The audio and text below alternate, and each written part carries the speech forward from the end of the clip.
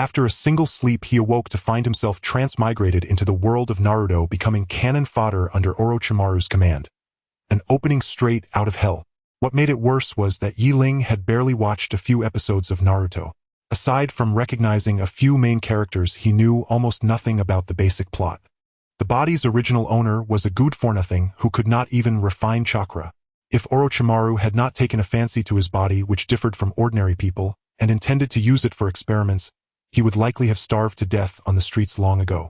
On the very first day, he had already been tricked by Orochimaru's two lackeys Sasaki and Yamazaki into this eerie abandoned testing zone. The air was thick with the stench of decay, slick moss spread beneath his feet, and deathly silence blanketed the surroundings, broken only by the low droning cries of unknown creatures echoing in the dark. This was clearly a feast set up to kill him. Sasaki and Yamazaki stared at him with wicked grins, their eyes brimming with mockery and malice. Ling, Lord Orochimaru asked us to help you get familiar with the surroundings. This place is really something special. Sasaki spoke in a strangely mocking tone, while Yamazaki echoed him at the side, letting out a few spine-chilling cackles from time to time. Ling calmly swept his gaze around, his mind racing. He knew very well that if he showed even a hint of fear, these two would only torment him more ruthlessly. Is that so? It does look rather interesting. The corners of Ling's lips lifted slightly as a barely discernible chill flashed through his eyes. This trap layout was far too crude. In his heart he scoffed. Though the traps were concealed, their underlying pattern was laughably obvious to him, simpler than elementary school math puzzles. Left and right symmetry, equal spacing, and trigger points laid out in an overly formulaic way. This was practically a freebie. He easily avoided several deadly poison needle and falling rock traps, even deliberately stepping on the very edges of some mechanisms, producing crisp clicking sounds that drained the color from Sasaki and Yamazaki's faces. Damn, how can this brat be so lucky? Sasaki couldn't help but curse under his breath. He had originally planned to finish Ling off with a poison arrow mechanism hidden in the wall, but now it seemed he would have to act personally. He quietly edged toward the wall, preparing to trigger the mechanism by hand. This petty trick Ling had long seen through his little maneuver and felt utterly unperturbed. Just as Sasaki's hand was about to touch the mechanism, a sudden change occurred. A blood-curdling scream tore through the still air. Sasaki accidentally triggered another trap. A large barrel of sticky, unknown liquid crashed down from above, drenching him from head to toe in clammy filth. Yamazaki stared from the side, dumbstruck. What kind of ridiculous operation was this? Ling merely stood off to the side, expressionless, as he watched the bedraggled Sasaki. In a cool tone, he said, "Sasaki-kun, next time you try to set someone up, you'd best check your own traps first." Seeing this, Yamazaki cursed Sasaki as an idiot in his heart. But he had no intention of giving up. Drawing a deep breath, he decided to go all in and launch a sneak attack on Ling from behind. Brat, go to hell. Yamazaki lunged at Ling from behind, a kunai clenched in his hand. Yet Ling moved as if he had eyes in the back of his head. With ease, he sidestepped Yamazaki's strike, letting the man lunge into empty air and crash helplessly to the ground. That's it. You're as slow as a snail and still think you can ambush me.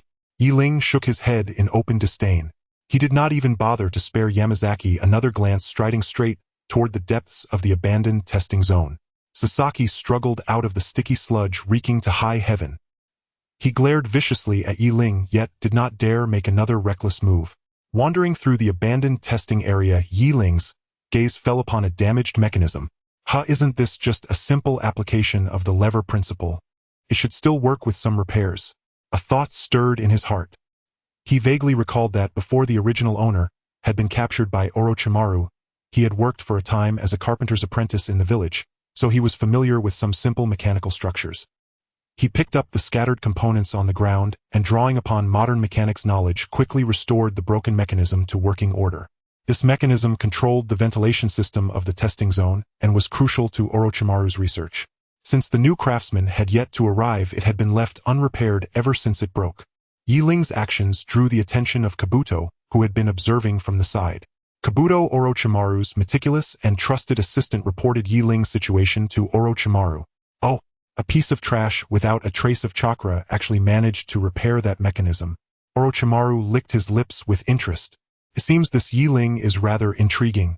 The next day, Orochimaru sent someone to summon Ling. Lord Orochimaru wishes to see me. Ling's heart was filled with doubt. He had no idea whether this summons spelled fortune or disaster. Following the messenger ninja, he arrived at Orochimaru's laboratory. As he pushed open the door, a wave of piercing cold surged out to greet him. In the cold laboratory, the pungent aroma of formalin pervades the space. Ling stands before Dashiwan, his heart trembling. Dashiwan smiles menacingly, his gaze scrutinizing him like a venomous serpent. "Are you Ling?" "Yes, Lord Dashiwan." Ling replied respectfully. Dashiwan stepped forward and circled him, as if inspecting an experimental specimen. "I heard you managed to repair that mechanism." "I merely happened to grasp a bit of mechanical principles," Ling said modestly. "Interesting." Dashiwan licked his lips as he pointed to a heap of experimental data in the corner.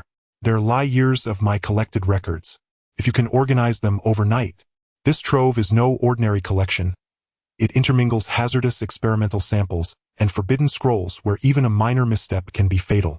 Dashiwan's gesture, seemingly offering Ling an opportunity, was in truth a snare. Only those of true worth may live. Aware of the peril, Ling did not refuse but nodded calmly. "Yes, Lord Dashiwan." As dusk fell, the laboratory fell silent, the only sound being Ling's pages rustling through the documents in the vast room. "Ha, this is my forte," he murmured under his breath, a confident smile curving his lips. "Let me see, what treasures do we have?" Ling looked at the towering pile of documents, a cold smile playing on his lips. "Is that all? Child's play," he mused, recalling his past life as a seasoned librarian where organizing data was but a trivial task. Without delay, Ling applied modern library classification methods, meticulously categorizing and arranging the records. Forbidden scrolls, experimental notes, anatomical diagrams. In his hands, they behaved obediently like mere toys. In the process, Ling discovered an old journal buried beneath, chronicling a long-lost ninjutsu. Could this be a super rare treasure? He mused quietly. He secretly rejoiced and carefully tucks away the journal. The next morning, Dashiwan arrived at the lab, and upon seeing the impeccably organized records was visibly astonished. "Not bad, you have some talent." Although his tone remained sinister, Ling sensed a slight softening in Dashiwan's attitude. This stirred intense jealousy in Zuazwamu and Shanchi. Mere dumb luck," sneered Zuazwamu bitterly. Shanchi echoed, "Indeed, perhaps you used unscrupulous methods." Paying no heed to their sarcastic jibes, Ling merely offered a slight smile as he handed the old journal to Dashiwan. "Lord Dashiwan, this I discovered amid the records." Receiving the journal, Dashiwan flipped through several pages, a subtle spark of excitement flashing in his eyes. "Interesting," he murmured before closing it and casting Ling a meaningful glance. At that moment, Do approached and said to Ling, "You did well. Lord Dashiwan is pleased. If you pass one more test, you will gain access to basic ninja training resources." "Test?" Ling raised an eyebrow. "What kind of test?" Do smiled mysteriously and patted Ling on the shoulder without further explanation. "Follow me." Ling trailed behind Do through a long corridor until they reached a tightly sealed metal door. Do pushed open the metal door, unleashing a pungent odor reminiscent of rotten eggs and decaying fish that nearly overwhelmed Ling. "What is that?" "A certain special cultivation fluid," Do explained calmly. "One of the containers is contaminated. If you locate it within an hour, you pass the test." The room was filled with densely arranged glass containers, each holding bizarrely colored liquids bubbling ominously, as if part of a sinister culinary experiment. "Is that all? A piece of cake?" Ling remarked lightly, though inwardly he was strategizing. As time ticked by, he scrutinized each container in search of an anomaly. Suddenly, a subtle sound arose from behind. Whirling around, he saw Zuazwamu and Shanchi sneaking in furtively. "Oh, isn't that our genius, Ling? Having trouble finding it? Need some help from your big brothers?" Zuazwamu jeered with cruel glee. Before Ling could respond, Shanchi theatrically picked up a test tube, drew some liquid from one container, and stealthily poured it into another. "Oops, my hand slipped, sorry about that." Ling's anger flared as he prepared to admonish them, but he suddenly halted. He fixed his gaze on the tampered container with a slight smile. "What a feigned display of self-injury." "What are you talking about?" asked Zuazwamu in confusion. Ignoring their confusion, Ling strode directly to a central operating table and picked up an object resembling modern pH test paper. Now witness the moment of a miracle. Ling took the test paper not to test the liquid directly, but to extend it toward a vent in the corner. This substance smells of hydrogen sulfide, yet carries a hint of ammonia. It suggests that the contamination is unstable and still emitting fumes. So, he brought the test paper near the vent and it instantly turned deep black. Indeed, the area with the best air circulation shows the highest concentration. The source of contamination must be nearby. Zuozhuamu and Shanqi were stunned, not expecting Yi Ling's method. Zuozhuamu sneered bluff and theatrics. Even if you know it's nearby with so many containers you can't possibly tell which one is faulty. We shall wait and see. Yi Ling's lips curled into a cold smile as he examined the container pipelines, and judging by the airflow quickly eliminated most possibilities. Modern chemical knowledge. Something you ninjas cannot fathom, he murmured, steadily narrowing down the... Seeing this, Zuozhuamu and Shanqi grew even more anxious. Shanqi attempted another trick, stealthily approaching a container, but accidentally bumped into Zuozhuamu. Ouch!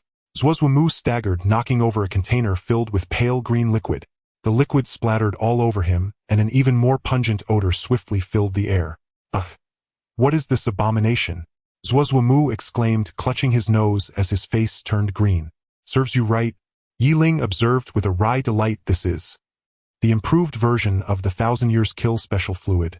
How does it taste? Shanqi also got splashed, his face paling as he hurriedly retreated. I didn't do. Paying no mind to their misfortune, Yi Ling followed the pipeline tracks and the color of the liquid to finally identify the target. A container with a slightly bulging bottom. It's you. He pointed at the container and said to Do, this container with a cracked bottom leaking fluid is the contamination source. Do stepped forward to inspect and indeed discovered along the container's bottom a tiny crack slowly oozing liquid. How did you find it? He asked. Yi Ling shrugged. A secret. Glancing at the clock. Only 5 minutes remained. He added, seems I still have time for a cup of tea. Do fixed a long searching look on Yi Ling. Follow me. Do led Yi Ling through a gloomy corridor with Zuozhuamu and Shanqi trailing behind, their faces even more sullen than if they had eaten flies. Muttering under his breath, Zuozhuamu cursed, damn Yi Ling, what luck to get away with it. Meanwhile, Shanqi, clutching his nose with a pallid look, still couldn't shake off the shadow of that 1,000 Years Kill fluid. Unperturbed by the commotion behind him, Yi Ling remained completely composed, even humming a little tune. A melody that in this eerie bass sounded exceptionally uncanny. Upon reaching the door to De Shiwan's summons room, Do paused and said to Yi Ling, enter, Lord De Shiwan is waiting for you. Yi Ling nodded subtly, pushed the door open, leaving Zuozhuamu and Shanqi fuming outside. Are you Yi Ling? De Shiwan's voice, hoarse and low, carried a bone-chilling sense of oppression. I am, Yi Ling replied with dignified composure, his inner calm betraying no ripple even as he discreetly assessed the looks of his snake uncle. I heard you used pH test paper and the principles of air circulation to locate the contamination source. De Shiwan inquired, his tone laced with subtle surprise. Merely a trivial trick unworthy of mention. Yi Ling replied nonchalantly, inwardly scoffing that this was merely middle school chemistry. Hadn't his snake uncle learned it? It seems the foundational education in the ninja world leaves much to be desired. De Shiwan stared at Yi Ling for a long while before suddenly laughing. A laugh both cold and eerie. Quite intriguing. Your knowledge fascinates me. Pausing, De Shiwan's tone turned solemn as he continued, then, as a reward, I shall assign you a special mission. A chill ran through Yi Ling. This was it, the fabled novice mission. If you can accomplish it, I will allow you to partake in ninja training.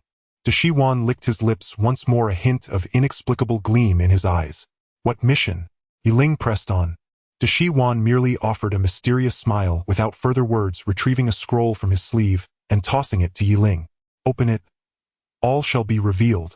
Yi Ling took the scroll and slowly unfurled it, revealing only a few characters inscribed upon it. The characters on the scroll were graceful and precise, a stark contrast to De Shiwan's cold temperament. Yi Ling could not help but mutter inwardly, Snake Uncle, you actually have such exquisite handwriting. Could it have been written by Do on his behalf? The mission etched above read, penetrate a perilous sealed chamber, retrieve a particular scroll, and trigger not a single trap or mechanism. Tisk, that sounds intriguing. As he pondered, Do had somehow appeared at his side. Yi Ling, please follow me. Do pushed up his glasses. The lenses flashed coldly, concealing the emotions in his eyes. He led Yi Ling to the hidden entrance of an underground chamber. The heavy stone door opened slowly, and a damp, chilling breath washed over them, the air faintly tinged with the coppery scent of blood. A shiver ran through Yi Ling. This place was clearly no hospitable refuge. This is where Lord De Shiwan stores his most important items. It is riddled with mechanisms and fraught with danger, Do said in a matter-of-fact tone, as if speaking of something trivial. Your task is to enter the chamber, find the target scroll, and avoid setting off a single mechanism. The moment Yi Ling stepped inside, the stone door thundered shut behind him. Darkness swallowed the chamber, He could not see his own hand. Ling drew a steadying breath and forced his nerves to calm. He knew this was the true test. He groped along the wall, advancing with extreme caution. Suddenly a strange sound came from beneath his feet. Not good. It's a trap. Ling leapt back just in time to avoid a poisoned needle that shot up from the floor. A narrow escape. Yet only the beginning. Outside the chambers was Wamu, and Shang-Chi watched furtively, eyes fixed on the unfolding scene. He's doomed now, one of them sneered. Wamu chuckled maliciously. Exactly. Let him steal our thunder. Shang-Chi echoed the sentiment. They quietly altered several trigger mechanisms, multiplying the danger manifold. Inside, Ling soon sensed something amiss. The traps began to trigger with greater frequency, and their variety grew markedly more complex. Poison needles, toxic gas, hidden blades, falling rocks. Traps came in an unending parade, impossible to guard against all at once. Pressure mounted on Ling. He felt like prey ensnared in a spider's web, death lurking at any moment. Damn it! Someone was tampering from the shadows. Gritting his teeth, a surge of anger rose within him. Interesting, Do murmured from his hiding place, watching the surveillance feed with the faintest curl at his lips. Ling was no pushover. His modern knowledge was not mere decoration. With his powers of logic and deduction honed to the utmost, he began to decode the deadly labyrinth. The layout of traps and their operating patterns gradually took shape in his mind. Trifling tricks, Ling sneered, a cold smile touching his lips as he moved with the nimbleness of a civet, weaving through lethal devices with ease. Wamu and Shang-Chi in the monitoring room watched in stunned silence. How could this boy move as if he were playing with cheat codes? Weren't those supposed to be death traps? What of their conspiracy and guile? This kid. He's got something, Do said, pushing his glasses up as the lenses flickered with an inscrutable light. Seeing their plan unravels, Wamu flew into a rage. This is intolerable. Let me go in and deal with him. The hot-headed man charged into the chamber, hoping brute force would overpower Ling.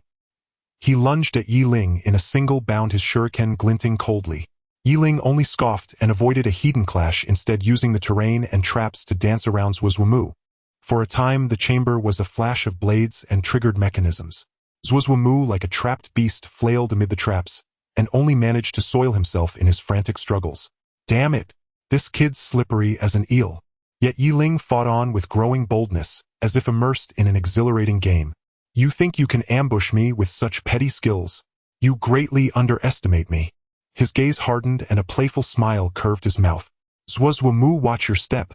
The smile widened, mischief glittering in his eyes. Wamu roared and let loose a storm of shuriken that rained toward Ling. Ling flashed aside and nimbly evaded the attack, shifting his footing to bait Wamu toward an apparently ordinary stone slab. Is that it? Soft and limp like an old woman's embroidery. Ling taunted. Enraged, Wamu lost his wits and charged, stamping down on the slab. With a sharp click, the slab gave way as Wamu was taken unawares and plunged downwards as a massive iron cage descended from above, ensnaring him tightly. What? Wamu cried out in terror, but it was futile. Ling shrugged. Sorry, you just stepped into my minefield. With Wamu neutralized, Ling resumed his passage through the chamber. The traps became to him curious toys to be disarmed. He dismantled them with casual grace, as if on a leisurely stroll. At last he found the target scroll. It lay quietly upon a stone pedestal, emitting a faint otherworldly glow. The moment Ling lifted it, the chamber's mechanisms fell silent, and a calm settled over the room. Outside, Do pushed up his glasses, and a trace of admiration flickered across his eyes. No wonder Lord Da Shiwan singled him out. He truly has some skill. Ling emerged from the chamber and Do stepped forward to meet him. Congratulations, Ling. You have completed the task. Do's tone remained even, but his eyes betrayed a faint, hard-to-notice esteem. Lord Da Shiwan will grant you a special reward. A reward? Ling arched an eyebrow, both eager and wary. He knew well that Da Shiwan was no benevolent figure. Any reward from him was likely to conceal deeper motives. What kind of reward? Do smiled enigmatically. That for now is a secret, but you will learn soon enough. He paused, then added with weight, Lord Da Shiwan is waiting for you. Ling followed Do into Da Shiwan's inner chamber. In the dim light, Da Shiwan's pale face looked all the more sinister. His forked tongue flicked out as his crimson eyes fixed on Ling, sending a chill through him. You did well, Da Shiwan rasped. He spread his palm to reveal a jet-black pill, resting there emitting an eerie glow. What is this? Yi Ling asked hesitantly. This is a pill specially crafted from my research. It can greatly enhance your constitution and chakra. Da Shiwan explained, consider it my reward to you. Yi Ling inwardly wondered what trick the old snake was hiding. Yet an opportunity to improve his strength lay before him. There was no reason to refuse. Then thank you Lord Da Shiwan, Yi Ling said, taking the pill without hesitation and swallowing it. The pill melted on his tongue, and a warm current surged through his body. Yi Ling felt his meridians widen as chakra rushed forth incessantly. His sense of power swelled to an almost intoxicating peak. He even felt a faint golden aura radiate around his body. Hidden in the shadows was Wamu, and Shang-Chi witnessed the sight of jealousy flamed in their eyes until they were bloodshot. How dare he? A newcomer, and yet he receives such a precious reward from Lord Da Shiwan. Zhuo's Wamu hissed through his teeth. Exactly. Who does he think he is? Shang-Chi egged him on. The two exchanged a look, their gazes full of malice. Humph, we'll see how long his smugness lasts. Zhuo's Wamu snorted, coldly turned, and left Shang-Chi following as they slipped into the darkness. Unaware that he had been targeted, Yi Ling remained immersed in the joy of his sudden power surge. How do you feel? Da Shiwan asked with keen interest. Fantastic. I feel brimming with strength. Yi Ling exclaimed, clenching his fist until his knuckles cracked. Da Shiwan nodded with satisfaction. Good. Next you have a more important task. He then turned toward the depths of the chamber, leaving Yi Ling standing alone. As Yi Ling prepared to follow, a sudden chill crept down his spine. Zhuo's Wamu and Shang-Chi lurked in the shadows like hyenas waiting to pounce, biding their time for Yi Ling to appear. When he comes out, well. Zhuo's Wamu made a cutting gesture across his throat, his expression. Shang-Chi nodded repeatedly, nervously rubbing his hands. After a long wait, Yi Ling's figure finally entered their sight. He's out, Shang-Chi whispered. The two exchanged a glance and leapt out to block Yi Ling's path. Kid, hand over whatever favors you got from Lord Da Shiwan. Zhuo's Wamu shouted arrogantly, his tone laced with threat. Shang-Chi taunted, be sensible and cooperate, and you can avoid physical harm. Yi Ling looked at the two clownish thugs and sneered inwardly. They dared to covet his things. How utterly presumptuous. A mocking curve tugged at his lips. You two rookies. You think you can take from me? You're asking for death. Zhuo's Wamu flew into a rage, drawing a kunai and lunging at Yi Ling. Shang-Chi attacked from behind with a shuriken. Their strikes, however, were mere child's play to the current Yi Ling. Yi Ling flashed aside, effortlessly evading their blows with a wraith-like speed. Is that all you've got? He taunted. He stopped holding back and sprang like a leopard, his fist slamming into Zhuo's Wamu's abdomen. Zhuo's Wamu screamed and was flung backward like a kite with its string cut. Shang-Chi, terrified, turned to flee. But Yi Ling was faster. He grabbed Shang-Chi by the collar and hoisted him up, trying to run. It's not that easy.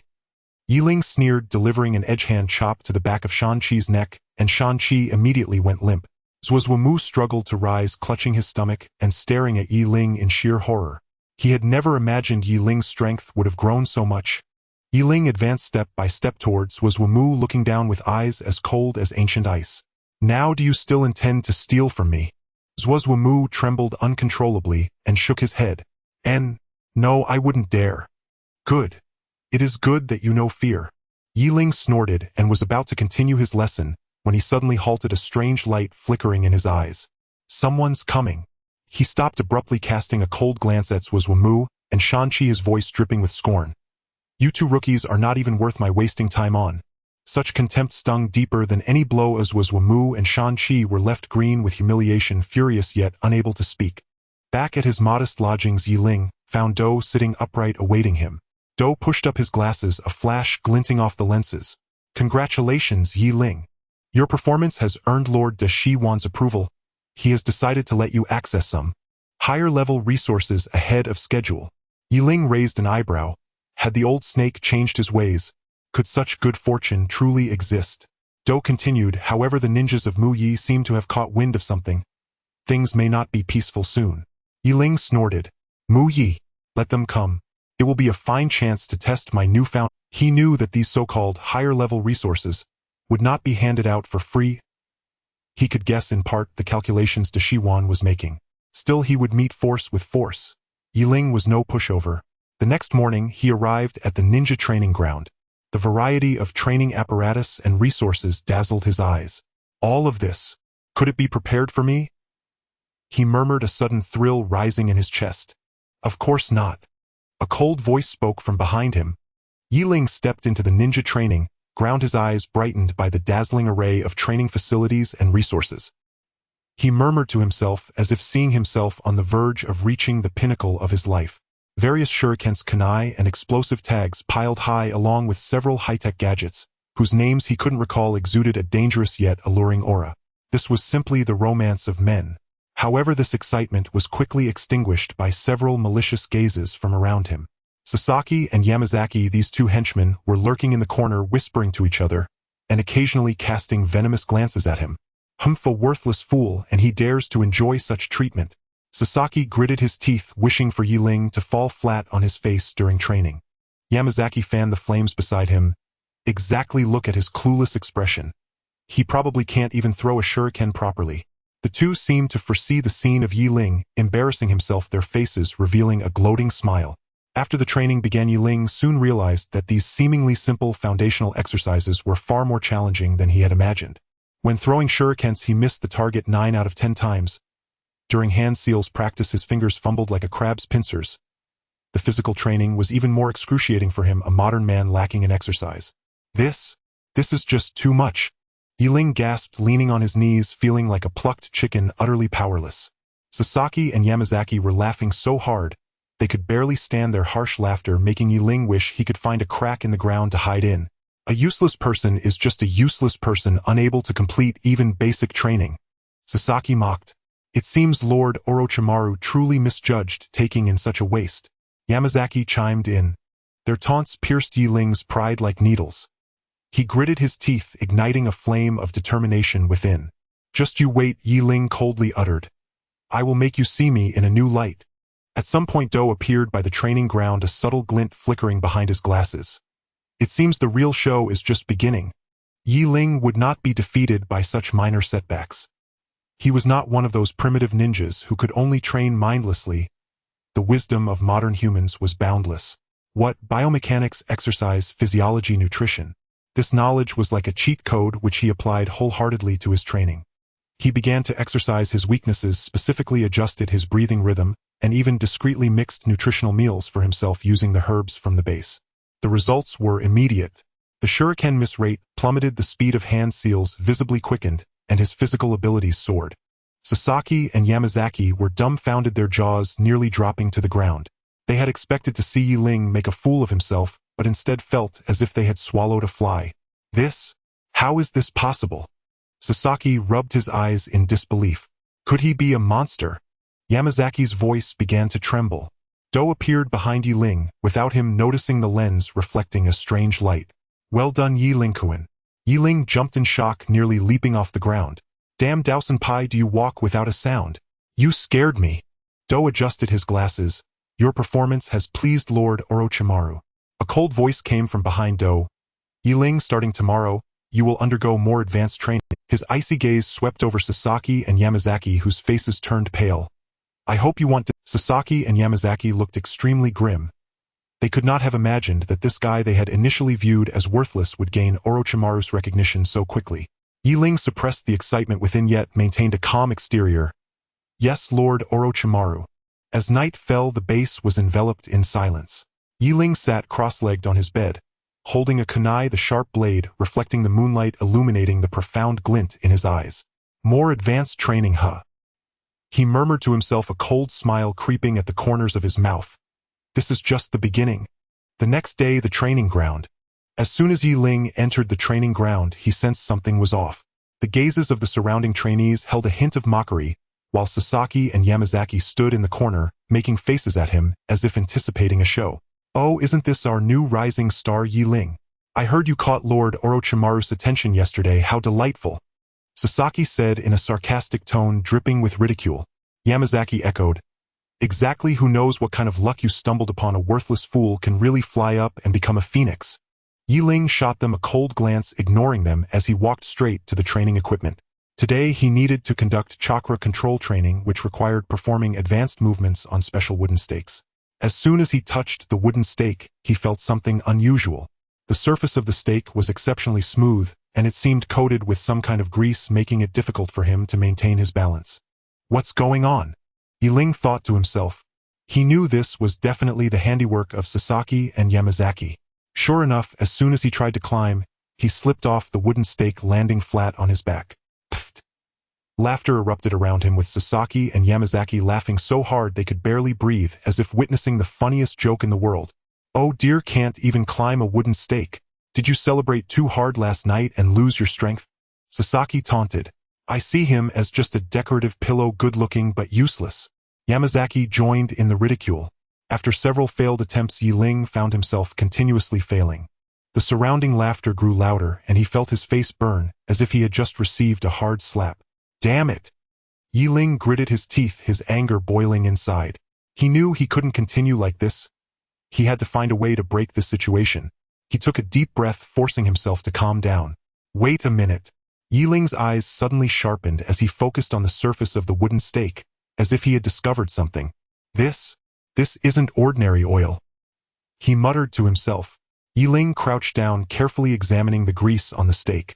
The viscosity and volatility of this grease are abnormal. It resembles a mixture of resin and some kind of vegetable oil. A flash of inspiration struck him as he recalled a method commonly used in modern engineering for oil removal. Got it. He quickly ran to the edge of the training ground, finding some dry sand and a few. He evenly spread the sand on the leaves, then wrapped his hands in the leaves and vigorously rubbed the grease off the wooden stake. What is he doing? Is he going crazy?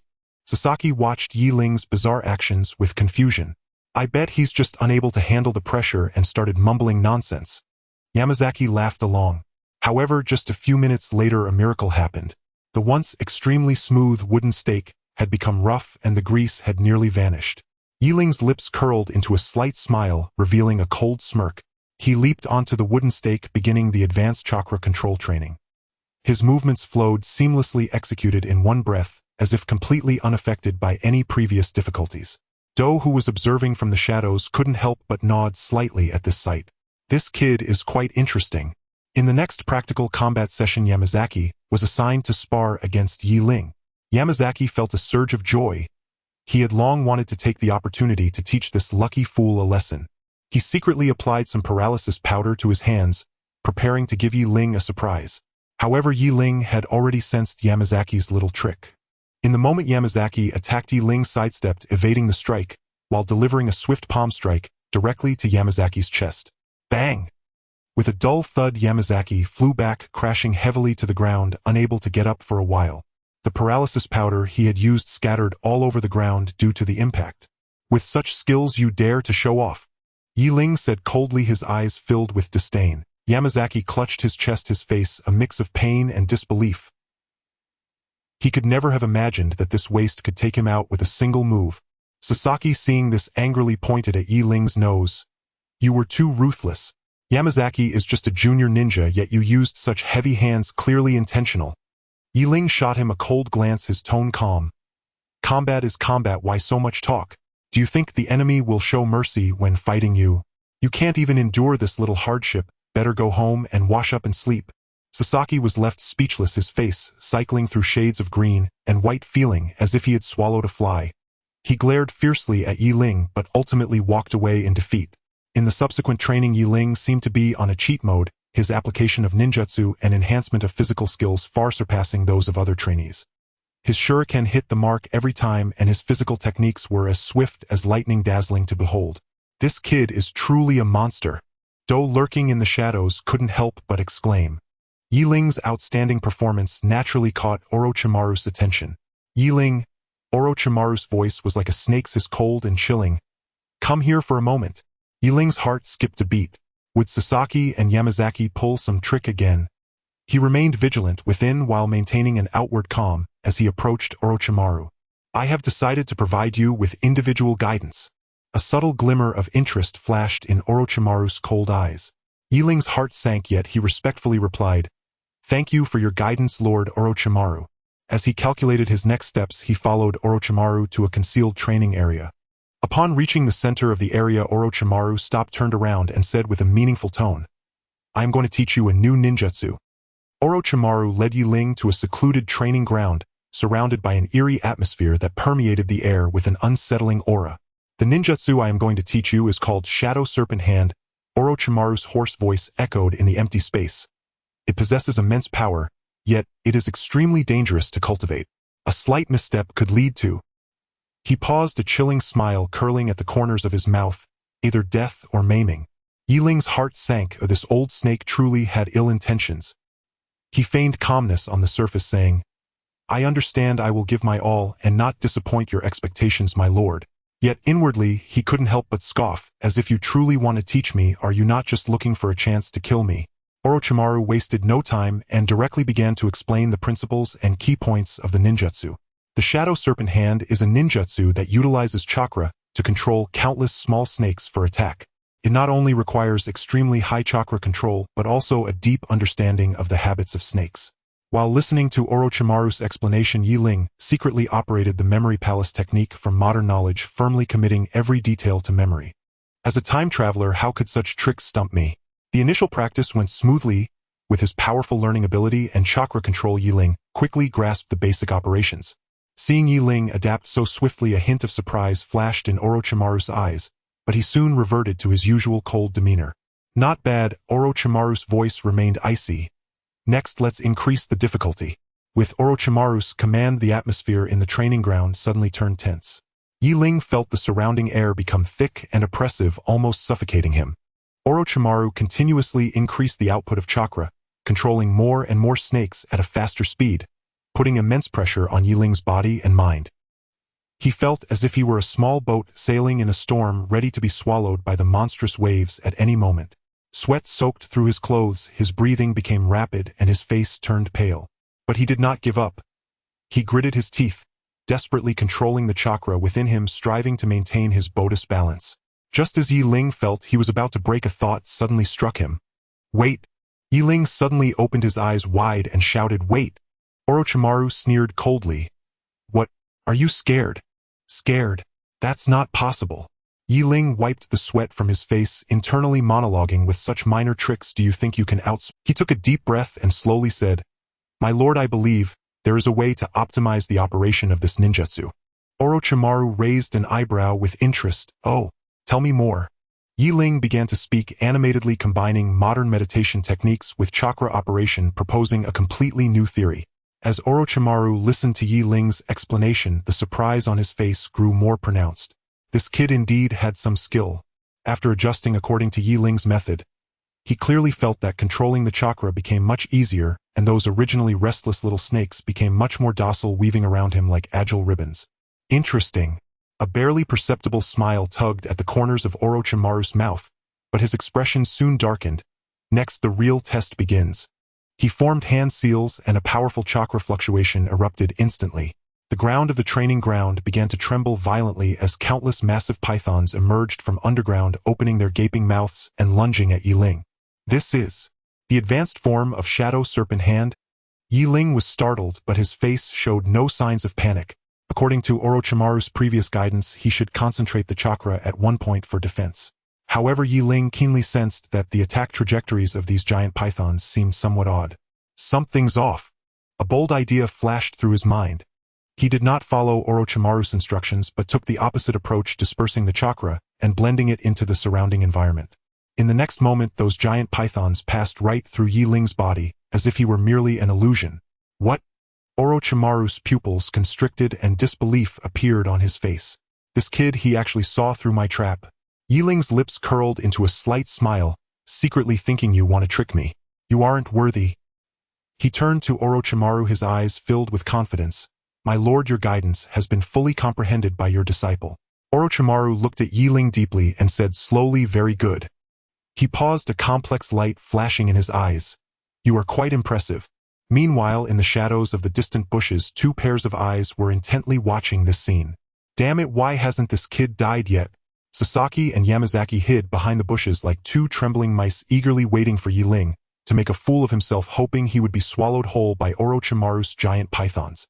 "Why isn't this kid dead yet? His luck is too strong." Sasaki gritted his teeth, wishing he could rush out and add fuel to the fire for Ling. Yamazaki echoed, "Exactly, he should be killed by Lord Orochimaru." The two secretly plotted, determined to find an opportunity to teach this lucky fool a lesson. During the subsequent training, Ling displayed astonishing talent and perseverance. He not only mastered the Shadow Serpent hand perfectly, but also made some modifications based on his understanding, making this ninjutsu even more practical and powerful. Orochimaru watched Yi Ling, a hint of admiration flashing in his eyes. This child is teachable. It seems my judgment was indeed correct. He waved his hand, grandly bestowing Yi Ling with a pile of precious medicinal materials and scrolls, granting him higher privileges to freely enter the forbidden areas of the snake lair. This made Sasaki and Yamazaki extremely envious, their faces turning green. Why does this kid get such treatment? Sasaki was nearly driven mad with jealousy. Yamazaki fanned the flames on the side. Exactly, he is just a lucky waste. The two secretly schemed, determined to find a chance to teach this lucky fool a lesson. In the evening, Yi Ling returned to his room, and Do silently appeared behind him. Congratulations, Yi Ling, you have gained the favor of Lord Orochimaru. Do's voice was as calm as ever, but Yi Ling detected an unusual note. However, you must also be careful.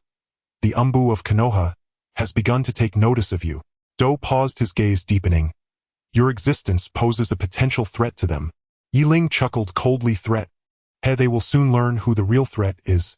Do looked at Yi Ling meaningfully before turning to leave, leaving behind a single phrase that echoed in the air. 1 month later, the final test arranged by Lord Orochimaru awaits you. Yi Ling gazed at Do's retreating figure, his eyes gradually becoming sharp. Final test. A cold smile curled at the corners of his mouth as he clenched his fists. Bring it on. Yi Ling walked to the window, looking up at the bright moon in the night sky, murmuring to himself, Konoha. Heh. A month swiftly passed like a fleeting moment. On the night of the full moon, the cold air was permeated with an aura of impending doom. Orochimaru stood on the high platform overlooking the fog-covered arena, below, a sinister smile curling at the corners of his mouth. The final test begins now. His voice was low and cold, echoing in the silent night sky. In the center of the arena, Yi Ling took a deep breath, his gaze sharp as an eagle's. He knew that this test would be an opportunity to prove himself and a crucial step towards his path of invincibility. Hidden within the fog were various deadly traps and ninjutsu mechanisms lurking with lethal intent. Explosive tags, shuriken, toxic gas traps. They appeared endlessly, making it difficult to defend against. Yi Ling moved cautiously, each step calculated with precision. He knew that a moment's carelessness could lead to his downfall. Humph, does he really think he can pass the test? It's simply a delusion. Sasaki and Yamazaki, hidden in the shadows, watched Yi Ling struggle in the traps with glee filling their hearts. They had long since adjusted the triggering mechanisms of the traps to make the arena even more perilous, eagerly waiting to see Yi Ling make a fool of himself. This time he's doomed, Yamazaki said ominously. Yi Ling keenly sensed the abnormalities in his surroundings, inwardly muttering, as expected, there's something amiss. Calmly analyzing the situation around him, he repeatedly turned danger into safety by leveraging his knowledge of traps and modern insights. Explosive tags detonated before him, yet he emerged unscathed. A shuriken whizzed past his ear as he deftly evaded toxic gas traps activated beneath his feet, yet he held his breath in advance. How is this possible? Sasaki and Yamazaki stared in disbelief as Yi Ling maneuvered effortlessly through the perilous arena, their hearts filled with shock and fear. His strength far exceeds our imagination. Sasaki's voice trembled, his eyes filled with dread. Yi Ling chuckled coldly, a glimmer of frost flashing in his gaze. He stepped closer to his ultimate goal. Just then, a massive shadow suddenly appeared before him. What is that? Yi Ling abruptly looked up, his pupils contracting sharply. He found himself face to face with a gigantic python, its scarlet tongue flicking out and its cold vertical pupils fixed on him. The python was enormous, as thick as a barrel, its scales shimmering with a ghostly light, clearly not an ordinary beast. What the hell? It's a big deal, Yi Ling exclaimed. However, he did not panic. Instead, he quickly regained his composure and began to analyze the situation before him. Although the python was massive, it moved relatively slowly. As long as he utilized the terrain of the arena well, he could find an opportunity to escape. Yi Ling's mind rapidly conjured up the terrain map he had observed earlier, and combining it with his modern geographical knowledge, he quickly devised a relatively safe route. The python roared as it lunged at Yi Ling, its foul breath nearly engulfing him. Yi Ling nimbly dodged the python's attacks, darting through the arena like a specter. He climbed the rock walls at times, dived into the water pools at others, leveraging every possible terrain advantage to evade the python. Sasaki, lurking in the shadows, seethed with rage at this scene. Damn Yi Ling, how could he evade my traps so easily? Unable to contain his jealousy and anger, he decided to intervene personally. Sasaki burst forth from the shadows, shuriken raining down towards Yi Ling. "Die, Yi Ling!" he shouted. Yi Ling sneered. "You think you can stop me?" He swiftly dodged the shuriken's attack with a flash of his body and rapidly closed in on Sasaki. Yi Ling's newly learned ninjutsu combined with his own agility left Sasaki at a loss. After several exchanges, Sasaki was forced to retreat, continuously suffering injuries all over. "Damn! How is this possible?" Sasaki gazed at Yi Ling in disbelief, fear evident in his eyes. Yi Ling seized the opportunity, forcing Sasaki to the edge of a trap, then kicked him down fiercely. "Farewell, Sasaki," Yi Ling said coldly. From the bottom of the trap came Sasaki's desperate cries. "Help! Lord Orochimaru!" Yamazaki, hiding elsewhere, turned pale at this sight. "It's over, it's really over," he muttered to himself. "I need to hurry and inform Lord Orochimaru." He turned to run. As Yamazaki ran, he imagined Lord Orochimaru praising his loyalty, even fantasizing about potential rewards for his efforts. However, he had barely taken a few steps when a sudden earthen wall appeared before him. With a thud, he crashed into it, stars dancing before his eyes. "Ouch! What the hell?" Yamazaki exclaimed, clutching his nose. Tears welling in his eyes, he looked up to see a terrifying ghostly face on the earthen wall resembling Orochimaru's signature expression. Yamazaki was so frightened that his soul almost left his body, kneeling on the ground trembling, thinking that Orochimaru had appeared to punish him for fleeing. "Lord Orochimaru, spare me. I want dare again." This was all Yi Ling's doing. He had used Earth Escape to create an illusion, successfully scaring the cowardly Yamazaki. After resolving this minor incident, Yi Ling easily found the scroll hidden in the center of the arena, the ultimate goal of the test.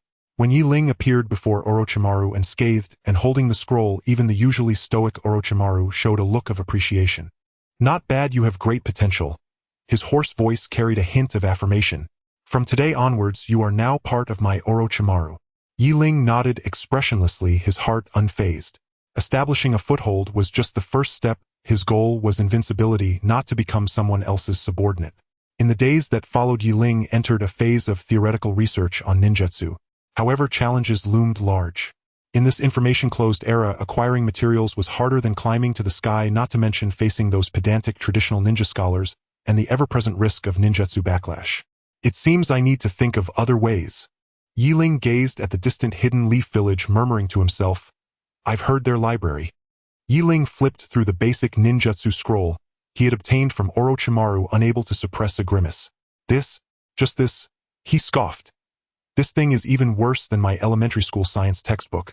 To become stronger quickly, relying solely on the basic materials provided by Orochimaru is far from enough. He needs more advanced and comprehensive knowledge of ninjutsu.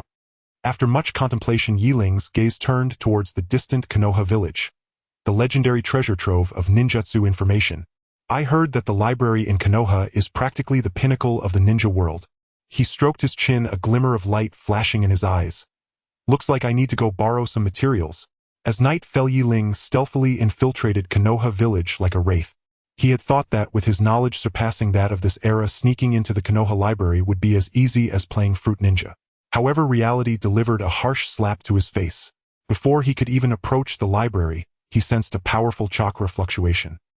He squinted carefully, observing his surroundings. Good grief, this was no library. It was practically a fortified military bastion. Various traps designed for detecting ninjutsu were densely spread out like a spider's web, and any slight misstep would trigger an alarm. Wow, the security measures in Konoha are insane. Yi Ling marveled inwardly. He cautiously avoided one trap after another, beads of sweat rolling down his forehead. This felt more thrilling than playing Minesweeper.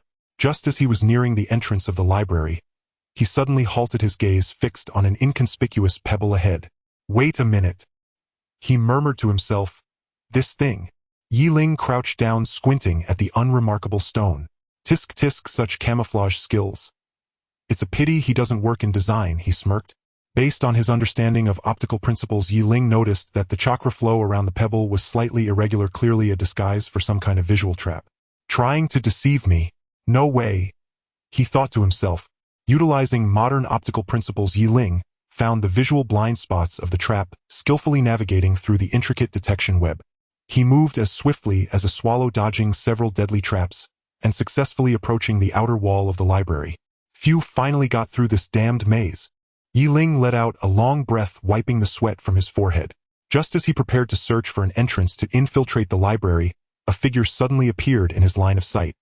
A Konoha Chunin Matsumoto. Matsumoto, clad in standard ninja attire and wielding a kunai, was patrolling along a fixed route. Oh no! Why now? Ling thought to himself, quickly darting into the shadows. Matsumoto seemed to sense something stopping in his tracks and scanning the area warily. Strange. I thought I heard something.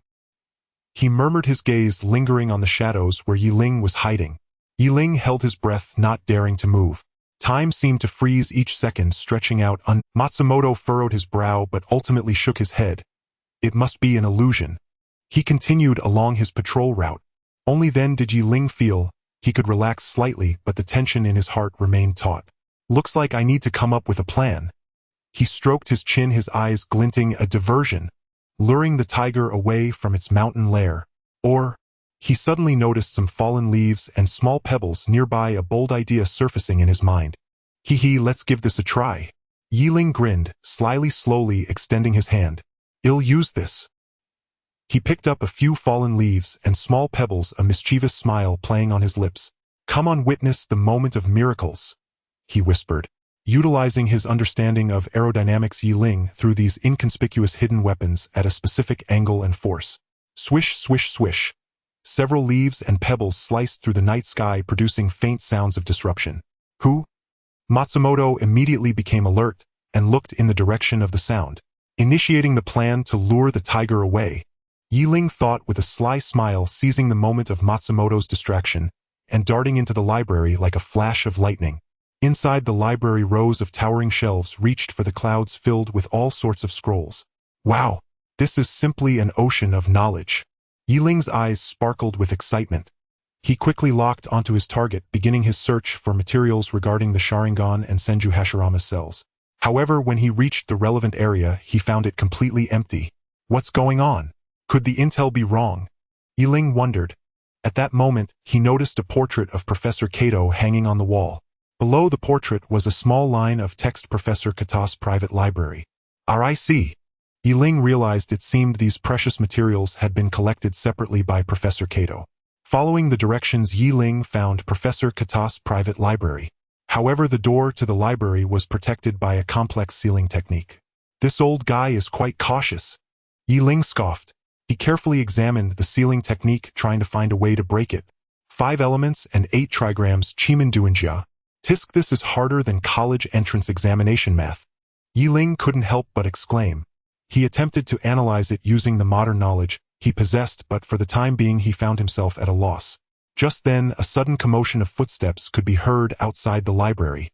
Not good. Have I been discovered? Ling was startled, quickly ceasing his attempts to break the seal and wary of the entrance. He held his breath, carefully listening to the sounds outside. I must act quickly. Let me see, where exactly is the weakness of this seal? Ling squinted, his gaze once again landing on the complex sealing technique. Wait a minute. He suddenly noticed a subtle anomaly within the technique. This symbol looks familiar. He reached out to gently touch the symbol. Click! A light sound echoed. A soft click echoed as the seal dissolved. Before Ling could even savor the triumph, a thunderous roar erupted behind him. Thief! How dare you trespass into my private archives? Ling whirled around to see Professor Kato standing rigidly in the doorway, fury blazing in his eyes, and clutching a scroll in his hand. Oh no! How did that old man return so soon? Ling's heart sank. In his hands were several mundane ninjutsu manuals he'd hastily snatched from the shelves. Far too late to slip them back. Professor Kato was no armchair scholar who merely recited theory. He was himself a formidable jonin. With lightning speed, his fingers wove through hand seals, and his voice intoned with resonant authority. Fire release, great fireball technique. A colossal fireball roared toward Ling. What the? He's not holding back. Ling twisted aside just in time. The inferno grazed his sleeve and reduced the bookshelf behind him to ash. Lucky reflexes, or I'd be roasted pork right now. Seeing his first strike, Miss Kato's rage surged. One after another, he unleashed techniques: water release, earth release, wind release. The archive descended into chaos. Is this old man wired like a machine gun? He won't stop. Ling dodged, frantically muttering under his breath. He knew full well pitting his current strength against Kato meant certain death. He had to escape. Fast. Just as despair tightened its grip, a crisp voice cut through the clamor from the doorway. "Professor Kato, what on earth is going on here?" Both Ling and Kato turned. There stood Anko, arms crossed, leaning lazily against the doorframe, her gaze glinting with amused curiosity. "Anko, what are you doing here?" Kato blinked, visibly startled. Ling's eyes flickered, then ignited with cunning.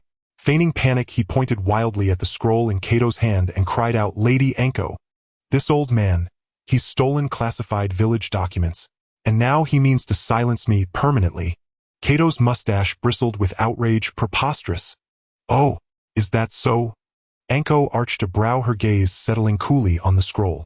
"Then by all means, Professor Kato, open it for us. Let truth bear witness to your innocence." Kato's face paled. The contents of that scroll. Ling suppressed a smirk too green to play this game, old man. Seizing Kato's hesitation, Ling shoved the mundane manuals deep into his robes, then dropped to his knees and seized Anko's thigh in a dramatic embrace, sobbing, "Lady Anko, you must stand up for me. This tyrant hiding behind his jonin rank oppresses us lowly genin." "Anko! Kato! Wait!" Anko stared dumbfounded at Ling, clinging to her leg. "You!" The sheer audacity of his pivot left both Kato and Anko utterly speechless. One moment he'd been wailing in terror. The next his eyes sharpened into icy, unnerving calm. "Professor Kato," Ling rose, brushing dust from his clothes, his voice eerily placid, "your fire release is formidable. But frankly, your rigid, dogmatic approach to research will only stall Konoha's ninjutsu evolution." Kato's eyes bulged, to his mustache trembled violently. "You, what does a brat like you know?" "Don't know." Ling's lips curled into a faint, cutting smile. "I think not. Your so-called research clings to obsolete techniques, archaic relics long past their prime." Just as Kato's fury threatened to erupt, Anko interjected smoothly, "Calm down, Professor. This boy speaks harshly, but perhaps there's wisdom buried beneath the bluntness." She studied Ling with newfound intrigue. "Go on, enlighten us. What insight do you offer?" Though seething, Kato yielded to Anko's presence and grunted coldly, "Very well. I'll hear whatever nonsense you're about to spout." Ling wasted no time. "You treat ninjutsu like a recipe, memorizing steps without ever probing the underlying principles. At this rate, Konoha's arts will inevitably stagnate and fall behind rival villages." Those words detonated in Kato's mind like a chakra bomb. Though he refused to admit it aloud, a quiet resonance stirred within him. Seizing the opening, Ling deployed modern scientific concepts, leaving Kato reeling. Law of conservation of energy, logical reasoning, the fundamental nature of matter. Concepts utterly alien to him, shattering decades of scholarly certainty. In his 70 years, he'd never encountered such ideas. Watching Kato's dazed expression, Ling stifled a grin. "Still light years behind me, old man." Clearing his throat, Ling softened his tone. "Professor Kato, I've long held you in profound esteem. My visit to the archives was born solely of earnest desire to deepen my understanding." "Enough!" Kato cut him off sharply. "Spare me the flattery. Moments ago you branded my art obsolete. Now you grovel." "Heh, heh." Ling scratched his head. "Truth is, I came seeking your guidance on theoretical foundations." Kato eyed him skeptically. "You truly wish to learn?" Ling nodded, sincerity etched across his face. After a pause, Kato gave a terse nod. "Fine. I'll grant you one chance. But if you attempt deception—" "Never, never." Ling vowed fervently. At the side, Anko watched silently, her lips curving in the faintest knowing smile. Then Ling rubbed his palms together, a spark flashing in his eyes. "Let us begin with the very essence of chakra." And thus began his masterful performance, spinning elaborate theories of chakra oscillation, energy conservation, and material ontology, leaving Kato utterly spellbound. Though much remained opaque, the precise terminology Ling wielded lent his words an undeniable air of authority. With effortless finesse, Ling steered Kato toward discussing his own research, while quietly committing every precious detail to memory. That maneuver was nothing short of brilliant. After Kato departed, Anko cast Ling a knowing glance, and withdrew a scroll from her robe. "Copies of materials I've gathered. They may aid your studies." Ling accepted the scroll, elation surging within this Lady Anko. Sharp, generous, and impeccably timed. What a windfall. Unrolling it, he found precisely the forbidden techniques he sought. another vital step toward forging his own theoretical framework of ninjutsu. Yet he knew these findings were but the beginning. Rumors spoke of a shadowy black market, where rare scrolls circulated freely, even those detailing legendary bloodline limit techniques. Dangerous, undoubtedly, but for power, for mastery, Ling would brave any peril. The black market, I'm coming for you, he murmured, eyes alight with fierce anticipation, a confident smile playing upon his lips. He drew his black cloak tight and melted into the velvet hush of night. The dim light flickered, casting twisted shadows on the damp walls of the underground black market. The air was thick with the stench of mold and blood, making one instinctively hold their breath. Ling tightened his black cloak, his sharp gaze scanning the surroundings. It was even more bustling than a vegetable market, with all sorts of peculiar ninjas coming and going, the sounds of hawking and haggling rising and falling. Finally, he found Heiki's shop, a dilapidated wooden hut. As Ling pushed the door open, a wave of incense hit him, nearly overwhelming him. The shop was filled with various scrolls, potions, and bizarre trinkets, a dazzling array that left one feeling dazed. "What can I do for you, sir?" A hoarse voice came from behind the counter. A short, stout man with a face full of flesh was squinting at Ling. He was Heiki, a notorious merchant in the underground black market. Ling approached the counter and got straight to the point. "I need some information on bloodline limits and forbidden techniques."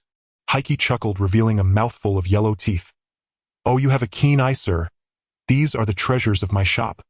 However," he deliberately elongated his tone, "the price is not cheap." Heiki extended 5 fingers. 500,000 taels, no negotiation. 500,000 taels? Why don't you go rob someone? Ling nearly cursed. Heiki was nothing short of a top-notch swindler. Several burly ninja thugs stepped forward beside Heiki, eyeing Ling with a predatory glare, ready to strike at the slightest provocation. Ling let out a cold laugh, unafraid.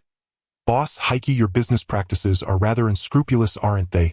Do you really think I'm a fool?" Heiki's plump face was plastered with a sly grin. "Kid in the underground black market, I am the law. If you can't afford it, just scram." Ling's lips curled into a mysterious smile. "Boss Heiki, don't be in such a hurry. We can discuss this slowly." He lightly chuckled, nonchalantly picking up a potion from the counter and scrutinizing it closely. "Boss Heiki, this revival potion claims to bring the dead back to life, but it looks like merely a mix of inferior herbs, at most worth 500 taels. He then picked up a scroll and casually flipped through it. "And this body flicker technique scroll, the method is crude, full of flaws, worth at most 1,000 taels. Ling paused, his sharp gaze fixed on Heiki. "You might fool others with these items, but you think you can fool me? You're clearly miscalculating." Heiki's smile froze on his face. He hadn't expected this kid to see through his tricks so interesting. He squinted, pondering. This kid is not simple at all. "Since you know your stuff, tell me, what do you have to exchange for the information in my possession?" "Me?" Ling smirked, revealing a confident smile. "I could exchange some unique insights on ninjutsu." Heiki's interest was piqued. "Oh, do tell." He was curious to see what this kid had. For example, Ling paused and threw out a bait. How to combine wind release with water release to create an entirely new bloodline limit. Heiki's eyes brightened. This was a challenging question, one he hadn't even figured out himself. "Kid, can you really do that?" Ling merely smiled, mysteriously retorting, "Boss, first tell me, how much information do you have on the Sharingan?" He casually picked up an ordinary-looking forehead protector, flicking it lightly with his fingertip, causing several fine strands of chakra to silently wrap around it. A glint of greed flashed in Heiki's eyes. He knew this kid was a plump target, and he needed to take advantage of him. Not much, just a record of the Uchiha clan's research achievements over a few hundred years. He exaggerated on purpose, hoping to lure Ling in. Ling remained unfazed and continued to question, "What about the research on the first Hokage cells?" The chakra threads in his hand had silently extended under Heiki's counter into an inconspicuous hidden compartment. Heiki's heart raced. Oh, how did this kid know he had hidden that? "Well, there is some heh. Heiki's eyes darted, calculating how to extract the maximum value from Ling. "All right." Ling suddenly retracted the chakra threads, a meaningful smile playing on his lips.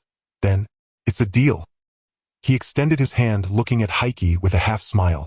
Heiki looked at Ling's outstretched hand, and unsettling feelings surged within him. What exactly was this kid plotting? Heiki was cunning, and Ling was naturally holding something back.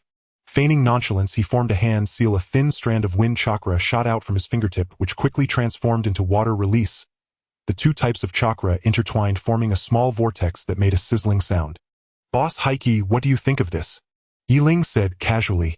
Heike's eyes widened. This kid could really merge wind release and water release. Though it was merely a prototype, this was the beginning of a bloodline limit. He cursed himself for nearly missing out on a golden opportunity. If this kid sold this technique to someone else, he would suffer a great loss. "Kid you?" Heike swallowed hard. "What do you want?" "It's simple, your information plus the priority cooperation rights for this ninjutsu. I'll help you perfect it, and you help me collect experimental materials. How about that? A win-win situation." Heike was tempted. This deal was a guaranteed profit. He quickly nodded vigorously. Good. It's a deal." Fearing Ling would back out. Once the transaction was concluded, Ling swiftly returned to Orochimaru's private ninjutsu research room with the materials. He eagerly opened the scroll, hungrily absorbing the knowledge within. The Sharingan, the first Hokage cells. These precious materials were exactly what he had been longing for. Combining the previous information he had acquired, Ling began constructing his own ninjutsu theory. He worked tirelessly, fully immersed in his research. Time ticked away, and gradually a unique ninjutsu system took shape in Ling's mind. He successfully resolved the ninjutsu backlash problem that had troubled him before and initially constructed a feasible theory. "I did it!" Ling excitedly slapped the table, his eyes sparkling with light. Orochimaru appeared at the door at some point, watching Ling's achievements with keen interest, a hint of appreciation flashing in his eyes. "Not bad, you truly did not disappoint me." Ling respectfully reported his research results to Orochimaru. Upon hearing this, Orochimaru revealed a meaningful smile. "Very good." Ling plunged headfirst into Dashiwan's private ninjutsu study, forsaking sleep and meals to refine his theories. The archives on Xiaolunian and the Chudai Huaying cells were like twin vaults harboring boundless mysteries. He studied with rapture, striving to synthesize those fragments of knowledge into an invincible ninjutsu of his own. Yet the path proved far less smooth than he had imagined. Some crucial links stood as impenetrable as bronze walls, and Ling felt like a headless fly beating himself against the air with no sense of direction. "Where exactly is the flaw?" he muttered, scratching his head in frustration, as if his very brain cells were about to ignite. Worse still, a rumor spread through Muyi village like a virus. Professor Jia Tang, the village's renowned scholar of ninjutsu, publicly denounced Ling's theory as heresy and a deviant path. That old stubborn man clung to antiquated notions and sneered at any innovation. Now Ling's research not only lagged, it had become the target of scorn. The shinobi influenced by Professor Jia Tang regarded him with suspicion and hostility. Walking the streets, he could hear whispered murmurs. "It's him, that one who studies forbidden arts. I heard his theory is nonsense. Hell, fall into madness sooner or later." Ling felt suffocated, as if surrounded by a hostile atmosphere. "Professor Jia Tang, just you wait." He ground his teeth, a cold glint in his eyes. He decided it was time to confront that old curmudgeon. "Lord, does she want him going out for a while?" Ling donned a black robe to veil his pallid face and left Dashiwan's base. He meant to teach that self-important Professor Jia Tang why the flowers bloom so brilliantly. Muyi village basked in bright, peaceful sunlight, yet that very tranquility pricked Ling's nerves like a glaring blade. He strode straight toward Professor Jia Tang's institute. Along the way, the pointing fingers and low whispers buzzed like mosquitoes and grated on his patience. "A pack of incompetents, what do they know?" Ling cursed inwardly. Jia Tang's institute was antique and fetid, much like the professor himself. Ling pushed the door open without courtesy and found Professor Jia Tang sitting upright, feigning righteousness. Ling scoffed. "Some relics cling to old ways and cannot bear to see others innovate." Professor Jia Tang sneered, as if hearing the world's grandest joke. "You, a wet-behind theor's brat, dare you speak of innovation? Your theory is nothing but a castle in the air, utterly fragile." Just as Jia Tang expected Ling to erupt in fury, Ling remained unervingly calm. A playful smile touched the corner of his mouth as he said slowly, "Professor Jia Tang, when you call my ideas utterly fragile, are you referring to the 30-second assumption in your model of chakra meridian flow? If I remember correctly, you have yet to reconcile that point, have you?" The professor's face stiffened. Ling's precise blow struck like a slap. He opened his mouth but found himself speechless for a long moment. Ling stepped before the professor, lowered his voice, so only the two of them could hear, and whispered, "Professor Jia Tang, the times have changed." His lips curled in a cold smile as his hands formed seals with a speed nearly invisible to the naked eye. The surrounding shinobi, who had come expecting a spectacle, suddenly widened their eyes, as if confronted by a ghost. Chakra surged around Yi Ling, forming a visible whirlwind. From thin air, a small luoxuanwen materialized in his palm, spinning at tremendous speed and humming faintly. "Is that all?" someone muttered, seeing nothing special. Yi Ling sneered. "Petty tricks, yet you presume to show off before the master of a craft." He hurled the luoxuanwen toward a massive boulder in the corner of the institute. With a thunderous roar, the rock shattered into fragments that flew in every direction. Its impact was hardly that of a small spiral sphere. It was a bomb in miniature laden with terrifying force. The surrounding shinobi fell silent, their jaws nearly hitting the ground. This was preposterous. Professor Jia Teng's face turned ashen and sick to the core. He had assumed Yi Ling's theories were mere paper conjectures, never imagining they could unleash such potency. It was a slap to his pride. The report reached Shi Wan's ears quickly. He studied it and allowed a knowing smile to curve his lips. "Oh, intriguing," he murmured, then ordered that new research materials be delivered to Yi Ling. "Study them well. Do not disappoint me." The new documents brought a sparkle to Yi Ling's eyes.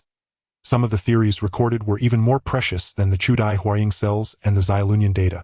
Yet as he delved deeper, Yi Ling realized these pages touched upon ancient forbidden ninjutsu steeped in peril. "These things," he murmured, brow knotted, "perhaps more complex than I imagined." He traced the archaic characters on the scroll and felt a foreboding rise in his chest. "Lord Shi Wan, what in truth does he intend me to do?" In the dim light, Yi Ling flipped through the scroll sent by Orochimaru, his heart racing at the forbidden ninjutsu recorded within. He grumbled under his breath, yet his hands moved tirelessly, excitement glinting in his eyes. If he could master this, wouldn't he be soaring? A definite dimensional strike in the world of ninjas. However, as his research deepened, the strange characters on the scroll seemed to come alive, swirling and dancing in his mind.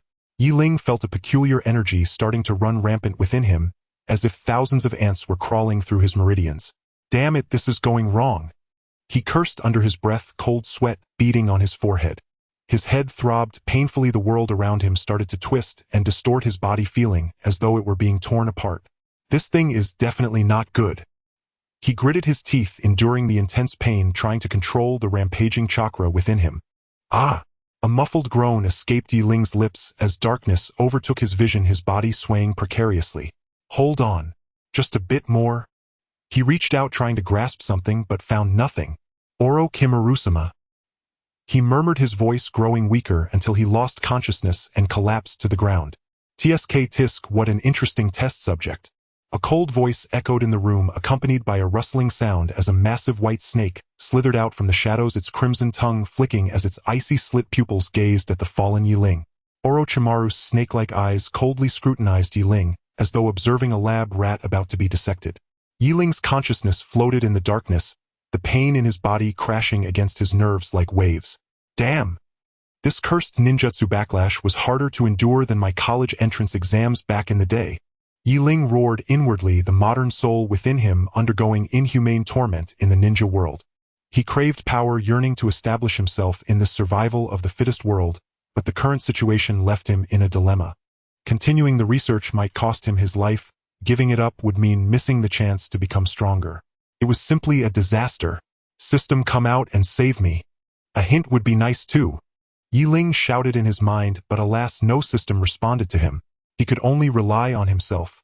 Fragments of modern medical knowledge flashed in his mind, and a thought cut through the darkness like lightning: breathing technique. "Perhaps I can give it a try." He gritted his teeth, forcing himself to calm down, and began to attempt a special breathing rhythm. Inhale, exhale, one long and one short in a continuous cycle. This breathing technique was something he learned in college to pull all-nighters for papers. He never expected it would come in handy in another world. As he adjusted his breathing, the rampaging chakra within him seemed to gradually calm down like a wild beast being tamed. The intense pain also began to diminish, and Yi Ling's consciousness started to clear. Did it work? He felt a surge of joy, but before he could rejoice, a more powerful energy suddenly erupted, crashing against his meridians. "Haha, interesting." Orochimaru's lips curled into a peculiar smile. Yi Ling felt as if he were on a roller coaster, soaring high and dropping low, nearly having his soul leave his body from the thrill. Just moments ago he was teetering on the brink of death, and now he was experiencing a stunning turnaround. This feeling was absolutely exhilarating. With the adjustment of his breathing technique, the chaotic chakra within him gradually grew docile like a pack of well-trained huskies finally settling down. Ling seized the opportunity to continue studying the ghostly symbols on the scroll, unexpectedly discovering a key principle of ninjutsu, feeling as if he had been blessed with luck. This discovery perfectly filled a major flaw in his theory, like the last piece of a puzzle finally finding its place, a perfect fit. It worked! It worked! Ling almost couldn't contain his excitement, but thankfully covered his mouth in time. If Orochimaru heard it, he would surely think he was losing his mind. Orochimaru, observing from the shadows, raised an eyebrow at Ling's unexpected breakthrough in such a dangerous situation. This kid is interesting. A flicker of appreciation crossed his cold, snake-like eyes. In this day and age, test subjects like Ling, who are both resilient and talented, are quite rare. Ling, Orochimaru's voice suddenly rang out, startling Ling. Your research is very valuable. I will provide you with more support and resources. Ling's heart soared with joy, as expected of Orochimaru. He's so generous. Yet he respectfully replied, "Thank you for your guidance, Orochimaru-sama. This is a solid foundation. I'll have access to resources. Isn't that going to be fantastic?" However, Ling did not let the success cloud his judgment. He knew his theory was still incomplete and that he needed more instances and data to support it. He gazed at the scroll in his hand, a glimmer of determination flashing in his eyes. I still need more. Ling lifted his head, looking steadfastly at Orochimaru. Orochimaru smiled slightly. Oh, what do you want? About? Ling paused, uttering two words, forbidden techniques. Ling took a deep breath, deciding to embark on one last adventure. To perfect his ninjutsu theory, he needed more materials, and those could only be found in the Konoha library. Although the last infiltration was successful, it had alarmed Konoha, and he knew that the library's defenses would be even more formidable this time. The infiltration process proved to be more arduous than he had imagined. Inside and outside the library were filled with new detection ninjutsu and traps, and a faint chakra fluctuation permeated the air, as if an invisible giant web enveloped the entire building. Matsumoto and his old acquaintances patrolled with an intensity that was alarming, making Ling feel as if he were playing a real-life stealth game. One wrong move and it would be game over. Utilizing his familiarity with the library's layout and his keen perception of chakra flow, he darted through the shadows like a gecko. Avoiding infrared beams and evading sensory barriers, each step was thrilling and perilous. Even Ling, who was usually calm, found his palms sweating. This was no library. It was a den of danger. Finally, he arrived at the area where the forbidden technique scrolls were stored. The defenses here were even more stringent, and the air was thick with an overwhelming sense of oppression. Ling cautiously approached a bookshelf, prepared to reach out, when suddenly a deep voice came from behind him. Don't move. Ling's heart skipped a beat, and he thought to himself, this is bad. He slowly turned around, only to see a tall ninja standing behind him, holding a kunai with sharp eyes like a hawk. Goodness, with those bushy eyebrows and big eyes, he had a square face. It was clear he was a serious character and not easy to deal with. Who are you to dare trespass into Konoha's forbidden grounds? The ninja barked fiercely, his tone laced with an unmistakable hint of surprise. He had not expected someone to bypass the layers of defenses and infiltrate this place. Ling smiled faintly, spreading his hands in an innocent gesture. Brother Im, just here to borrow a few books to read, absolutely no ill intentions. Borrow books. The scrolls stored here are all rank forbidden techniques. How could you possibly read them? The ninja clearly wasn't buying it, thrusting the kunai forward. Surrender now or you'll regret it. Ling sighed. It seemed he couldn't avoid a workout today. Brother, I advise you not to meddle too much in others' business or else. Before he finished speaking, Ling's figure flickered, and he vanished from sight. The ninja's pupils constricted, and he quickly swung his kunai to defend himself. A sharp clang rang out, sparks flying. Ling's figure reappeared, already behind the ninja. Not bad speed, the ninja snorted coldly, quickly turning around and throwing a heavy punch towards Ling's face. Ling sidestepped to evade, simultaneously kicking towards the ninja's abdomen. The ninja reacted swiftly, blocking the blow with his arm, but was still pushed back several steps by the immense force. The surrounding bookshelves shook under the aftermath of their battle, books tumbling to the ground. Other ninjas heard the commotion and rushed over to watch, their eyes wide open, as if witnessing a clash. This kid is a bit tricky. The ninja thought to himself, surprised that this seemingly frail guy possessed such formidable strength. Taking a deep breath, he decided to show his true skills. The two exchanged blows, fighting fiercely. Although Ling's theoretical knowledge far surpassed that of the ninjas of this era, his practical experience was somewhat lacking.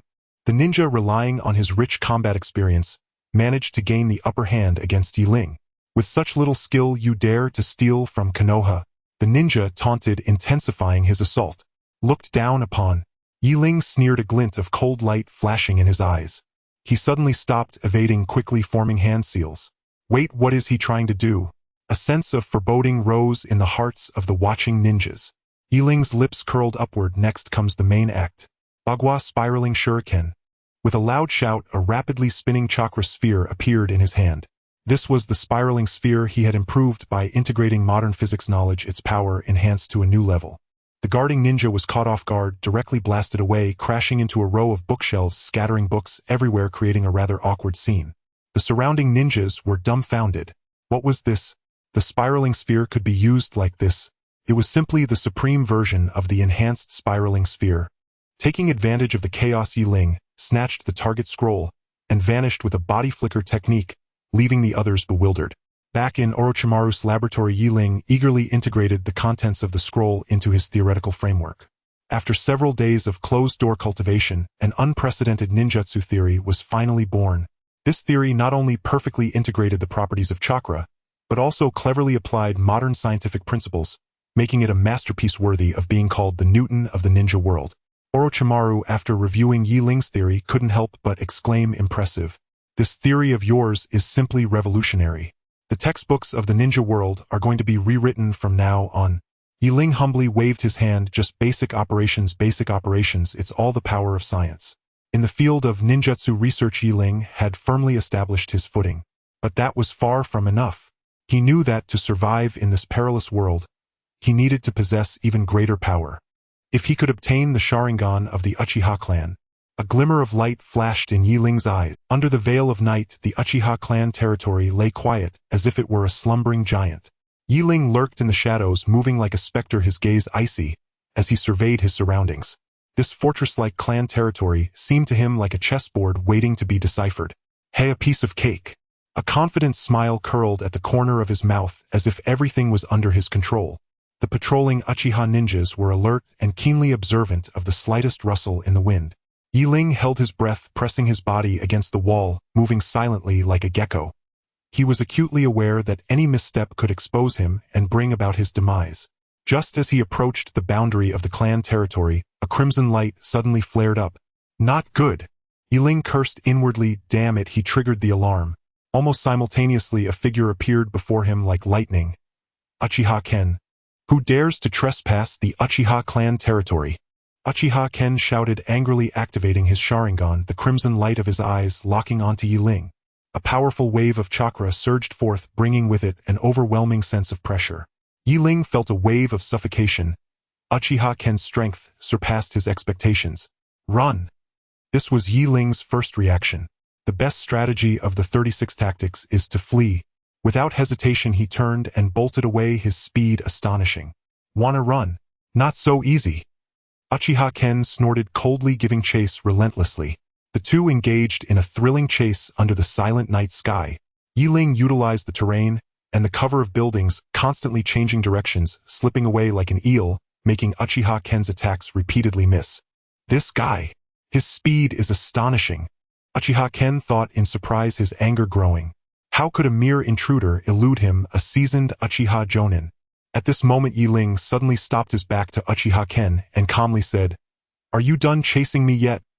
Uchiha Ken frowned, sensing something was off, but still replied sternly, "Surrender and perhaps." Before he could finish his sentence, Ling slowly turned around, a strange smile playing on his lips. "Do you think that's possible?" He extended his hand, seemingly holding something that glimmered with faint light. Ling's palm burst forth with radiance like fireworks exploding in the night sky. Uchiha Ken instinctively closed his eyes. When he opened them again, Ling had vanished without a trace. What? Uchiha Ken looked around in disbelief. How did that kid do it? In fact, this was the application of the optical camouflage principle Ling had learned from modern knowledge. He cleverly blended himself with the surrounding environment using specially formulated paint and small devices, deceiving Uchiha Ken's eyes like a chameleon. A mere parlor trick, and you dare to show off? Uchiha Ken scoffed, surprised but not panicking. He began systematically sealing off all exits, casting a wide net to trap Ling in a small area of the clan territory. Ling thought to himself, "Damn, this old guy is quite clever." He searched for an escape route, but found himself like a turtle in a jar surrounded by high walls and patrolling ninjas. There was no way to escape. He was like an ant on a hot pot, running in circles but finding no way out. This is bad. Ling hid behind a large tree, cursing inwardly. Just as he was at his wit's end, he suddenly noticed that Uchiha Ken's patrol route seemed. Wait, no way. Ling squinted his eyes, a sly smile creeping onto his face. Ling realized that Uchiha Ken's patrol route was as precise as a wind-up alarm clock, alarmingly accurate, but it was precisely this precision that revealed a flaw. The brief seconds during the change of shifts. It was like a gift from the heavens. Bro, remember to bring a watch next time you patrol. Ling chuckled inwardly, seizing the opportunity to slip into the clan interior like a flash. If Uchiha Ken knew he had been outsmarted by a timing loophole, he would probably be infuriated to the point of vomiting blood. The clan's interior was complex, yet thanks to Ling's GPS-like memory and sense of direction, he didn't get lost. He had to give himself a thumbs up for this. While he was wandering, a girl carrying a tray approached, and it was none other than Ling. "Ah!" Ling screamed in fright, almost dropping the teacup from her tray. "Shoo!" Ling quickly steadied the tray and gave her a calm, reassuring look. Ling looked at the suddenly appearing stranger, trembling with fear, but Ling's calmness oddly provided her with some comfort. "Who are you?" Ling asked softly, fearful of alerting the nearby guards. "A lost traveler." Ling replied nonchalantly, "Miss, do you know how to get out?" Ling paused for a moment. This guy is quite the actor. However, she kindly pointed in a direction. "Thanks."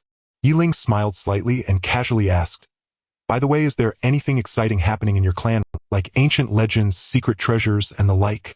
Ling blinked, hesitating for a moment before finally whispering, "I've heard the elders in the clan say that the secret of the Sharingan may be related to an ancient legend." She shared with Ling the legend of the origin of the Sharingan, mentioning a mysterious place said to hide deeper secrets of the Sharingan.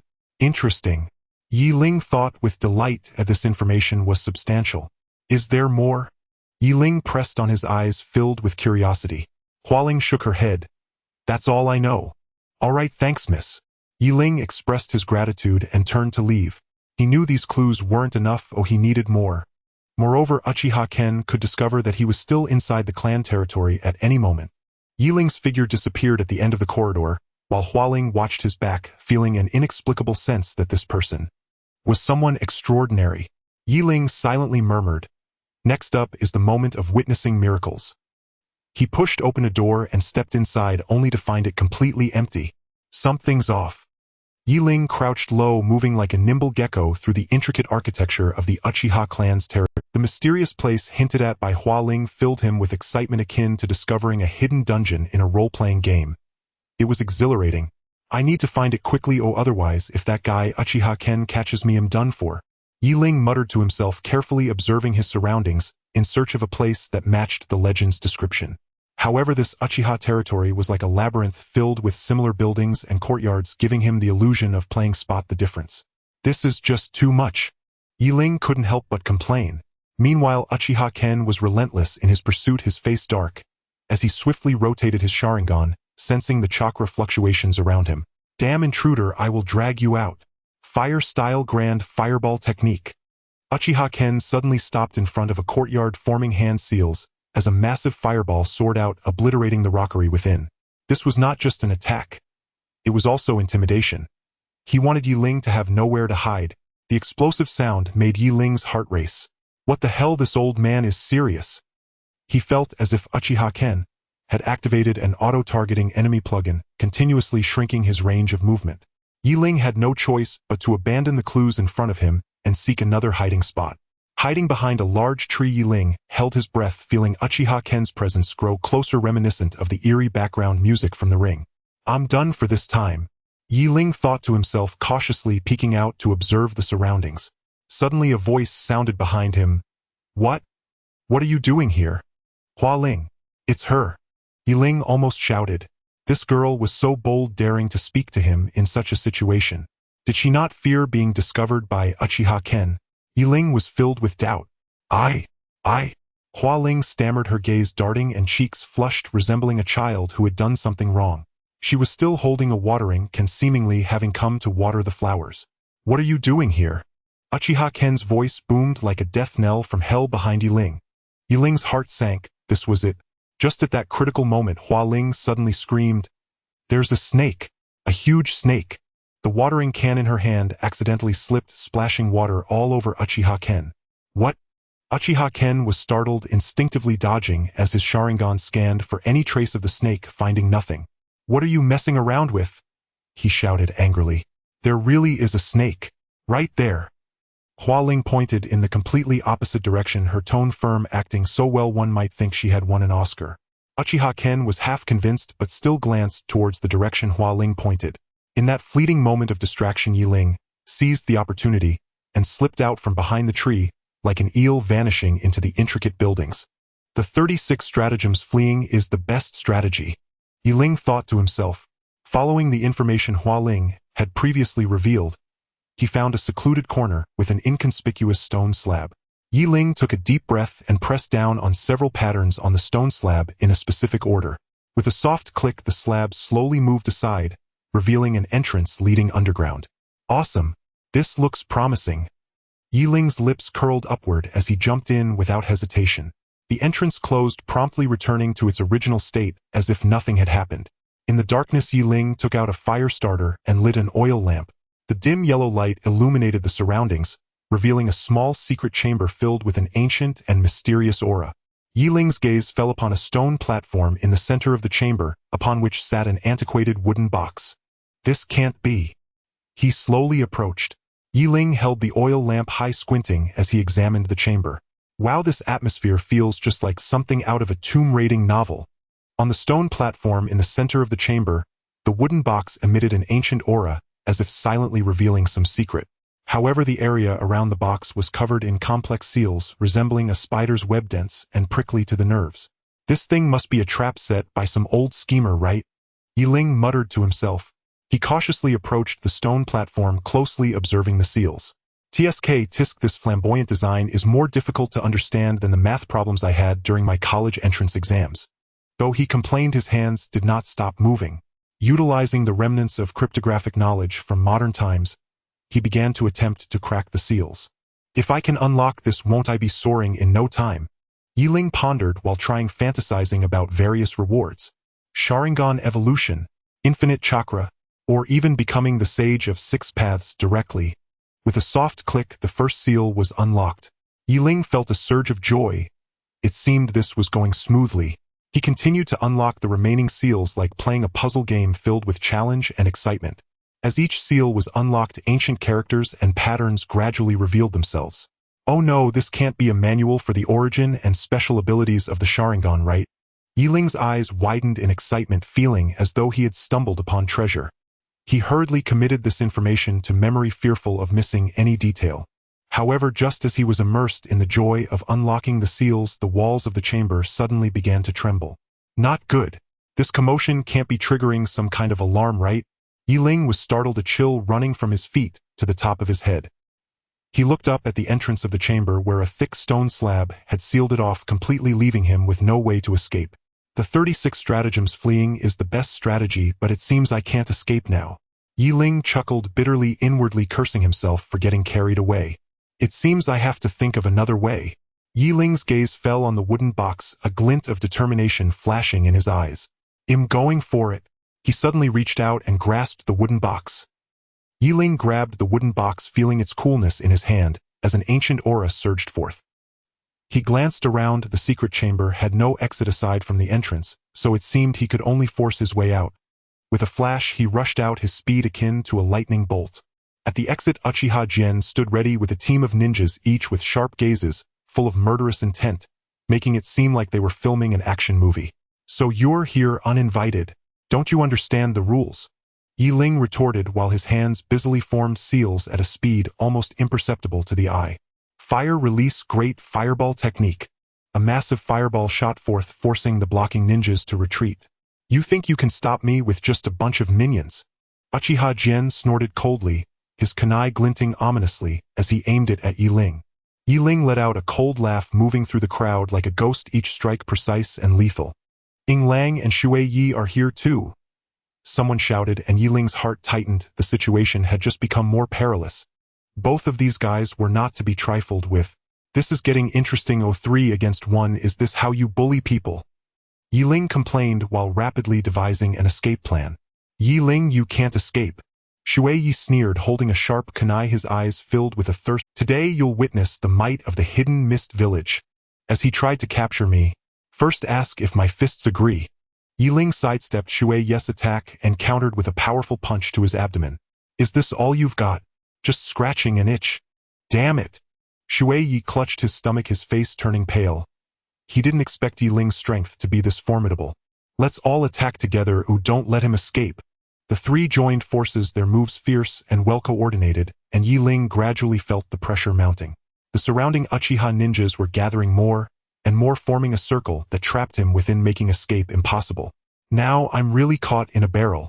Yi Ling wiped the blood from the corner of his mouth, a hint of madness flashing in his eyes. Since I can't escape then. He suddenly paused, a strange smile curling at his lips. Let's have some fun with you. He took a deep breath, his hands forming seals rapidly. Yi Ling's hands moved swiftly, chanting an incantation as a strange chakra fluctuation emanated from him. Secret technique, mist shadow clone technique. Boom, boom, boom. Thick white smoke filled the air, quickly enveloping the area in a thick haze. Amidst the smoke, dozens of Yi Ling's figures could be faintly seen, indistinguishable from one another, leaving everyone baffled. Damn it, which one is real? Shui Yi's eyes widened, his face dumbfounded. Uchiha Gen's expression also turned grave as he sniffed the air, but found the same scent everywhere, unable to discern. Just a petty trick. Uchiha Gen scoffed, though inwardly he remained vigilant, realizing this kid was indeed a bit strange. Shui Yi, being impatient, rushed into the smoke, first unable to contain himself. Kid, stop hiding and come out. He swung his kunai wildly, only to strike at empty air. Are you looking for me? A cold voice emerged from behind Shui Yi, startling him. Before he could react, a powerful force struck his back. PFF. Shui Yi spat out, a mouthful of old blood flying away like a kite with a broken string. Is this it? You dare to boast? Yi Ling emerged slowly from the smoke, a disdainful smile curling his lips. The surrounding ninjas gasped. This kid's strength far exceeded their expectations. Shui Yi struggled to get back up, his eyes filled with anger and unwillingness. I won't let you go. He charged at Yi Ling once more, this time using all his strength, his attacks becoming even more ruthless. However, Yi Ling seemed to have anticipated his moves, effortlessly dodging his attacks before striking him sharply in the chest. Bang! Shui Yi was sent flying again, crashing heavily to the ground, unable to rise for a long time. Tsk tisk tisk, truly pathetic. Yi Ling shook his head in disappointment. Uchiha Gen's expression darkened as he witnessed this kid. He clenched his fists, a glint of cold light flashing in his eyes. I must change my strategy. This kid has some tricks up his sleeve. Uchiha Gen squinted, pondering. A direct confrontation won't work. I need to be cunning. He was about to give orders for a new deployment when he noticed Yi Ling's figure had vanished into the mist. Where is he? Uchiha Gen exclaimed, alarmed, as he quickly scanned his surroundings. Damn it, he got away. Yi Ling certainly wouldn't be foolish enough to stand there and wait for them to devise a strategy.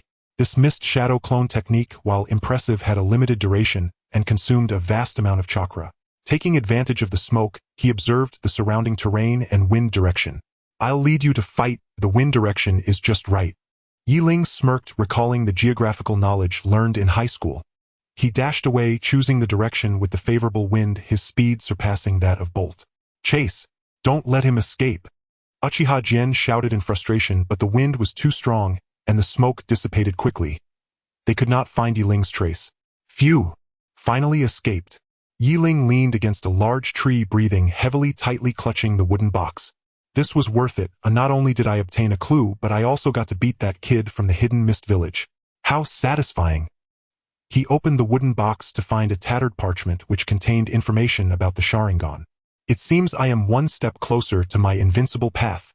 Yi Ling carefully stored the parchment away, his eyes sparkling with excitement. He knew that acquiring the Sharingan was merely the first step. The road ahead was long and fraught with challenges and dangers. He lifted his head, gazing into the distance with deep and resolute eyes. Next, where should I go? Ling muttered to himself when suddenly he seemed to remember something slapping his forehead. I forgot to ask Hua Ling.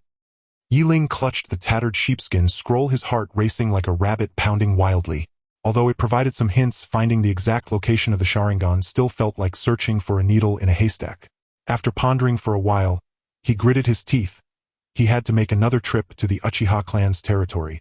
This time it wouldn't be as easy as before. Last time they created such a ruckus that the Uchiha clan must have stepped up their defenses. It might be impossible to even get a fly inside now. But who is Ling? He is determined to become an invincible man. Such a minor difficulty is nothing. He changed into a stealth outfit and once again infiltrated the Uchiha clan's territory with the agility of a swallow. Indeed, the defenses were considerably tighter. The patrolling ninjas were more than double the last time, each one as pumped as if they had been injected with adrenaline, their eyes wide open like brass bells. Ling secretly mocked, "This is the rhythm of everyone, come find me." Using his modern knowledge and incredible luck, he slipped through the shadows like a loach, evading several waves of patrols. Just as he was feeling smug, a voice suddenly boomed in his ear. "Ling, you've come again." It was Uchiha Ken. "This kid just won't go away." Ling cursed inwardly and turned to run. With a command from Uchiha Ken, the surrounding ninjas immediately surrounded him, all looking murderous, as if they were about to devour him alive. "Goodness, this is a trap." Surrounded Ling wasn't flustered at all. Instead he laughed. "Do you really think this can trap me? It's too naive." Suddenly he pulled out a smoke bomb from his pocket, and with a bang, thick smoke billowed, obscuring every cough, cough, cough. A series of coughs erupted around him, and Ling seized the opportunity. "Hey Jen, bro, do you smell something?" "What's that smell of grilled meat?"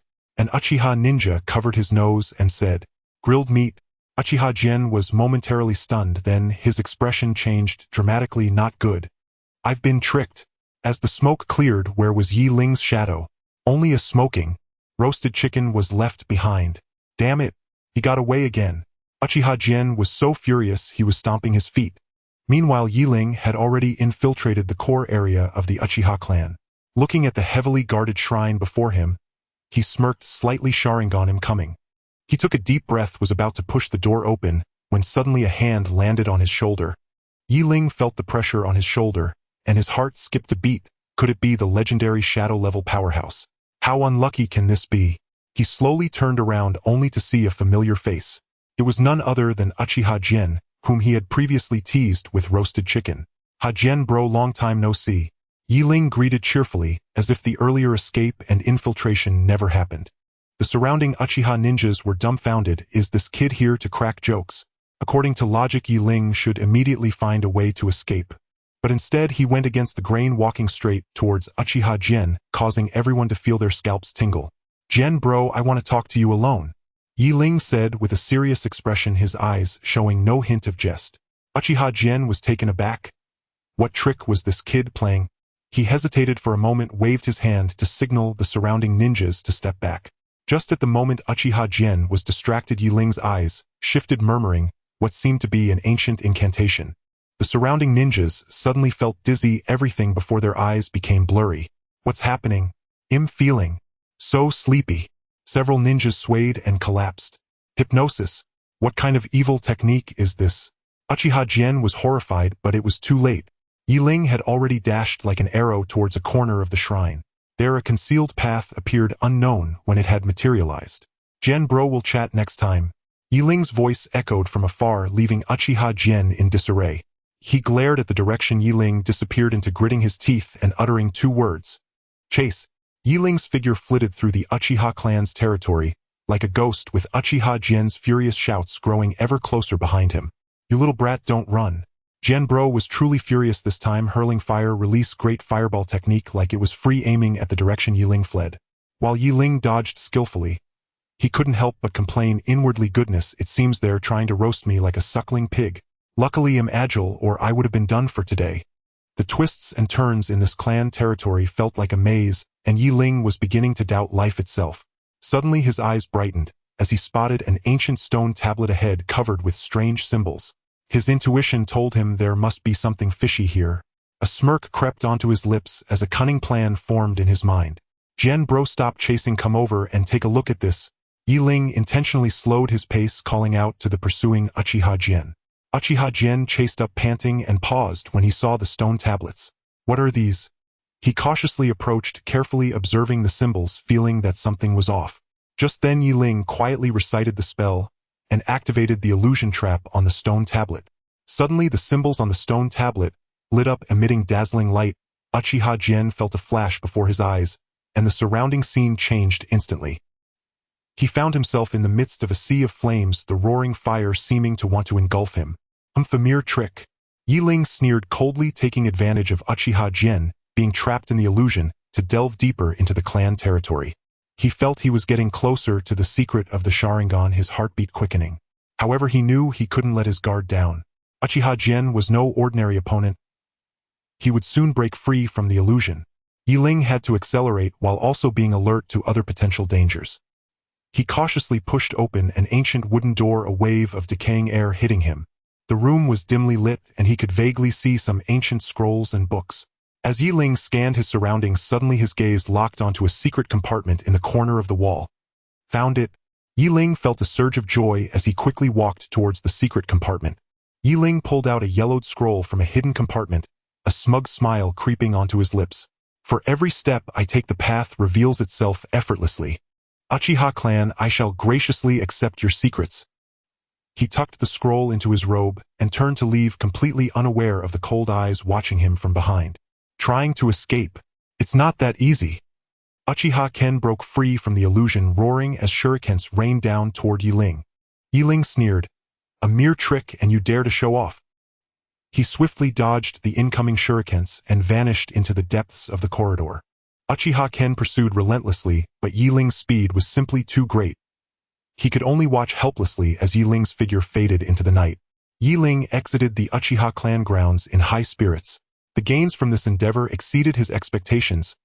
With this scroll, he was one step closer to uncovering the secrets of the Sharingan. Lord Orochimaru, I will not disappoint you this time. However, before Ling could bask in his joy, he felt a chilling, murderous intent locking onto him. He turned sharply, seeing a black-clad ninja standing on a nearby rooftop, his gaze as sharp as that of a hawk. An umbu. Ling's heart sank. He realized he had been detected by Konoha.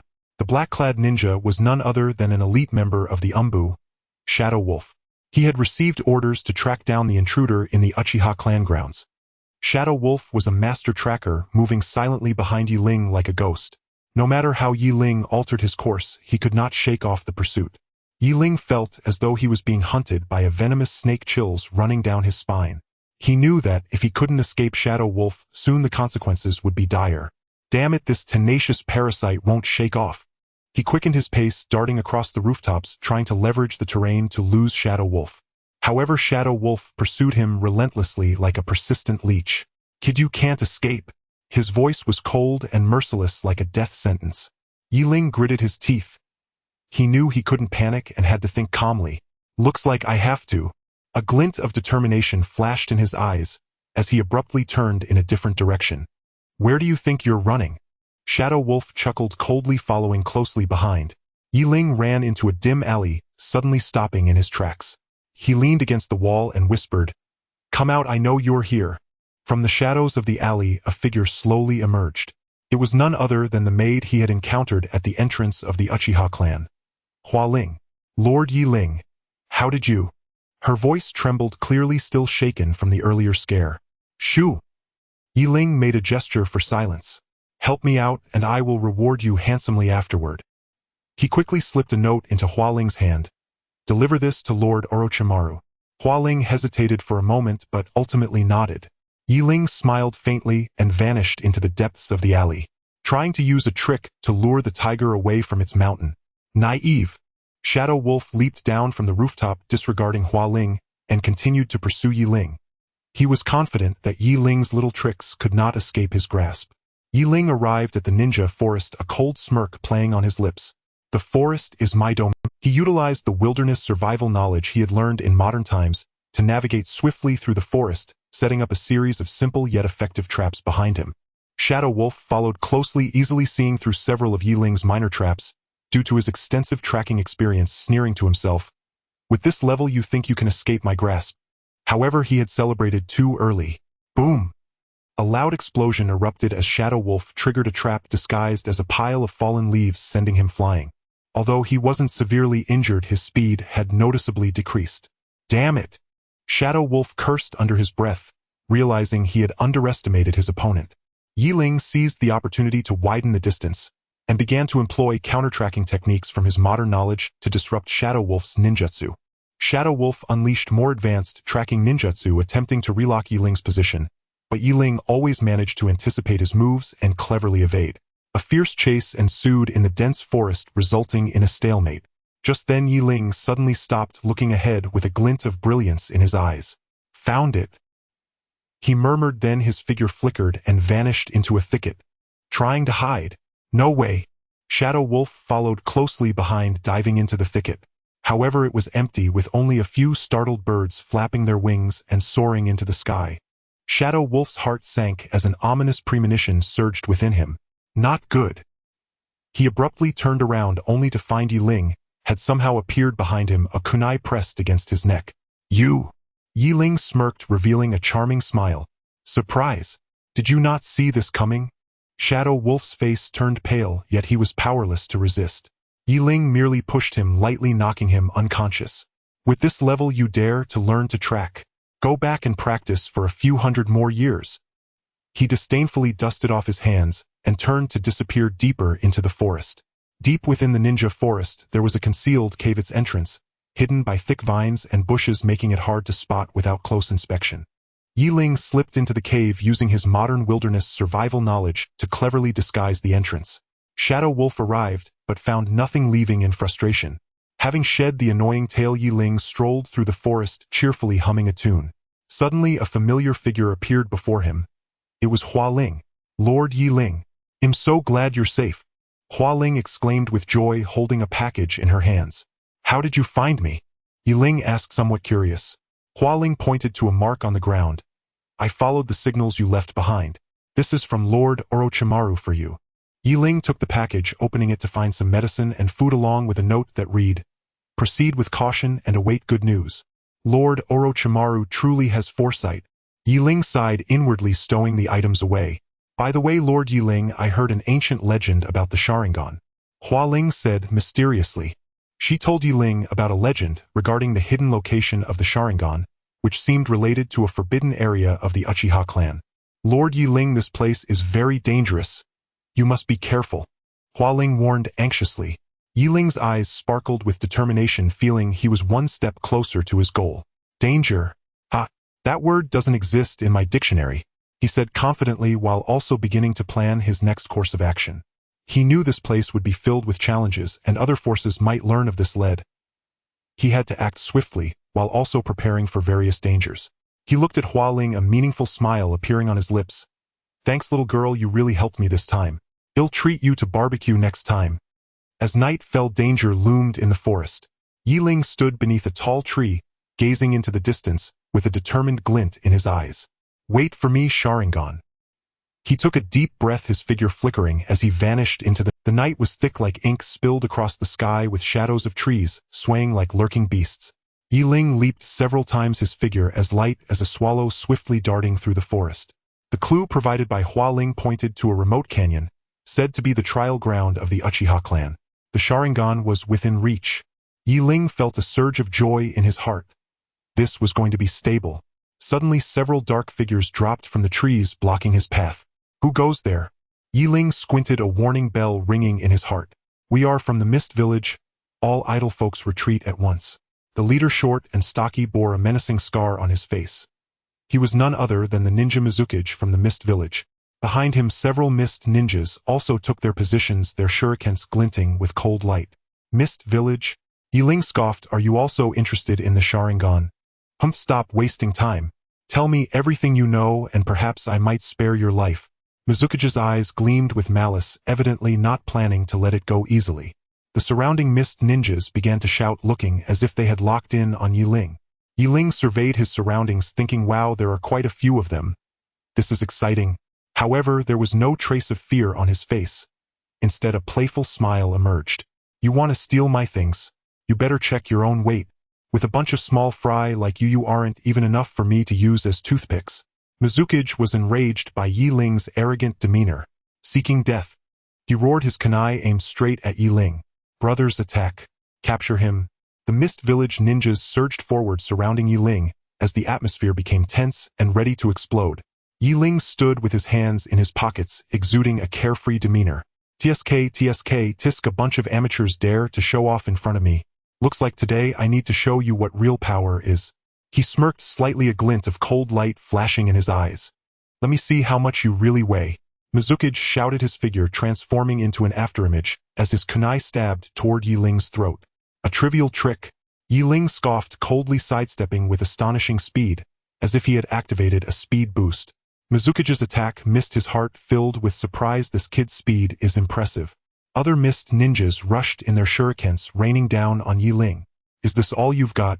Yi Ling disdainfully curled his lip, forming hand seals as chakra surged within him. Wind release air blade. A sharp wind blade howled forth, knocking down all the incoming shurikens, and even toppling several nearby mist ninjas. Is this all?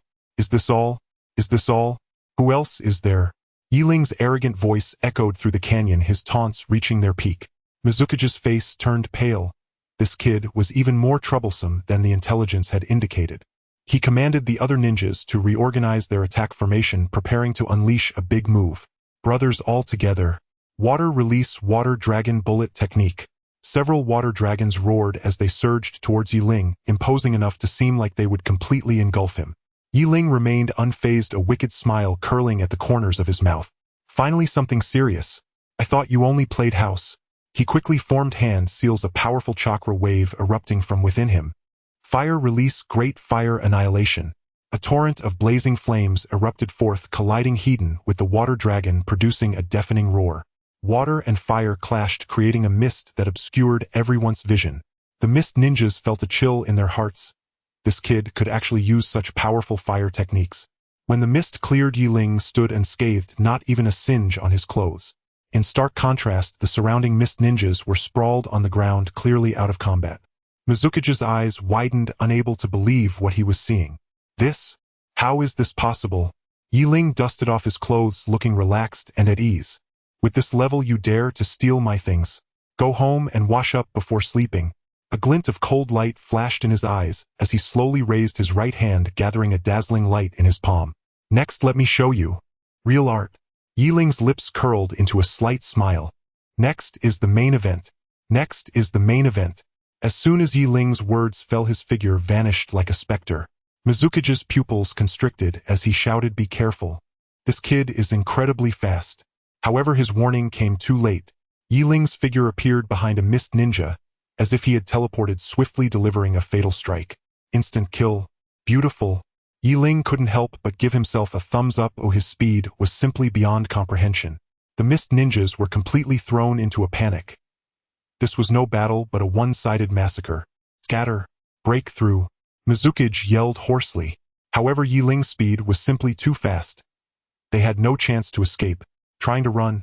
Did you ask me first? Yi Ling scoffed, his figure flashing again, each appearance taking a life. Too weak, too weak. Not a hint of challenge. Yi Ling leisurely harvested lives while shaking his head in disappointment. This was easier than playing a game. Mizukage watched his fallen comrades filled with despair and fear. He knew he was doomed today. He gritted his teeth, deciding to fight to the death. Water release, great waterfall technique. However, before his attack could be unleashed, Yi Ling kicked him away. Is this it? You dare call this a great waterfall? I see it more as a trickle. Yi Ling mocked, walking up to Mizukage and looking down on him. Speak, why are you here? Mizukage clutched his chest, coughing up a mouthful of blood. Cough, cough. We came to find the Sharingan. Yi Ling's eyes lit up. The Sharingan. It seems your information is quite accurate. He searched Mizukage's body and extracted a piece of intel, reading it carefully before curling his lips into a wicked smile. I see, I understand now. He stomped on Mizukage's throat before turning to leave, leaving behind a cold remark, the game is over. Yi Ling looked at the intel in his hand, confirming the exact location and method of obtaining the Sharingan, feeling a sense of joy in his heart. Yi Ling tucked away the intelligence, his figure flickering before disappearing into the night. He knew that the Umbu of Konoha were no pushovers, especially that guy called Shadow Wolf, whose tracking techniques were nothing short of exceptional. This operation had caused quite a stir, and it was likely that he had already been targeted. He needed to make a quick escape. In the 36 stratagems, fleeing was the best option. Sure enough, after not going far, Ling felt a chilling aura closely trailing him. That was quick. No wonder they are elite umbu. Their noses are sharper than a dog's. Come out, Shadow Wolf, stop hiding. Your following me is quite bothersome. Ling stopped in his tracks, facing away from the woods behind him. A rustling sound emerged from the trees, and a ninja dressed in black attire wearing an animal mask slowly stepped out. It was indeed Shadow Wolf. You indeed noticed me. Shadow Wolf's voice was deep and hoarse like a ghost from hell. No kidding, do you think him a fool? Ling rolled his eyes. The killing intent around you is almost palpable. If I couldn't notice it, I might as well find a rock to die under. Shadow Wolf ignored Ling's taunts and coldly stated, hand over the information on the Sharingan, and I might consider giving you a quick death. Quick death? Just based on you? Ling scoffed. You really overestimate yourself. You're too inexperienced to take anything from me. Before he finished speaking, Ling's figure shot up like an arrow loosed from a bow towards Shadow Wolf. Shadow Wolf reacted swiftly, drawing a kunai in an instant to block Ling's attack. The two exchanged blows, engaging in dozens of strikes in an instant. Ling, relying on his agile movements and powerful strength, fought fiercely with Shadow Wolf. The surrounding trees were devastated by the shockwaves of their battle, leaves swirling down like a rain of falling leaves. Interesting, no wonder you are an elite of the umbu. While fighting, Ling observed Shadow Wolf's techniques, secretly calculating an escape strategy. This relentless tracking technique was truly annoying. Shadow Wolf's attacks were fierce and lethal, each strike aimed for a fatal blow. However, he noticed that Ling's speed was increasing, and his strength was growing stronger, making him feel somewhat astonished. What is this guy's background? Looks like I need to show some real skills. Shadow Wolf exclaimed, forming hand signs with both hands. Shadow Clone Technique. Instantly, 5 Shadow Wolves appeared around Ling, surrounding him completely. Upon seeing this, Ling's lips curled into a strange smile. Is that all? He slowly raised his right hand, gathering a dazzling blue light in his palm. Next up, the real show begins. Ling did not flee chaotically like other ninjas. Instead, he deliberately dove into a deep valley. The cliffs on both sides of the valley rose steeply, easy to defend but hard to attack. It was practically a dead end. Shadow Wolf chased from a distance, a cold smile creeping onto his lips beneath the mask. This kid is truly out of options. He actually sought his own doom. The ninjas he had tracked before all dashed around like rabbits. This Ling is quite interesting, but this is where it ends. Shadow Wolf quickened his pace, leaping a few times to reach the entrance of the valley. He cautiously scanned the surroundings and found no abnormalities. It seems this kid really is at his wit's end. What a rookie. Shadow Wolf felt a sense of pride in his heart, lowering his guard as he slowly entered the valley. Suddenly, an unexpected change occurred. With a loud rumble, countless boulders rolled down the steep cliffs on both sides, completely blocking the entrance to the valley. Immediately afterward, the ground began to shake and numerous sharp spikes erupted from the ground, rushing towards Shadow Wolf. What the hell is happening? Caught off guard, Shadow Wolf hurriedly dodged, but was still scratched by several spikes on his arm. This kid actually set a trap here. Shadow Wolf, both shocked and furious, finally realized he had fallen for Ling's trick. Other umbu members hiding in the shadows witnessing this scene also displayed expressions of shock. This kid has some tricks. Shadow Wolf evaded falling rocks and spikes while cursing Ling. Damn brat, how dare you set me up? He never expected that Ling would turn the tables on him. While Shadow Wolf was busy dealing with the traps, Ling's figure quietly vanished deeper into the valley. Shadow Wolf looked around but couldn't find any trace of Ling. Where is he? Shadow Wolf roared, damn it, he's escaped again. Suddenly, he seemed to realize something, looking up sharply towards the top of the valley, where he saw a strange blue light flash by. What was that? Ling took advantage of Shadow Wolf being flustered by the falling rocks and spikes, grinning, as he activated his self-created optical camouflage technique. This was no ordinary illusion technique. It was the ultimate ninja skill he developed by combining modern optical principles, utilizing chakra to distort light for invisibility. Shadow Wolf was hopping around in the trap like an ant on a hot stove, yet he could not find Ling's figure. Where is he? What the hell? He stomped his feet in frustration, his face beneath the mask likely turning green. This kid was like an eel, impossible to catch. Ling looked at Shadow Wolf struggling in the trap, feeling secretly pleased. You want to play with me? You're still too inexperienced. In the 36 stratagems, fleeing is the best option. Goodbye. After shaking off Shadow Wolf, Yi Ling did not let his guard down. He knew that the Uchiha clan was not to be trifled with. This operation had surely raised alarms. Acquiring the Sharingan would now be exponentially more difficult. It was practically harder than reaching the heavens. However, who is Yi Ling? He was a time traveler endowed with modern knowledge. How could he easily give up? After much thought, he decided he would have to seek a breakthrough from Hanari. But this girl was likely under tight surveillance by the Uchiha clan now. This move was extremely risky. The night grew darker, and Yi Ling's figure moved like a phantom through the streets of Konoha. He cautiously approached the place where Hanari was located, murmuring, "I hope nothing goes wrong this time." He then came to a halt. Yi Ling held his breath and crept along the base of the wall like a gecko. The air seemed to congeal. The slightest rustle set his nerves taut. Good heavens, the Uchiha clan has sealed itself like an iron barrel. Its vigilance is stricter than any examination. He wiped the cold sweat from his brow and thought ruefully that had he not been quick tonight would have been the Ling curled up in a storeroom, hands clamped over her mouth for fear of making a sound. Her heart felt as though it would leap from her chest, beating like a drum. The clan's atmosphere had grown increasingly tense. She was but a lowly maid caught in the middle and trembling. By virtue of startling perception and keen reading of the surroundings, Yi Ling miraculously evaded every patrolling ninja and drew close to the storeroom where Ling hid. He tapped 3 times lightly, the prearranged signal. A faint stir came from within, then a terrified eye peered through the crack. Ling. When she saw Yi Ling, she opened the door cautiously and pulled him inside. "You? Why are you here? It's too dangerous." Ling's voice trembled, her face pale. "Relax, I have a plan." Yi Ling offered a reassuring look and produced from his breast a small bottle. "What is that?" Ling asked, puzzled. Yi Ling smiled mysteriously. "A secret weapon." He shook the little bottle, which contained a white powder. "It's a specially made disguise powder I got from, well, a traveling merchant," he said. He feigned mystery and winked, or in truth, the concoction was made from wood ash blended with some chemical reagents borrowed from De Shiwan's laboratory, though he declared it perfectly natural and harmless. "Smear this on, and no one will recognize you," he said, applying the powder to his face.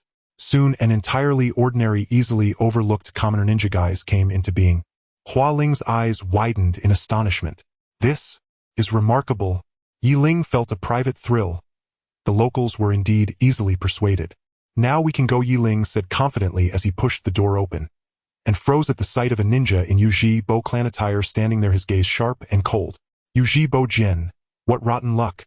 1,000 anxious thoughts thundered through Yi Ling's mind. "Who is there?" Uchiha Gen demanded in a harsh voice. At the critical moment, Yi Ling shoved Ling behind him, assumed a protector's posture, and said in a low voice, "I was ordered to protect Miss Ling." He gambled that Uchiha Gen did not know of Ling's actions this evening. Uchiha Gen narrowed his eyes and scrutinized Yi Ling from head to toe. This young man looked unfamiliar. Tension mounted to the extreme, as if gunpowder hung heavy in the air. Just then Ling spoke timidly. "Gen. Lord Gen, he really did come to protect me." She kept her head bowed. Her voice was thin as a whisper, yet startlingly clear in the still night. Uchiha Gen cast a suspicious glance at them both, but ultimately lowered his guard. "Times are unsettled. Watch over Miss Ling." With that he turned and left. They had slipped past danger. Yi Ling exhaled. His quick reflexes had saved them. He turned to Ling. "Now you can tell me, can't you?" Ling hesitated, then nodded. Slowly she said, I know the secret of the Zualunian." She paused, eyes darting. "But you must promise me one thing." Yi Ling produced a scroll from his breast. Faint chakra ripples emanated from it, clearly no ordinary trinket. "This I borrowed from those Wuin village fellows. An rank ninjutsu water release water dragon bullet technique. How's that for sincerity?" he said with a smile that suggested he had spent a great deal. Ling's eyes went wide. This was an rank jutsu. For a humble maid like her, it was a prize beyond imagining. She swallowed, struggled inwardly, and at last could not resist the temptation. I've heard the secret of the Zualunian is hidden within the clan's forbidden ground. In the underground chamber of Nanha Shrine, she admitted. Correct. Yi Ling snapped his fingers, elated. Nanha Shrine, just as he had expected. He thrust the scroll into Ling's hands. "Consider that payment, glad to cooperate." At that moment, a powerful chakra presence surged toward them with terrifying speed. Bad Uchiha Gen was approaching. The old fellow's nose was remarkably keen. Yi Ling's expression changed. This is bad, run. He seized Hua Ling, and with a few swift movements vanished into the night. Stop! Ujibo Jian's voice thundered behind them, but Yi Ling was faster or in several bounds, they had already left the Ujibo clan lands. Nanha Shrine. Yi Ling murmured, staring into the distance, as a keen light flashed in his eyes. It seems I must find an opportunity to pay it a visit, he said, stopping to produce a crumpled map from his breast and studying it by moonlight. Following the clues Hua Ling provided, Yi Ling found a concealed cave near the Nanha Shrine. The entrance was veiled by thick vines and could be easily missed without careful inspection. The place felt eerie. The air was suffused with an ancient mysterious aura, and he could not help but recall scenes from Tomb Notes, half expecting some monstrous surprise to leap out. He grumbled inwardly but did not idle his hands. Producing a map from his bosom, he reconfirmed the location. Yes, this is the place. Around the cave, the chakra fluctuations were wildly chaotic, clearly riddled with traps and seals of the Ujibo clan. Yi Ling probed the surroundings with care, each step taken as if treading on thin ice. This was no jest. The Ujibo's traps were lethal. One careless move and his life could be. He inhaled deeply, steadied his breath and spirit, and relying on modern knowledge and a rudimentary grasp of the ninja world, began to unravel the ancient seals. 8 trigram seal, 5-element seal, and, by the gods, there's even a detonator talisman. Yi Ling muttered as he dismantled them, remarking that the Ujibo clan had been excessively cautious, as if the place were an arsenal. He gingerly removed the detonator talisman, fine beads of sweat gathering on his brow. The task was more thrilling than defusing a bomb. One misstep could result in a catastrophic explosion. The chakra presence of Ujibo Jian drew nearer, the pressure intensifying. Yi Ling felt like a mouse fixed upon by a venomous snake, ready to be devoured at any moment. That old bastard. What nose does he have, a hound's? He's caught up so quickly? He cursed under his breath and hastened to break the seals. Finally, the last seal yielded. Yi Ling exhaled, wiped the sweat from his brow, and allowed himself a triumphant smile. Done! He was about to step into the cave when a chilling aura of killing intent struck from behind. Who are you? How dare you trespass into Ujibo forbidden grounds? A cold voice murmured in Yi Ling's ear. Ujibo Jian stood behind him in ANBU attire, Xyalunian Sharingan crimson, as blood seething with murderous intent. Without a word, he unleashed a great fireball technique. Good heavens, he's serious. Yi Ling leapt back, narrowly evading the searing attack. The old man struck with unrelenting force. The Xyalunian spun rapidly. Ujibo Jian formed hand seals in an instant and unleashed a succession of fire-style ninjutsu. Yi Ling mentally noted that the man seemed to possess an inexhaustible supply of chakra, evading nimbly, while his hands were far from idle, casually assembling various ninjutsu. Futon Grand Breakthrough. Doton Earth Surge Wall. Swayton Turbulent Water Waves. In an instant, sand and stone flew, water and fire intertwined. One might have thought a grand special effects display was underway. The watching shinobi were dumbstruck. Who is this kid? He can trade blows with Ujibo. Those ninjutsu are flashy. I have never seen them before. Could he be some hidden master? Yi Ling fought while retreating, seeming clumsy but actually observing in secret. Ujibo Jian's assaults were indeed fierce, but before unleashing any large-scale ninjutsu, there was a barely perceptible pause and almost imperceptible hesitation. Found it! Yi Ling's lips curved into a cold smile. The opportunity had arrived. Just as Ujibo Jian readied another blazing inferno, Yi Ling seized the fleeting gap. His hands flashed into seals, and a surge of potent chakra swelled within him. Raitun Pseudo-Dark. A black lightning like a venomous serpent pierced Ujibo Jian's defenses in an instant and struck his chest with brutal force. Ujibo Jian choked out a grunt, thrown back several steps, blood seeping from the corner of his mouth, his crimson Xyalunian momentarily flickering. The shinobi around them drew breath sharply. This kid had actually wounded Ujibo Jian. Yi Ling betrayed no hint of triumph. He regarded him coldly and asked, "Do you still have any trump cards?" Seeing Ujibo Jian still stunned, Yi Ling slipped away like an oil-slick foot and darted into the cave. Try to stop me.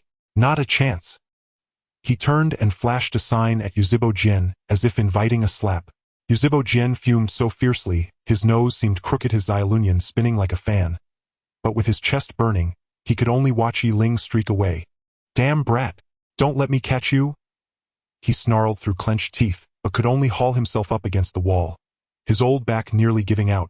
Deep within the cave upon an ancient stone altar lay a pair of Xiaolunian that emanated an eerie, uncanny light. At last! Yi Ling's eyes glittered. These were his VIP ticket to the pinnacle of life in the Naruto world. He rubbed his hands together and reached out impatiently. The air around seemed to coagulate. Time slowed to a crawl. Yuzhibo Jian's roar from outside the cave drifted and muffled, as if through a thick layer of cotton, distant and unreal. Just as Yi Ling's fingertip was about to touch the Xiaolunian, an invisible force suddenly sprang up and flung him backward. What is happening? Yi Ling landed hard on his backside, utterly bewildered. The Xiaolunian upon the altar flared with tremendous light. An ancient and mysterious aura spread as if a primeval beast were awakening. Yi Ling was violently hurled backward by an invisible force, his internal organs churning as if twisted. A searing, nauseating agony that nearly claimed him on the spot. He scrambled to his feet, rubbing his sore backside, and stared blankly at the Sharingan resting upon the stone dais. This thing actually has an automated defense system. Are you mocking me? A duck already in my mouth. Yet it still flies away.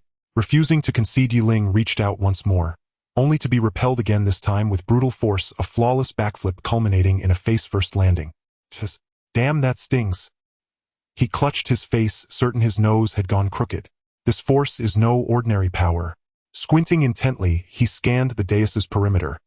No traps, no mechanisms, nothing concealed. The force seemed to emanate directly from the Sharingan itself. Could it be legendary ocular energy? Yi Ling mused inwardly. No wonder it stands as the pinnacle bloodline limit of the Naruto world. Truly extraordinary. Yet this revelation only hardened his resolve to claim it. Preposterous. Having come this far, I will not depart empty-handed. The Sharingan loomed before him, within arm's reach, ripe for the taking. He would not yield. Once more the mysterious force surged forth, a tidal wave bearing down upon him. He felt as though crushed beneath an immovable mountain. His breath constricted, his very bones groaning under the weight. It sought to grind him into dust. Gnawing his teeth together, Yi Ling fought back with every fiber of his being.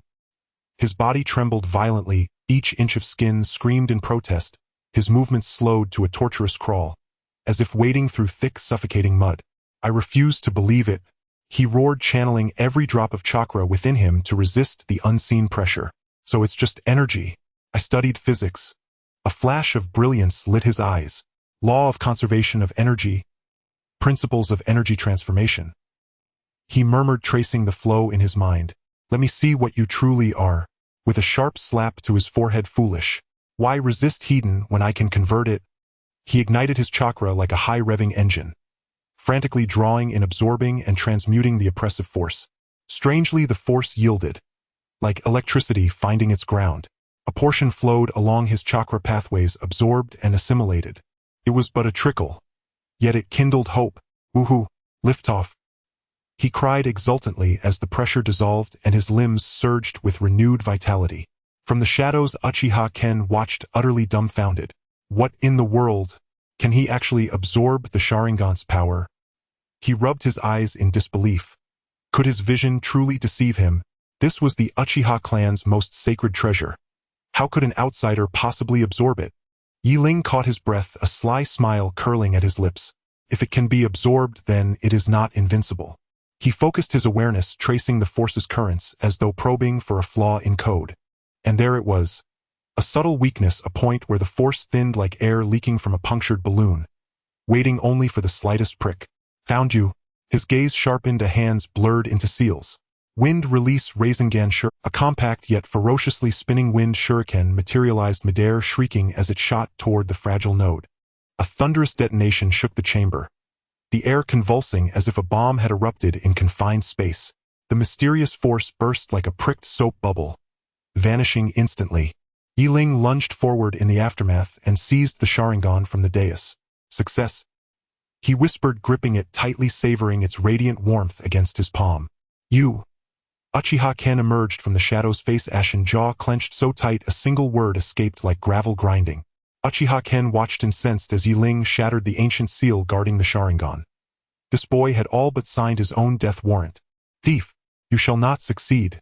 He bellowed, hands flying through seals, his aura sharpening into lethal intensity. Secret technique Uchiha Flame Array.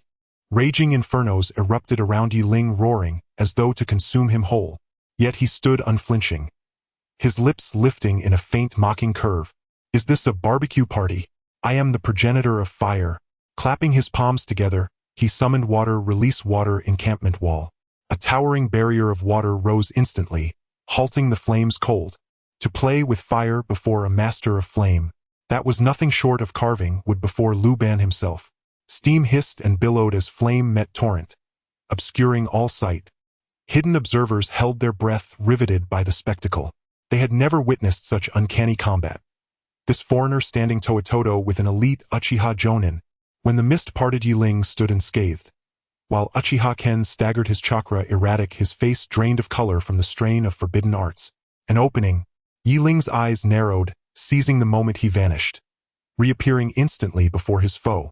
Lightning release Chidori spear. A razor-sharp bolt of lightning lanced from his palm, piercing Uchiha Ken's chest. A choked grunt escaped him, a blood spilled from his lips as he stumbled backward. His eyes widened in disbelief. How could this youth possess such speed, such terrifying strength? Without pause, Ling closed in, snatched the kunai from his grip, and pressed its tip to his throat. You have lost. His voice was glacial, devoid of mercy, devoid of hesitation. Uchiha Ken's face paled further. A defeat had claimed him utterly. His head bowed in silent despair, eyes burning with bitter resentment. Ling withdrew the blade, turned, and strode back toward the dais, to claim the Sharingan once more. Its warmth seeped into his palm, a strange yet exhilarating current surging through his veins.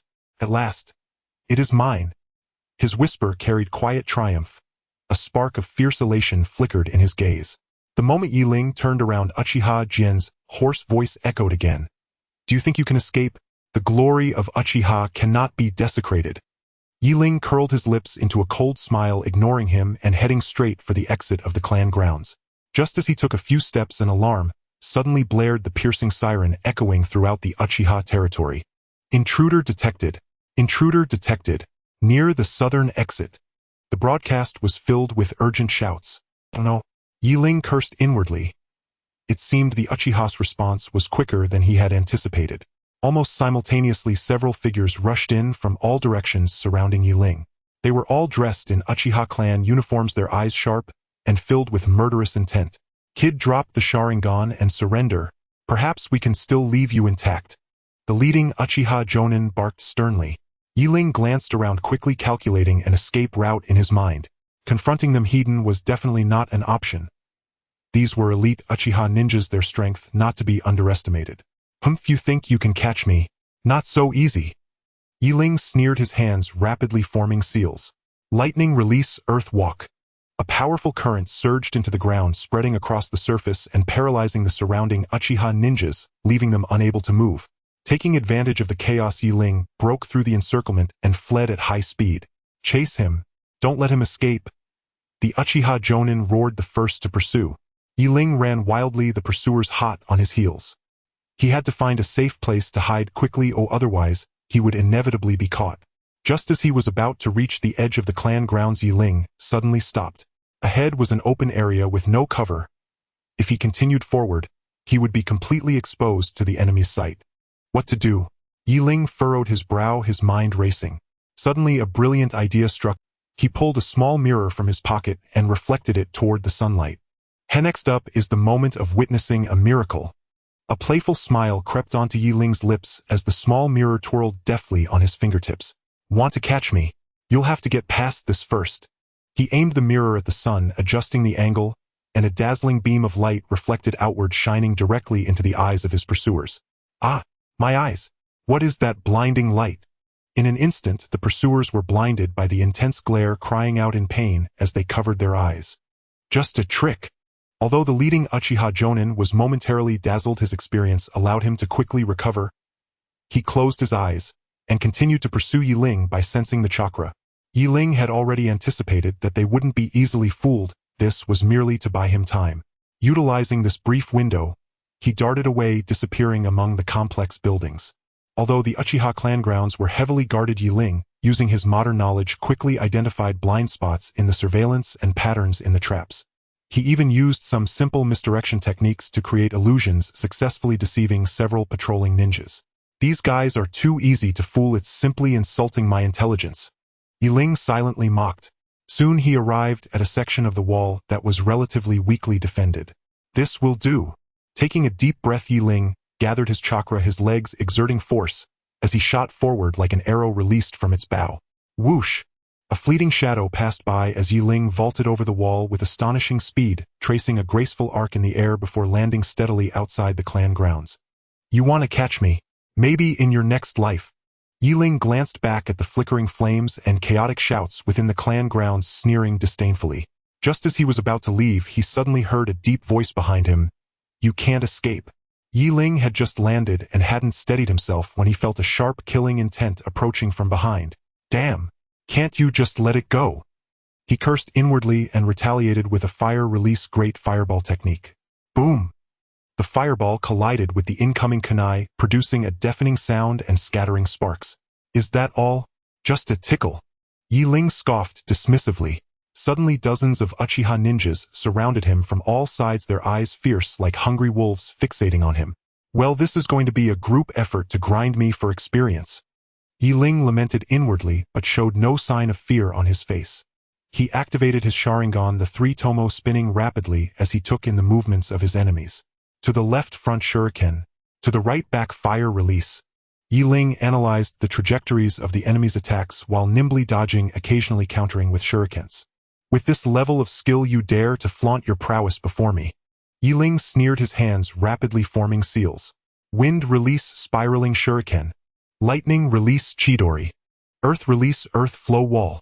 3 different chakra natures perfectly fused in his hands, forming a brand new ninjutsu combination.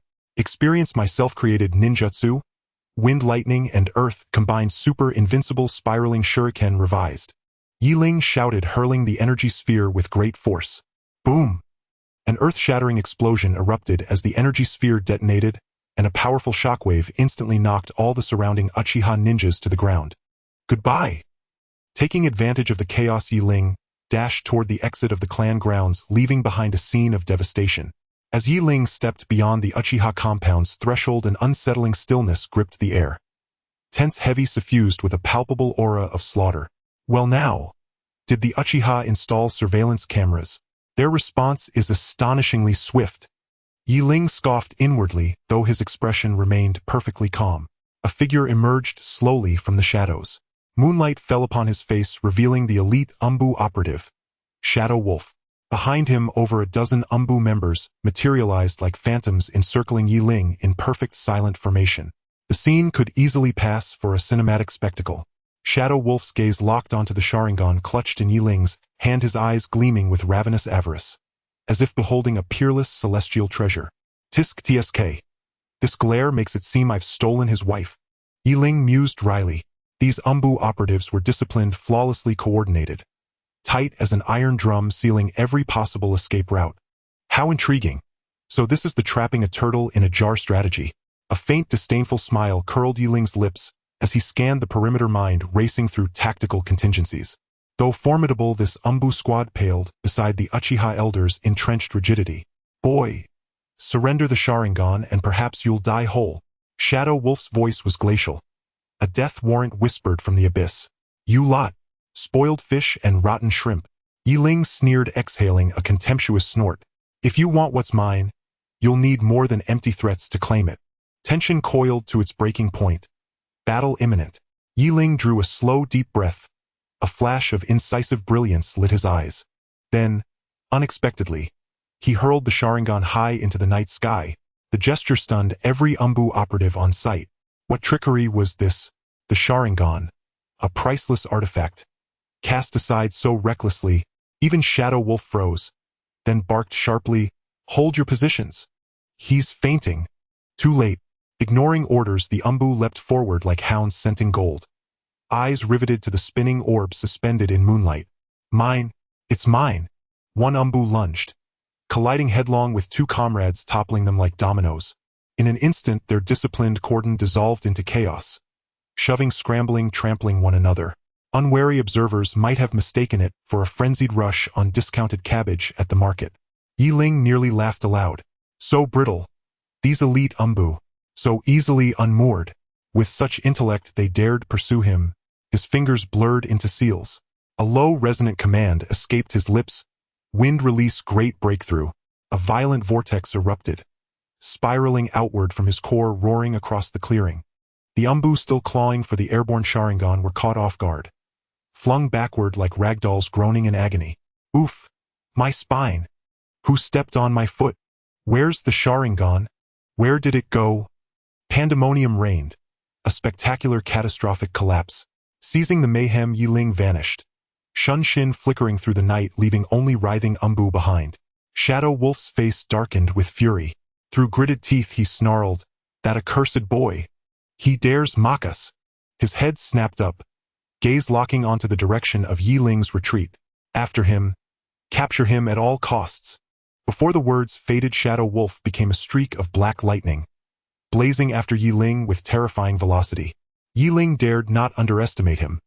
This was Umbu elite, far beyond novice shinobi.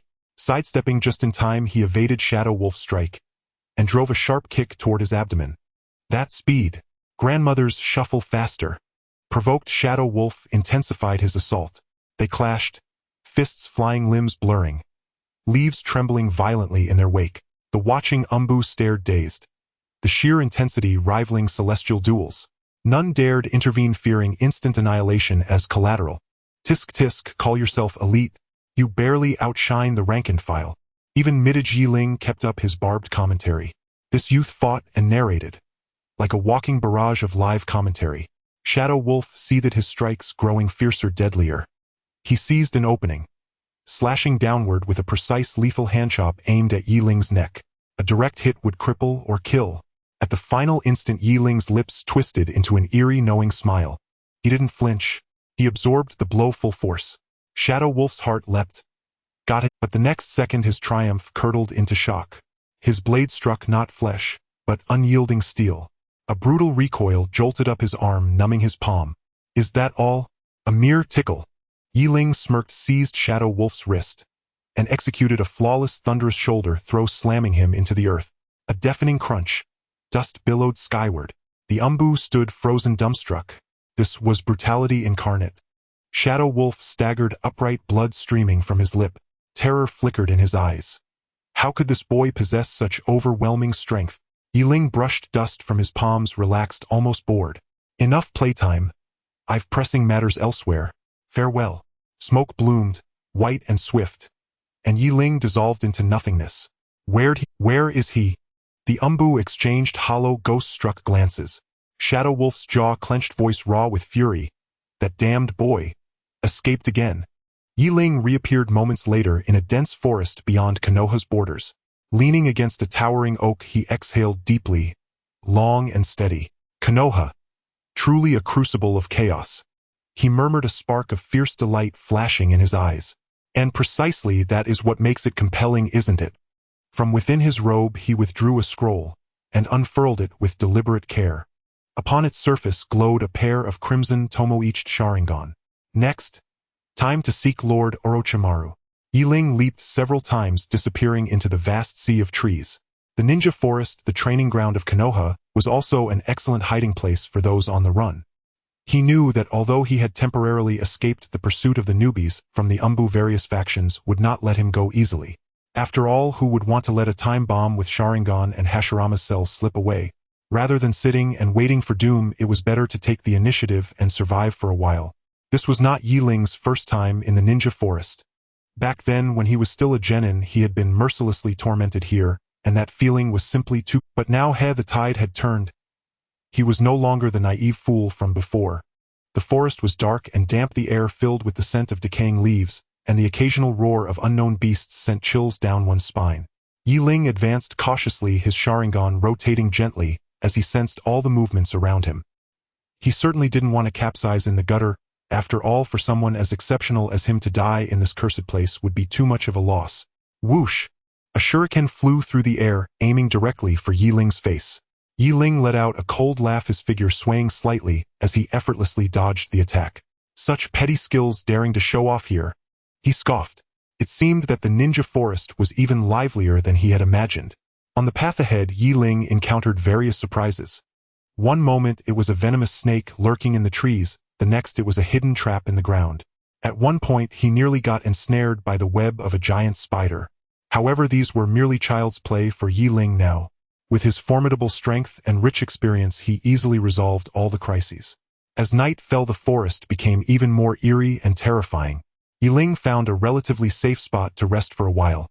Leaning against a large tree, he closed his eyes to recharge while contemplating his next plans. Lord Orochimaru. He murmured softly, a gleam flashing in his eyes. Suddenly Yi Ling opened his eyes wide, his gaze piercing as he stared ahead. He sensed a powerful chakra rapidly approaching.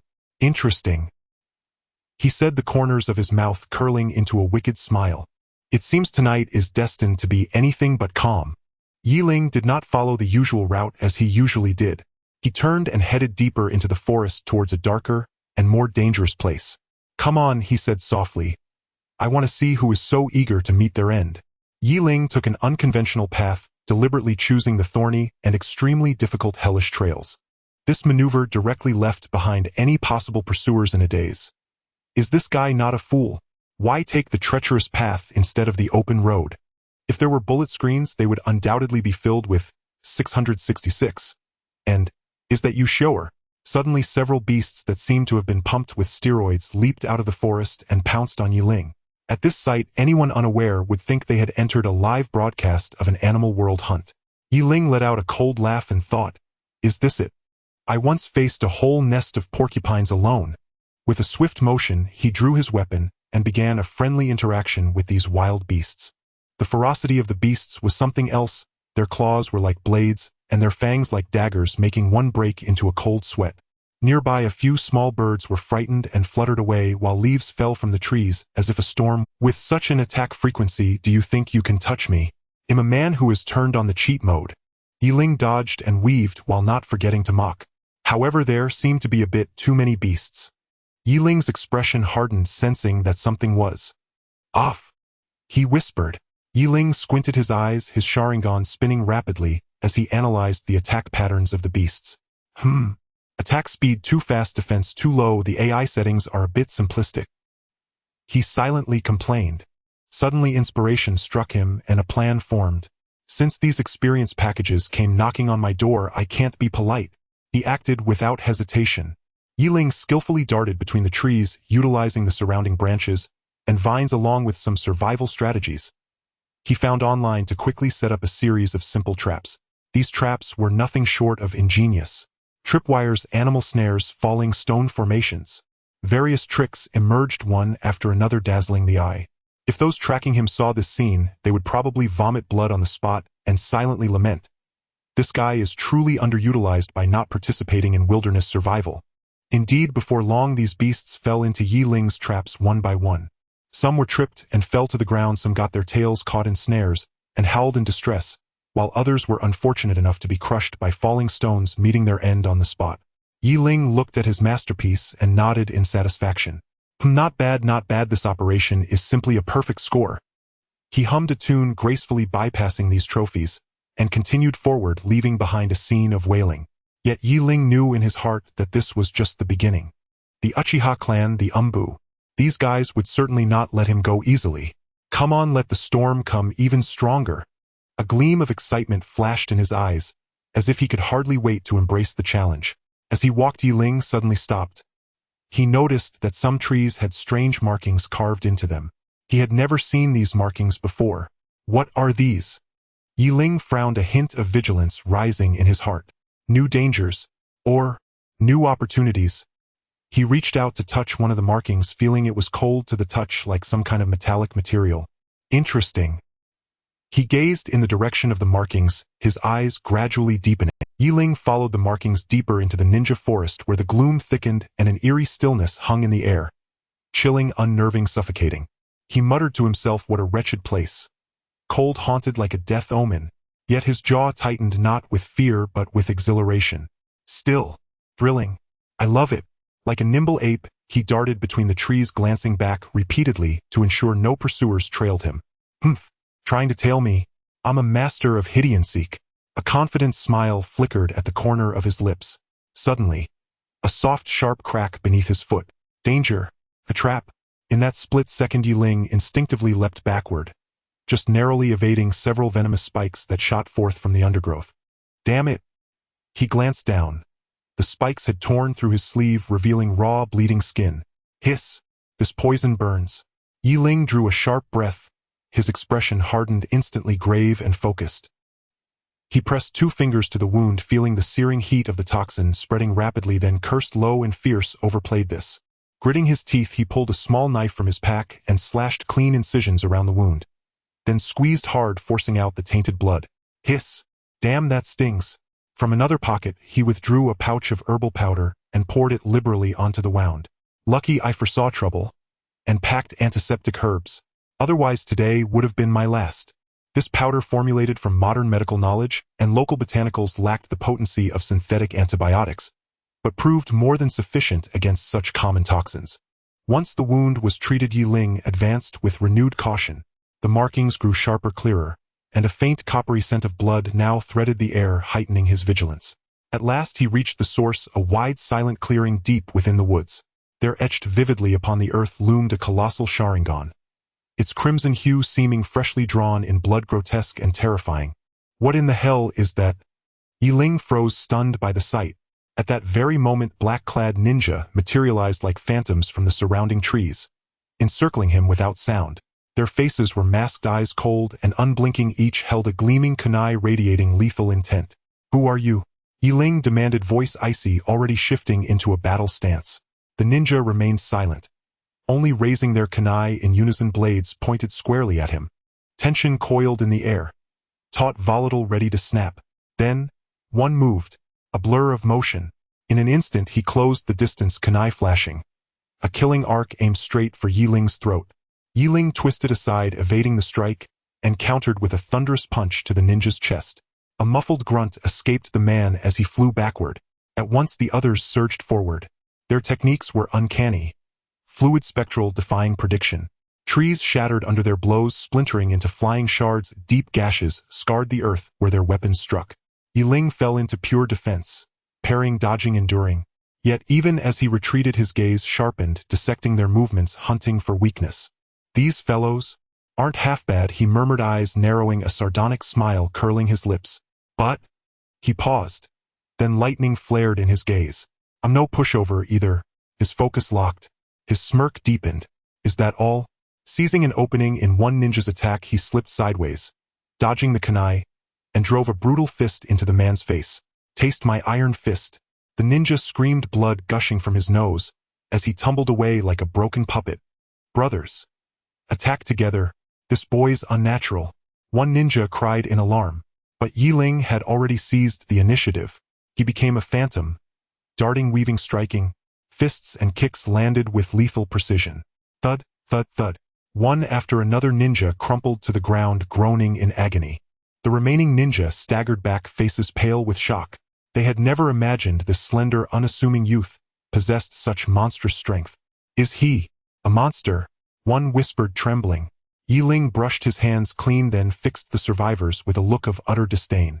This is all you've got? And you dared come here to die? He strode to a fallen ninja, knelt and searched his garments, unearthing a cloth strip bearing a strange, intricate sigil. This pattern resembles the marking on the ground. He studied the cloth closely. The sigil bore an uncanny, chilling resemblance to the massive Sharingan inscribed in the clearing. Could it be? A spark ignited in Yi Ling's eyes. Then, abruptly, the air grew heavy, oppressive. A massive surge of chakra pulsed from afar, vast and ancient. No, stronger enemies approach. Yi Ling's face paled. He shoved the cloth into his pocket and bolted. Think you can run? Not so fast. A voice cold and serpentine slithered from the distance. Without turning, Yi Ling shouted back the 36 stratagems. Flight is best. Farewell, honored sirs. He vanished into the thicket like smoke, leaving only his defiant echo hanging in the air. Wait for me. I will return. Yet scarcely had he fled a few hundred paces when an overwhelming force locked onto him. Paralyzing, inescapable. What is this? Yi Ling's face drained of color. I've overreached. A pale hand emerged silently from the trunk behind him and gently tapped his shoulder. The pale hand was not an attack, but it vanished. Yi Ling was momentarily stunned, turning to see nothing but an eerie chakra lingering on the tree trunk. It slipped away. Yi Ling rubbed his chin, muttering to himself. Could it be some passerby? Never mind, the important matters take precedence. He took out the tattooed cloth and examined it carefully under the moonlight. The tattoo was clearly combining it with the puzzle pieces he had scavenged from other ninjas. A complete treasure map. No, a concealed eye map suddenly appeared in Yi Ling's mind. So the Sharingan is hidden here. Excitement flashed in Yi Ling's eyes as the map pointed to a concealed valley. He immediately set off racing towards the valley. However, upon reaching the valley's entrance, he found a figure dressed in Uchiha clan attire waiting for him. It was Uchiha Ken. You actually came. Uchiha Gen's voice was as cold as ice. The Sharingan is not something a lowly individual like you can covet. The terrain of this valley was extremely unfavorable for Yi Ling. Surrounded by towering cliffs, there was only a narrow passageway for entry. Easy to defend and difficult to attack, it was a natural trap. Uchiha Ken blocked the only entrance like a wall of bronze and iron, making it clear that to enter one must confront him directly. This terrain is quite troublesome. Yi Ling couldn't help but complain. This is forcing me to risk my life. He took a deep breath, his gaze gradually sharpening. There's no other choice. If fortune favors the bold, let's just go for it. A cold smile crept across Yi Ling's lips as he thought, wanna block me? Then let's see who the true hexagonal warrior is. What are you laughing at? Uchiha Ken sensed the change in Yi Ling's expression, and a trace of unease arose in his heart. It's nothing, just thinking. Yi Ling paused, a glint of cold light flashing in his eyes. You're about to die soon. Arrogant. Uchiha Ken shouted angrily. Just based on you. Based on me, Yi Ling replied firmly, slowly drawing out a long knife from his back, its blade reflecting a cold light in the moonlight. That's enough. He stepped forward and a powerful chakra wave erupted instantly like a fierce beast, finally revealing its fangs. Then, Yi Ling locked his gaze on Uchiha Ken, speaking slowly. Come on. Yi Ling's figure transformed into an afterimage, charging towards Uchiha Ken in an instant. Is that speed? I was the 100-meter sprint record holder back in the day. Yi Ling felt a surge of exhilaration, increasing his speed further. Uchiha Ken's eyes turned crimson, the Sharingan activated. Let you witness the power of the Uchiha. He formed hand seals and shouted, Fire style, great fireball technique. A massive fireball roared forth, seemingly ready to engulf the entire valley. What the hell is this for real? Yi Ling dared not take it heed, dodging to the side, just in time to avoid the fireball's attack. Boom! The fireball struck the cliff, exploding and sending debris flying. A mere parlor trick. Though Yi Ling scoffed, he remained secretly vigilant. Uchiha Ken's strength was indeed not to be underestimated. It seemed he had to bring out his true abilities. The two engaged in a fierce exchange, the booming sounds of ninjutsu clashing, resonating throughout the valley. Using his agile movement, Yi Ling continuously dodged Uchiha Ken's attacks while searching for a flaw. Though the Sharingan is impressive, it also has its weaknesses. Yi Ling thought to himself. He had previously researched a special ninjutsu that could temporarily disrupt the Sharingan's vision.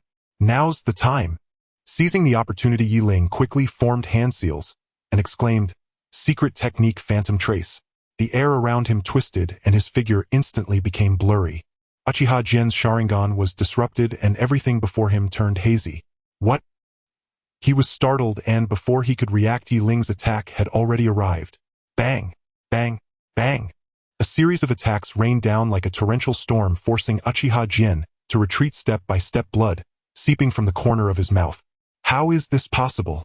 He can actually break my Sharingan. Uchiha Ken was filled with shock and disbelief. Yi Ling chuckled. This is just the beginning. The real show is yet to come. He slowly raised the long knife in his hand, pointing its blade at Uchiha Ken, his eyes filled with killing intent. It's over. Dream on.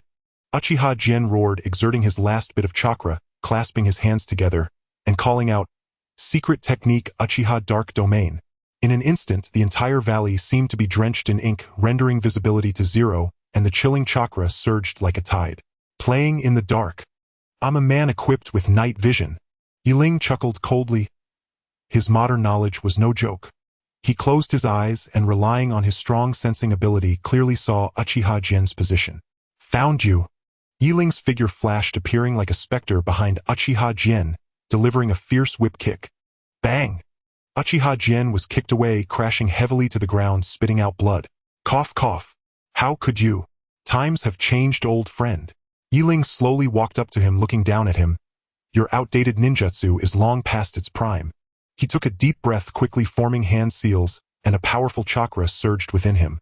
Take this, my unique ultimate technique, Spiral Shuriken. A rapidly spinning spiral sphere surrounded by countless tiny wind blades whistled out like a meat grinder. Boom! The spiral shuriken struck Uchiha Ken hard, the explosion echoing through the valley. As the dust settled, Uchiha Ken lay on the ground, utterly exhausted and devoid of combat power. Finally, Yi Ling let out a long breath, looking at the path leading to the hiding place of the Sharingan, excitement flashing in his eyes. Victory is within reach.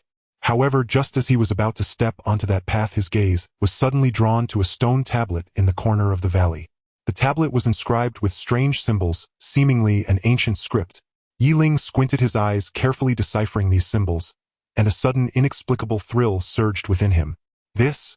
Could it be the cells of Senju Hashirama? Yi Ling exclaimed, abruptly turning to look at the fallen Uchiha Ken, his eyes filled with curiosity. It seems the real show is just beginning. A meaningful smile crept across his lips as he turned and walked out of the valley, murmuring, "Een Ninja Village. Here I come."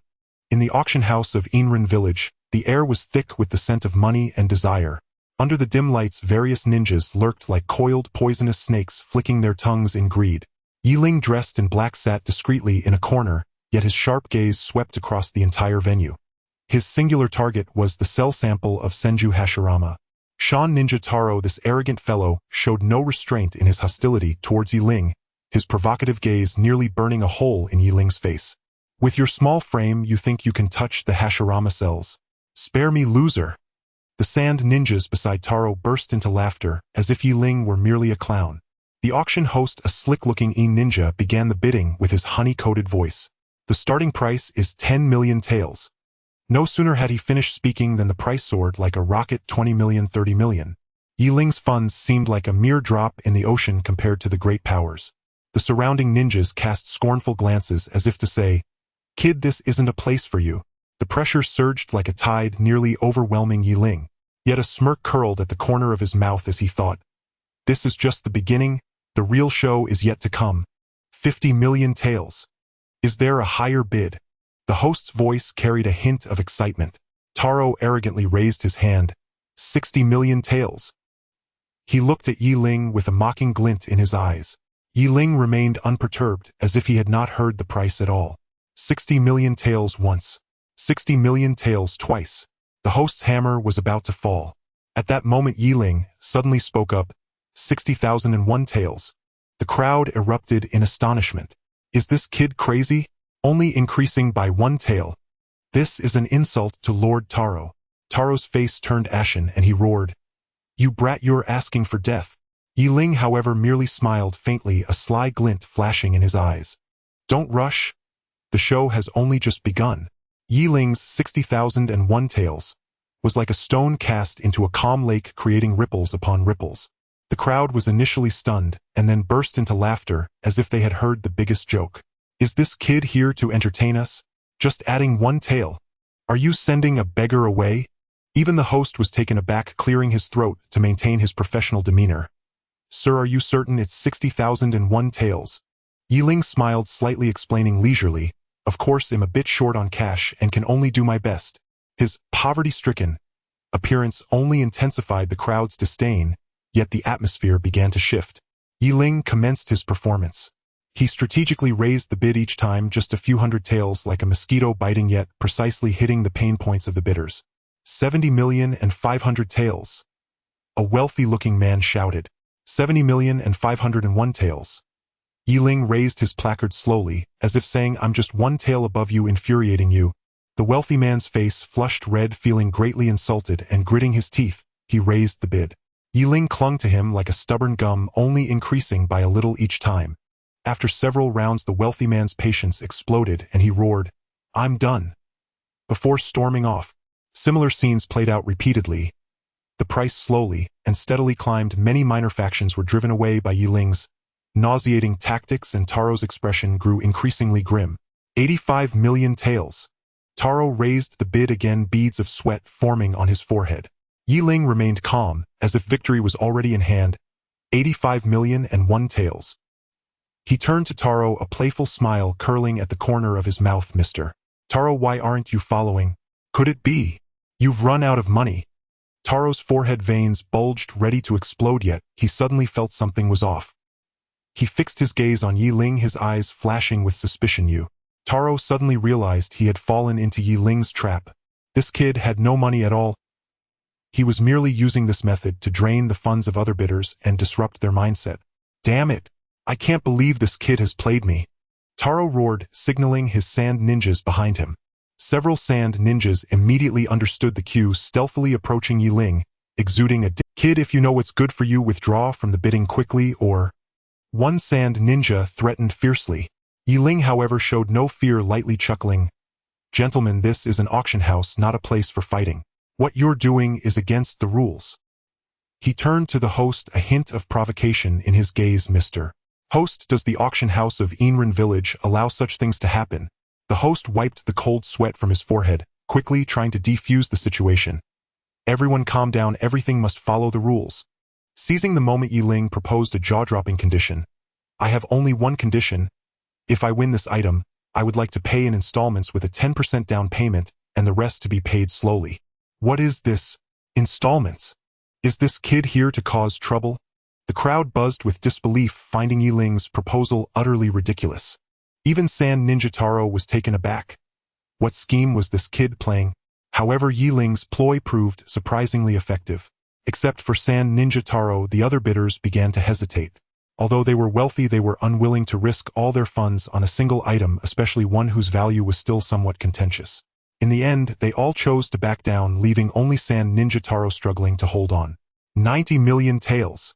Taro gritted his teeth and shouted an astronomical price. 90 million and 1 taels in installments. Yi Ling raised his placard nonchalantly, as if this 90 million were merely pocket change to him. Taro's face turned extremely ugly. He finally realized he had completely lost. He glared at Yi Ling, fiercely turned and left with a flick of his sleeve, leaving behind a chilling warning. Kid, you wait. Yi Ling watched Taro's departing figure, a mysterious smile curling at the corners of his mouth. He slowly rose and walked towards the auction platform, his eyes gleaming with brilliance. Hashirama sells incoming. He paused, then turned to the host, his tone low and firm. Take me to collect the item. The location for the pickup was not an auction house, but a hidden valley. Yi Ling and Sharingan Taro, two adversaries, were forced to cooperate temporarily. After all, the legendary cellular sample of Senju Hashirama was hidden deep within this valley. The entrance to the valley was shrouded in a strange lavender mist with unsettling waves of energy flowing through the air. This place is gloomy and somewhat eerie. Yi Ling commented sarcastically, yet he showed no fear. Instead, excitement flickered in his eyes. His innate urge for reckless exploration surged once more. Sharingan Taro snorted coldly. Stop wasting time. The Hashirama cells are inside. If you're scared, just go back. He looked disdainful, as if he held Yi Ling's comments in utter contempt. As they stepped into the valley, a powerful pressure enveloped them, instantly making it difficult for both to breathe. What the hell is this thing? Yi Ling nearly knelt down, and this pressure was stronger than any jonin he had ever encountered. Sharingan Taro fared no better, his face paled as beads of sweat rolled down his forehead. It's the guardian illusion beast of the valley. His voice trembled, clearly frightened by this overwhelming pressure. Just as he finished speaking, a deafening roar echoed through the valley, and a colossal creature slowly emerged from the mist. The illusion beast resembled a mix between a dragon and a tiger covered in hard scales, its crimson giant eyes radiating a chilling light. Excuse us, we will take our leave. Yi Ling turned to flee, realizing this creature was far beyond his capability to handle. However, the illusion beast clearly had no intention of letting them go. It suddenly opened its massive maw, spewing forth a searing flame headed straight for Yi Ling and Sharingan Taro. Run! Do you really think you can escape? Sharingan Taro sneered, quickly forming hand seals. Wind release, great breakthrough. A fierce wind howled, slicing through the air like blades crashing violently against the illusion beast. However, the expected brutal scene did not unfold. The beast merely shook its body, leaving not even a white mark on its scales. Is that all? The illusion beast disdainfully snorted, its exhaled breath carrying a scorching heat that nearly singed Sharingan Taro's eyebrows. Refusing to accept defeat, Sharingan Taro formed seals. Once more, earth release, earth flow rampart. A sturdy earthen wall rose up from the ground, blocking the illusion beast's path. But the next second, with a swipe of its massive claw, the wall crumbled, instantly sending debris flying. Sharinga's face changed dramatically. The beast's defensive and offensive power far exceeded his expectations. Just as Sharinga prepared to unleash his ultimate technique, Ling began to busy himself on the side. He crouched down, carefully examining the surrounding plants, mumbling to himself, Serrated leaves, purple flower core, could this be the legendary catnip? Indeed, leveraging his remarkable modern botany knowledge, Ling recognized this peculiar herb growing in the valley, which bore an astonishing resemblance to catnip on Earth. He carefully plucked several catnip plants and approached the illusion beast, gently waving the herbs. "Come here, little one, take a whiff of this," Ling said with a smile, as if teasing a small kitten. At first, the illusion beast glared at Ling fiercely, as if ready to tear him to shreds at any moment. However, when the scent of the catnip wafted into its nostrils, its gaze gradually became dazed, and its massive body began to sway until it finally lay down like a docile large dog, allowing Ling to pet its head. Hee, it worked. Ling grinned triumphantly and turned to the astonished Sharinga. "What do you think? This taming technique of mine is impressive, right?" Sharinga looked at the unbelievable scene before him, his face darkening dangerously. He never expected that the illusion beast, which he could not even shake with all his effort, would be tamed by Ling with just a few wild herbs. He fixed his gaze on the catnip in Ling's hand, a glimmer of greed flashing in his eyes. "Give me that herb! Give me that herb!" Sharinga's eyes gleamed with greed as he lunged at Ling like a starving wolf. He couldn't believe that this worthless herb was truly that miraculous. Ling rolled his eyes, wondering if this guy had lost his mind. "Give it to you. Dream on." He swiftly dodged Sharinga's attack while continuing to stroke the illusion beast's large head. "Good boy, sit tight, don't move." The illusion beast squinted its eyes, enjoying the moment, paying no mind to the trivial affairs of the two humans. But Sharinga was relentless, buzzing around Ling and the illusion beast like a fly, throwing shurikens and kunai without restraint. "Damn it, are you serious?" Ling could not evade in time, and a shuriken tore through his sleeve, instantly igniting his fury. "Just because I'm not roaring doesn't mean I'm a sick cat." He swiftly pulled out a specially crafted kunai. Indeed, it was stolen from Orochimaru, coated with a potent poison. This poison was Orochimaru's masterpiece, deadly upon contact, sealing the throat upon bleeding, an essential tool for murder and silence in daily life. Ling seized the opportunity to shoot the kunai toward Sharinga's thigh. Sharinga couldn't dodge in time, letting out a scream as he fell to the ground. The illusion beast, startled by the sudden commotion, opened its eyes in displeasure and let out a low growl. It was not one to be trifled with. Who dared to cause trouble in its presence? Seeking death, its gigantic claws ruthlessly struck down toward Sharinga, causing him to spew blood, unaware of his fate. Seeing this, Ling quickly comforted the illusion beast. "Easy, now, no need to be agitated, it's one of us, one of us." Only then did the beast calm down, continuing to enjoy Ling's catnip spa. Looking at the barely conscious Sharinga, Ling couldn't help but smirk. One down. Next is to find the cells of Senju Hashirama. He patted the illusion beast's head. "Let's go, lead the way."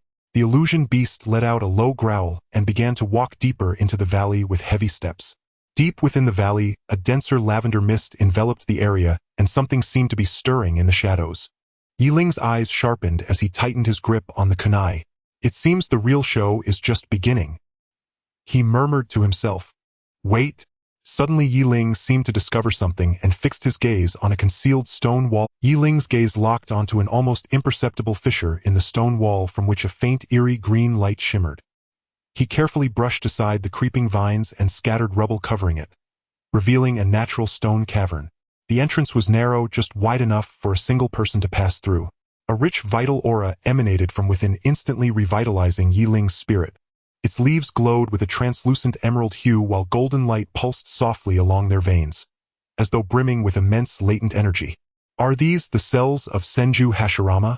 A spark of excitement flashed across Ling's eyes as he delicately harvested several leaves, sealing them securely in a specially crafted containment vessel. Mission accomplished. Ling patted the massive head of his summoned beast, and together they departed the cave, heading back toward Orochimaru's base. The mountain path was steep and treacherous, fraught with hidden perils. Ling knew full well that this journey would not be peaceful. He remained ever vigilant, his senses attuned to every whisper of movement around him. Sure enough, before long, a chilling aura crept stealthily closer. Heh. Luck seems to be on my side today. stumbled upon quite the prize. A sinister cackle shattered the valley's stillness as three figures burst from the dense undergrowth blocking Yi. At their forefront stood a hulking man with a brutish face and thick coarse features gripping a colossal cleaver slicked with dried crimson blood. Behind him loomed two equally fearsome companions. Kimin. Yi Ling recognized him instantly. The infamous Ronin warlord notorious across the land. Brat. Hand over whatever you've got and I might let you die whole. Kimin sneered, running his tongue along the blade's edge. Yi Ling's eyes hardened, a disdainful curve flickered at the corner of his lips. You maggots actually think you can stop me? Kimin's expression darkened, murderous intent blazing in his gaze. You chose punishment over grace. Brothers, attack. A suffocating wave of killing intent filled the air. Yi Ling patted his summoned beast and murmured, guard my specimens. Then slowly he drew his kunai. You're asking for death. Kimin roared, and lunged first, swinging his cleaver like a tempest. The blade shrieked as it tore through the air. Die, brat. Unfazed, Yi Ling tapped his summoned beast. Go on. Warm up the stage. With a thunderous roar the beast charged, its colossal frame hurtling forward like a living mountain. Kimin's cleaver struck its hide with a dull clang, leaving only a shallow scratch, utterly harmless. What? Kimin and his two henchmen froze in disbelief. This beast's defense was absurdly monstrous.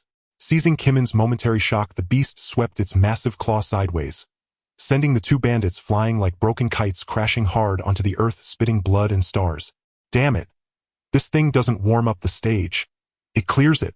Kimin cursed in. Meanwhile, Yi Ling studied Kimin's fighting style. Blindingly fast yet crude and reckless, riddled with glaring openings. A textbook example of brute force recklessness. Is this all you've got? And you still dare rob me? A mocking smirk curled Yi Ling's lips. Enraged, Kimin charged again at the beast, only to be effortlessly evaded. His rhythm shattered in frustration. Yi Ling seized the opening, hands flashing through hand seals. Fire release, great fireball technique. A colossal fireball erupted from Yi Ling's mouth, streaking like a falling star toward Kimin. Caught off guard, he was engulfed, hidden, his agonized screams piercing the air. When the flames subsided, Kimin lay sprawled on the ground, charred black and barely breathing. Yi Ling approached, gazing down upon him with cold, unyielding authority. This is your strength, and yet you dared covet what's mine. Kimin lifted his head with a final trembling effort, eyes burning with venom and bitter defiance. You'll pay for this. Spitting fury, he scrambled upright, wild-haired and snarling like a rabid dog baring its fangs. All of us now. Kill him. His two subordinates staggered to their feet, fear twisting their faces. But loyalty or dread kept them obedient. The trio encircled Yi Ling and his beast, still trying teamwork. How quaint. Yi Ling scoffed, patting the beast again. Xiao Huan. Let's make it spectacular. The beast growled low with anticipation, then surged forward, its massive body darting with uncanny agility, whirling between the three attackers like a cyclone. Its enormous claws lashed out unpredictably, sending them staggering and shrieking in disarray. Meanwhile, Yi Ling moved like a poised dancer, effortless, precise, untouchable amid the chaos.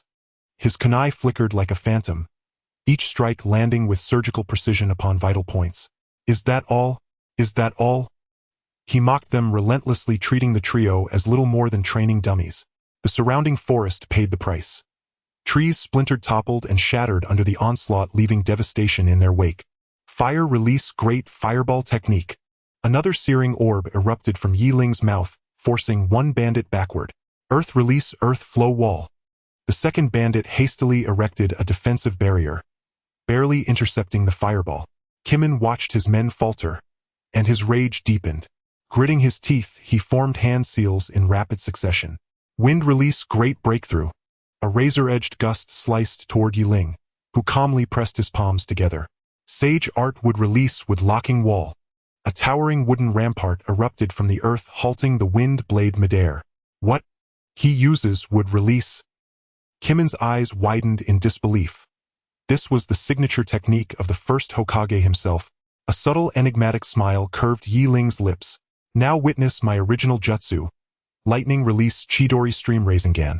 In his palm swirled a rotating sphere of cobalt chakra, crackling with blinding arcs of lightning. Yi Ling slammed it into the ground. A surge of raw electricity exploded outward, catapulting all three bandits high into the air before they crashed down, paralyzed and twitching. Lying motionless, Kimin stared up at Yi Ling's approaching figure, his eyes wide with terror and utter despair. Who are you? Yi Ling offered no reply, only a cold, silent glance, before turning away to retrieve the containment vessel holding the Senju Hashirama cell samples, securing it with meticulous care. Let's go, Xiao Huan.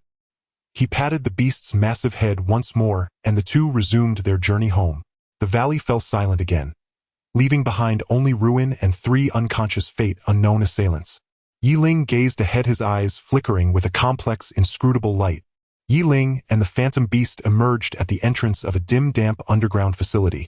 The moment he stepped inside, a pungent medicinal odor rushed forth, mingled with a nauseating stench of blood. That familiar scent made Yi Ling instinctively furrow his brow. You're back. Orochimaru's voice slithered from the shadows, hoarse, frigid like the hiss of a venomous serpent. Yi Ling dared not hesitate. He hurried forward and presented the container holding Hashirama Senju's cellular sample with both hands. My lord, I have fulfilled my duty. Orochimaru accepted the container. A flash of greedy light flickered across his golden serpentine eyes. He scrutinized the cellular specimen within a cold, sinister smile curling at the corners of his lips. Well done. You've performed admirably, Yi Ling. Though spoken as praise, the words struck Yi Ling like a gust of glacial wind. Orochimaru's mood was as unpredictable as the facility itself, shifting between shadow and storm without warning. To Yi Ling's surprise, Orochimaru did not immediately commence the experiment. Instead, he idly turned the container in his fingers. Yet his gaze remained locked upon Yi Ling, piercing and unnerving. On your way here, did you encounter anything interesting? His tone was calm yet heavy with invisible pressure, so thick the very air seemed to congeal. A chill crept up Yi Ling's spine. Orochimaru's serpentine eyes felt as though they could bore straight through flesh and bone into the soul itself. My lord, I encountered several reckless petty thieves along the road. I dealt with them swiftly. He kept his voice steady, each word measured and deliberate. Oh, petty thieves. A faint sardonic amusement tinged Orochimaru's tone.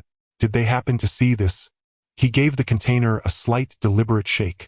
Yi Ling's heart clenched, a fine sheen of cold sweat beaded across his forehead. No, my lord. They sought only to rob me of my possessions.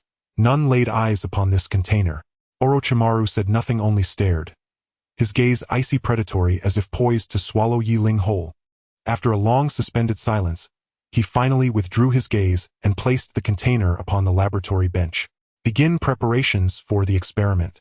His voice was glacial, devoid of warmth, devoid of inflection. Yi Ling exhaled inwardly in quiet relief and set about arranging instruments and reagents. Watching him move with practiced efficiency, Orochimaru's lips curled into a faint, unsettling smirk. Yi Ling, do you know that Hashirama cells possess extraordinary vitality? Any misstep could trigger unforeseen chemical reactions. He paused, his gaze lingering on a vial in Yi Ling's hand. Yi Ling smiled faintly, confident, composed, as he strode toward the lab bench. My lord, regarding the volatility of Hashirama cells, I have a modest suggestion. He paused again, then continued. In modern chemistry, an inert gas shielding technique is employed to isolate specimens from ambient air, effectively preventing oxidation. I believe it may prove effective here. Orochimaru raised an intrigued brow. Inert gas? Intriguing. Yet skepticism gleamed coldly in his eyes. How much could a so-called useless man from another world truly understand of chemistry? As it turned out, Yi Ling possessed genuine expertise. Under his guidance, the experimental environment improved dramatically, and Hashirama's cellular activity stabilized under precise control. For the first time, a glimmer of genuine approval flickered in Orochimaru's gaze. Not bad, boy, but fortune proved fleeting. Just as success loomed near the Hashirama cells within, the cultured dish erupted violently, emitting a blinding emerald radiance. A deafening boom shattered the silence. The lab descended into chaos. Equipment exploded, debris scattering across the floor. Orochimaru's expression darkened instantly. What happened? My lord. The cells appear to have mutated. Before Yi Ling could finish speaking, silhouettes surged forth from the green luminescence, small autonomous energy entities. Some serpentine, others avian, still others shapeless, shifting shadows. What are these abominations? Orochimaru's face tightened. Though diminutive, the entities pulsed with terrifying volatile energy. Eliminate them now. At his command, assistants drew kunai and shuriken and charged forward. Yet the entities moved with uncanny agility, morphing midair, evading every strike with impossible grace. The laboratory dissolved into pandemonium. Every assault missed, the assistants were reduced to helpless puppets. Dodged, mocked, and toyed with. Worthless fools. Orochimaru roared in fury. Stand aside. I'll handle this. Ling darted into the fray. Not with jutsu but with sheer physical prowess. Slipping between the entities like smoke through fingers. He evaded each attack with surgical precision, all while searching for their structural weaknesses. These energy forms resemble plasma, he murmured half to himself. Then, recognition sparked. A subtle knowing smile flickered across his lips. Perhaps, I know exactly how to neutralize them. Ling halted abruptly, drew a deep breath, and pulled forth a palm-sized metallic box. Orochimaru and his aides stared dumbfounded. What was this? A child's trinket? Yet Ling's grin turned sharp, almost feral, as his fingers danced across the device's surface. A shrill, high-frequency whine shrieked from the box, penetrating dissonant like sonic daggers tearing through the mind. Everyone clapped hands over their ears. The once dominant energy entities froze mid-motion, as if time itself had stuttered, then imploded one by one. Pop, pop, pop. Each burst into shimmering motes of emerald light, vanishing into thin air. Silence fell. Absolute, suffocating, profound. Orochimaru stared, his serpentine pupils wide with disbelief. After a long pause, he exhaled slowly. Remarkable. You truly are full of surprises, boy. Indeed. Surprises? Or perhaps something far more unsettling. With Ling's advanced technology, Orochimaru's preliminary experiment concluded successfully at last. Gazing upon the now stable Hashirama cells in the petri dish, Orochimaru rubbed his palms together, exhilarated. It worked. The first step is complete. His eyes upon Ling burned with admiration. And something else. Wariness. Ling, you've earned great merit this day. Orochimaru clapped his shoulder, his tone uncharacteristically warm. Serving my lord is my highest honor, Ling replied, bowing low, though inwardly he sneered. Orochimaru's elation was short-lived. Soon composure reasserted itself. He began plotting the next phase with chilling focus. Hashirama's cellular vitality exceeds even my expectations, he murmured, eyes alight with feverish ambition. The next stage will be human trials. Ling's blood ran cold, dread coiling like a serpent in his gut. He lifted his head, only to meet Orochimaru's glacial, unblinking gaze. A faint, eerie smile curved Orochimaru's lips. Ling. Dashiwan drawled, his gaze like that of a scientist eyeing a fresh specimen. The upcoming experiment may prove somewhat stimulating. Alarm bells rang in Ling's chest, but his face betrayed nothing. I would gladly lay down my life for you, master, he said, and without hesitation methodically readied the experimental apparatus. Test tubes, beakers, petri dishes. Rows of ostensibly high-tech contraptions cluttered the workbench. An unwitting observer might have assumed this laboratory had been transplanted from another world of chemistry. Dashiwan nodded with satisfaction and began to conduct more profound experiments on Chen Shouzu. He delicately let a drop of crimson fluid fall into the petri dish. The droplet emitted an uncanny luminescence as though it possessed a will of its own. Silence reigned in the laboratory, broken only by the faint hum of instruments. Ling stood to one side, eyes fixed on the dish, refusing to relax his vigilance. Suddenly, the instrument needles began to jitter wildly and shrill alarms pierced the air. The Qian Shou Zhujian cells in the dish, as though injected with a stimulant, erupted into frantic growth and division, releasing waves of nauseating rank stench. What on earth is happening? Ling gasped, instinctively stepping back. This is bad. Dashiwan's face darkened as he growled. The mutation came like a tornado, sweeping through the entire laboratory. The cells in the dish swelled and burst, unleashing a vast cloud of emerald gas. The gas was fiercely corrosive, devouring whatever it touched. Ling choked and coughed uncontrollably, his throat burning as if aflame. To his horror, his skin began to ulcerate as if burned by acid. Dashiwan fared little better. His sallow face grew more ghastly and great patches of his body were marked by corrosion. Damn it! How did this thing mutate? Dashiwan snarled through his teeth. The instruments had been eaten away beyond recognition, and the alarms abruptly fell silent. The laboratory filled with the acrid green vapor, an inferno on earth. Gasping through pain, Ling looked at Dashiwan and croaked, Master, what do we do now? Dashiwan drew a deep breath, a cold, ruthless light flashing in his eyes. Seal. He thrust out his hand. With a single hand he shaped seals, The complex gestures flowed with the grace of clouds and water. 5 elements seal. A tangled sigil formed in midair poised to bind the rampaging cells. Wait, master! Ling suddenly shouted, interrupting De Shi-Wan's motion. De Shi-Wan's brow knitted as the green venom made his features even more sinister.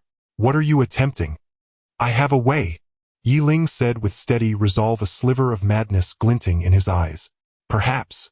I can control it? Control? Are you insane? De Shi-Wan almost laughed at the notion. These are mutated Qian Shou Zhujian cells. Even I... Believe me. Ling cut him off, voice brimming with unquestionable confidence. Take the gamble. What if it works? His eyes flickered with a strange light as if performing some frantic calculation. De Shi-Wan was momentarily stunned. This youth, truly impossible. Yet for reasons he could not explain, he found a sliver of hope in Ling's gaze. Fine. As you wish. De Shi-Wan withdrew the nearly completed seal, his gaze burning into Ling. But you have only one chance. If you fail... He left the threat unsaid, the implication hanging in the air. Ling drew a deep breath and reached toward that roiling mass of green gas. A pure surge of chakra welled from within him, flowing into the mutated cells. At the instant of contact, it was as if ice met flame. The two energies collided violently, and Ling shuddered, his face draining of color. Ugh! He clenched his teeth and bore the searing pain. The mutated cells, as if having found a new prey, ravenously consumed Ling's chakra. De Shi-Wan held his breath nearby, watching with taut attention, ready to intervene at a moment's notice. Ling's body trembled violently, sweat poured down his face, and his complexion grew increasingly dire, as though he might collapse at any second. Suddenly a strange smile tugged at Ling's lips. Heh! It's working! He snapped, his eyes open, brilliance flaring within them as he murmured, just as I foresaw. What? De Shi-Wan's pupils constricted.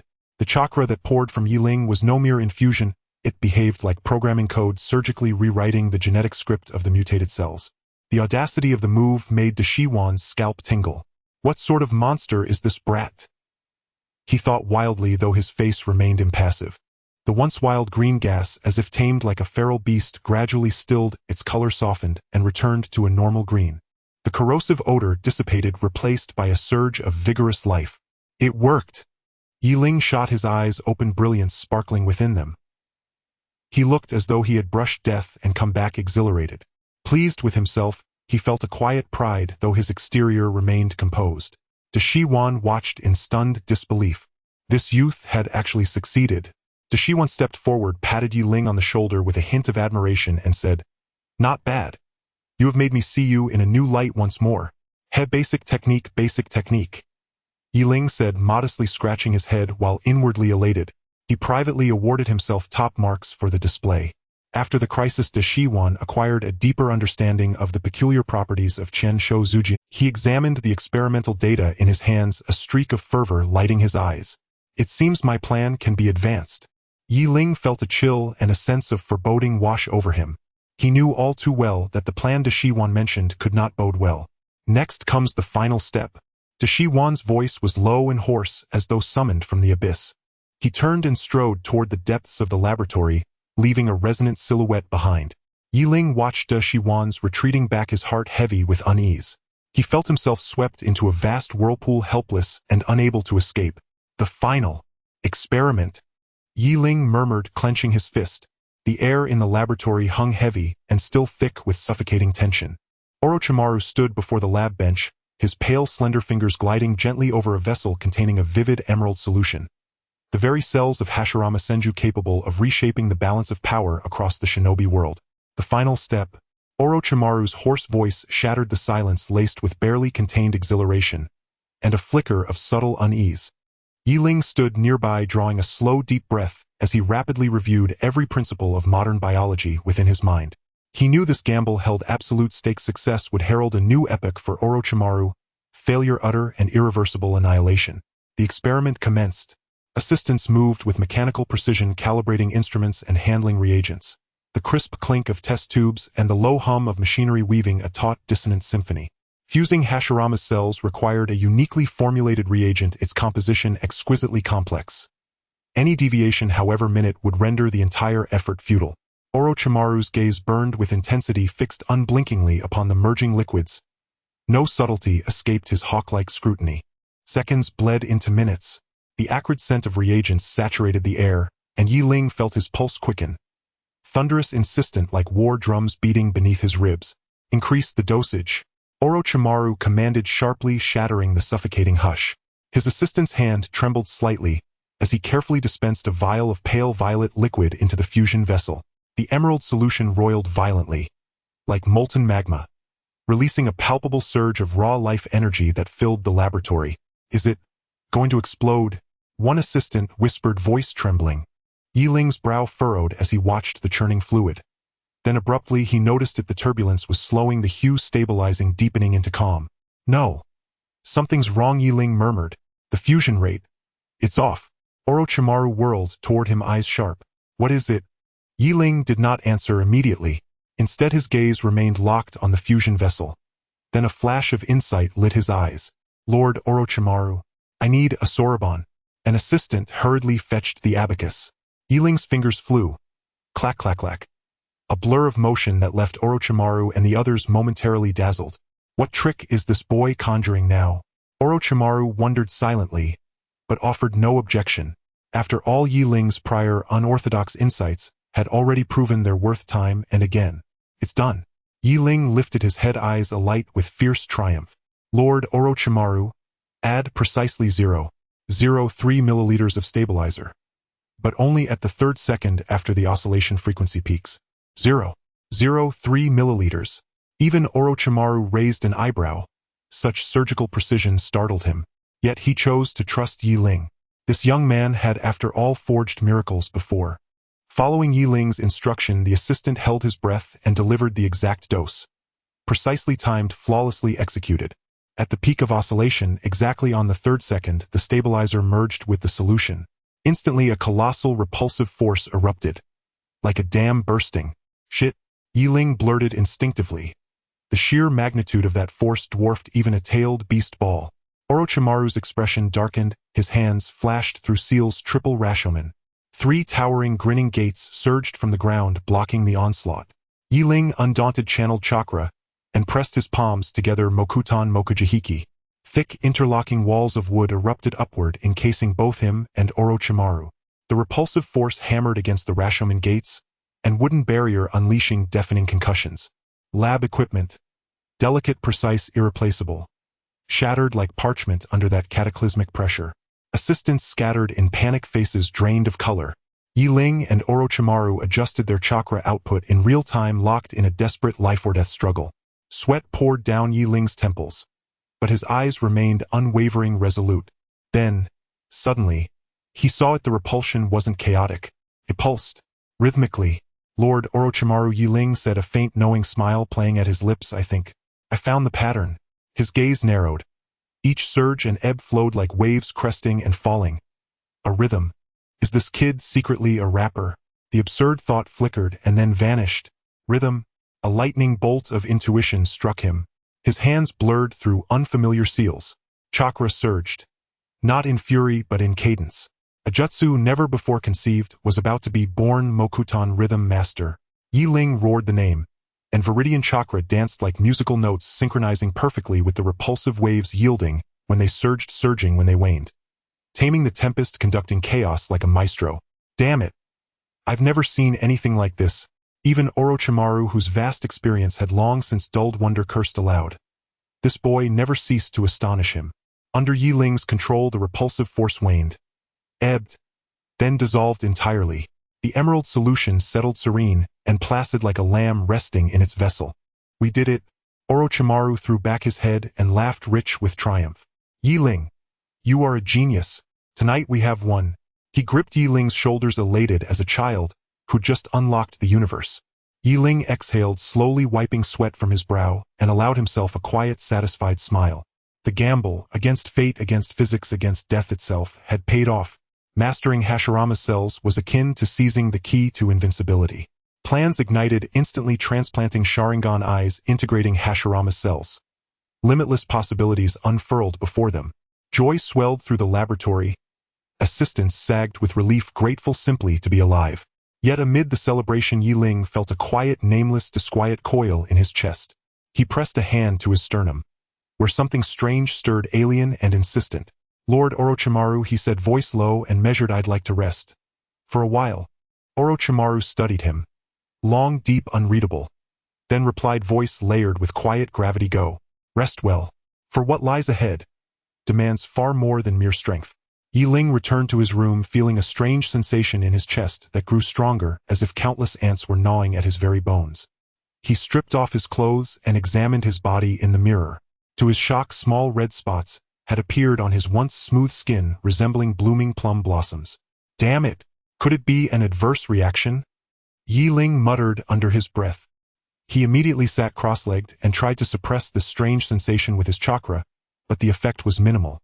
The red spots multiplied, gradually merging into a patch that resembled burning flames scorching his skin. The pain intensified, initially a slight sting that escalated into a severe tearing sensation, as if someone were stirring inside him with a knife.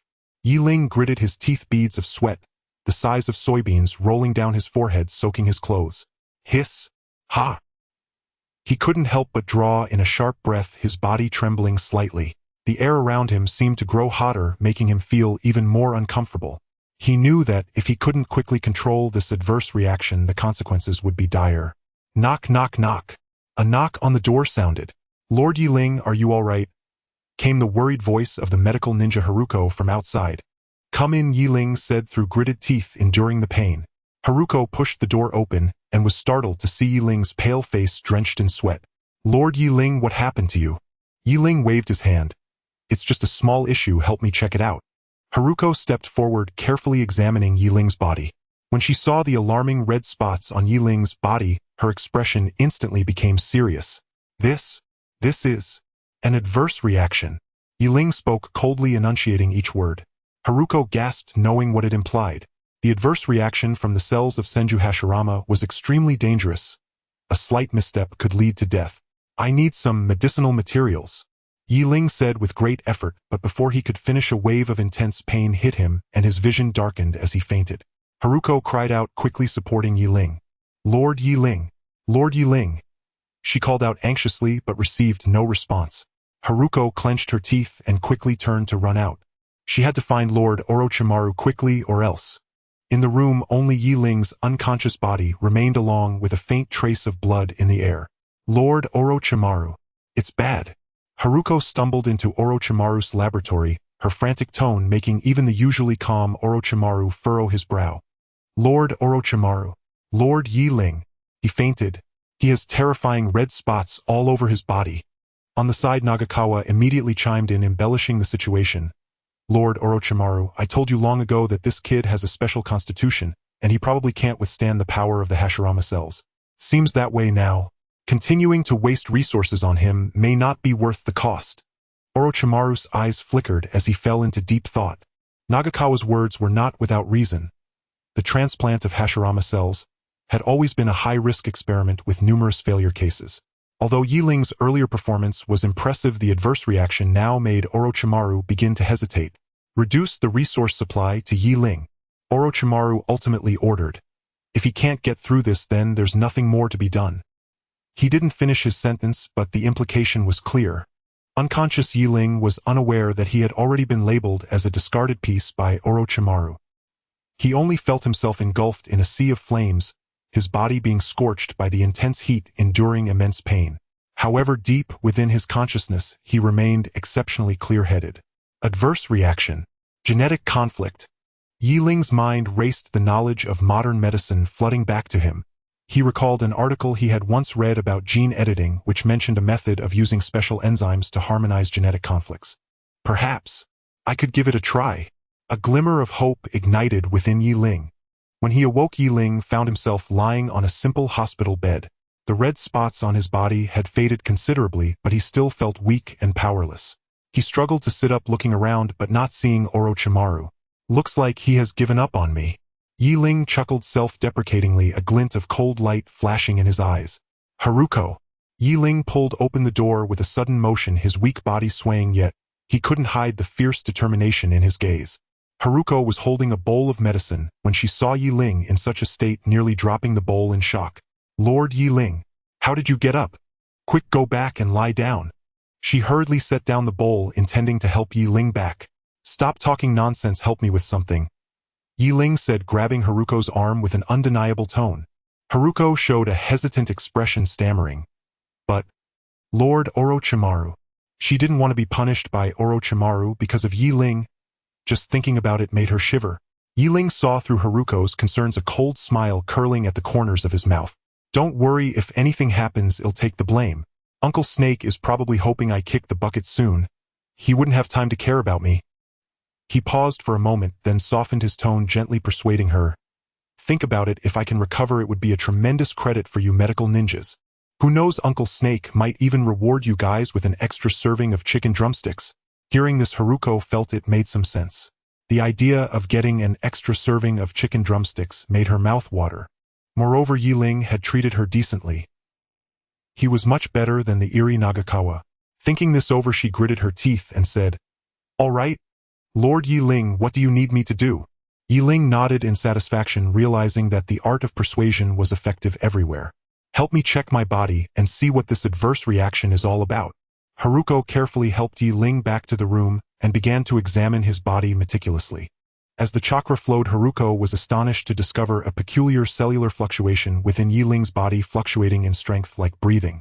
What? What is this? Yi Ling's heart stirred. Could this be the key to resolving the adverse reaction? Continue checking. See where these fluctuations are originating from. After a thorough examination, Haruko finally found the source, the site where Yi Ling had transplanted the Sharingan and Hashirama cells. Lord Yi Ling, the fluctuations are coming from here. Moreover, it seems that these two types of cells are influencing each other. Yi Ling's eyes lit up, a wave of ecstasy surged within him. It worked. I found the breakthrough. Yi Ling rubbed his temples, feeling the increasingly intense rejection reaction from the fusion of the cells of Hashirama and the Sharingan, as if there was a ticking time bomb within him, ready to explode at any moment. He needed more resources, rarer medicinal materials, and more powerful ninjutsu equipment to completely suppress this restless power. The information exchange. Yi Ling murmured softly, a place filled with a mix of people and information. Perhaps he could find the clues he needed there.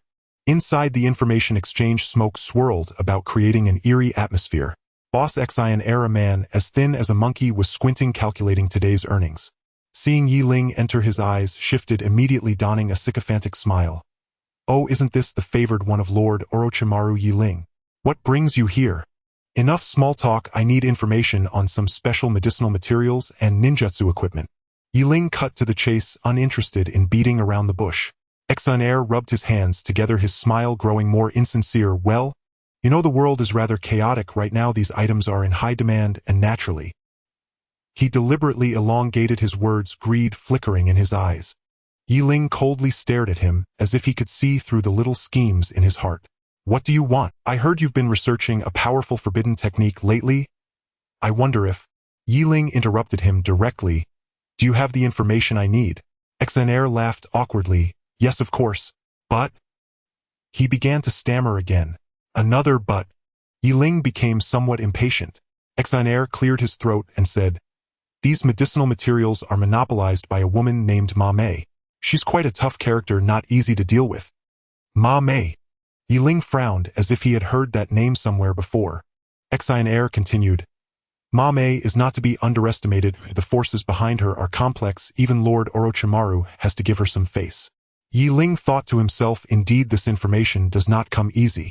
Apart from Ma Mei, what else do you know? Xian Air leaned closer to Yi Ling, speaking in a mysterious tone. I heard she is recently collecting a medicinal material called dragon bloodgrass, which is said to... Suddenly the door of the information exchange was pushed open, and a rough voice rang out. Xian Air, I heard that brat Yi Ling is here too. The newcomer was Nagasawa, another high-ranking ninja under Orochimaru, ambitious, and always viewing Yi Ling as a thorn in his side. He cast a sidelong glance at Yi Ling, his tone filled with blatant provocation. Oh, isn't this our genius, Yi Ling? What's this? Lord Orochimaru's resources not enough for you? You have to come to a place like this to search for treasures. Nagasawa's subordinates burst into laughter, their words dripping with mockery and disdain for Yi Ling, their remarks harsh and reminiscent of online trolls.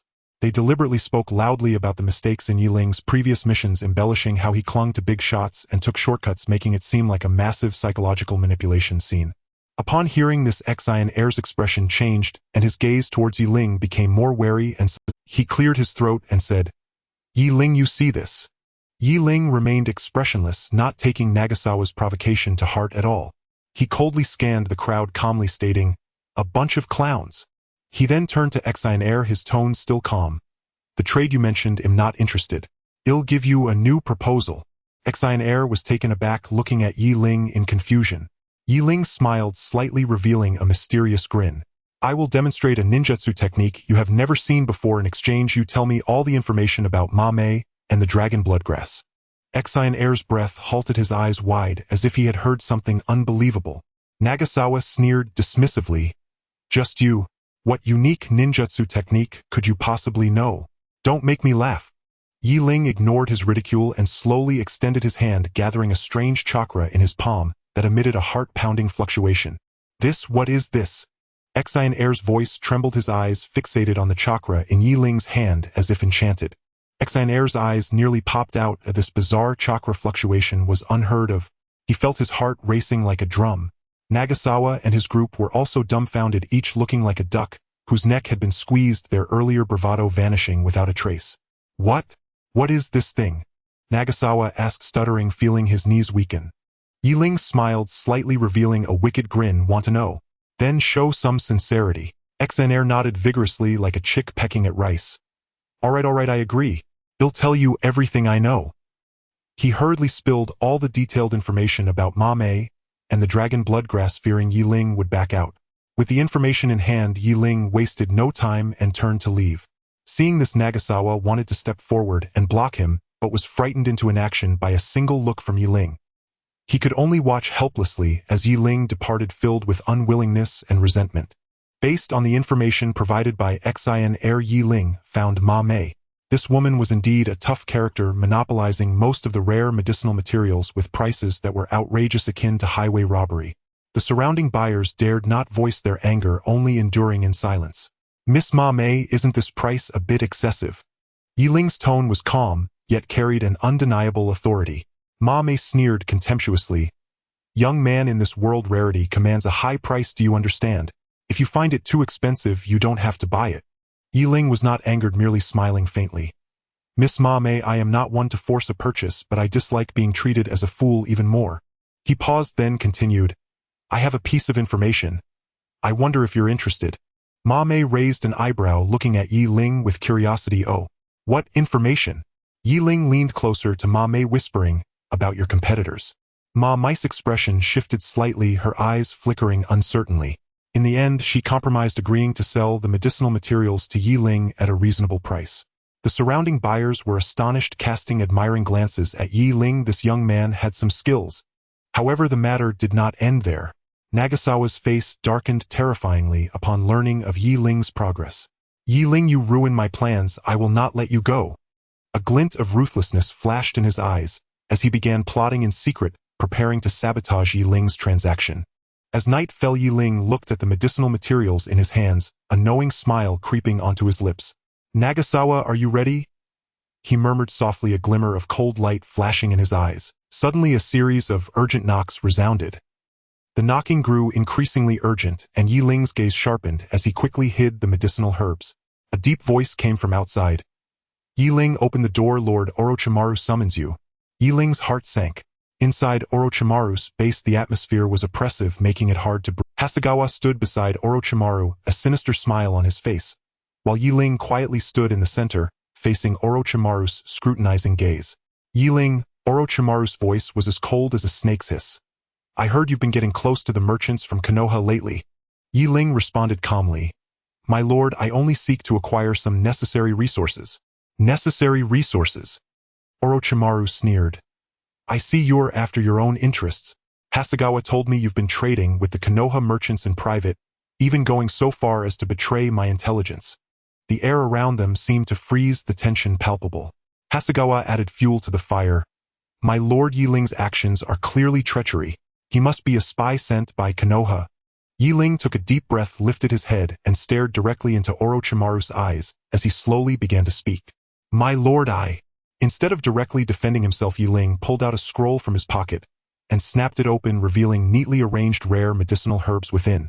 I have indeed been frequently in contact with Konoha merchants, but not to sell intelligence. Rather, it was to gather these. He pointed at the herbs, his tone steady. These are all to suppress the rejection reaction post-transplant. They cannot be found on the market, and I had to find alternative means. Orochimaru narrowed his eyes, carefully examining the herbs on the scroll, and his expression gradually softened. He understood the preciousness of these herbs. Hasegawa's expression changed, surprised that Yi Ling had such a backup. Seizing the moment, Yi Ling took out a stack of blueprints from his sleeve, densely filled with drawings of human meridians and cell structures along with some bizarre symbols. This is a modified transplant plan based on my own conditions combined with. He paused, using terminology Orochimaru would understand, some special techniques that can minimize rejection reactions and enhance integration efficiency. Orochimaru took the blueprints, frowning as he studied them closely. Yi Ling's plan was bold and innovative, even somewhat outrageous, but he could see a kind of almost mad wisdom in it. After a long moment, Orochimaru looked up, excitement flickering in his eyes. Interesting, truly interesting. Hasegawa, do you have anything else to say? Hasegawa's face turned pale, stammering and unable to speak. He never expected Yi Ling to present such compelling evidence. Humph! Orochimaru snorted coldly. It seems I misjudged you, Yi Ling. He patted Yi Ling on the shoulder, a hint of appreciation in his tone. Your talent far exceeds my expectations. With these, the success rate of the transplant will be greatly improved. Hasegawa gritted his teeth in frustration, but dared not say anything further. Yi Ling calmly put away the scroll and blueprints, secretly relieved. Orochimaru waved his hand, signaling Hasegawa to withdraw, then said to Yi Ling, "Prepare yourself well, begin the transplant surgery tomorrow." He paused, giving Yi Ling a meaningful look. "I hope you can bring me surprises." Yi Ling slightly bowed. "I will not disappoint you, my lord." That night, a figure quietly slipped into Yi Ling's room. "Miss Haruko, you're here." In the dim light of Yi Ling's room, the medical ninja Haruko was conducting the final checks on him. Haruko's delicate fingers gently pulsed on Yi Ling's wrist, sensing the flow of energy within. "Yi Ling-kun, your physical condition has recovered better than expected. It seems those herbs have indeed worked." Haruko's tone carried a hint of satisfaction. Thanks to Miss Haruko's help, Yi Ling smiled faintly, secretly grateful for the advantage of his modern medical knowledge, which allowed him to better guide Haruko in medication.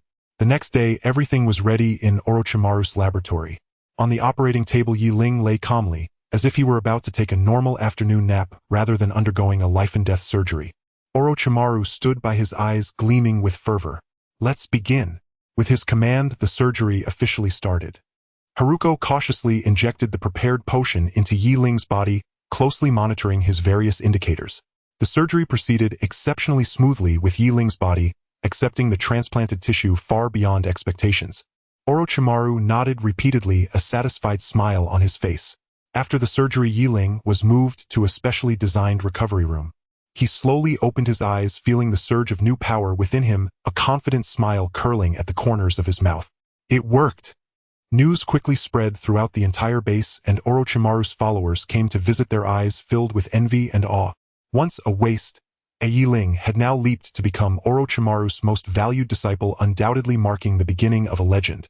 Yi Ling's status skyrocketed as if propelled by a rocket. However, in the stillness of the night, he stood alone by the window, gazing at the distant starry sky, a complex expression flashing across his face. Though the transplant was successful, the road ahead was long filled with unknown challenges.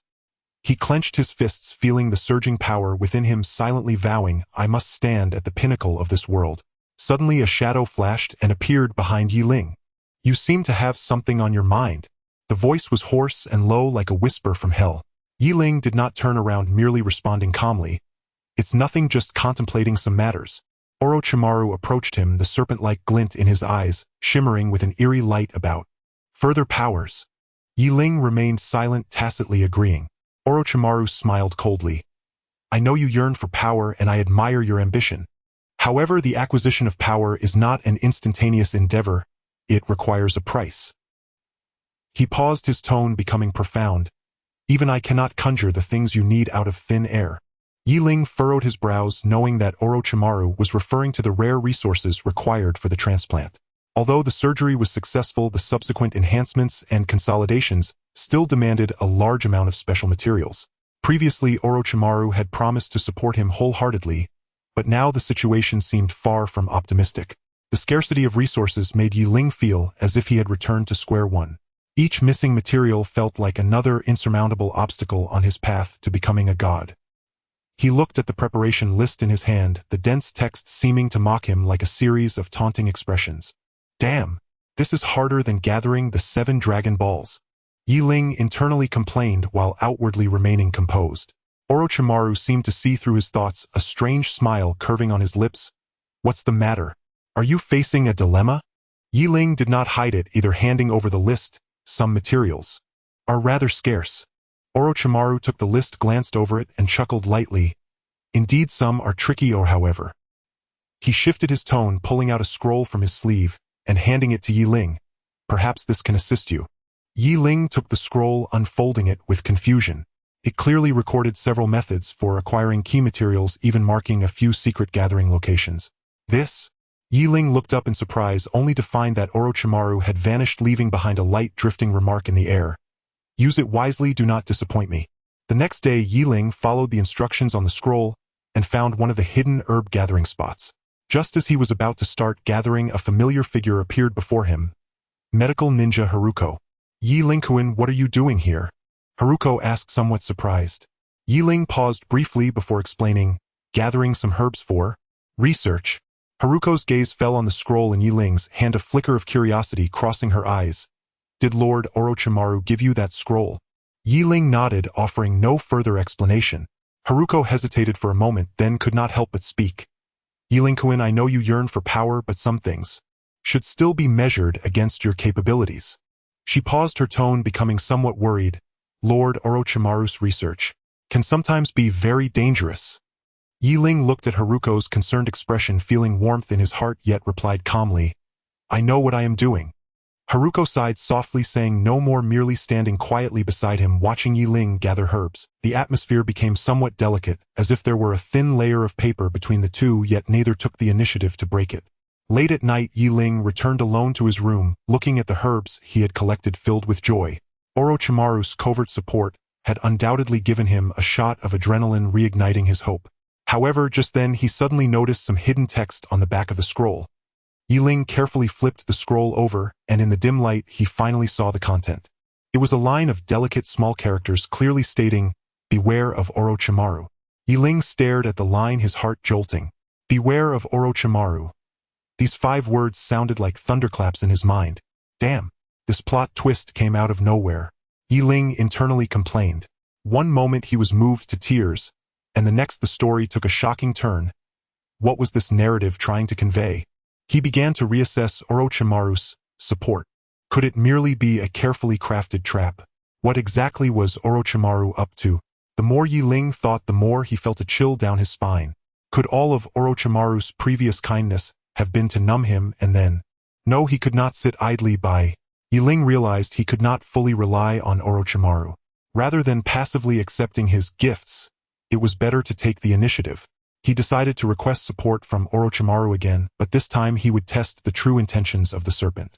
However, when he gathered the courage to seek out Orochimaru, he began to hesitate. What if the serpent truly had ulterior motives? Acting rashly might alert him. This was truly a catch-22 situation. Yi Ling felt deeply conflicted, finding it more painful than filling out college applications. Just as he was at a loss, a dark ninja suddenly appeared before him, handing him a package. Lord Orochimaru asked me to deliver this to you. Yi Ling took the package, feeling even more puzzled. Upon opening it, he found some scarce resources he urgently needed. What the hell? What's going on? Yi Ling thought in shock, feeling as if his worldview was about to collapse. This operation from the serpent was too bewildering. Could it be? Haruko's warning was true. Yi Ling couldn't help but think of the line on the back of the scroll and Haruko's anxious eyes. He suddenly realized that perhaps Orochimaru's support was not entirely malicious. It might also be a form of unconventional protection. Before he could think it through, the dark ninja handed him a note. Lord Orochimaru hopes you complete your With that, he vanished into the night. Yi Ling unfolded the note, which contained only one line, Meet at the old place tomorrow at noon. Yi Ling arrived on time the next day, only to find that Orochimaru was absent. Only Haruko was there. Haruko, blushing, handed him a bottle of potion she had prepared. Yi Ling-kun, this is something I specially made for you. It can assist you in the upcoming transplant. Yi Ling took the potion, feeling the warmth of Haruko's palm, and his heart trembled slightly. Thanks, he said succinctly, making Haruko blush even more, her eyes filled with little stars. Returning to the lab, Yi Ling began preparing for the transplant. With the resources provided by Orochimaru and Haruko's potion, the entire process went surprisingly smoothly. He even concocted a brand new potion that greatly increased the success rate of the transplant. Once the news broke, the entire Orochimaru base erupted in excitement. Yi Ling's name was once again mentioned by everyone, this time not as a waste, but as a genius. Damn, this operation is simply amazing. Yi Ling felt secretly pleased, yet outwardly maintained his aloof demeanor. He even began to enjoy the feeling of being the center of attention, as if he were the protagonist of this world, complete with background music and dazzling special effects. However, a tall tree attracts the wind. Yi Ling's success caught the attention of another person, Hasegawa. This guy had always viewed Yi Ling as a thorn in his side, and now seeing Yi Ling basking in glory, he was even more envious and gritted his teeth. Humph, what's there to be proud of? It's just relying on Orochimaru's charity. Hasegawa secretly cursed, beginning to plot a larger scheme. That night, Yi Ling was alone in the lab researching new potions. The fusion of the Sharingan and Hashirama cells is no trivial matter. Even a minor misstep could lead to irreversible disaster, turning him into a drooling madman who only shouts art is an explosion. He certainly did not wish to become the second Deidara, blowing himself up in the process of creating his art. Everything seemed perfect, yet Yi Ling felt a subtle unease. He checked the Hashirama cells in the petri dish. Once more, their vitality remained vigorous, and their compatibility with the Sharingan had reached its peak. Could it be an illusion? Yi Ling furrowed his brows, methodically reviewing all the steps in his mind. Wait a minute. His gaze lingered on a thin tube connected to the petri dish, the material of the tube. Yi Ling suddenly realized that while this tubing could withstand the flow of ordinary chakra, it was far too fragile for the immense energy produced by the fused cells. It was akin to using a plastic bag to contain lava. It would be a miracle if nothing went wrong. If the tube were to burst during the transplant, the consequences would be unimaginable. A chill surged from his feet to the top of his head, and Yi Ling felt a cold sweat trickle down his back. This was no joking matter. If he messed up, he could die on the spot, and the golden finger of the transmigrator had yet to warm up. He took a deep breath, striving to calm himself. This was not the time to panic. He needed to think of a solution to this problem quickly. Damn it! Yi Ling muttered under his breath. This thing, ordinary materials simply could not withstand it. It had to be made from Chunzi. Yi Ling suddenly turned his head, urgency in his tone. Help me prepare. Chunzi. Yi Ling turned abruptly, his tone hurried. Get me diamond powder. The finest kind. Chunzi was startled by Yi Ling's sudden order, her face pale, stuttering as she spoke. Diamond powder. That stuff is very precious. And Yi Ling impatiently interrupted her. Less talk. Right now, immediately. This concerns my life and... Cough, in short, hurry up. Chunzi dared not delay any longer and hurriedly ran out. Yi Ling rubbed his temples. Diamond powder was just the first step. The real key was how to integrate it into the tube, which required a special ninjutsu, Doton Diamond Sand transformation. This ninjutsu was extremely intricate and required microcontrol of chakra. In the entire base, only Orochimaru could accomplish it. Thinking of this, Yi Ling couldn't help but feel a headache. That guy Orochimaru was elusive. He spent all his time in the lab indulging in his art. Getting him to help was harder than climbing to the heavens. However, Yi Ling was not one to give up easily. He knew that Orochimaru was recently obsessed with researching a substance that could enhance cellular vitality, and he just so happened to know a technique from modern biology that could perfectly solve this issue. When Yi Ling approached Orochimaru and proposed his suggestion, a trace of barely perceptible surprise flashed in Orochimaru's eyes. Oh, you actually know about this technique? Yi Ling smiled slightly. Just a bit. Consider it a humble suggestion. The key still lies in Uncle Snake's masterful operation. After hearing this, Orochimaru's lips curled into a knowing smile. Interesting. Then, as an exchange, Yi Ling wasted no time directly handing over the prepared materials. Orochimaru took the materials, quickly skimmed through them, and his eyes grew brighter.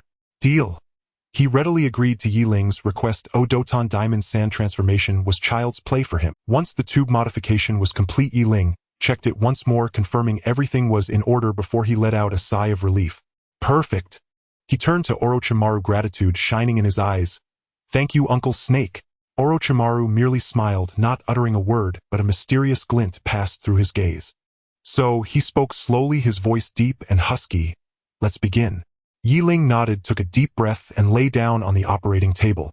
Chunzi's hand trembled slightly as she held the scalpel, fine beads of sweat forming on her forehead. "Wait," Ling suddenly said. Ling interjected. "Hold on, I need to do something important before the surgery." Chunzi was so startled that the scalpel nearly slipped from her grasp. "What else is there?" Ling pulled out an MP3 player from his pocket. "How can such an important moment be without background music BGM?" he said, skillfully plugging in the headphones and pressing play. Suddenly, rousing rock music echoed through the operating room. Chunzi looked bewildered. "What is this?" Orochimaru raised an eyebrow with interest. "Interesting." Ling winked at Orochimaru. "Uncle Snake, wanna rock out together?" Orochimaru. Amidst the pulsating music, Ling lay on the operating table, as if not going for a life-and-death surgery, but rather to attend some wild party. This move stunned everyone present. Even the usually composed Orochimaru couldn't help but twitch at the corners of his mouth. Chunzi too was left speechless, holding the scalpel and unsure of what to do. "What are you standing there for? Start." Ling, wearing headphones, urged loudly, completely immersed in his world of music, oblivious to the strange looks from those around him. Oh! Chunzi finally reacted, trembling as she began the surgery. The operation went exceptionally smoothly. The diamond tube perfectly withstood the energy impact from the fused cells without any mishaps. Ling listened to the music while experiencing the earth-shattering changes within him. The power of the Sharingan and Hashirama cells fused perfectly within him, an unprecedented force surging through his body. "It's done." Ling felt a surge of joy. Just then, the music from the MP3 player suddenly stuttered. Ling frowned, a breakdown at such a critical moment. Before he could react, the music abruptly stopped, and the MP3 player had completely malfunctioned. Ling couldn't help but curse. This was too disappointing. He took off the headphones, ready to complain, only to find Orochimaru and Chunzi looking at him with strange expressions. "What's wrong?" Ling asked, confused. Orochimaru slowly spoke, incredulity in his tone. You actually listened to music during the surgery?" Ling. All right, he admitted this move was indeed a bit outrageous. Ling was about to explain that this was the trendiest relaxation method of the 21st century, when a sudden searing pain made him sharply inhale. HSS. The agony struck without warning. As if 10,000 wild llamas were stampeding through his body, trampling his internal organs. "What's happening?" Orochimaru's expression darkened as he demanded sharply. Haruko frantically checked the instruments, her face turning ashen. "Master. Ling's body is exhibiting a severe graft rejection response." Graft rejection. A chill settled deep within Ling's heart. This was no trivial matter. He well understood the immense power of the Sharingan and Hashirama cells, yet he also knew such strength could not be tamed by just anyone. Clearly his body was mounting a fierce resistance against this sudden influx of alien power. The pain intensified relentlessly. Ling felt as though his body were an overinflated balloon, moments away from bursting. Alarms shrieked shrilly across the laboratory. Beep, beep, beep. A relentless, death-haunted cadence echoing off the sterile walls. Beads of sweat rolled down Ling's forehead as his body convulsed uncontrollably. He knew unless the crisis was resolved immediately, not only would the transplant fail, but his life would end here. "I must find a way." Gritting his teeth, Ling's mind raced, desperately recalling medical knowledge from his past life. "Wait, perhaps." His eyes snapped open, blazing with resolve. "Haruko, hand me the scalpel." Startled by his abrupt demand, Haruko trembled as she passed him the scalpel. "Why you? What are you going to do?" "What?" she cried in terror, fearing he might attempt suicide. Orochimaru frowned faintly, but did not intervene. He knew Ling was no reckless fool. There had to be purpose behind this act. Ling seized the scalpel without hesitation and precisely punctured several acupoints on his own body. "Damn it! Have you lost your mind?" Even Orochimaru, who had witnessed countless harrowing experiments, was momentarily stunned. This boy was ruthless, even toward himself. Haruko clapped a hand over her mouth, nearly fainting. "Don't panic. This is an ancient ancestral acupuncture art famed for curing even the most intractable ailments." Ling bore the excruciating pain with a grimace that resembled a sob more than a smile. He certainly wouldn't reveal that this technique was his own innovation, fusing modern medical science with classical meridian theory. Miraculously, the agony subsided under his precise interventions. The alarms quieted, vital readings on the monitors gradually stabilized. It worked. Haruko's eyes widened in disbelief. A flicker of astonishment crossed Orochimaru's gaze, before vanishing into practiced composure. Humph! Mere trickery. Though dismissive in tone, Orochimaru's interest in Ling's so-called acupuncture art had ignited into genuine fascination. Though the rejection response was temporarily suppressed, Ling knew this was only a stopgap measure. Master Orochimaru, he said, drawing a slow, steady breath, I need your assistance. Oh, and how exactly do you expect me to help? Orochimaru arched a sardonic brow. Ling's gaze remained unwavering. I require additional resources to eradicate this rejection response entirely. I have a plan. Suppressing the lingering pain, Ling began laying out his strategy with calm. This was no mystical acupuncture art. It was a rigorously designed therapeutic protocol grounded in his dual mastery of human meridian physiology and contemporary medicine. He required specific medicinal herbs, specialized medical ninjutsu, and even Orochimaru's cursed seal. Initially, Orochimaru had observed with detached amusement. After all, what could a mere genin possibly achieve? Yet as Ling spoke, the contempt in Orochimaru's eyes dissolved. First into surprise, then unmistakably into admiration. This boy's intellect truly was a treasure trove. Now this is intriguing. Orochimaru's lips curled into a serpentine smile. Very well, I shall indulge you. With Orochimaru's approval secured, Ling finally exhaled in quiet relief. Under Haruko's steady hands, a timid yet exceptionally skilled medical ninja, Ling commenced executing his plan.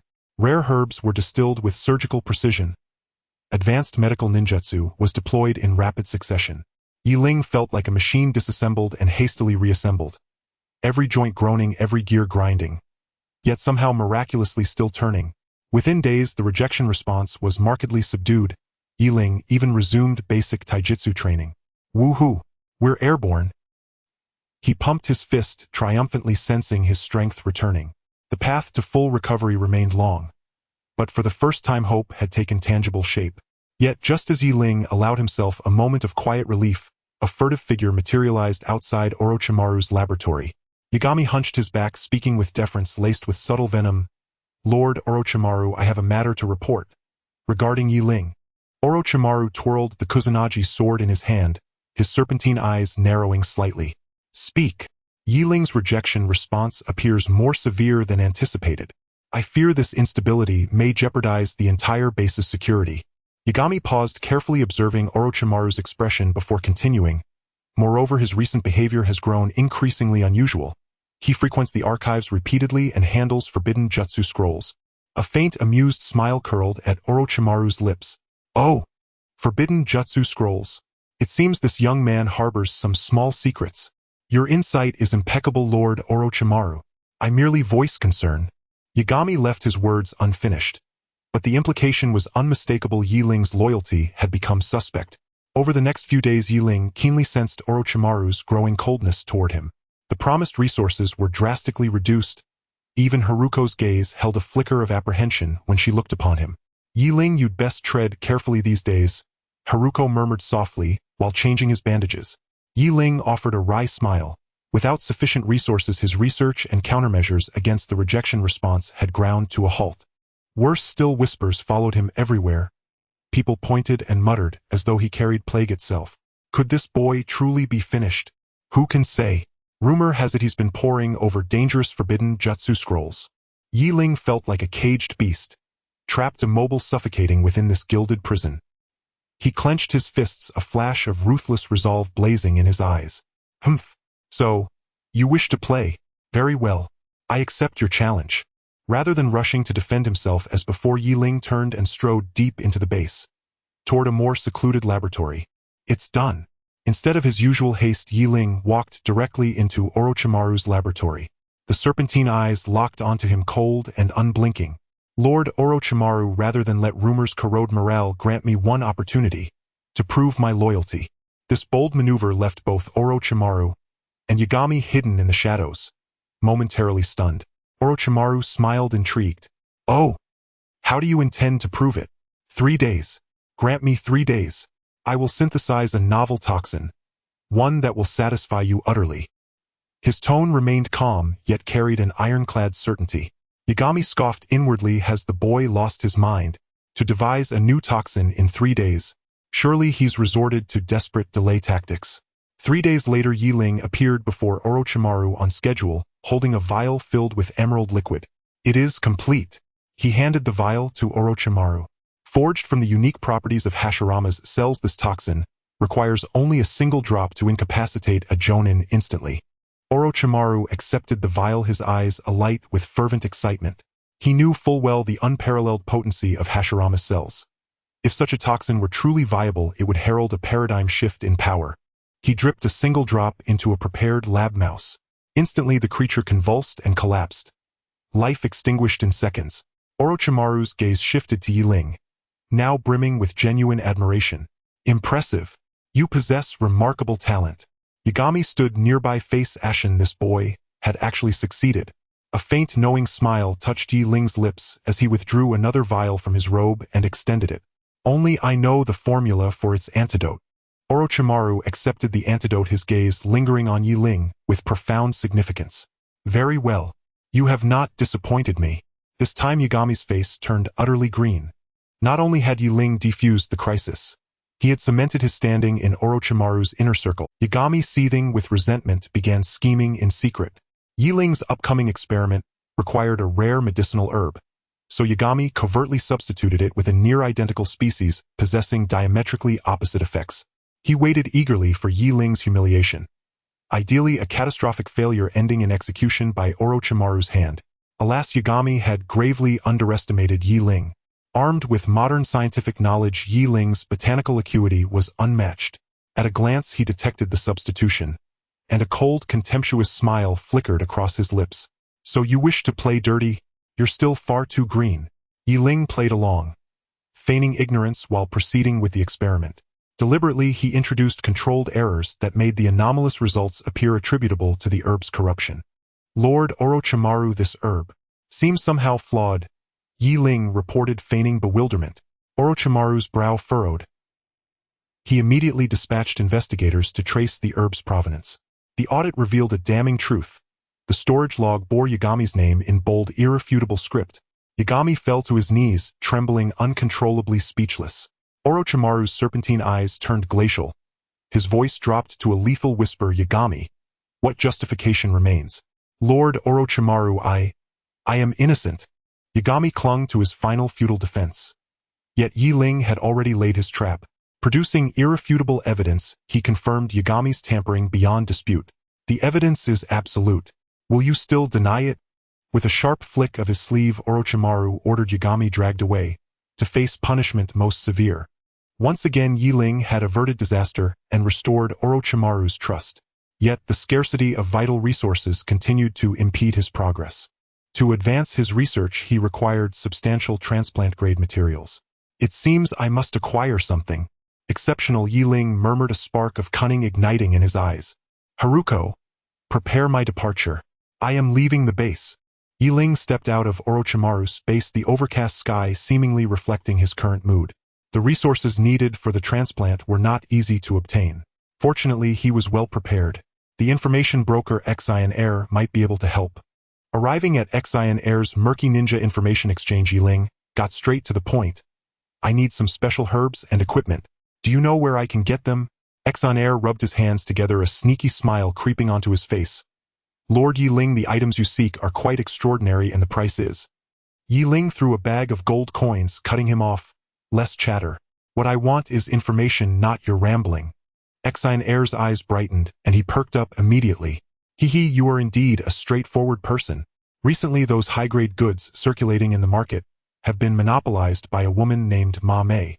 She is quite a troublesome character and charges exorbitant prices. Ma Mei. Ling noted this name. Monopoly. It seems he would need to meet this business genius. Finding Ma Mei, Ling explained his intentions. Ma Mei chuckled softly, exuding charm, but presented a condition that made Ling want to punch her. My items are not easily obtained. How about all your savings, plus the ninjutsu secrets you possess? Ling scoffed. You really have quite an appetite. Asking for such a high price, aren't you afraid of choking yourself? Ma Mei calmly sipped her tea. This is the market price, take it or leave it. Ling squinted, quickly calculating in his mind. Did he really have to agree to her extortionate demands? No, there must be another way. Deal. Ling suddenly said, a barely perceptible smirk curling at the corner of his mouth. Ma Mei was taken aback, seemingly not expecting Ling to agree so readily. She was about to speak when Ling leaned closer and whispered, "But first I want to see the goods. What if you try to pass off inferior products on me?" Ma Mei's eyes sparkled. "Of course, follow me." She led Ling towards the warehouse, secretly pleased with herself. This kid has finally taken the bait. As the warehouse door slowly opened, Ling scanned the array of herbs and equipment, feeling not a ripple of emotion. His gaze fell on an inconspicuous wooden box in the corner, his pupils narrowing slightly. "What is this?" Ling pointed at the box and asked. A flicker of panic crossed Ma Mei's eyes. This is just some ordinary clutter." Ling sneered. "Ordinary clutter? Are you sure?" He quickly walked over to the box and flung open the lid. Inside lay several forged transaction documents and ledgers. Tisk tax evasion is a serious crime. Ling picked up the ledger, flipping through it leisurely with a hint of amusement in his tone. Ma Mei's face instantly turned ashen. She never expected Ling to uncover the secret she had hidden here. "What? What do you want?" "What do I want? Quite simple." Ling closed the ledger, a wicked smile curling at his lips. "Reduce the price to 1/10 of the original and I will pretend I saw nothing." Ma Mei gritted her teeth, filled with reluctance. But she knew that if these ledgers fell into the hands of the authorities, she would face a prison sentence. "All right, I agree." Ling nodded in satisfaction. He had already investigated Ma Mei's background and knew of her greedy nature, which inevitably led to some unsavory dealings. This was merely a small trap he had set. After obtaining the needed herbs, Ling left Ma Mei's warehouse. Just a short distance away, he saw Xian lurking in a corner. "Oh, isn't this Boss Xian? What are you following me?" Xian awkwardly chuckled. "Not at all, I was just passing by." Ling grabbed Xian by the collar. "Passing by? The false information you provided was an attempt to trick me, wasn't it?" He pulled out a note from his pocket, which was the very information Xian had given him. "All the information on this is fake. Do you think I'm an idiot?" Xian's face turned pale. He never expected Ling to see through his scheme so quickly. I... He stammered, unable to speak. A glint of cold light flashed in Ling's eyes. "It seems you won't know the heights of heaven and depths of the earth unless you receive a lesson." He pushed Xian down to the ground. "Today I'll let you know the taste of playing with fire." Xian looked at Ling in terror, realizing he had kicked a hard rock this time. "Lord Ling, spare me. I want dare again." Ling sneered, his fist stopping just a millimeter from Xian's nose. "Do you think I would really hit you? Naive." He released Xian and clapped his hands. "A small character like you isn't worth my effort." Xian got up from the ground, utterly bewildered. What act was Ling putting on? However, Ling shifted his tone. A death penalty can be avoided, but a living crime cannot escape. He searched Xian and pulled out a map. "The real resource information should be here, right?" Xian looked at the map in Ling's hand, his face turning pale. He never imagined that Ling already knew the true location of the resources. Who exactly are you?" Ling smiled mysteriously. "I am just a passerby, a master of time management." He patted Xian on the shoulder. "Consider this a lesson for you. If you dare to play tricks again, you will bear the consequences." With that, Ling left gracefully, leaving Xian in disarray in the wind. Not only that, but Ling also kindly made Xian compensate for his previous losses, calling it mental distress fees. Xian could only swallow his anger and bitterness, realizing he was outmatched. Returning to Orochimaru space with abundant resources, Ling's physical condition was also at its best. Orochimaru looked at the spoils Ling brought back, a glint of appreciation flashing in his eyes. "Not bad, you truly did not disappoint me." He decided to fully support Ling's transplant surgery. With everything in place, the operation was about to begin. Ling lay on the operating table, taking a deep breath. Success or failure hinged on this moment. The operating room door slowly closed, an inexplicable chill washing over Ling's heart. "Wait!" Ling suddenly shouted. The metallic door of the operating room slowly came to a halt, emitting a dull, clack sound. Orochimaru turned around, a hint of confusion flashing in his serpentine eyes. What's wrong? Yiling's face turned pale, beads of sweat as large as soybeans rolled down his forehead. He gritted his teeth and forced out a few words between clenched jaws. I feel something's not right. A vague burning sensation surged from deep within his body, as if countless tiny steel needles were weaving through his meridians.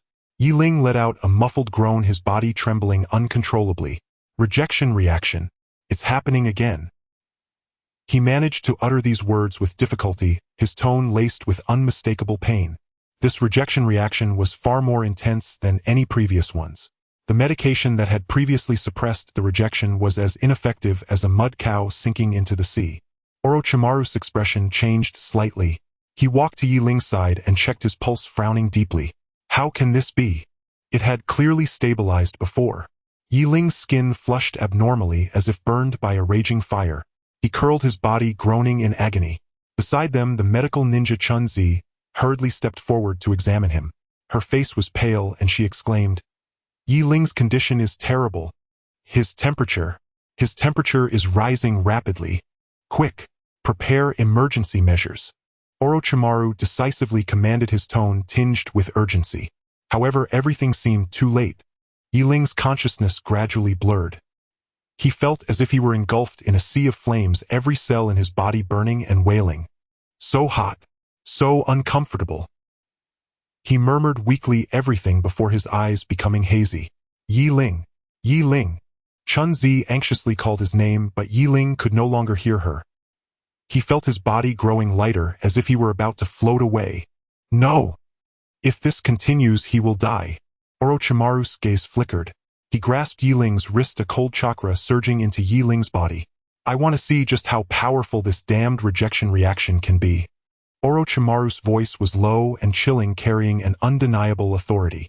Ling's body trembled violently as an intense chill swept over him. He groggily opened his eyes, seeing Orochimaru's pale and cold face along with the strange glint in his eyes. Cold. So cold. Ling trembled as he spoke. Orochimaru's icy chakra was like a bucket of ice water poured over Ling, in the depths of winter, extinguishing the raging flames within him. The burning sensation gradually receded, replaced by a bone-chilling cold. Ling shivered, his consciousness slowly returning. Hiss! I'm freezing! He complained, the remark feeling particularly out of place in such a life-and-death moment. Shut up! You almost died here. Orochimaru glared at him, irritated. Now tell me what's going on. What's wrong with your body? Ling took a deep breath, trying to calm the chaotic chakra within him. I feel like this rejection reaction is different from before. It's as if a system glitch suddenly erupted, the code got scrambled. He paused, his mind racing with modern medical knowledge, trying to find a solution by combining it with the chakra system of this world. Wait, perhaps I can try adjusting the flow of the chakra. He closed his eyes, concentrating, and attempted to guide the chakra in his body to flow along a specific route. This was akin to writing a new code, attempting to fix the vulnerabilities present in the system. It was an extremely delicate and dangerous operation, as a slight misstep could lead to severed meridians or even catastrophic bodily explosion. Orochimaru observed coldly from the side, impatience flickering in his serpentine eyes. He had begun to doubt whether it was worth continuing to invest resources in Ling.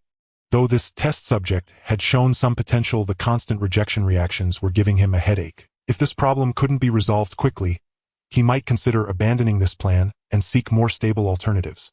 Time passed, second by second, Ling's complexion alternating between flushed and pale beads of sweat, continuously rolling down his forehead. Orochimaru's patience was wearing thin. Just as he was about to interrupt Ling, he noticed that the abnormal conditions surrounding him were gradually calming down. The burning skin returned to its normal color, and his erratic breathing began to stabilize. Did it work?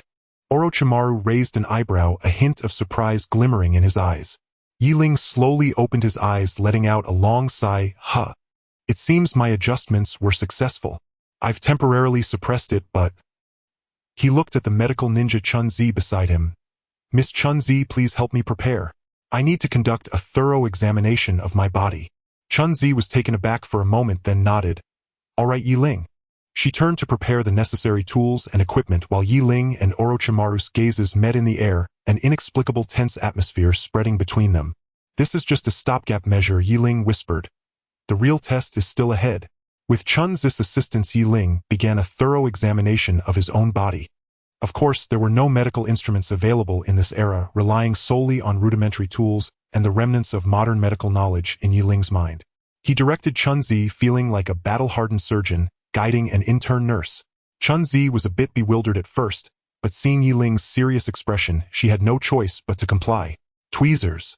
A little more to the left. Yes, right there. Steady. Yi Ling held his breath as if performing a delicate surgery. After a series of operations, Yi Ling finally found the root of the problem. A tiny cellular structure he had previously overlooked. This thing was like a virus in a computer causing chaos. No wonder the previous treatment plans felt like scratching an itch over the boot. The problem was here. Yi Ling exclaimed in realization. Next came the debugging phase. Yi Ling used a special ninja technique to adjust this tiny structure. This process was extremely perilous. A slight misstep could result in cellular collapse or even trigger a more severe rejection reaction. But who was Yi Ling?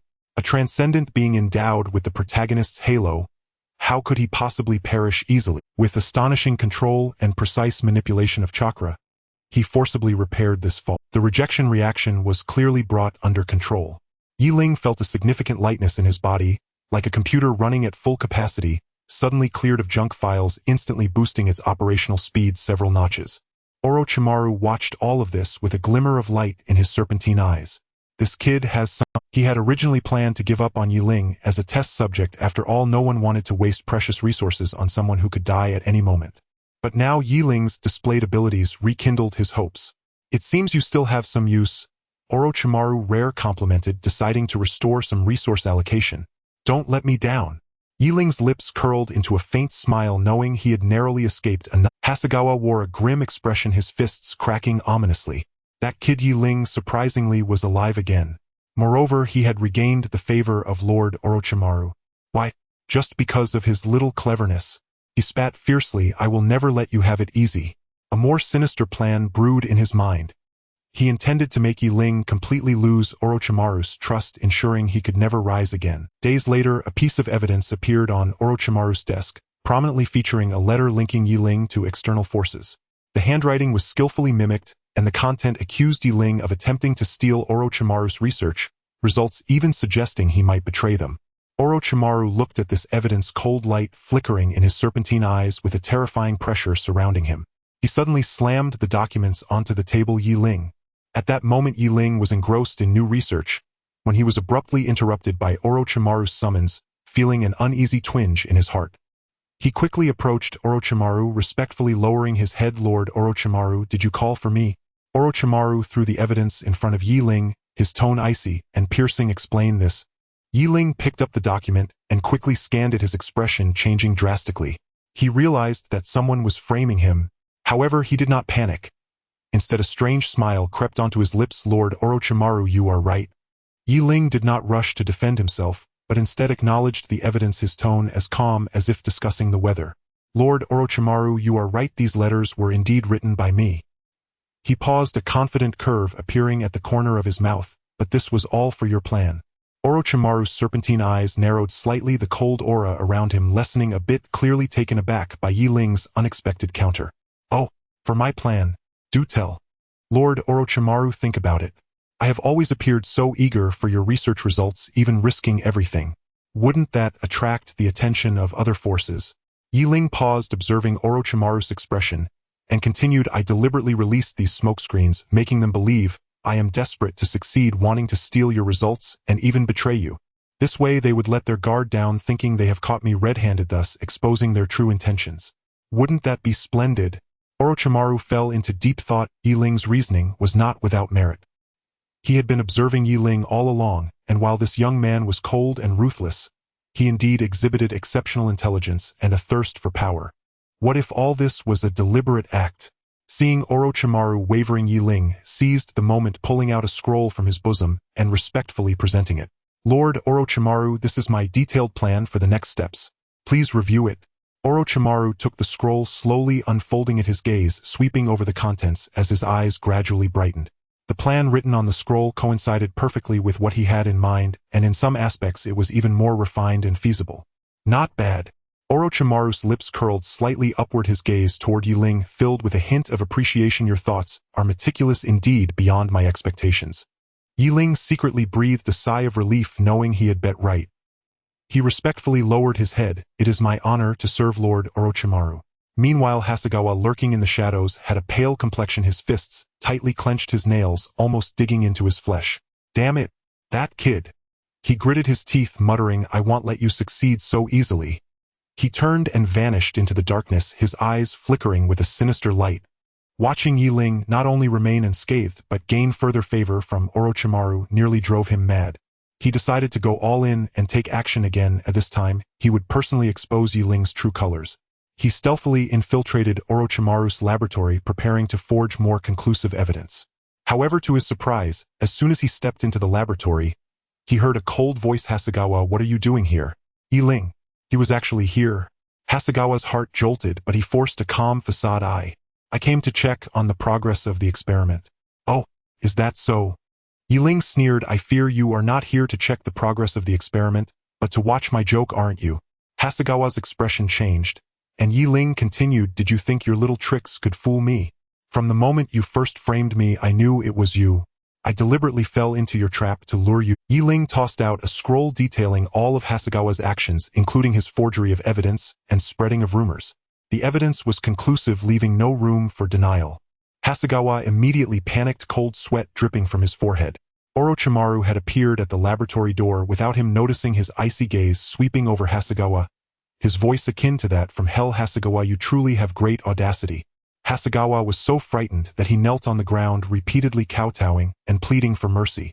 Orochimaru snorted coldly and directly threw him into the dungeon, ensuring he would never rise again. Orochimaru walked up to Yi Ling, patting his shoulder, his tone carrying a hint of appreciation. Then he handed Yi Ling a stack of scrolls. These are my latest research results and some rare experimental materials. I hope you can make good use of them.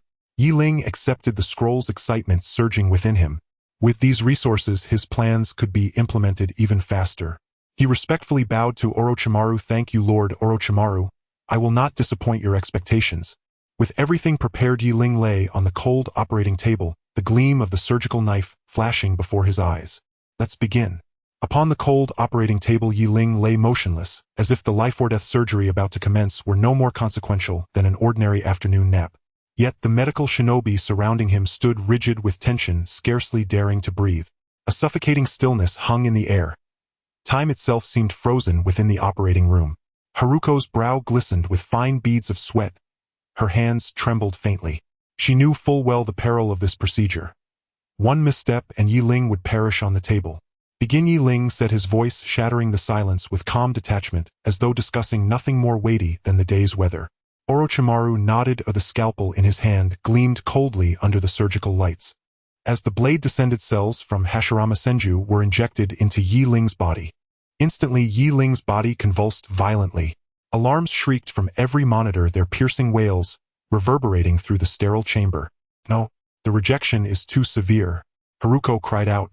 Crimson veins erupted across Yi Ling's skin like coiling serpents. His entire frame swelled with volatile energy, as if he were a bomb moments from detonation. Increase the inhibitor dosage. Orochimaru's voice tightened with gravity. Yet even at higher concentrations, Yi Ling's condition worsened, not stabilized. The alarms intensified, frantic and merciless, like death's own metronome. He can't withstand it any longer, Haruko whispered, tears trembling at the edge of her voice. Orochimaru stared intently at Yi Ling, a flicker of hesitation crossing his gaze. Was this the end? At that very moment, Yi Ling's eyes snapped open, crimson Sharingan whirling furiously within their sockets. A torrent of overwhelming chakra erupted from his core. This has only just begun, he rasped, low, hoarse yet resonant with unshakable authority. His crimson Sharingan spun relentlessly, as if seeking to devour reality itself. Jaw-clenched tendons standing stark against his temples, great drops of sweat cascading down his brow. Yet he uttered no cry, not even a whimper. Instead, he marshaled every thread of chakra within him like a master tamer, subduing feral beasts, gradually pacifying the raging Hashirama cells one by one. Steady. Steady. You want to explode. Did you ask my chakra first? He murmured, inwardly drawing upon modern scientific knowledge to guide the turbulent flow of energy within his body. The alarms softened then faded. Yi Ling's vitals steadied. Haruko exhaled deeply. A breath held too long, feeling as though she had just completed a grueling marathon. Phew. Thank goodness. Thank goodness. She murmured, relief washing over her. Only for the moment to shatter without warning. An unfamiliar force surged from deep within Yi Ling. Not born of Hashirama's cells, but emanating from something far more primordial buried deeper within his being. It rose like an invisible barrier resisting the integration of Hashirama's cells, defending the integrity of Yi Ling's original physiological order. What in the world? System update. Version incompatibility. Yi Ling thought, wryly, feeling like an obsolete computer forcibly upgraded to a new OS, only to crash catastrophically. The power was immense and profoundly enigmatic. Even Orochimaru betrayed a flicker of genuine surprise. Fascinating. It seems your body conceals secrets even I have yet to uncover. He murmured, his gaze glinting with unmistakable avarice. Yi Ling felt unmoored, adrift as if trapped inside a VR simulation that had abruptly frozen and disconnected. Through the haze, fragmented words reached him: genetic fusion. Genetic fusion. That familiar phrase instantly reactivated dormant knowledge from his modern consciousness. Haruko, now. Boost ATP infusion immediately and reduce cell inhibitor concentration to 0.05 now. His voice was frail, but laced with absolute command, the voice of a general directing legions on the battlefield. Haruko did not comprehend what ATP was, but trusting Yi Ling implicitly, she acted without. As she adjusted the parameters, the mysterious force collapsed inward like a deflated balloon. Yi Ling felt sudden lightness, as if breaking free from invisible chains, while a torrent of unprecedented power surged through his veins. It's done. Yes, Senshin. He roared, inwardly euphoric, as if after countless gotcha pulls he had finally drawn the rarest SSR card imaginable. So I truly am the chosen one. Blessed with fortune beyond measure, he mused, triumphant. Orochimaru observed silently, eyes alight with rapt curiosity. Truly extraordinary, he murmured, as if admiring a masterpiece of unparalleled craftsmanship. With the final trace of rejection gone, the surgery was complete. Yi Ling slowly opened his eyes, the crimson Sharingan rotating steadily within their sockets, radiating an aura both hypnotic and commanding. It's done, he murmured, savoring the boundless strength coursing through him, a confident smile curling at the corner of his lips. Yes, it is done. Orochimaru nodded, his eyes gleaming with a subtle electric excitement. Now comes the moment of miracle, he whispered, tongue flicking across his lips in anticipation. Yi Ling rose to his feet, clenching his fist, feeling raw, untamed power thrumming in his bones. At last, invincibility. He breathed softly, his gaze sharpening with lethal intensity. Orochimaru watched, a satisfied smile spreading across his face. Excellent. Now you may begin your true evolution. He stepped forward, placed a hand on Yi Ling's shoulder, and spoke with a tone rich with unspoken implication. Yi Ling looked at Orochimaru, and suddenly felt an icy chill crawl up his spine. Yi Ling rose slowly, feeling a torrent of power surging through his body, as if a slumbering leviathan were about to awaken. The visual onslaught brought by the Xiaoluan Yen and the formidable vitality granted by the Zhu Jian cells gave him an unprecedented sense of control. Invincible? Ha, not nearly yet. De Shi Wan's cold voice shattered Yi Ling's brief intoxication. How does it feel? Does the new toy still fit you? De Shi Wan's crimson serpentine eyes glittered with an inscrutable light, as if they could see through every fiber of Yi Ling's being. Not bad, just a bit power-hungry. Yi Ling flexed his limbs, speaking lightly yet remaining inwardly vigilant. He knew De Shi Wan would never be benevolent for no reason. In that case, let us begin the next stage of the game. De Shi Wan extended his long tongue to lick his lips, smiling with a sinister curl. I want you to master level ninjutsu, Luo Xian Wan, and increase its destructive power threefold within 1 week. 1 week. Triple the power. De Shi Wan, are you joking with me? Yi Ling could not help but retort. The demand was nothing short of a hellish trial. Even with the Xiaoluan Yen and Zhu Jian cells, his body had not fully acclimated to such overwhelming force. Forcing advanced ninjutsu now would be akin to playing with fire. What frightened? De Shi Wan taunted, eyes full of mockery. Afraid? Not a chance. Yi Ling's mouth lifted in defiance, his gaze burned with fierce determination. But if you fail, don't blame me for blowing your laboratory to kingdom come. Over the following days, Yi Ling embarked on a training regimen from hell. Each circulation of chakra was accompanied by excruciating pain, as if his body were being torn apart. The medical ninja Chunzi watched in terror at the side several times, tempted to intervene, but she dared not speak. 7th day. Dashiwan stood outside the training ground staring at the battered Yi Ling, with an enigmatic smile curling his lips. Seems you have some talent yet. He approached Yi Ling slowly and reached out his hand. At his fingertips a Luoxian wand condensed. Let me see your results. Yi Ling inhaled deeply. The Xieluan Yen spun, rapidly scrutinizing every detail of the Luoxian wand. During these 7 days he had not merely endured beatings. Modern scientific reasoning is not to be underestimated. He analyzed the principle behind the Luoxian wand and devised a pressure cooker method tailored to his condition. In essence, compress chakra to the utmost and unleash it in an instant. Efficiency, unquestionable.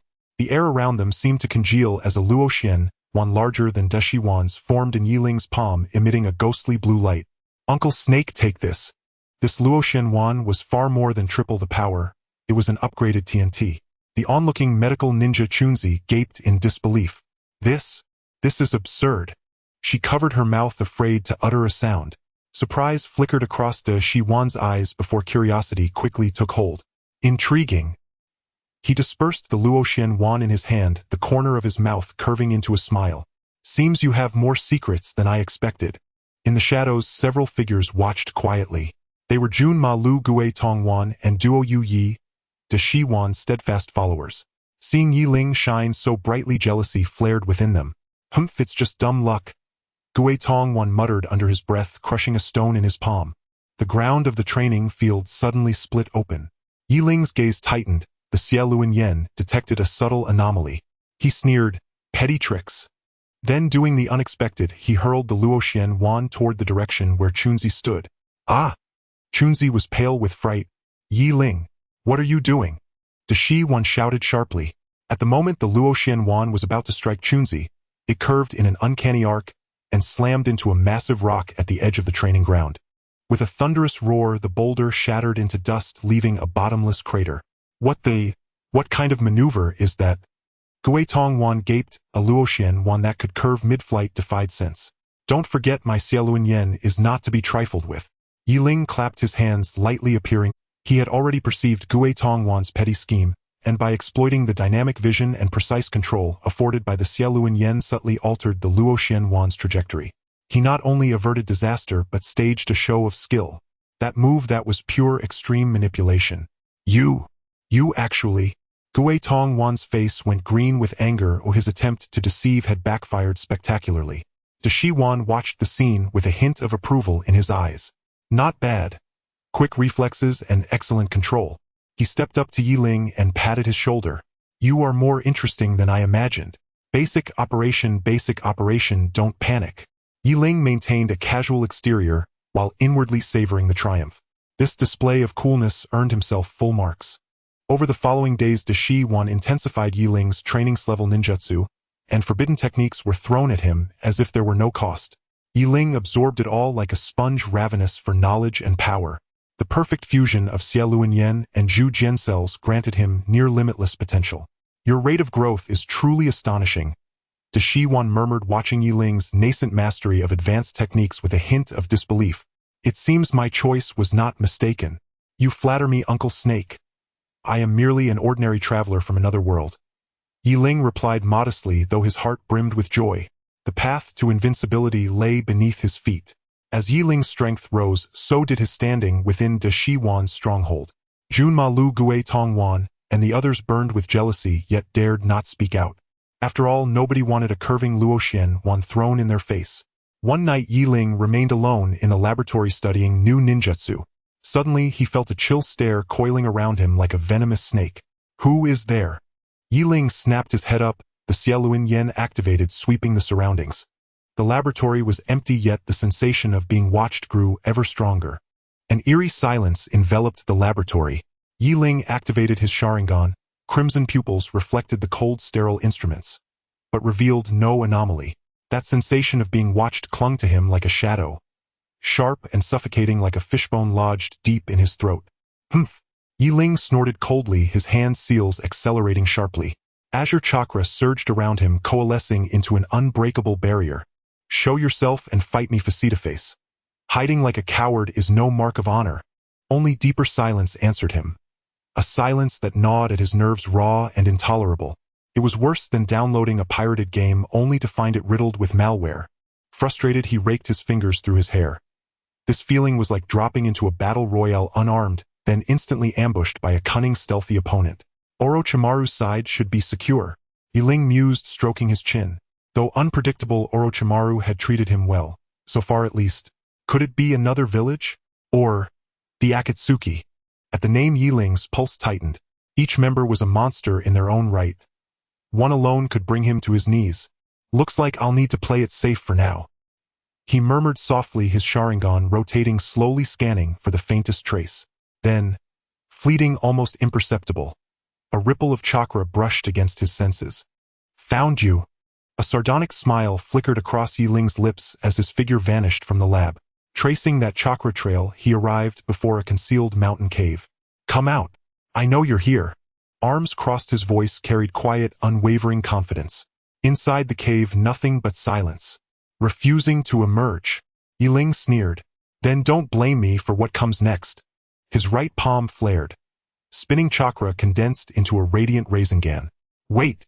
A trembling voice echoed from within. I have intelligence. The Rasengan dissolved slowly in his palm. A glint of sharp calculation flashed in his eyes. Oh, what intelligence? About your... The voice faltered, thick with fear. Your intelligence network. Ling raised an eyebrow, dismissed the Rasengan, and fixed the speaker with a look that said plainly, try anything foolish, and you'll regret it. From the cave emerged a slight trembling figure. The medical nin Haruko stationed at Orochimaru. Her face was pale, her lips quivering, fingers clenched tightly around a crumpled slip of paper. Like a cornered rabbit frozen mid-breath. Speak. What intelligence network? Ling impatiently tapped his fingers. Calm, commanding every inch, the seasoned master. Haruko drew a shuddering breath and stammered. I overheard someone speaking of something called the Heaven's Net. Heaven's Net. Ling paused. Why did that name sound so familiar? Wait, could it be? He recalled with wry amusement the intelligence system he'd designed, blending modern cryptography with ninjutsu theory, just for fun. He dubbed it the Heaven's Net, half in homage to the Terminator. Never imagining anyone would actually... They said, the Heaven's Net is everywhere, all-seeing, all-knowing. Her voice dwindled, trembling on the edge of tears. Ling concealed his inward satisfaction behind stoic stillness. Go on. They also said, the Heaven's Net is yours. She finally blurted it out, summoning every ounce of courage. Inside he smirked. Heh. Stay humble. Just basic protocol. No need for fanfare. Aloud he gave a slow, grave nod. I see. Through the Heaven's Net, Ling began gathering intelligence. A network built upon summoned beasts as relay nodes and secured by his own encrypted protocols, astonishingly efficient. Within hours he identified several suspicious targets. Obscure, low-profile figures, seemingly disposable pawns. That's it. Ling curled his lip in disappointment. He'd expected formidable adversaries. Not this. Yet just as he prepared to close the net, several nodes of the Heaven's Net abruptly went dark. Something's wrong. His brow furrowed. This was no simple setback. Almost simultaneously, black silhouettes erupted from the forest, hurtling toward him. Ah! Finally showing yourselves. A cold, mocking smile touched his lips. I'd begun to think you'd hide forever like turtles in their shells. The assassins moved with lethal grace. Each strike precise, ruthless. Clearly elite, rigorously trained. Ling didn't hesitate, his Sharingan flared to life, ready for battle. So someone's grown impatient. He drew a kunai, gaze sharpening to ice. Then before the words left his mouth, one assassin lunged. His shuriken flashing like silver death, aimed straight at Ling's throat. Trivial trickery. Ling scoffed, vanishing in a blur. Just as Haruko cried out, behind you. He evaded effortlessly. Please, this man had cheat codes woven into his very being. Such petty slight stood no chance against him. In one fluid motion he struck the assassin's neck. A clean, decisive blow. That's all. He scoffed again, disdainful. I'd hoped for a worthy warm-up. But this wasn't even a spark. The remaining assassins closed in, surrounding him. Ling's Sharingan whirled, dissecting every motion, every shift of weight. Enhanced by the senju cells within him, his strength and reflexes turned combat into effortless mastery. Rasengan Chidori. Fire release great fireball technique. He wielded jutsu like second nature. Flawless, overwhelming, unstoppable. Though skilled, the assassins were no match for him. Mere ants crushed beneath a titan's heel. One by one they collapsed, writhing in agony. Who sent you? Ling pressed his foot onto one assassin's chest, voice glacial. Cough. We are. The man gasped, foamed at the mouth, and died. Blood seeping from eyes, ears, nose, and mouth.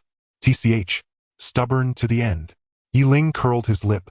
So the puppeteer played it close. Yet that wouldn't save them. He withdrew a scroll from his pouch. Dense with meticulous script. Heaven's net is vast. Loose-woven, yet never misses its mark. A chill smile crossed his face. Let's see how long you can hide. Cross-referencing Heaven's net intelligence with physical evidence recovered from the assassins, Ling swiftly identified the mastermind. The Fuma clan, a secretive ninja lineage long at odds with Orochimaru. Fearing Ling's ascension would upend their power, they dispatched killers to eliminate him before he grew to the Fuma clan. A sardonic smile played on his lips. How intriguing. Since you wish to play, I'll oblige. He rolled the scroll away and turned to Haruko, voice calm. Haruko, return to Orochimaru. Tell him I've stepped out on urgent business. He need not worry. She blinked, then bowed deeply. Yes, Lord Ling. He offered no further word, then vanished into the forest, leaving only wind and shadow. Night fell. Lanterns blazed across the Fuma clan's ancestral compound. Clan head Fumajiro sat in the main hall conferring with elders. Ling must be erased. Immediately, Fumajiro declared, voice laced with venom. His survival spells catastrophe. But our assassins failed. One elder fretted. This boy's strength is extraordinary. Humph. I refuse to believe he'll evade this time. Fumajiro sneered. I've already arranged. Suddenly a voice cut through the air. Cold, clear, and utterly still. Arranged what? The faces of Fengma Tsukiro and the others changed drastically as they suddenly looked up towards the entrance. Ling stood there, a cold smile on his lips, holding a drop of fresh blood. The very blood left by the ninja he had just slain. What have you arranged? Speak up so I can have a laugh. Ling said casually, yet with a hint of icy murderous intent. You dare intrude into my Fengma clan? Fengma Tsukiro exclaimed, slamming his hand on the table in rage. Intrude? Haha, I'm just here to escort you on your way out. Ling let out a cold laugh, his figure flashing, as he instantly appeared before Fengma Tsukiro. Not good. Fengma Tsukiro's expression changed drastically as he hurriedly stepped back, forming hand seals with both hands to prepare his ninjutsu. However, Ling's speed was simply too fast. Fengma Tsukiro couldn't react in time before being struck in the chest by Ling's punch. Pooh! Fengma Tsukiro spat out a mouthful of blood, flying backward and crashing heavily to the ground. Clan leader! The other elders gasped, rushing forward to shield Fengma Tsukiro. Do you think you old fools can stop me? Ling disdainfully snorted, his figure flashing again as he moved through the crowd like a phantom. Bang! Bang! Bang! After a series of muffled thuds, several elders fell to the ground, each spitting blood, clearly grievously injured. Is this it? I thought you all were formidable, but it turns out you are nothing more than this. Ling clapped his hands, looking utterly relaxed, as if he had merely completed an inconsequential task. The traps and defenses that the Fengma clan prided themselves on were as fragile as paper before Ling. He effortlessly avoided all the traps and used his overwhelming power to take down every enemy that tried to hinder him. Ling walked step by step towards the barely breathing Fengma Tsukiro, looking down at him with a cruel smile on his lips. Do you have any last words? Fengma Tsukiro struggled to lift his head, his eyes filled with fear and despair. He knew he was doomed today. He trembled, wanting to say something, but ultimately said nothing, only letting out a desperate sigh. Ling ignored him further and turned to leave. Suddenly he halted, tilting his head slightly as a glint of cold light flashed in his eyes. Wait, it seems there's still some movement. Ling wore a cold smile as if he already knew everything. He strolled leisurely through the Fengma clan's residence, finding the so-called traps and defenses his Sharingan spun rapidly, perceiving every subtle change around him, paired with the enhanced sensory abilities from Hashirama's cells. It was as if he had activated a perspective cheat. Is this it? Is this it? You think you can use these childish tricks against me? You must be joking, Ling scoffed, casually waving his hand as a chakra blade precisely severed the hidden mechanism wire. With a loud boom, the poison needles that were meant for Ling instead shot towards the Fengma clan's ninja, resulting in a classic case of friendly fire. "I'll take you down." The ninja hiding in the shadows couldn't help but curse. Although this phrase was somewhat ahead of its time, it perfectly expressed his inner breakdown. Seeing that the traps failed, the Fengma clan immediately dispatched the elite jonin from their family.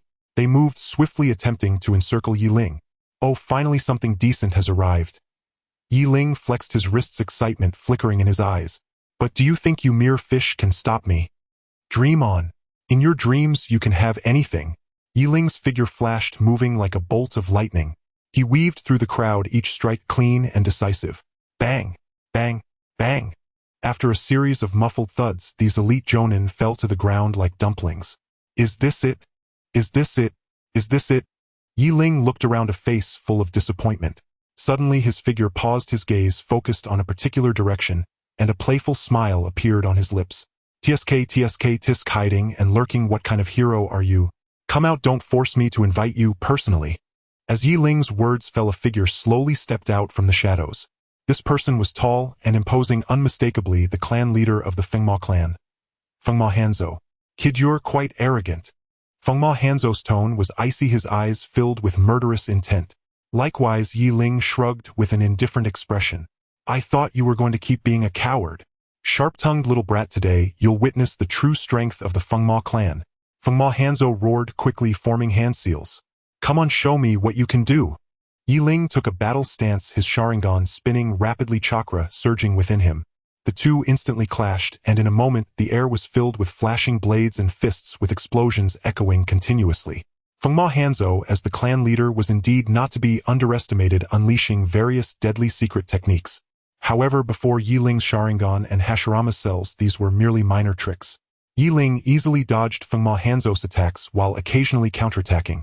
He moved like a nimble leopard, playing with his prey, teasing his opponent, all while maintaining absolute "Is this it? Is this it? Is this it?" Yi Ling mocked his opponent while fighting, utterly demoralizing him. "You can't possibly be this weak, can you?" Fengma Hanzo was completely enraged by Yi Ling's contemptuous attitude, unleashing his ultimate technique, the Fengma Shuriken. Countless shurikens rained down on Yi Ling, sealing off all his escape routes. "Minor tricks." Yi Ling snorted coldly, bringing his hands together to form a complex seal. "Would release tree world emergence." In an instant, countless towering trees sprang up from the ground, blocking all the Fengma shurikens. Fengma Hanzo's expression changed drastically. He knew he had lost. Yi Ling slowly walked up to Fengma Hanzo, looking down at him with a cold tone. "Now do you have anything to say?" Fengma Hanzo lowered his head, his eyes filled with unwillingness and despair. He knew that today the Fengma clan was completely finished. We concede." This battle ended with Yi Ling's complete victory, the Fengma clan suffering heavy losses, forced to submit to Orochimaru. As a result, Yi Ling's reputation soared within Orochimaru's faction, his prestige greatly increasing. Upon returning to Orochimaru's base, Yi Ling headed straight for the laboratory. "Haruko, prepare for the operation," he said calmly. Now, but..." Haruko hesitated. "Now." Yi Ling's tone brooked no argument. Inside the operating room, Yi Ling lay motionless on the surgical table. Haruko, now known as Midoriko, stood poised before him, her expression focused intently on the array of medical instruments. Yi Ling's objective this time was to integrate the cells of the first Hokage, Hashirama Senju. "Begin," he said calmly, as though undergoing a routine physical examination. Midoriko took a deep breath. With surgical precision, her scalpel parted Yi Ling's chest. At this critical juncture, Hashirama's cells were on the verge of fusing with Yi Ling's body. Suddenly, a piercing alarm shattered the sterile silence of the operating room. Crimson lights pulsed violently, and the deafening siren made Midoriko flinch. Her hand trembled, nearly severing Yi Ling's heart. "What's happening?" Yi Ling's brow furrowed tightly, an ominous premonition surging through him. Through the comms device, the voice of the base's perimeter scout Ogawa crackled in. Tinged with panic, "Lord Orochimaru, intruders have breached the facility. It's Takagi. He's led an assault." Takagi, the experimental subject Orochimaru had abandoned. Yi Ling's pulse quickened. Takagi's strength was formidable. And worse, he knew the base's layout intimately. This attack was no impulsive raid. It was meticulously planned. "Damn it!" Yi Ling cursed under his breath. Mid-surgery, he was at his most vulnerable. If Takagi seized him now, the consequences would be catastrophic. Meanwhile, outside the facility, Yokoida, and his squad of guard shinobi clashed fiercely with Takagi's forces. Shuriken rained like hail. Kunai met in showers of sparks. Yokoida fought desperately to hold back Takagi's onslaught. Hold the line. We must endure until reinforcements arrive. He roared, his kunai whirling in an impenetrable storm. Inside the operating room, Ling sensed a massive chakra surge drawing near with terrifying speed. Time is running out. His gaze sharpened. To Midoriko he commanded, accelerate the procedure. Midoriko's face paled, her hands shook as she manipulated the instrument's beads of sweat, cascading down her temples. Abruptly the overhead lights flickered, then died completely. What's going on? Midoriko cried out. No. It's enemy ninjutsu interference. Ling felt the transplanted cells churn violently within him, unleashing torrents of raw, uncontrolled energy. Midoriko, steady yourself. Gritting his teeth, Ling struggled to suppress the rampaging energy surging through his veins. He knew this moment teetered on the edge of annihilation. Just then the operating room door exploded inward. A chilling voice echoed from the smoke-filled threshold. Orochimaru. I've returned for vengeance. Through the swirling dust Takagi emerged. Ghost-like, his face twisted into a grotesque grin, eyes burning with vengeful fire. Orochimaru. I've returned for vengeance. This Takagi truly clung like a specter. More tenacious than cockroaches. The operating room lights stuttered erratically, equipment panels flashed urgent crimson warnings, while the alarm sputtered in broken static-laced bursts. Like a dying radio. Midoriko scrambled, frantically, panicked beyond reason. We're doomed. We're doomed. Why does this thing even have a self-destruct function? Ling felt the transplanted cells surge like a stampede of wild horses, tearing through his meridians, threatening to rend him apart. Excruciating pain blurred his vision, yet he clenched his jaw, summoning fragments of memory. Those absurd online tutorials he'd once watched. Stay calm in crisis. Breathe deeply. Meditate. Empty the mind. Astonishingly, those haphazard techniques worked. The violent chakra fluctuations subsided ever so slightly. Midoriko. Don't panic. Assess the situation. Ling forced the words through gritted teeth.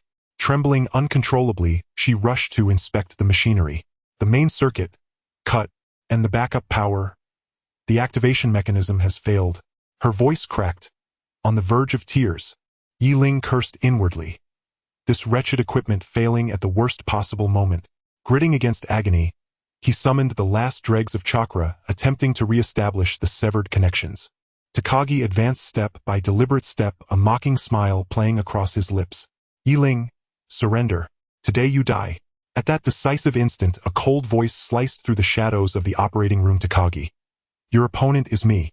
Orochimaru materialized, like a demon risen from the abyss, radiating an icy, suffocating aura.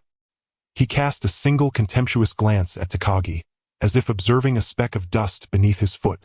You dare speak of vengeance? His tone dripped with disdain, colder, sharper than mere amusement. Takagi's face contorted. He knew Orochimaru's terror firsthand. Yet the furnace of vengeance burned too fiercely to heed caution. Orochimaru, today it ends. Either you die or I do. With a guttural roar he lunged. Orochimaru's Kusanagi blade flashed. A streak of lethal frost too swift for the eye to follow. Takagi barely dodged, but a deep gash tore across his forearm. HSS. He recoiled sharply. This serpent was stronger than before. Around them buildings crumbled like paper under the shockwaves of their jutsu. This was no shinobi duel. It was urban demolition. Ling, pinned to the surgical table, felt as though he lay at the epicenter of an earthquake. His organs trembling loose. He braced himself with chakra shielding vital organs while inwardly seething. This surgical experience is abysmal. Definitely a 1-star review. A full-blown 1-star review. Midoriko cowered beneath the surgical table, whispering feverishly, I'm finished. I'm getting my coffin. Truly her courage was smaller than a field mouse's. Ling suppressed the chaos within while tracking the battle. Though Orochimaru held the upper hand, Takagi fought like a rabid beast. Every strike aimed to kill, every movement screaming mutual annihilation. Then, Ling's inner chakra convulsed anew, swelling like magma before eruption. Danger. It's about to detonate. Orochimaru. Ling rasped, voice raw and strained. Can't hold it any longer. Orochimaru glanced at him, his eyes flickering with something unreadable, complex. With a sudden decisive sweep of his arm, Orochimaru repelled Takagi, then swiftly formed hand seals. Shadow snake hands. From his sleeves erupted a torrent of venomous serpents flooding toward Takagi like a black tide. Takagi's face blanched. He staggered backward but not fast enough. Several serpents sank fangs into his flesh. He screamed, paralysis seizing his limbs. Orochimaru ignored the writhing poisoned man, turning instead toward the surgical table. He placed a palm upon Yi Ling's chest. A glacial wave of chakra surged inward, temporarily quelling the maelstrom within. Endure. Orochimaru murmured, voice low and gravel thick. I will not let you die. Takagi staggered upright, a cruel, jagged smile twisting his lips. Trying to save him? Not so easily. Not so easily. Takagi let out a wild laugh, his hands forming seals as he slammed them onto the ground. Earth release, earth split.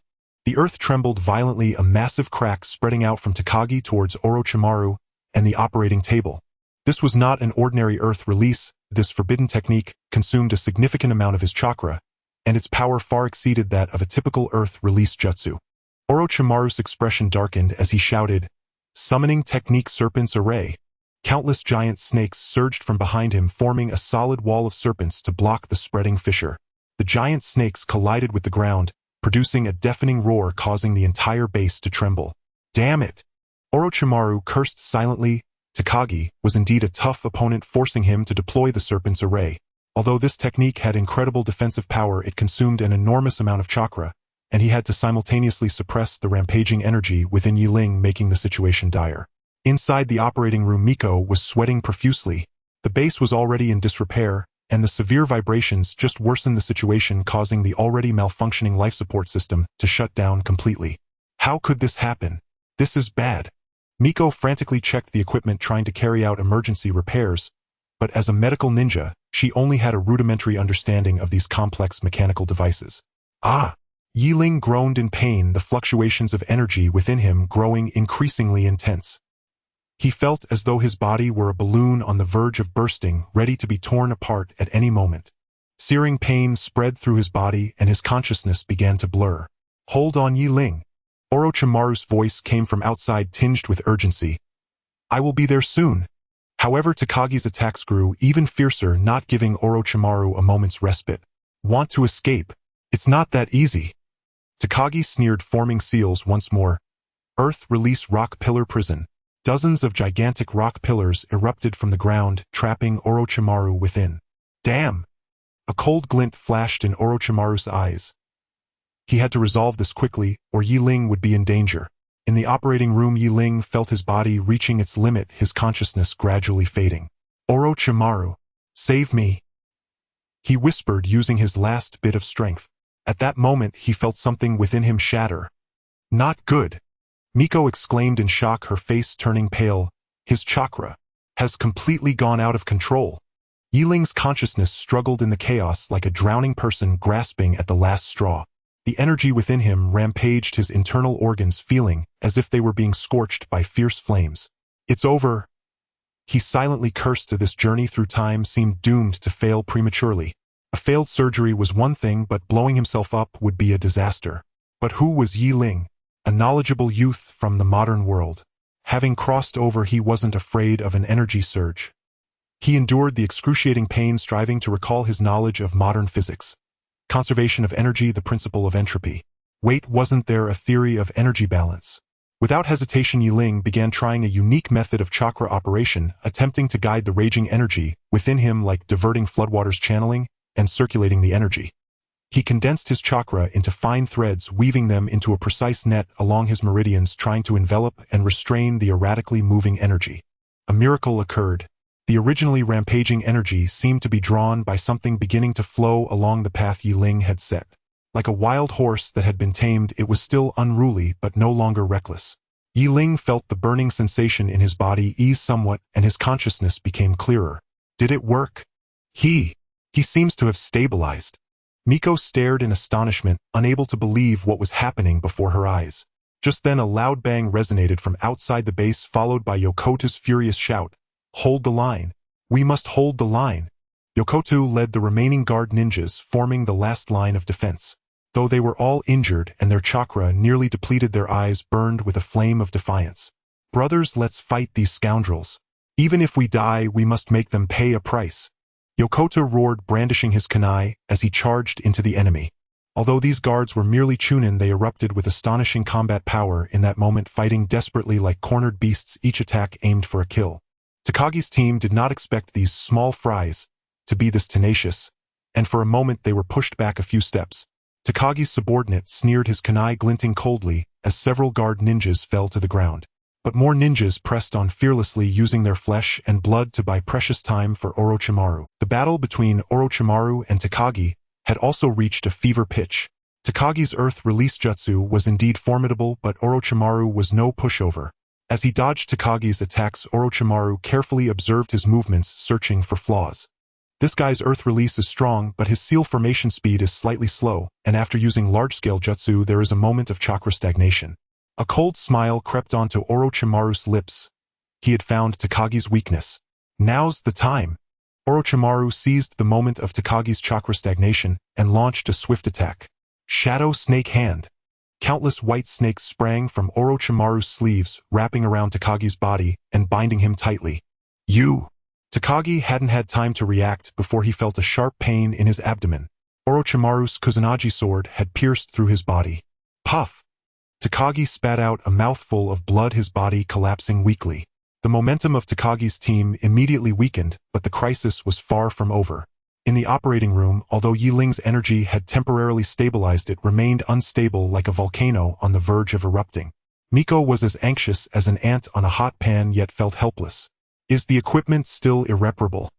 Orochimaru pushed open the door to the operating room, his expression dark. No, the life support system has completely collapsed. Miko shook her head in despair. Orochimaru walked up to the operating table, gazing at the pale Yi Ling, a complex look flashing in his eyes. It seems we have no choice but to use that method, he said softly, his tone carrying a hint of resolve. What method? Miko asked, looking up in confusion. Orochimaru did not answer. He merely pulled out a pitch-black scroll from his pocket. The pitch-black scroll unfurled slowly, inscribed with eerie runes that exuded an aura of dread. Lord Orochimaru, what is this? Miyako stammered, her face drained of color as she instinctively stepped backward. The runes seemed to stir with life, glowing with a faint, sinister crimson light as they slithered along Yi Ling's meridians like serpents of flame. Meanwhile, outside the operating room, the battle raged on. Though severely wounded, Takagi commanded elite subordinates, fearless fanatical warriors who hurled themselves relentlessly against Orochimaru's defenses. Yokota, leading the remaining guards, fought with desperate valor, yet his line crumbled under overwhelming numbers. Damn it! Have these fools lost their minds? Yokota roared, cleaving an enemy's skull in two with a single stroke. Inside the operating room, Yi Ling's body convulsed violently, drenched in sweat, as if caught in a torrential downpour. He felt as though his very flesh were being torn asunder, every nerve shrieking in agony.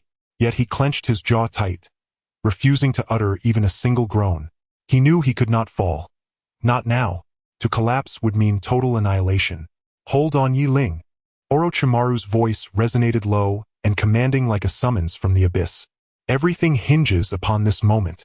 The crimson light radiating from the scroll intensified until it coalesced into a blinding pillar of light enveloping Yi Ling entirely. A crisp, clear beep pierced the silence of the operating room. Miyako lifted her head, eyes wide with hope fixed upon the monitor above the surgical table. Miraculously, the chaotic energy fluctuations had stabilized and were now surging steadily upward. Life support system reactivated. Miyako cried out, elated. Yi Ling slowly opened his eyes, sharp, incisive light flashing across his gaze. He sensed within him a power unprecedented, vast enough to shatter mountains and rend heavens. So, this is my new strength. He murmured, a cold, sardonic smile curling at the edge of his lips. No, impossible. A cry of terror echoed from beyond the door. Miyako's trembling fingers danced frantically across the intricate console, beads of sweat dripping onto the control panel with faint, sizzling sounds. Her lower lip was clenched tightly between her teeth. Whispered incantations escaped her lips. Prayers cast blindly toward unseen deities.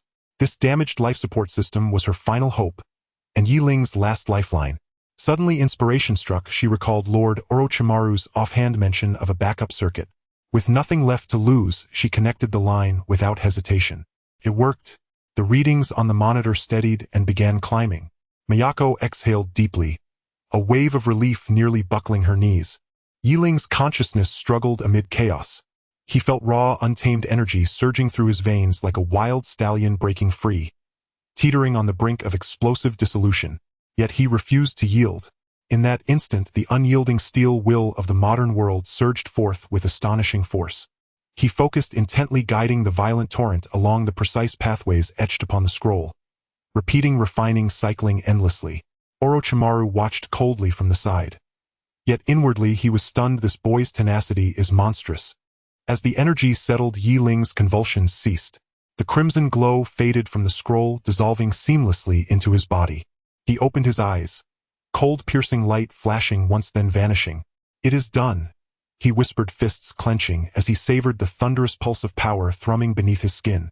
The sensation was sublime, beyond words. Impossible! How can this be? Takagi's disbelieving roar cut short, abruptly replaced by a chilling absolute silence. The operating room door slid open slowly. Yi Ling emerged, his presence alone seeming to halt time itself, the air thickening as if held in suspended breath. Outside enemies still battered desperately at the crumbling defenses, utterly unprepared for the overwhelming force now standing before them. Lord Orochimaru is watching. Yi Ling murmured to himself, a defiant, untamed grin flickering across his lips, before he shot forward like a bolt of golden lightning. Before his foes could react, he unleashed a blistering cascade of strikes, precise, lethal, divine in their merciless grace, as though death itself had descended in human form. Every opponent who touched him was hurled away, cries stifled before they could escape, unconscious before hitting the ground. Takagi, witnessing Yi Ling's terrifying might, felt despair flood his chest and turned to flee. But Yi Ling showed no mercy. He channeled a devastating ninjutsu, a thunderclap of celestial wrath splitting sky and earth. His voice dropped to a quiet, solemn incantation. "Go forth. Face the judgment of fate." Takagi could not resist. Struck full force, he soared backward, crashing down in ruined limbs, broken breath gone, utterly immobilized. The battle ended in the span of a single breathless heartbeat. Calm gradually returned beyond the operating room. The acrid scent of gunpowder and scorched earth hung heavy in the air. The operating room was a scene of chaos filled with a strange mix of disinfectant and the metallic scent of blood. Yi Ling stood in the center of the wreckage, slowly clenching his fists, feeling the surging power within him. Having transplanted the Senju cells and Sharingan, he now felt as if he had activated a cheat, his body brimming with strength. "Incredible. How does it feel?" Orochimaru's hoarse voice came from behind, carrying a hint of barely perceptible excitement. Yi Ling nodded slightly, attempting to mobilize the chakra within him. Boom! A powerful surge of energy exploded, striking his meridians, and sharp pain coursed through his body like electric currents. Hiss! Yi Ling gasped, feeling as if his organs were about to be torn apart. "This power is a bit overwhelming. Looks like it will take some time to adapt." Orochimaru observed Yi Ling's reaction with great interest, a peculiar light flickering in his eyes. "This power isn't easy to control, kid." Yi Ling gritted his teeth, enduring the excruciating pain, and tried once more to channel the chakra. This time he carefully controlled the output of the energy, focusing the chakra in his right hand. Sizzle! A tiny arc of electricity shot out from his fingertips, making a crackling sound. It worked. Though it was just a small arc, it represented that he had begun to grasp the new power. "Not bad, you're progressing quickly." Orochimaru chuckled ominously, like a venomous snake flicking its tongue. "However, this is far from enough." Yi Ling took a deep breath, knowing that Orochimaru spoke the truth. This is just the beginning. The road ahead is still long. He looked up at Orochimaru, his eyes filled with determination. "I will become stronger, strong enough to be invincible." Suddenly the door of the operating room was pushed open forcefully, and a blood-soaked ninja stumbled in. "Lord Orochimaru, something's wrong." Before he could finish, he collapsed to the ground motionless. Yi Ling and Orochimaru exchanged glances, both seeing a hint of seriousness in each other's eyes. "It seems a new trouble has arrived. Let's go check it out," Orochimaru said coldly. Yi Ling sat cross-legged, closed his eyes, and felt the chakra surging within him. This power was wild and strong, like a runaway wild horse, difficult to control. But he was no ordinary transmigrator. His modern knowledge allowed him a deeper understanding of human meridians and energy flow. He attempted to guide the chakra to his palm, envisioning it coalescing into a Rasengan. Of course, he wasn't capable of that level of ninjutsu yet, but forming a small fireball should be manageable, right? Whoosh! A small flame ignited in Yi Ling's palm, only the size of his thumb, yet it made Midako beside him widen her eyes in astonishment, covering her mouth in shock. "This." You can control chakra so quickly. Simply a genius. Yi Ling raised an eyebrow in pride, secretly pleased. Basic skills, never underestimate them. He continued to try condensing the chakra into a wind blade, and with a gentle swipe it sliced through a steel pipe beside him. Woo-hoo, let's fly. He couldn't help but shout out, but then realized he had gotten a bit carried away, clearing his throat and putting on an air of profundity. Are you trying to investigate the matter of the Takagi defectors? Orochimaru's voice suddenly sounded startling Yi Ling, almost causing him to disperse the lightning he had just gathered. Yes, I feel that things are not that simple. Yi Ling focused himself, saying seriously, although the Takagi defectors are strong, they shouldn't be able to infiltrate the base silently. It's likely. What are you trying to say? Orochimaru narrowed his eyes, a dangerous glint flashing in his gaze. I fear there may be a mole within the base. Yi Ling met Orochimaru's gaze fearlessly. Moreover, I suspect their target is not just the base. Orochimaru was silent for a moment, then suddenly laughed, his laughter cold and eerie. Kid, your curiosity is too much for your own good. The more you know, the quicker you die. But Yi Ling wanted to say something but was interrupted by Orochimaru. Enough. This matter ends here. You don't need to interfere further. Orochimaru's tone was firm, leaving no room for debate. Focusing on improving your own strength is the priority.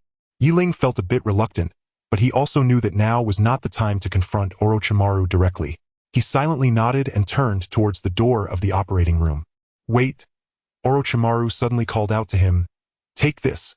He tossed Yi Ling a scroll. This is a topographical map of the area around the base. It might be useful to you. Yi Ling took the scroll, his heart stirred. Orochimaru is allowing him to investigate. He unfolded the scroll and scanned the map, suddenly his gaze fixed on an inconspicuous small mark. This is... He murmured, looking up sharply at Orochimaru. Orochimaru just smiled meaningfully, not saying a word.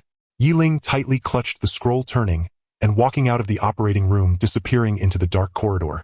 He had a premonition that this small mark would unveil a huge secret. Yi Ling took the scroll back. Spreading out the map, he kept tapping that inconspicuous small mark. An abandoned shrine circled in ink. His intuition told him there was something fishy about it. The Takagi defectors attacked the base as a diversion. Is their target? Yi Ling suddenly recalled a confidential scroll that had gone missing from the base detailing Orochimaru's latest forbidden techniques. Could their target be this? He immediately set off towards the abandoned shrine. With the transplanted Sharingan and Senju cells, Yi Ling's speed and perception abilities had greatly improved, allowing him to traverse walls like walking on flat ground. In less than half an hour, he arrived at the shrine. The shrine was dilapidated, covered in cobwebs, and the air was filled with a sense of decay. This place is eerie and somewhat chilling, Yi Ling remarked, cautiously stepping inside. The interior of the shrine was empty, featuring only an altar and some broken ritual items. Yi Ling activated his Sharingan, carefully observing everything around him. Suddenly, he noticed a stone brick behind the altar that was slightly different in color. Great! There really is a mechanism. Yi Ling's lips curled into a slight smile as he pushed hard, causing the stone brick to slowly shift, revealing a dark opening. A cold wind emanated from the opening, mingled with a faint scent of blood. Impressive, looks like I was right. Yi Ling jumped down without hesitation. The opening was deep, and when Yi Ling landed, he found himself in an underground chamber. In the center of the chamber was a massive altar covered with strange runes. Several figures in black were gathered around the altar, seemingly performing some sort of ritual. What the hell is going on? Yi Ling's heart sank as he quickly hid behind a stone pillar. The ritual is about to be completed. We just need to offer the last sacrifice. One of the figures in black said ominously. The last sacrifice. Yi Ling's heart tightened, suddenly realizing something. Could it be? He quietly approached the altar, peering through the gaps in the stone pillar, and saw the scene on the altar. A bound ninja, one of the previously missing members of the base. So it really is them. Yi Ling's heart burned with anger. Just as he was about to charge out, he heard a familiar voice. Well done, Orochimaru. Yi Ling turned sharply, only to see Orochimaru had appeared behind him without him noticing. You? Yi Ling's eyes widened in disbelief as he looked at Orochimaru. Why are you doing this? Orochimaru merely smiled, not answering. He stepped up to the altar, looking at the bound ninja, a flicker of cold light flashing in his eyes. Let's begin. Yi Ling felt his head buzzing, completely bewildered by Orochimaru's intentions. Are you insane? Insane. Hee hee. Orochimaru sneered contemptuously. You will soon understand all of this is for a greater goal. He reached out, placing his hand on the altar. Stop! Ling shouted, rushing towards the altar. However, it was too late. The runes on the altar suddenly lit up, emitting a blinding light. The bound ninja let out a scream, his body gradually disappearing. You! Ling pointed at Orochimaru, trembling all over. What exactly? Orochimaru turned his gaze cold as he looked at Ling. Now you can continue your investigation. What? Ling was stunned. However, Orochimaru's lips curled into a strange smile. I hope you can come back alive. The light of the altar faded, and a strong scent of blood filled the air. Ling stared intently at Orochimaru, his heart brimming with anger and confusion. This is the third one. The third ninja sacrificed by Orochimaru. What greater goal could possibly justify such cruel sacrifices? Investigation. How would I care about more right now is how to survive. Ling gritted his teeth, knowing that Orochimaru's investigation was far from a simple task. The shadow of a mysterious organization loomed around them. A single misstep could lead to utter obliteration. He must grow stronger than anyone else. Returning to the laboratory, Ling plunged himself into research. The newly implanted Sharingan and Hashirama cells contained immense power, yet they were also like a ticking time bomb ready to destroy his body at any moment.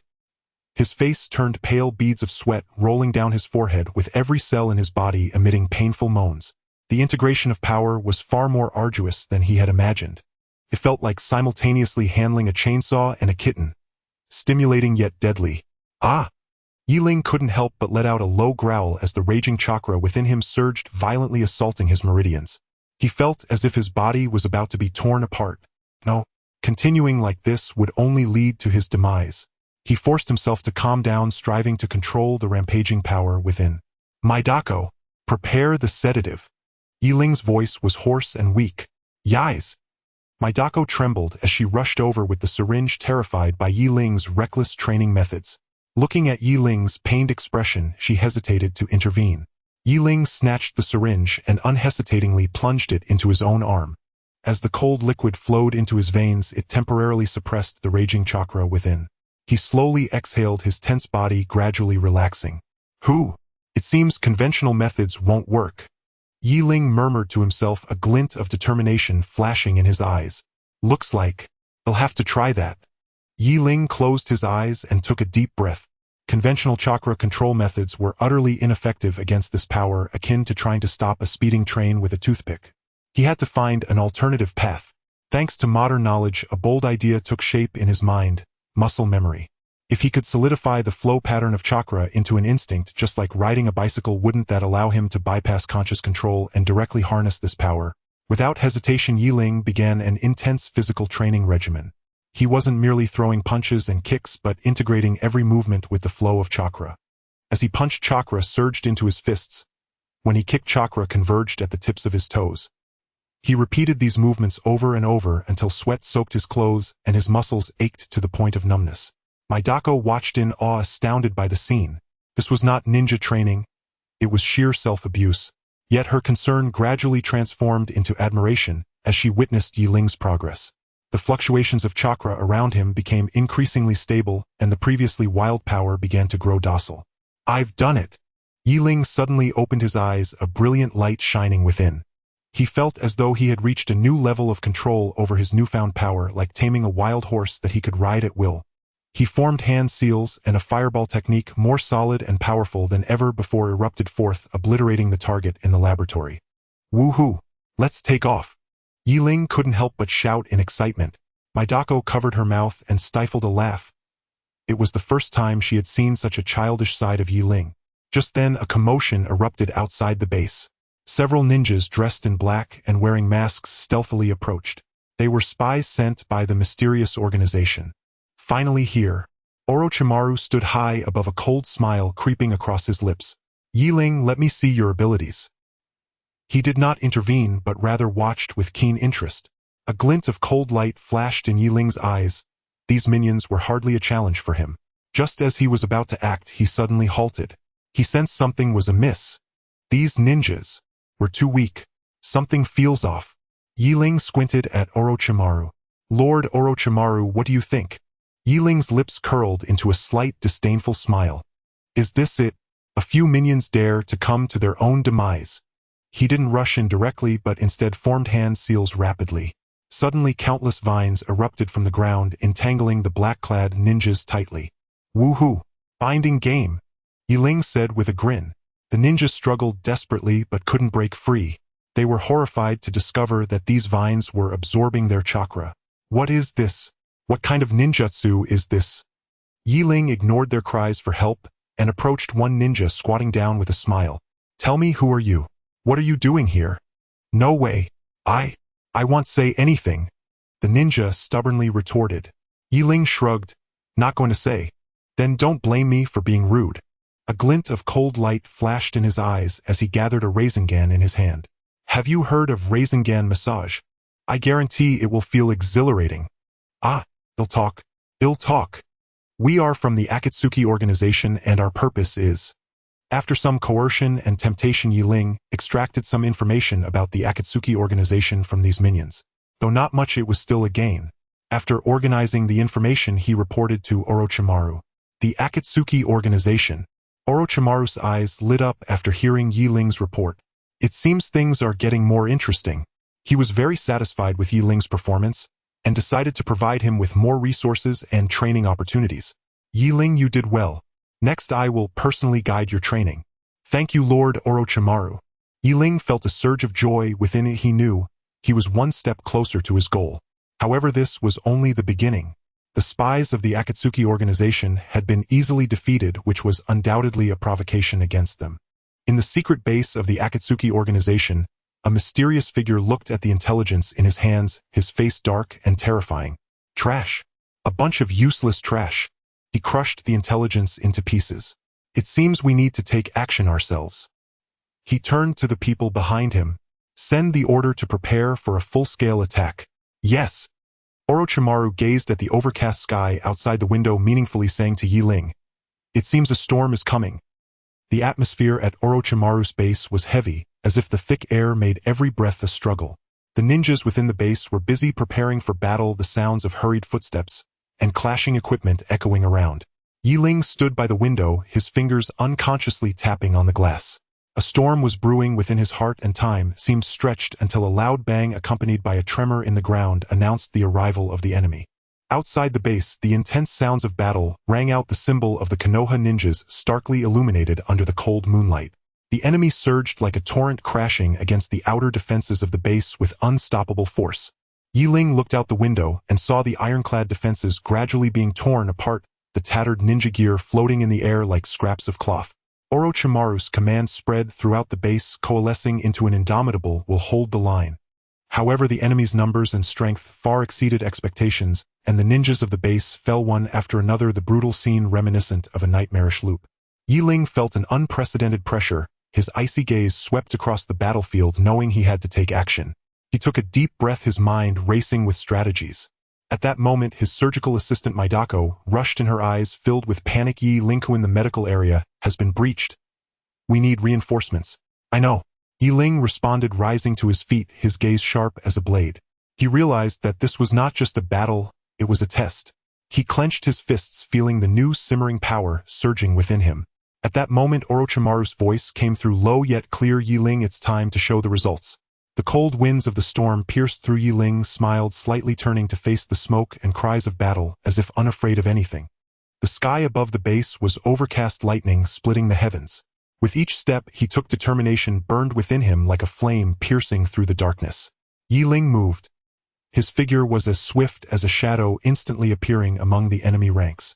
The newly merged power erupted from him like a volcanic eruption, chakra surging around him, forming visible waves of energy. A spiral shuriken of wind chakra, compressed to its limits, tore through the air, with a sharp whistle instantly obliterating the foremost Konoha ninjas into fragments. Is this all?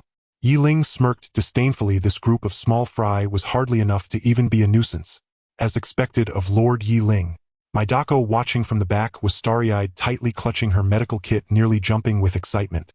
From the enemy ranks, a burly ninja wearing a mask stepped forward. He radiated a powerful chakra, clearly a formidable opponent. Kid, you're quite arrogant. The masked ninja growled, his tone laced with a hint of killing intent. Likewise, Ling replied coolly, his Sharingan spinning rapidly as he analyzed the flow of the opponent's chakra. Senjutsu would release Birth of the Forest. The masked ninja clasped his hands together, and the ground instantly sprouted numerous thick branches coiling towards Ling like giant pythons. Ling remained unfazed, forming hand seals fire release great fire annihilation. A raging inferno erupted, incinerating all the attacking branches. A mere parlor trick, Ling scoffed, his figure flickering as he vanished from view. When he reappeared, he was already behind the masked ninja. Lightning released Chidori. The piercing sound of thunder erupted as Ling's Chidori struck like a blade towards the masked ninja's back. The masked ninja reacted quickly, dodging the deadly strike, but his left arm was still grazed, blood splattering. Interesting, he muttered, covering his wound, a flicker of caution flashing in his eyes. The surrounding ninjas watching the battle were silent, all stunned by the lightning-fast duel. Ling and the masked ninja exchanged blows, the fierce battle raging on. The air around them seemed to freeze, filled with oppressive tension. Suddenly Ling paused, his Sharingan fixated on the masked ninja's injured left arm, a strange smile creeping across his face. So that's how it is, he murmured, excitement lacing his tone. Ling's Sharingan spun, rapidly discerning the chaotic flow of chakra in the masked ninja's injured arm. He discovered that the ninja's chakra had become disordered after the injury, akin to a high-speed machine suddenly stalling. Bingo! Found your flaw. Ling's lips curled into a wicked smile. This was a gift that had come right to him. He took a deep breath, gathering his chakra to its utmost limit. Senjutsu Spiral Shuriken Chidori Fusion. A massive energy sphere merging Senjutsu Chakra, Wind-style Spiral Shuriken, and Lightning-style Chidori took form in Ling's hand, exuding a destructive aura. The surrounding air began to warp as if unable to withstand this overwhelming power. What the hell is that? The masked ninja's eyes widened, sensing the threat of death, wanting to escape, but finding it too late. Goodbye. Ling chuckled softly, hurling the energy sphere towards the masked ninja. A deafening explosion erupted, the shockwave from the blast sweeping across the battlefield, obscuring everything in dust. As the dust settled, a massive crater appeared on the ground. The masked ninja had long since been reduced to nothing but ashes. Holy crap! Impressive! The ninjas hiding in the distance exclaimed. The power was terrifying. The enemy ranks collapsed instantly, the remaining ninjas crying for their mothers, fleeing in panic. With the boss gone, brothers retreat quickly. It's getting tight. Ling stood proudly like a god, descending, overlooking the fleeing enemies with overwhelming confidence. Is this all? You still want to sneak into my territory? Go home and raise pigs. In this battle, Ling had truly ascended to the heavens. Orochimaru watched Ling, his eyes filled with admiration. Ling-kun, you have truly given me a great surprise, as expected of the person I have chosen. He approached Ling, patting him on the shoulder, his tone full of trust. From now on you shall be my right-hand man. Ling smiled slightly, neither humble nor arrogant. Thank you for your recognition, Lord Orochimaru. I will continue to work hard. From this day forward, Ling's name resonated throughout the ninja world, becoming an existence that struck fear into the hearts of many. Have you heard? That person named Ling killed a rank ninja in one strike. Indeed, I've heard that he is following Orochimaru and his strength is unfathomable. However, Ling did not let the victory cloud his mind. He knew this was only the beginning. His Sharingan still needed further adaptation, and new challenges were on the horizon. Next, the real game begins. He gazed into the distance, his eyes shimmering with determination. The 55th Mist Hidden Peril, the initial unveiling of the Sharingan. Mist Hidden Village. Consider this a welcome gift for you. Ling smirked, pulling out a map from his pocket, carefully identifying his location in the dim moonlight. The task Orochimaru had assigned him was to scout the defensive deployment of the Mist Hidden Village. This was a high-risk assignment, and he could easily end up losing his life. To make matters worse, this damn Sharingan had recently been acting up, often blurring his vision, as if his membership had expired, giving him a headache.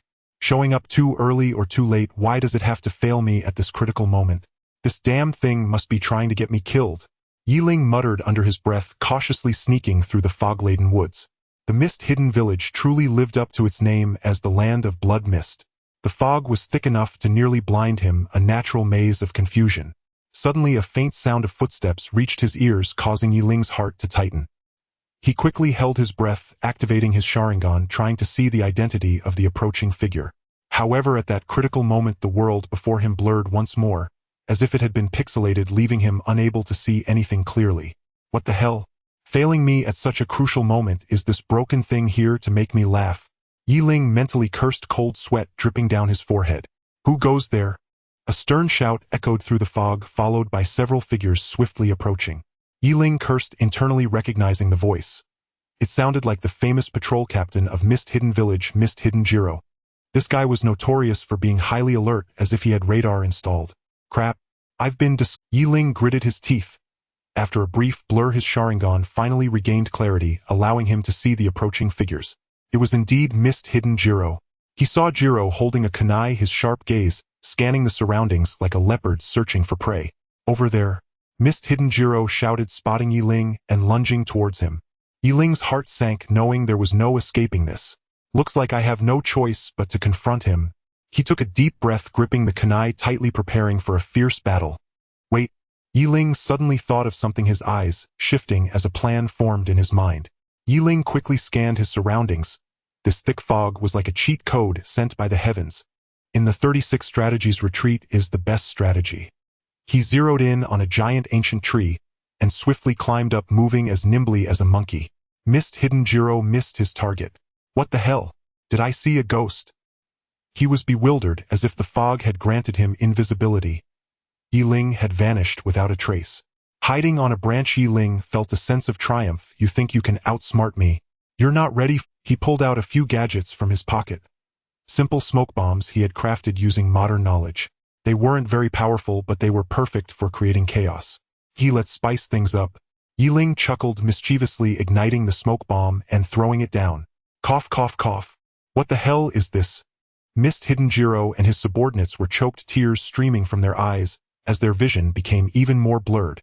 Enemy attack! Enemy attack! They frantically waved their weapons, but they were like headless chickens running amok. Yi Ling watched the mist-hidden ninjas below, now in disarray, feeling exhilarated. It was like playing a game with a god view. Being invincible is so lonely. He sighed, starting to seriously contemplate his next move. Although the Sharingan was impressive, its side effects were a major headache. Failing at critical moments was life-threatening. If it malfunctioned again, he could be in real danger. No, he needed to find a more reliable method. Risk versus reward, which is more important? Yi Ling fell into deep thought. Suddenly, as if he had made a decision, his eyes sharpened, and he murmured, "Fortune favors the bold, it's now or never." He leaped from the tree, stealthily moving in a direction. Who? A deep voice echoed through the fog. Yi Ling landed silently like a ghost weaving through the mist. He soon found Abe, who was cowering in a dilapidated temple, trembling, as if he had seen the Grim Reaper. Cough, cough, brother Abe, long time no see.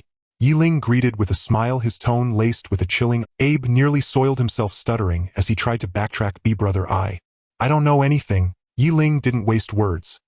He activated his Sharingan, the crimson pupils flashing with an eerie light in the darkness, sending Abe into a panic. "Now do you still want to play dumb?" Abe trembled, spilling all the information he had like a bamboo tube. Just as Yi Ling was about to leave with his spoils, a voice echoed from afar. "There seems to be some movement over here. Search for me." Goodness, this guy's nose is sharper than a dog's.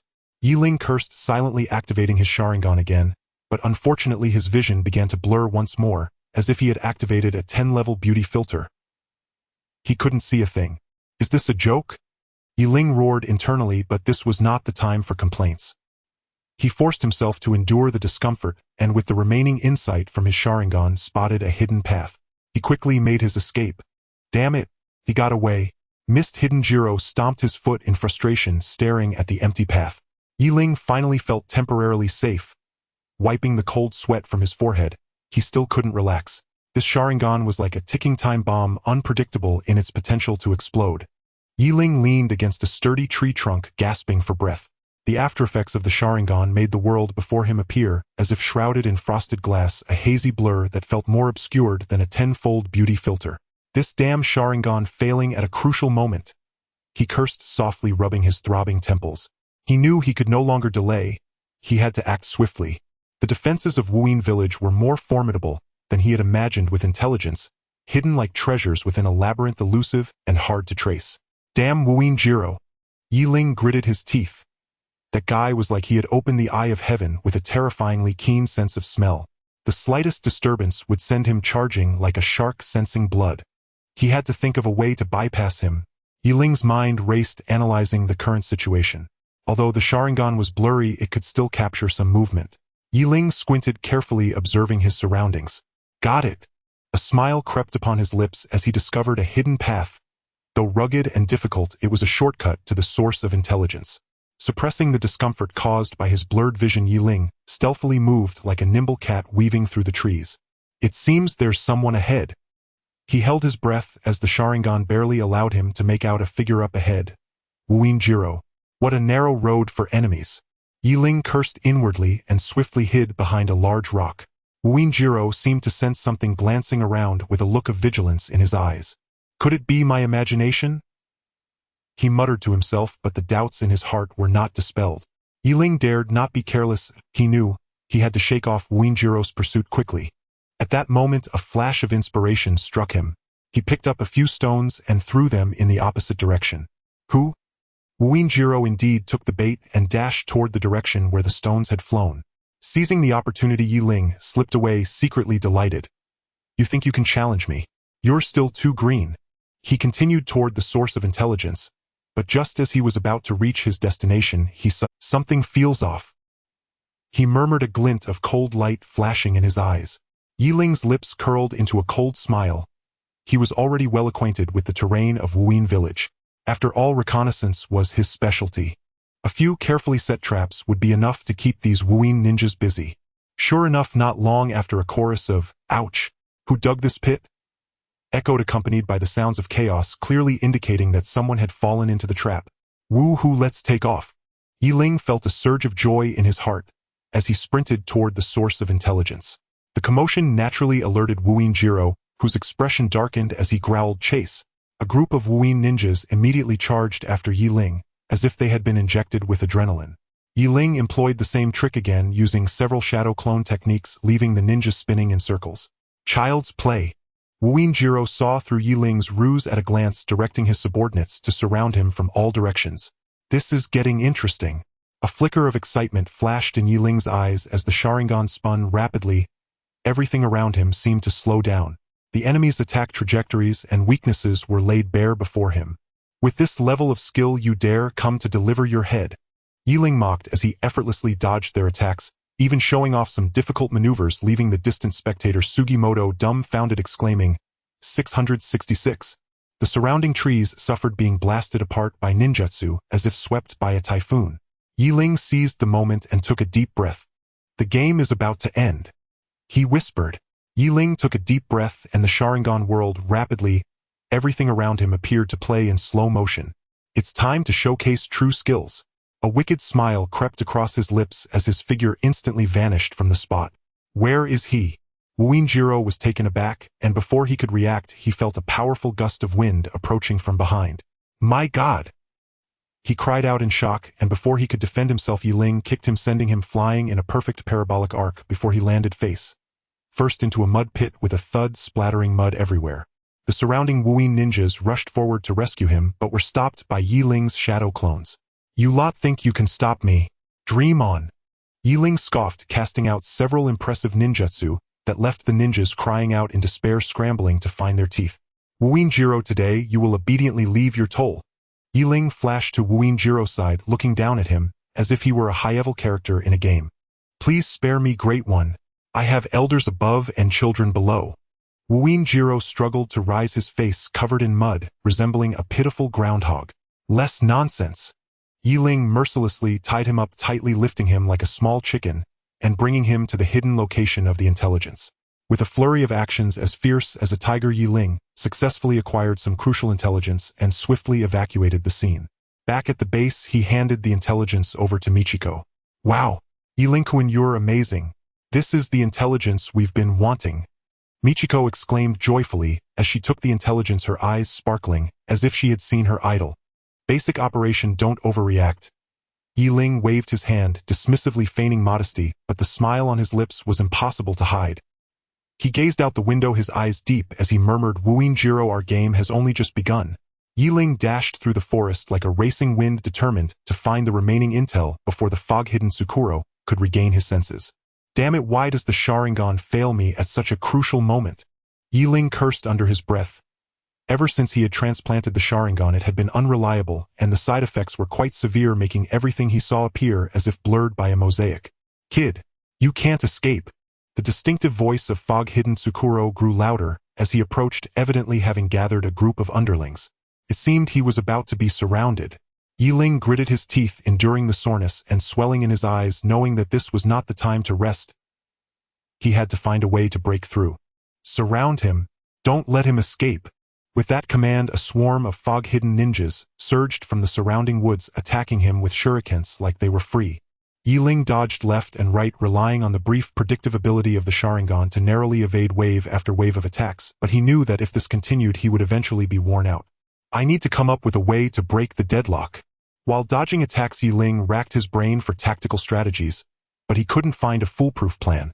Suddenly, a light bulb went off in his head. He remembered a special psychological tactic from modern knowledge. "Tsukuro, come here, I have a secret to tell you." Ling deliberately lowered his voice, a strange smile playing on his lips. "What is this kid up to now?" Hiding behind a tree, Sugimoto scratched his head, completely unable to comprehend the direction of this battle. Wasn't this supposed to be a ninja duel? Why does it feel like a child's play? Ling was seen throwing punches at the air one moment and striking strange poses the next, muttering, I can do magic, I can do magic." His comical antics made Sugimoto unable to suppress a laugh. At first, Tsukuro was also baffled by Ling's antics. Could this kid be scared silly? Yet being cautious, he did not let his guard down, for anyone who could escape right under his nose was certainly no ordinary person. Ignore his theatrics. Attack. With Tsukuro's command, the ninjas lunged at Ling like hungry wolves. "Hee, come at me." Ling's lips curled into a smirk as the Sharingan spun rapidly, and the scene before him seemed to be pressed on slow motion. "Let me show you what a dimensional strike is." Ling's eyes glowed with an eerie red light, as if he had activated a cheat. His previously blurry vision became crystal clear, allowing him to see every enemy's movement, breath, and even the slightest twitch of their muscles. "Is this all you got? Is this all?" Ling effortlessly dodged the attacks while taunting. "Is this the level of ninjas from the fog-hidden village? Truly embarrassing." "Baka, don't get too cocky." Tsukuro was infuriated by Ling's words, seething with rage at being toyed with by such a young brat. "Insignificant skills daring to show off in front of me." Ling snorted coldly, and in an instant his figure vanished from sight. "Where is he?" Tsukuro was taken aback, and before he could react, he felt a sharp pain in his chest, as if he were a kite with its string cut flying backward. "Sorry, I forgot to tell you, I'm now a man with the Sharingan." Ling clapped his hands, looking down at the groaning Tsukuro with disdain. What? What kind of monster are you?" Tsukuro clutched his chest, eyes wide with fear. "Monster? Am no monster, am just a person in pursuit of power." As Ling spoke, he slowly approached Tsukuro, a glint of cold light flashing in his eyes. Tsukuro's subordinates, witnessing this, were scared out of their wits, no longer daring to fight, and each one scrambled to escape. Trying to run. "It's not that easy." Ling sneered, his figure vanishing once more. He returned to the base, dragging his weary body, yet had no time to find a place to rest. A sinister voice from Orochimaru floated over from the corner. "Ling, come here." "What now? What is he up to? He won't make me capture the tailed beasts again, will he?" Ling lamented inwardly, but obediently moved in front of Orochimaru. "Your Sharingan needs further enhancement," Orochimaru coldly stated, causing Ling to shiver, nearly thinking he had misheard. "Enhance the Sharingan? Ow, does it mean?"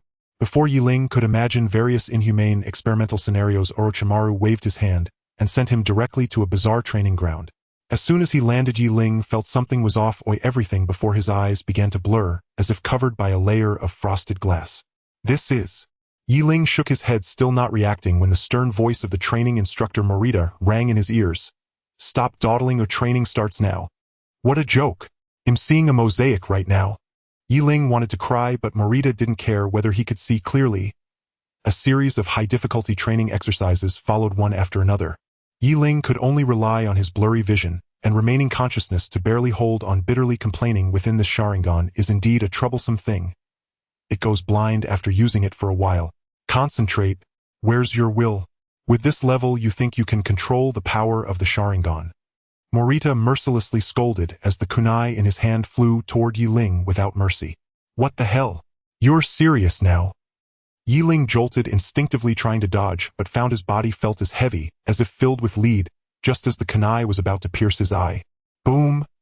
A loud bang echoed as Yi Ling felt the world go dark, followed by a powerful force surging from within, as if trying to break some sort of bondage. This power is... Morita's eyes widened in disbelief as he looked at the scene before him. Yi Ling felt as if he were being shoved into a high-speed spinning washing machine, everything spinning his insides, feeling like they were about to be thrown out.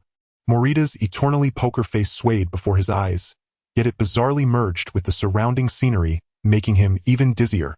Will, you old coot, it's easy for you to say.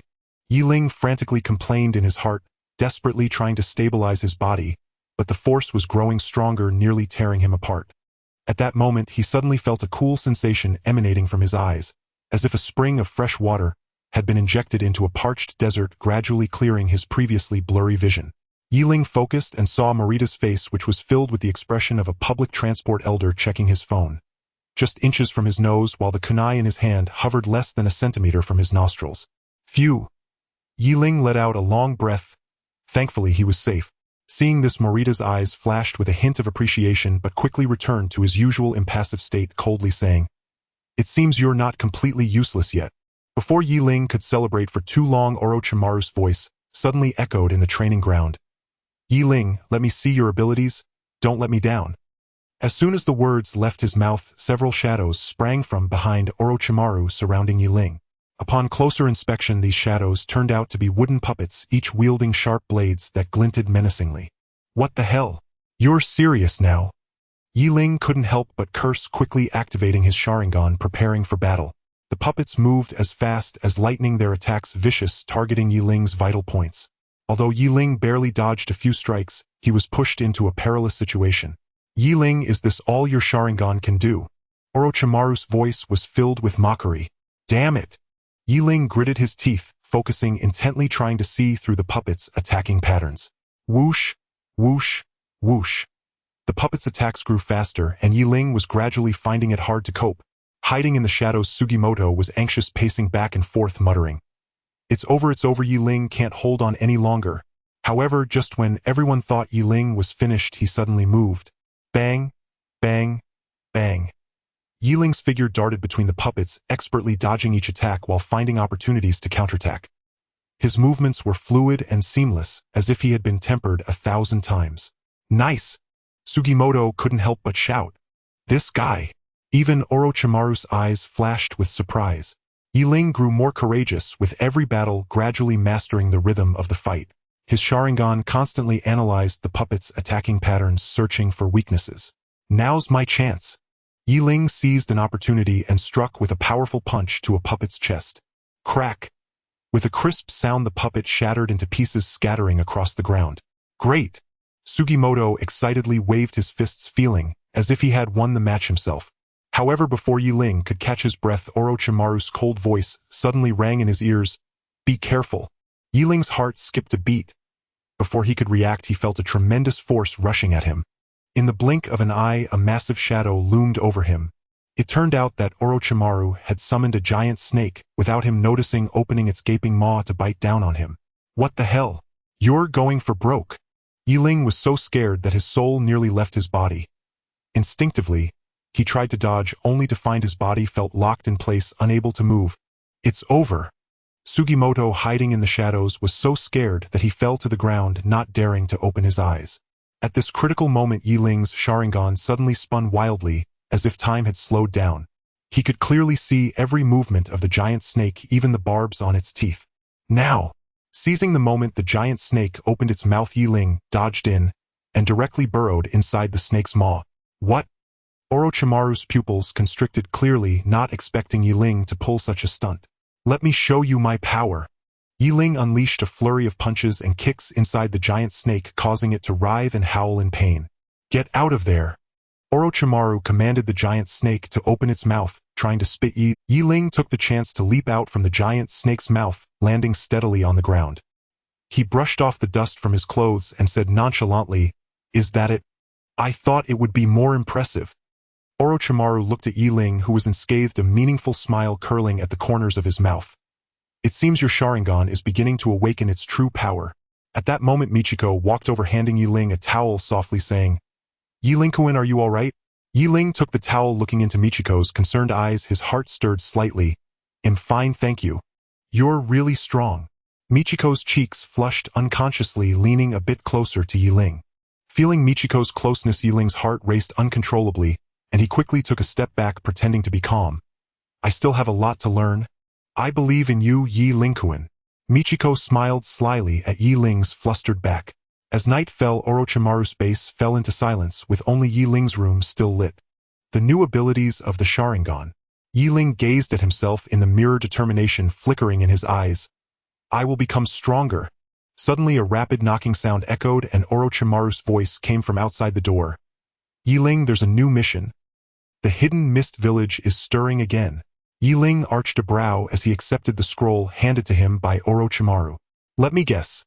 This isn't another mission to capture the Three-Tails Jinchuriki, is it? Their efficiency is truly abysmal. And this intelligence bears no relation to the Three-Tails Jinchuriki." Orochimaru's voice, cold and serpentine, echoed through the chamber. "It appears the hidden mist village is secretly developing a new forbidden technique. We must acquire far more intelligence." "A forbidden technique? How intriguing." A wry, knowing smile flickered at the corner of Yi Ling's lips. "This mission promises to be anything but dull. Remember, proceed with utmost caution." A faint, almost imperceptible flicker of concern passed through Orochimaru's gaze. "The shinobi of the hidden mist village are no trifling adversaries. Rest easy. I am Yi Ling." He tapped his chest with quiet confidence. "The hidden mist village alone poses no obstacle to me." Nes night descended. Yi Ling once again set out toward the borderlands of the hidden mist village. This time he deliberately avoided his previous route, choosing a far more concealed path. Yet upon reaching the village's border, he sensed an unnerving tension thickening the air. Dense mist coiled through the atmosphere, obscuring vision, concealing intent, veiling death itself. Yi Ling activated his Sharingan, straining to pierce the veil, only for a searing pain to erupt behind his eyes, blurring his sight into indistinct haze. "Damn it! The Sharingan's side effects have flared up again." He cursed inwardly. He knew he dared not use it further. Each moment risked accelerating irreversible damage to his vision. "Who goes there?" A sharp, thunderous shout exploded beside Yi Ling's ear. Then in an instant silhouettes materialized from the fog, encircling him completely. "Shinobi of the hidden mist village." Yi Ling narrowed his eyes, straining to discern his foes through the gloom. "Your reflexes are swift indeed. And you're from Konoha?" The lead mist shinobi demanded coldly, his gaze razor-sharp, as if seeking to dissect Yi Ling's very soul. "And guess." A sardonic smile played across Yi Ling's lips, and while parrying their assaults, he studied the terrain intently, searching for an opening, a flaw, a way out. Yet these mist shinobi moved with uncanny familiarity. Each time Yi Ling attempted to break free, they anticipated his move, cutting off escape before it began. Unacceptable. This can't continue. Yi Ling thought grimly. Prolonged combat had drained his chakra reserves. Compounded by the Sharingan's toll, his stamina teetered on the edge of collapse. At that instant the earth vanished beneath his feet, and his body plummeted downward uncontrolled. And a trap! Yi Ling's heart lurched.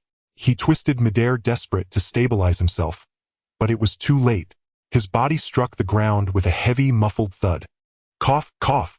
Struggling upright, Yi Ling wiped blood from his lip. A deep wound, unmistakably severe. "You won't escape." Kirigakure Jiro emerged from the trees, a cruel smirk twisting his features. "Surrender now." Yi Ling brushed blood from his mouth. His gaze hardened, sharpening like drawn steel. "And who said I intended to flee?" A frosty, knowing smile curled his lips.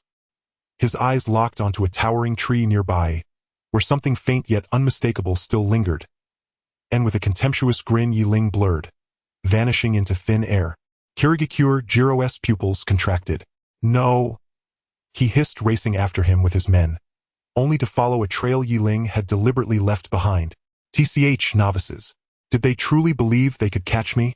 Concealed behind a colossal ancient tree, Yi Ling watched them recede deeper into the mist, a sly, cunning curve lifting one corner of his mouth. He'd planted this contingency during his last infiltration, never imagining it would bear fruit so soon.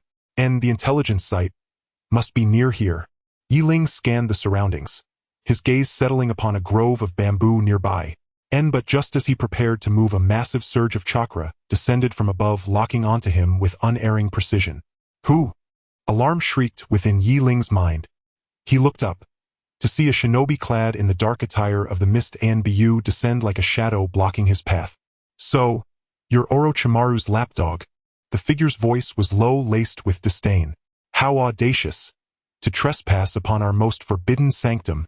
A jonin? Yi Ling's pulse sank. His Sharingan spun, rapidly analyzing the opponent's power. And so you know? The Mist Jonin formed hand seals in a blur, then unleashed a torrent of water chakra. Sutin Water Dragon Bullet Technique. Seriously? They're going all out? Yi Ling's expression tightened. He leapt aside just in time, and boom. The water dragon slammed into the earth, hurling mud and splintering trunks in a cataclysmic roar. This one possesses formidable skill. Yi Ling dared not relax. With his Sharingan blazing at full capacity, he engaged the Mist Jonin in fierce, relentless combat.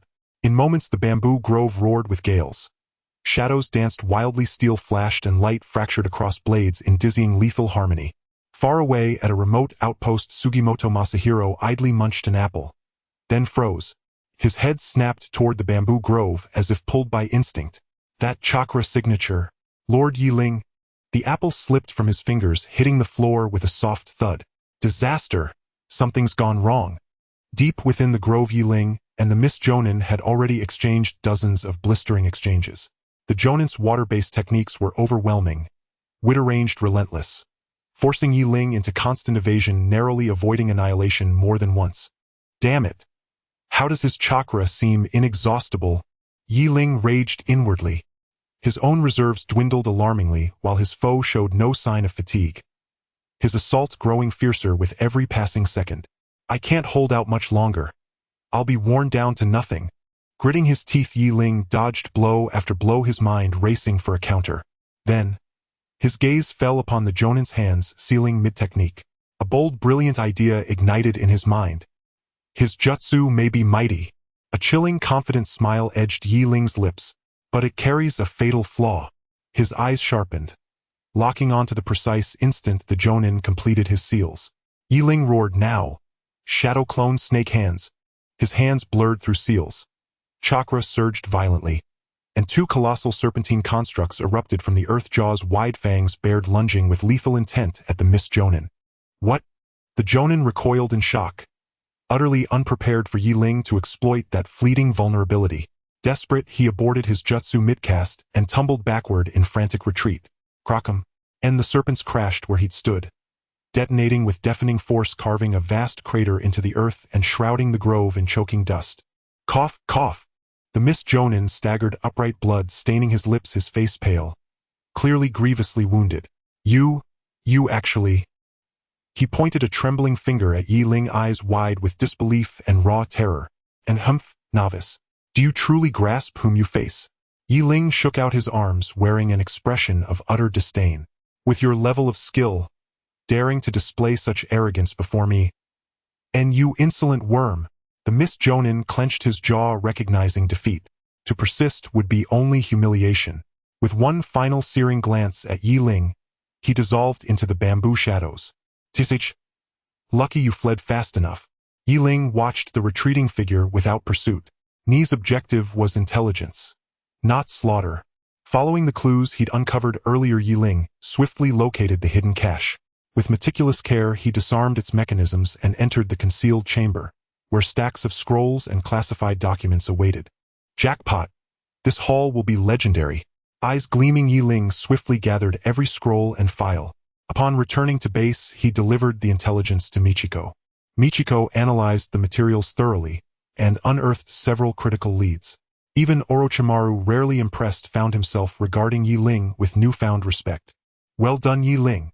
For once, Orochimaru's icy visage softened, just slightly, with genuine approval. It seems my judgment was sound. And all thanks to Uncle Snake's guidance. Yi Ling offered a modest, humble smile, while inside triumph sang through his veins. Yet victory did not cloud his judgment. The hidden mist village would not yield quietly. Greater trials loomed ahead, and, looks like, I'll need to pay them another visit. A spark of sharp intelligence lit Yi Ling's eyes. and a sly, enigmatic smile curved his lips. Yi Ling hurriedly advanced like a cunning fox, penetrating deeper into the forbidden area of Wuyin Village, following the newly acquired clues. The target this time is the Bloodline Limit Scroll of Wuyin Village, said to contain various powerful secret arts. However, Wuyin Village is not to be underestimated. As soon as Yi Ling stepped into the forbidden zone, alarms blared throughout the village. Damn it, discovered so quickly. Yi Ling cursed silently but did not retreat. Instead, he quickened his pace. Yi Ling, you can't escape. Wuyin Zereo, leading a squad of elite ninjas, surrounded Yi Ling from all directions. TCH, is it bullying when there are more people? Yi Ling sneered, activating his Sharingan, ready to fight fiercely. However, at that moment, everything before his eyes suddenly blurred. The side effects of the Sharingan had struck. Not good. Why now? Yi Ling's heart sank. He knew he was in deep trouble. Charge. Don't let him get away. With Wuyin Zereo's command, all ninjas surged forward, launching various ninjutsu at Yi Ling, as if they were free. Yi Ling's vision was a blur. He could only rely on his keen hearing and perception to evade the attacks. Whoosh! Boom! Bang! Various ninjutsu exploded around Yi Ling, kicking up a storm of dust and water. Yi Ling was like a small boat in a raging storm, at risk of being swallowed at any moment. Damn it! This won't do. Yi Ling gritted his teeth, his mind racing to find a way out. Suddenly a spark of inspiration flashed in his mind. Wait, if I just... Yi Ling's mind lit up, a cold smile forming at the corners of his mouth, thinking to himself, I'm not someone to be trifled with. Ew, do they really think I'm an easy target? He was not the type to sit idly by. He exerted all his strength to activate the Sharingan, forcefully suppressing his surging chi and intense pain. Let me show you what true power is. Yi Ling shouted angrily, forming hand seals swiftly, merging the ninjutsu he had trained in before into a completely new combination, terrifying chakra coalescing in his hands. Boom! A tremendous explosion erupted, a powerful shockwave sweeping the area and sending Wuyin Zereo and his elite team flying. Cough, cough. Wuyin Zereo struggled to rise from the ground, looking at Yi Ling in fear, as if he had seen a monster. This? How is this possible? Before he could react, a shadow suddenly appeared before him, an overwhelming sense of pressure, making it hard for him to breathe. Who? Who are you? Wuyin Zereo's voice trembled. Hehe, wanna know my name? You're not worthy. The newcomer spoke with disdain, yet during the battle with Yi Ling, he dared not be careless, clearly sensing Yi Ling's difficulty.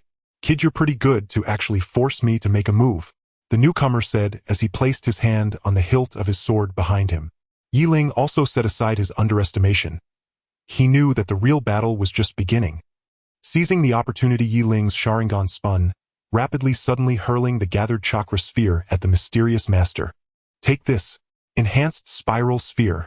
This strike had immense power. Although the mysterious master tried his best to resist, he was still pushed back several steps, a trace of blood seeping from the corner of his mouth. Is this it? Is this all you've got? You dare to call yourself a master? I'd say it's more like a chicken pecking at each other. Yi Ling pressed the attack, raining punches and kicks down on the mysterious master, leaving him with no chance to counter. Wuyin Zereo, witnessing this scene, was terrified and turned to flee, hoping to escape. Wanna run? Too late. Today, I'll make sure you understand everything clearly. Yi Ling used a body flicker technique to catch up with Wuyin Zereo, pinning him to the ground with ease. Now tell me, where's the final intel? Yi Ling asked coldly. Wuyin Zereo dared not withhold any information and confessed everything. With the final intel in hand, Yi Ling returned to Orochimaru's base. Well done, Yi Ling, Orochimaru said, looking at the information Yi Ling brought back, nodding in satisfaction. All thanks to Uncle Snake's wise guidance. Yi Ling modestly replied. Michiko looked at Yi Ling with admiration.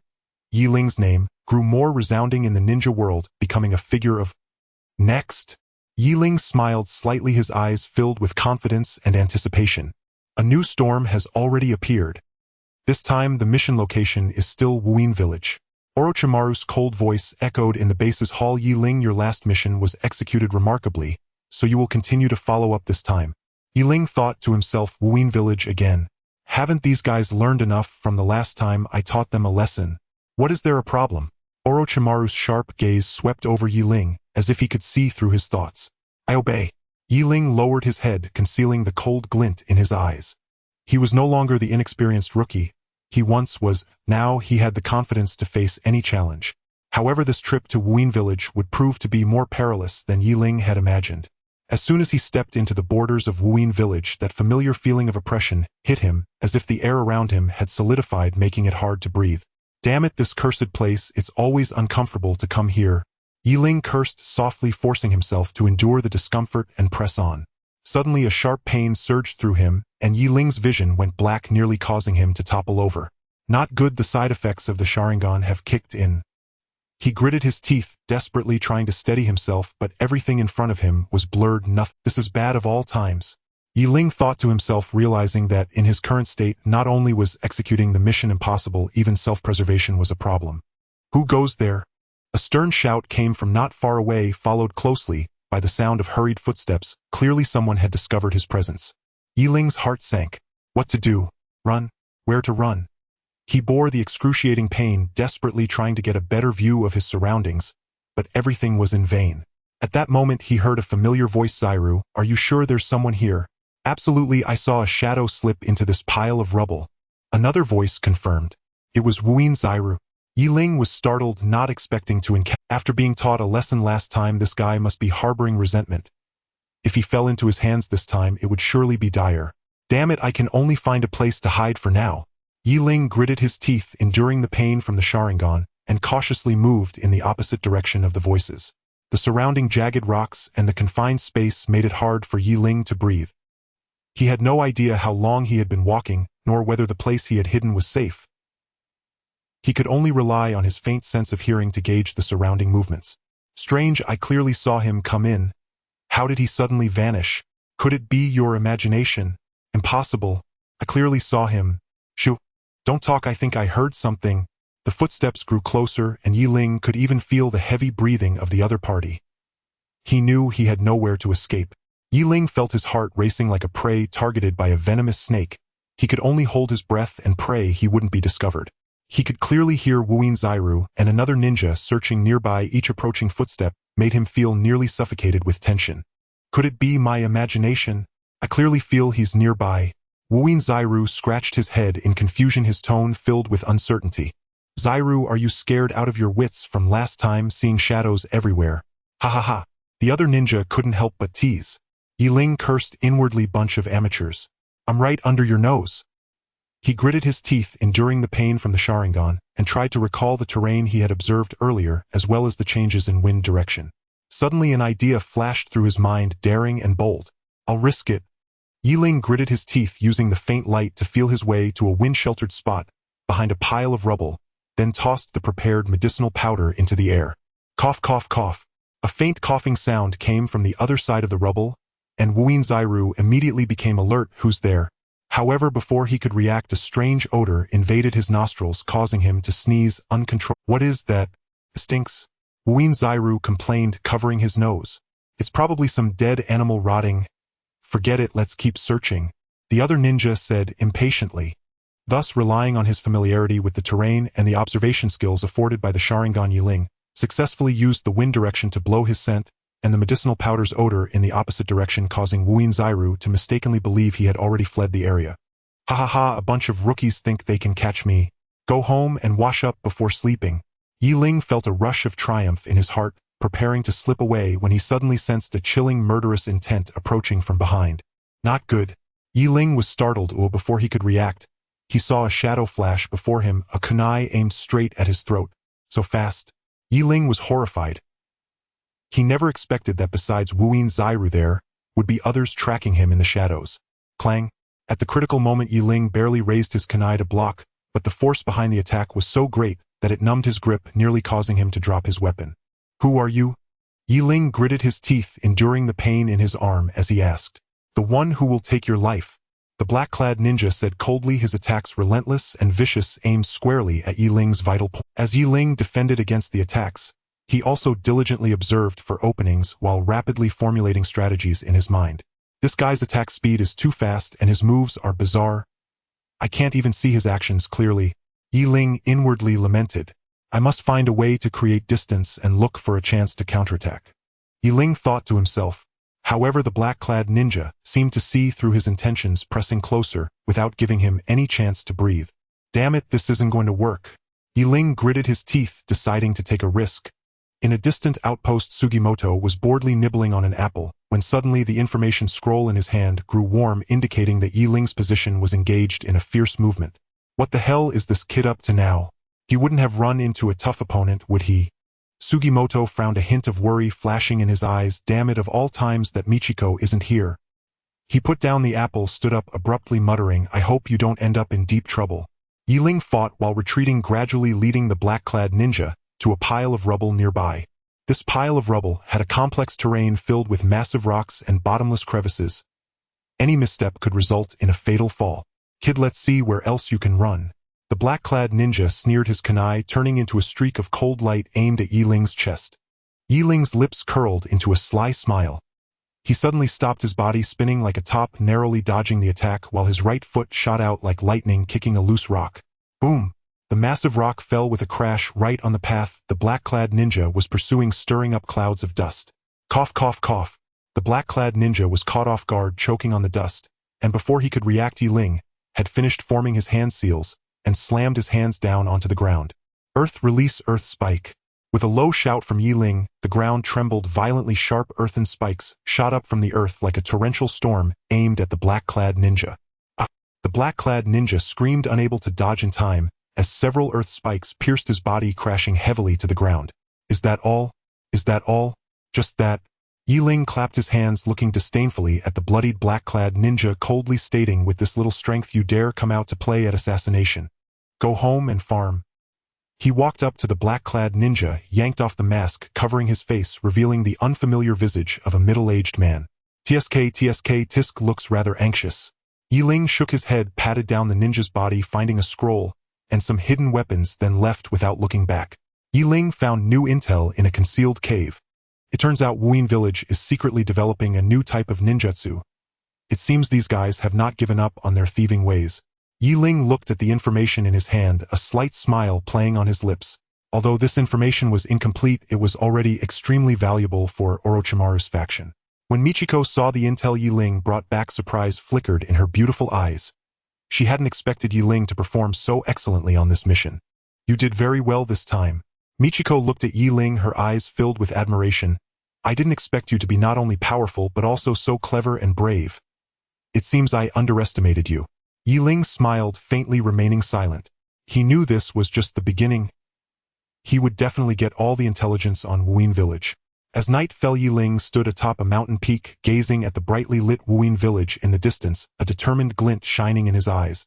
He gently unfolded the map in his hand, his fingertips slowly tracing the fog-covered area on the map, whispering, Wuin Village, I'm back.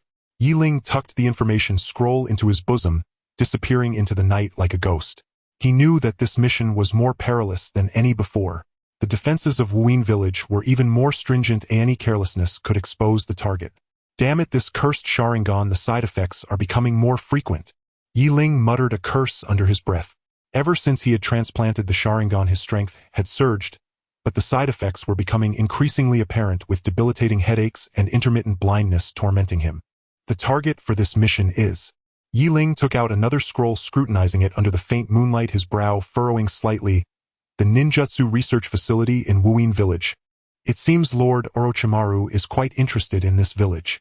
He rolled up the scroll and cautiously made his way toward the target location. The surroundings were eerily quiet, with only the occasional chirp of insects breaking the night silence. The quieter it became, the more vigilant Ling felt. Suddenly, he sensed his vision blur, turning blood red as the side effects of the Sharingan struck again. He silently cursed his bad luck, quickly stopping and leaning against a large tree, striving to steady his breath. Who goes there? A sharp shout came from nearby, followed by the sound of hurried footsteps. Ling's heart sank. He knew he had been discovered. Damn it, just when I thought I was safe. He clenched his teeth, struggling to open his eyes, but found his vision still unclear. Over there. After him. Wuin Jiro's voice grew closer, and Ling could even hear his rapid breathing. It's over, him really going to be caught this time. Ling felt a chill in his heart as he looked around, realizing he was in an open area with nowhere to hide. Wait! At that moment, Ling suddenly had a thought, a slight smile creeping across his lips. Who says I have no way out? He pulled out a shard of glass from his bosom, carefully examining it under the moonlight. Ling was no fool. He had gone through 9 years of compulsory education. He produced a variety of bottles and jars which contained not poison or hidden weapons but some chemical reagents borrowed from Orochimaru's laboratory. Using the principles of optics from modern knowledge, he quickly set up some reflective objects on the ground with the moonlight and these reagents creating a makeshift bagua array. When Jiro and his group arrived already tense, they were momentarily blinded by the sudden burst. What the hell is this? Jiro cursed, covering his eyes, nearly colliding with a tree. Ling seized the opportunity, slipping into a small cave nearby. Damn it! Search for him! Jiro ordered angrily. However, the reflective objects Ling set up acted like a maze, leaving them utterly confused. They couldn't even determine their direction, let alone catch him. On the other side, Wuyin village waited anxiously for news, realizing they might be facing a tough opponent. They dispatched a powerful jonin to deal with Ling. This jonin was no ordinary foe. His ninjutsu was peculiar and varied, known in the underworld as Ghost Shadow. Ghost Shadow silently appeared at the entrance of the cave where Ling was hiding. He snorted coldly, forming hand seals as black mist wafted from him, quickly enveloping the entire cave. Kid, come out and die. Ling had sensed the danger long ago. He activated his Sharingan, seeing the figure of Ghost Shadow reflected in his crimson pupils. The battle between the two was about to erupt. The surrounding rocks were shattered by the ninjutsu and trees were uprooted by the fierce winds.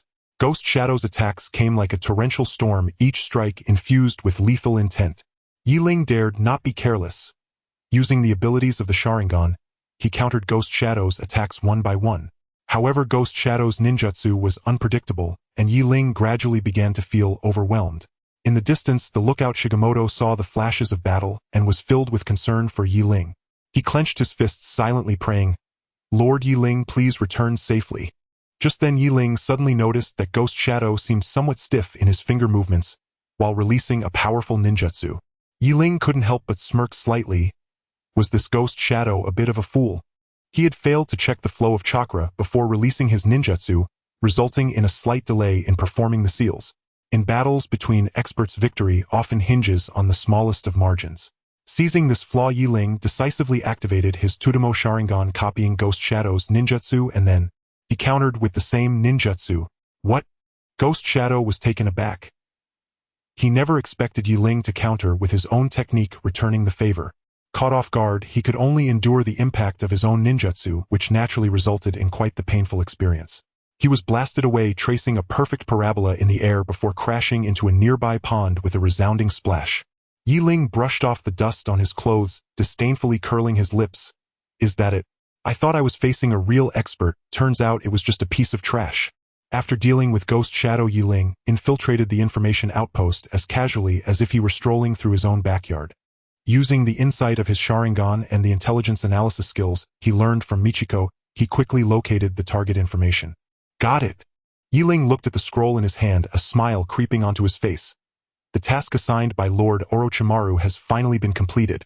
Upon returning to the base, Ling handed the information to Michiko. She examined it carefully and exclaimed excitedly, "Ling-kun, you are simply amazing. This information is extremely important.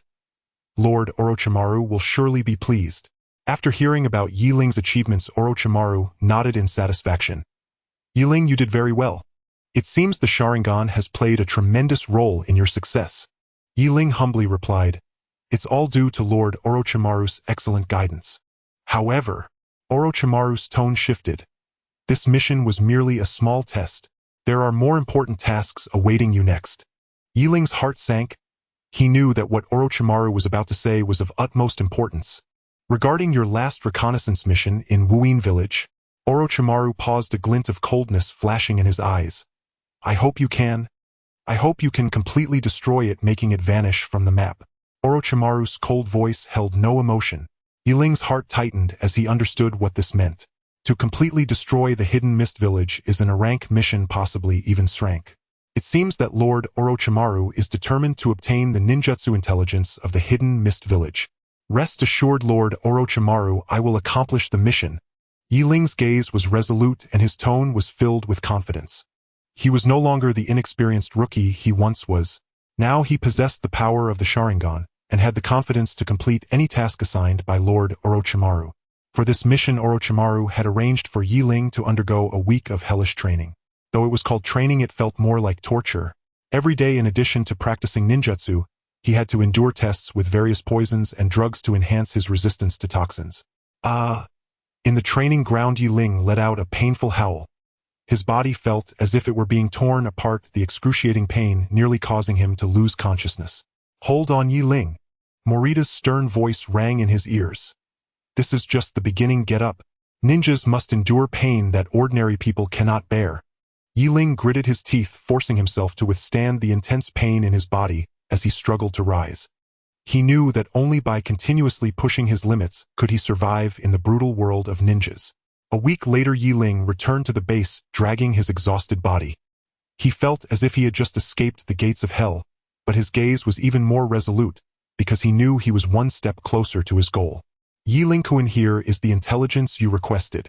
Michiko handed a scroll to Ling. "The hidden mist village has recently strengthened its defenses. You must be cautious." "Don't worry, Michiko, I am no longer who I used to be." Ling took the scroll, smiling confidently. "For this mission, I will strike swiftly, not giving them a chance to react." Ling set off for the hidden mist village, determined to do more than just gather intelligence. He aimed to use his strength to completely annihilate this village filled with bloodshed and slaughter.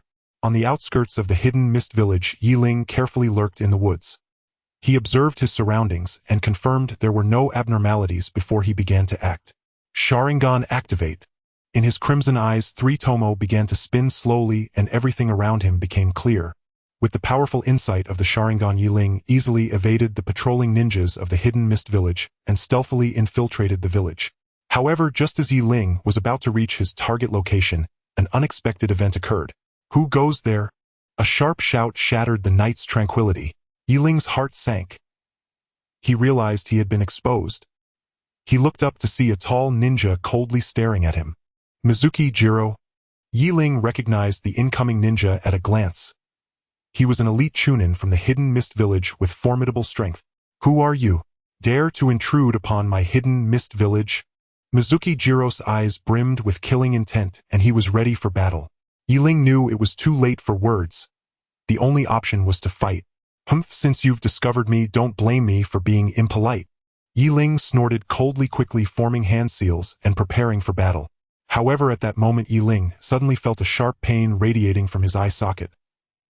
His vision blurred as the Sharingan's abilities unexpectedly failed him. "Damn it, the side effects have kicked in." Ling cursed inwardly. "Haha, kid, you're done for." Mizuki Jiro laughed triumphantly upon seeing this. He would not let this rare opportunity slip away. The kunai in his hand glimmered coldly as he lunged to strike at Ling's vital points. The surrounding ninjas from the hidden mist village also closed in, surrounding Ling. Each of them wore fierce expressions like a pack of hungry wolves eyeing a lamb ready for slaughter. Ling felt as if he were on the brink of death, with the surrounding ninjas watching him closely, ready to attack at any moment. He gritted his teeth through the agonizing pain in his eyes, desperately trying to see the situation around him, but everything blurred before him. He could only vaguely see shadowy figures closing in on him. Could it be? "I'm going to die here." Ling's heart was filled with despair. He was unwilling to die like this. "No, I can't die. I still have to complete Lord Orochimaru's mission." A strong desire for survival suddenly surged within Ling. I cannot die." He forcibly suppressed the side effects of the Sharingan, his gaze becoming incredibly resolute. "A bunch of weaklings dare to act arrogantly before me." A disdainful cold smile appeared at the corner of Ling's mouth. Though the Sharingan was temporarily ineffective, his previous observations had already allowed him to grasp the methods of these guys. They were just a bunch of weaklings. Ling's figure flickered like a ghost, weaving through the crowd with ease. He darted left and right, each strike precise, achieving maximum results at minimal cost. Bang! Ah! Damn! What exactly is this kid? The ninjas from the hidden mist village were left bruised and howling in pain. They could never have imagined that this seemingly frail boy possessed such terrifying strength. However, Ling did not let his guard down. Boom! A powerful chakra fluctuation emanated from afar, causing the ground to tremble slightly. What's happening? Such powerful chakra. It's the hidden mist village's secret weapon. The surrounding ninjas exclaimed in shock, their faces filled with terror. Ling frowned, realizing that things were not looking good. It seemed that the hidden mist village was serious about taking action. "Kid, you're pretty good to have forced me to use this move." A deep voice came from a distance filled with an oppressive aura. A mysterious ninja clad in a black cloak slowly emerged from the shadows. His face was concealed by a strange mask revealing only a pair of cold, merciless eyes. "Who are you?" Ling asked warily. "Who I am is irrelevant. What matters is you are going to die today." The mysterious ninja snorted coldly, a powerful killing intent instantly enveloping Ling. "Then let me witness your prowess." Ling, unafraid, activated a deeper layer of the Sharingan's abilities. In his crimson eyes, the three tomo spun rapidly, as if they were about to devour everything. Sharingan. Activate. A world-shattering battle was about to commence. The two figures intertwined, moving so quickly that they were indistinguishable to the naked eye, leaving only afterimages flickering in the air. The surrounding trees and rocks were utterly destroyed by their ninjutsu, turning the area into ruins. Water release water dragon bullet technique. The mysterious ninja clasped his hands together and let out a low shout. A massive water column shot into the sky, transforming into a fearsome water dragon that lunged at Ling. Fire release great fireball technique. Ling would not be outdone, spewing forth a gigantic fireball to collide with the water dragon. With a loud explosion, flames soared into the sky and water splashed everywhere. "Good kid, you have some skill." The mysterious ninja's eyes flashed with surprise, then he sneered. "But do you think that alone can defeat me? So naive."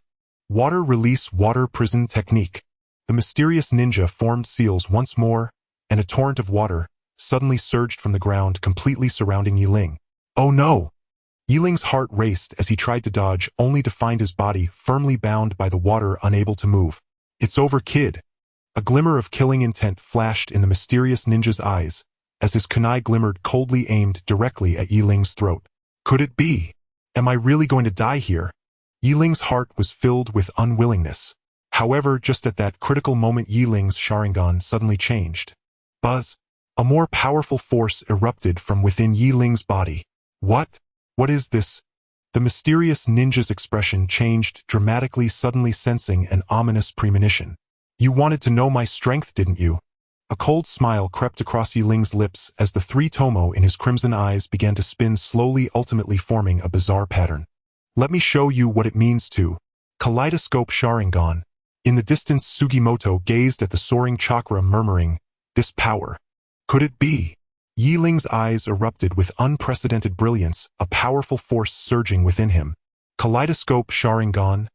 The mysterious ninja gasped in shock, having never witnessed such overwhelming power, a force capable of destroying everything. "Feel despair."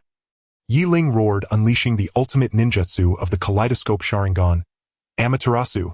Black flames erupted from Ling's eyes, instantly engulfing the mysterious ninja. The mysterious ninja screamed in agony amidst the flames, unable to escape this terrifying fate. So powerful. Is this the strength of the Kaleidoscope Sharingan? Mizuki Jiro watched in horror, his soul nearly leaving his body, as he turned to flee from this place of calamity. Thinking of running? It's too late. Ling chuckled coldly, his figure flickering as he appeared before Mizuki Jiro, gripping his throat and lifting him high. Cough, cough. What? What do you want? Mizuki Jiro was filled with terror, seeing the shadow of death in Ling's gaze. Tell me all the secrets about the blood mist. Ling said coldly, his voice like a judgment from hell. Under the threat of death, Mizuki Jiro divulged all the information without reservation. Ling obtained everything he desired, casually tossing Mizuki Jiro to the ground as he turned to leave. Ling's figure vanished into the night, leaving behind a ground littered with corpses and a suffocating sense of fear. He returned to Orochimaru's base and handed the intelligence over to Michiko. "Well done, Ling." Orochimaru nodded in satisfaction as he looked at the information in his hands. "Your performance exceeded my expectations."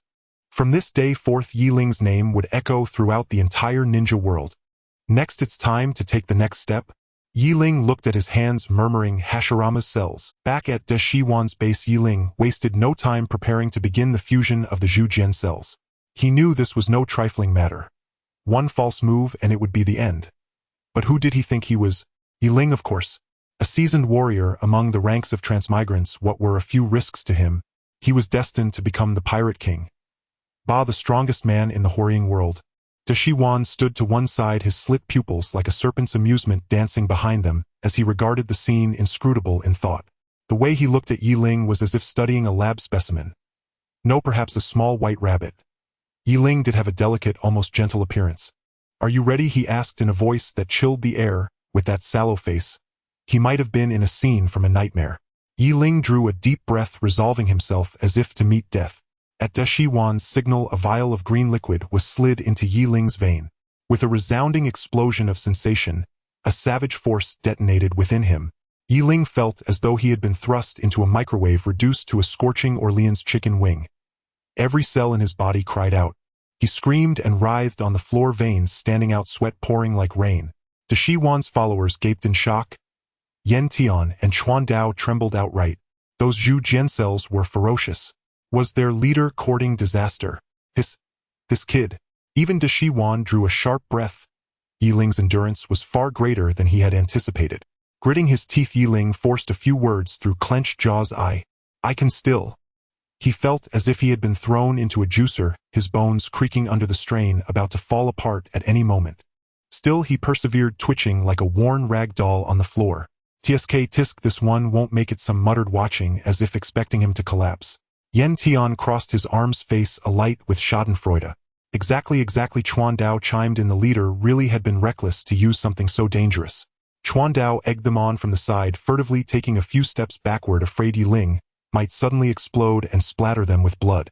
Their words pricked Yi Ling like needles, but he had no strength left to retort. He could only curse them silently in his heart. Liang Zi watched Yi Ling's agony with deep concern. She wanted to step forward to help, but a single look from Da Shiwan stopped her. "Don't disturb him," he said, his voice calm. "This one is interesting." Da Shiwan licked his lips, a gleam of excitement glinting in his serpent eyes.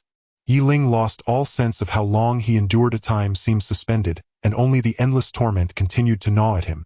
On the verge of collapse, a memory flashed through his mind. An article he once read about the circulation of energy and a method to guide its flow. To hell with it, he silently swore. He roared inwardly and summoned the last of his strength, attempting to steer the rampaging energy within. "What is he doing?" Da Shiwan murmured, brow knitting, as he observed Yi Ling's movements. Yi Ling felt as if he had been tossed into a washing machine, flung and spun without mercy. At the point when he seemed destined to be nothing but mush, inspiration struck. The memory of that article on the Bodis Meridian energy flow returned to him. As a last-ditch measure, he clamped his teeth, and treating the situation like a desperate cure, began to channel the tumultuous energy along the routes described in the text. A small miracle occurred. The once wild energy, like a runaway stallion, was gradually tamed by Yi Ling and guided to obey the path he had mapped. The agony that racked his body eased considerably, and a flush of color slowly returned to his formerly ashen face. "This one has something." Even Da Shiwan could not help raising an eyebrow in surprise. Yan Tian and Chuan Dao looked as if they had swallowed a fly. Their expressions were fouler than if they had eaten spoiled instant noodles. "Don't celebrate yet," Yan Tian muttered under his breath, though his tone had lost much of its earlier swag. Yi Ling had no time for the petty clowns. He felt as if he were walking a tightrope on the edge of an abyss. One misstep and he would plummet, yet he refused to yield. He increased the inflow of energy and cried out to himself, "Come, let me see where your limits lie." His eyes snapped open, wild light dancing within them. Is he mad? Da Shiwan's pupils constricted. He had not expected such desperation. Yi Ling seized the remaining vial and drove it into his vein. "Stop! Do you want to die?" Da Shiwan's face changed. He moved to stop him, but it was already. The liquid in the test tube flowed rapidly through Yi Ling's veins, and he felt a more violent energy rampaging inside him, as if it wanted to tear him apart. Yi Ling couldn't help but let out a furious roar, his body trembling violently and uncontrollably. "This kid has messed up, huh?" Yan Tian and Chuan Dao, who were observing from the shadows, felt a sense of satisfaction, as if they could already see Yi Ling's tragic end. "Shut up and focus on your tasks." Orochimaru shot them a cold glance, impatience flashing in his eyes. Yes. Yan Tian and Chuan Dao shrank their necks in fear, no longer daring to utter another word. Although Orochimaru verbally dismissed them, his gaze never left Yi Ling, eager to see what this audacious fellow would pull off next. At this moment, Yi Ling couldn't care less about others' opinions. He felt like a small boat in the vast ocean. At any moment, it could be swallowed by monstrous waves. To better integrate the cells of Hashirama, Yi Ling left Orochimaru space, coming to this desolate wilderness, hoping to harness the purer natural energy here for his cultivation. However, what he did not know was that his movements had long been detected by the spies of Iwagakure and reported to Tsuchika Jinoki.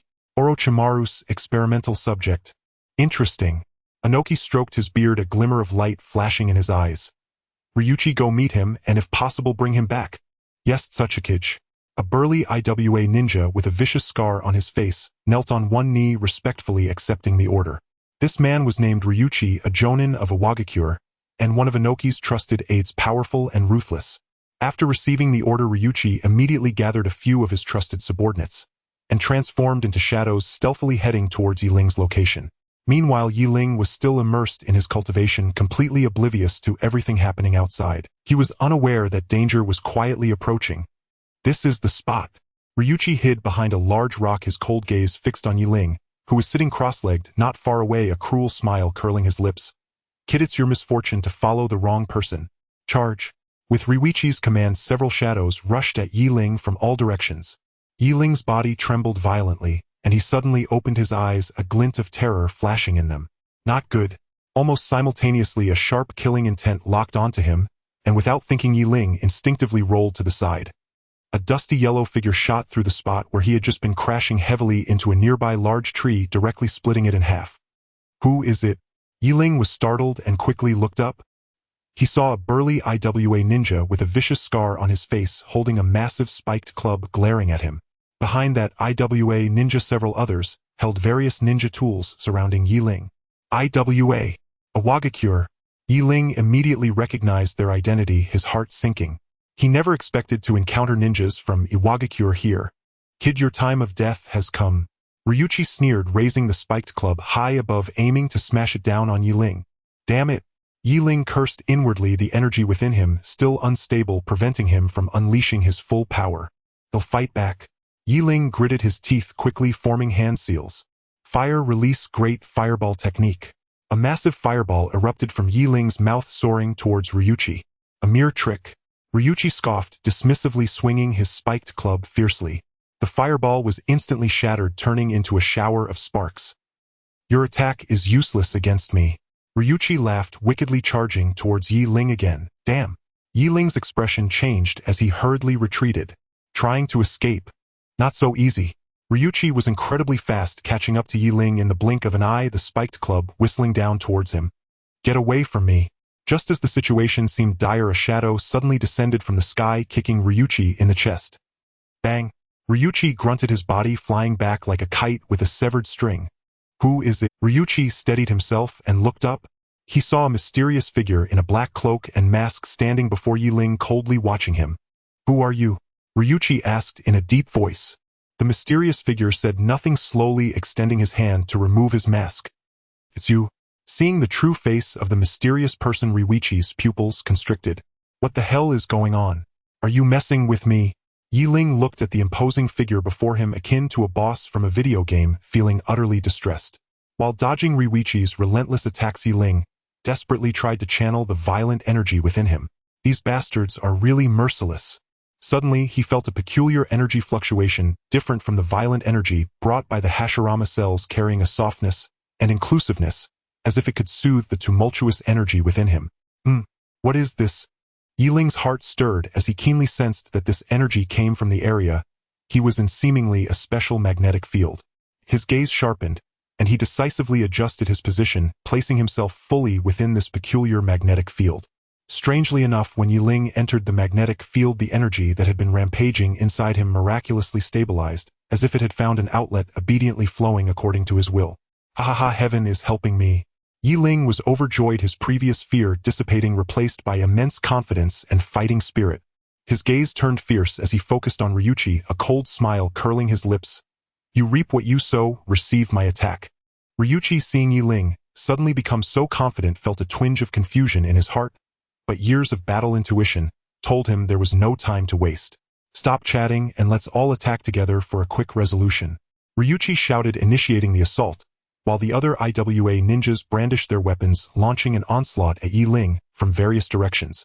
In an instant, blades flashed, dust swirled, and various ninjutsu assaulted Yiling like they were free. However, Yiling was no longer the same. He moved agilely, striking decisively, each attack accurately repelling an IWA ninja, as if he was leisurely strolling on the edge of blades. This Yiling has become so strong. Hidden in the shadows, Kuroba was stunned by this sight. Waves of shock surging in his heart. He had originally thought Yi Ling was doomed this time, but unexpectedly, he had such means.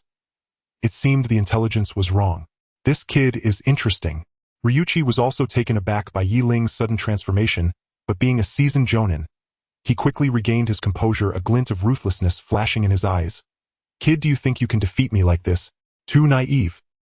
He quickly formed hand seals, a powerful chakra wave erupting from his body. Earth release rock fist technique. A gigantic rock fist descended from above, bearing down with the weight of a mountain, smashing towards Yi Ling. Damn it, you think you can use a big move against me? Yi Ling exclaimed upon seeing that massive fist blocking out the sun. However, he was not to be trifled with. In the critical moment, he concentrated, channeling the energy that had just stabilized, covering himself. Come on, let's see whose fist is harder, yours or my tortoise shell. Yi Ling charged forward, instead of retreating, fists clenched, heading straight for that giant fist. With a loud bang, the ground shook and dust flew, surrounding trees swayed under the powerful shockwave. Kuroba, hiding in the shadows, was startled by this sudden turn of events, quickly channeling chakra to protect himself, inwardly thinking this kid is truly a monster. As the dust settled, everyone could see the situation in the clearing. Yi Ling stood unharmed while the giant rock fist had been reduced to rubble scattered all around. How is this possible? Ryuichi and the remaining IWA ninjas were dumbfounded. They could hardly believe that Yi Ling had taken Ryuichi's attack hidden and remained unscathed. Is that all? I thought it was something impressive, but it's just this. Yi Ling brushed the dust off his clothes, looking at Ryuichi with disdain, as if saying, is that all you've got? Is that all? Damn it, don't get too cocky, kid. Ryuichi, seeing his ultimate move dismissed so lightly by Yi Ling, became furious, yelling as he charged again. In the ensuing battle, Yi Ling fought with increasing vigor, as if he had completely transformed into another person, skillfully using various ninjutsu learned from Orochimaru, sometimes darting like a ghost among his enemies, sometimes charging down like a tiger, leaving Ryuichi and the others utterly defenseless. Damn! How did this kid's strength suddenly become so formidable? Ryuichi was horrified. He had thought this task would be a piece of cake, but unexpectedly encountered a tough opponent, one he couldn't chew through. No, I can't let this go on. I must retreat quickly. Ryuichi realized the situation was dire and quickly signaled the remaining IWA ninjas to make a quick escape. Want to leave? Have you asked me? Yi Ling's lips curled into a cold smile, his gaze sharp as a blade fixed firmly on Long Yi before him. Humph, kid, don't get too arrogant. We are the elite ninjas of Yen-In Village. Do you really think you can stop us? Long Yi put on a brave front, but deep down he felt uneasy. Yi Ling's previously displayed strength had far exceeded his expectations. He just wanted to escape quickly. Everything else could wait for later. Stop the nonsense. If you're going to fight, then fight. If not, get lost. Yi Ling was unwilling to waste words with them and got straight to the point. You! Long Yi was enraged by Yi Ling's arrogant demeanor. He shouted angrily, quickly forming hand seals with both hands. Earth release, earth spike. Sharp stone spears erupted from the ground, shooting towards Yi Ling like rain. Yi Ling dared not be careless. He swiftly dodged while forming hand seals. Wind release, great breakthrough. A powerful gale erupted from Yi Ling's mouth, blowing away all the incoming stone spears. This guy is indeed quite troublesome. Long Yi cursed inwardly. He never expected Yi Ling to be proficient in wind release ninjutsu. Let's all attack together, quick battle, quick decision. Long Yi signaled to the other rock ninjas, who immediately understood and unleashed their unique skills to surround Yi Ling in an assault. Yi Ling suddenly found himself in a bitter struggle. Although his strength had rapidly increased, it was still hard to fight against multiple opponents, especially experienced rock ninjas. Earth release, earth wall. Earth release, rock fist technique. Earth release, heart decapitation technique. Various earth release techniques surrounded Yi Ling, leaving him nowhere to escape. While fending off the attacks of the rock ninjas, Yi Ling desperately pondered a countermeasure. He knew that if this continued, he would eventually be worn out. At that moment, Long Yi suddenly seized a gap in Yi Ling's defense, thrusting an earth release, earth spike fiercely towards Yi Ling's chest. Yi Ling was caught off guard and was hit by the earth spike, sending him flying backward, crashing hard to the ground and spitting out a mouthful of blood. Yi Ling! The spectators, including Yen Tian and Kawashima, were taken aback, shocked at how quickly Yi Ling had been defeated. Ha ha ha, kid, this is the consequence of opposing us. Long Yi laughed, triumphantly stepping closer to Yi Ling, his eyes filled with killing intent. Die! Just as Long Yi was about to deliver the final blow to Yi Ling, an unexpected change occurred. Yiling's body suddenly erupted with powerful chakra, so potent that even the air around him began to vibrate violently. This is... Long Yi was momentarily stunned, feeling an unprecedented sense of fear wash over him. Ling slowly stood up, his eyes turning blood red, a terrifying killing aura emanating from him. He looked at Long Yi, a cold smile curling at the corners of his mouth. You have successfully angered me. An invisible force seemed to surge around Ling, causing the surrounding trees to tremble violently. Long Yi could even hear the sound of his teeth, chattering, a chill racing from his feet to the crown of his head. What has this kid eaten to become so strong all of a sudden? Long Yi cursed inwardly, but at that moment he had no way out. Ling quickly formed hand seals, his speed so fast that it was almost imperceptible to the naked eye. Wood release wood dragon technique. A massive wood dragon erupted from behind Ling, bearing its fangs and claws as it charged towards Long Yi. Long Yi didn't even have time to scream before being engulfed by the wood dragon. Captain! The remaining rock ninjas witnessing this scene were scared out of their wits and turned to flee. Wanna run? It's too late. Ling snorted coldly, forming hand seals once again. Wood release tree world descend. Immediately the ground began to shake violently as towering trees burst forth from the earth surrounding the fleeing rock ninjas. Ling slowly walked up to Long Yi, looking down at him from above, his gaze as cold as eternal ice. With you wretched creatures, do you dare to come assassinate me? Overestimating yourselves. After saying this, Ling ignored Long Yi and turned to walk towards Orochimaru's base. Upon returning to the base, Ling received a hero's welcome. Tian Kawashima and the others were deeply in awe of him, their previous disdain and scorn long gone, replaced by profound respect. Ling, you are truly amazing. How did you do it? Tian asked with admiration on his face. Ling merely smiled faintly, saying nothing, and walked straight into his room. This guy is becoming more and more mysterious, Tian murmured, watching Ling's retreating figure. However, they were unaware that Ling's ambitions went far beyond this. After returning to his room, he immediately sat cross-legged, continuing to merge the Hashirama cells within him. He wanted to become stronger, strong enough to walk this world with authority. The power of Hashirama cells is truly fascinating. A strange smile crept across Ling's lips, his eyes glowing with dangerous light. Within his room, Ling sat in meditation, powerful chakra swirling around him, distorting the air surrounding him. He closed his eyes tightly, focusing entirely on guiding the last trace of Hashirama's cells to merge with himself. Boom! With a muffled sound, it was as if something was shattered within Ling's body, and an even stronger power surged forth, enveloping him completely. The furniture in the room shattered under the impact of this power, turning to dust. I've done it! Ling suddenly opened his eyes, two rays of brilliance shooting from his gaze, seemingly capable of piercing through everything. He clenched his fists, feeling the surging power within him, a satisfied smile appearing on his face. This feeling is just too exhilarating. Orochimaru had somehow appeared at the door, looking at the scene before him with shock and greed in his eyes. Is this the power of Hashirama? Truly captivating. Ling-kun, you did it! Kyoko exclaimed, covering her mouth, her eyes filled with surprise. Ling stood up, stretching his limbs. The powerful chakra fluctuations made Kyoko instinctively take a step back. He looked at Orochimaru and said calmly, I have successfully merged the Hashirama cells as agreed. Very good. Orochimaru licked his lips, a glint of cold light flashing in his eyes. From today onwards, you will be my most capable assistant. I will give you everything you desire. Ling smiled non-committally, saying nothing. As news of Ling's successful integration of Hashirama cells spread, the entire ninja world was shaken. Those who had once looked down upon and mocked Ling now fell silent, replaced by deep apprehension.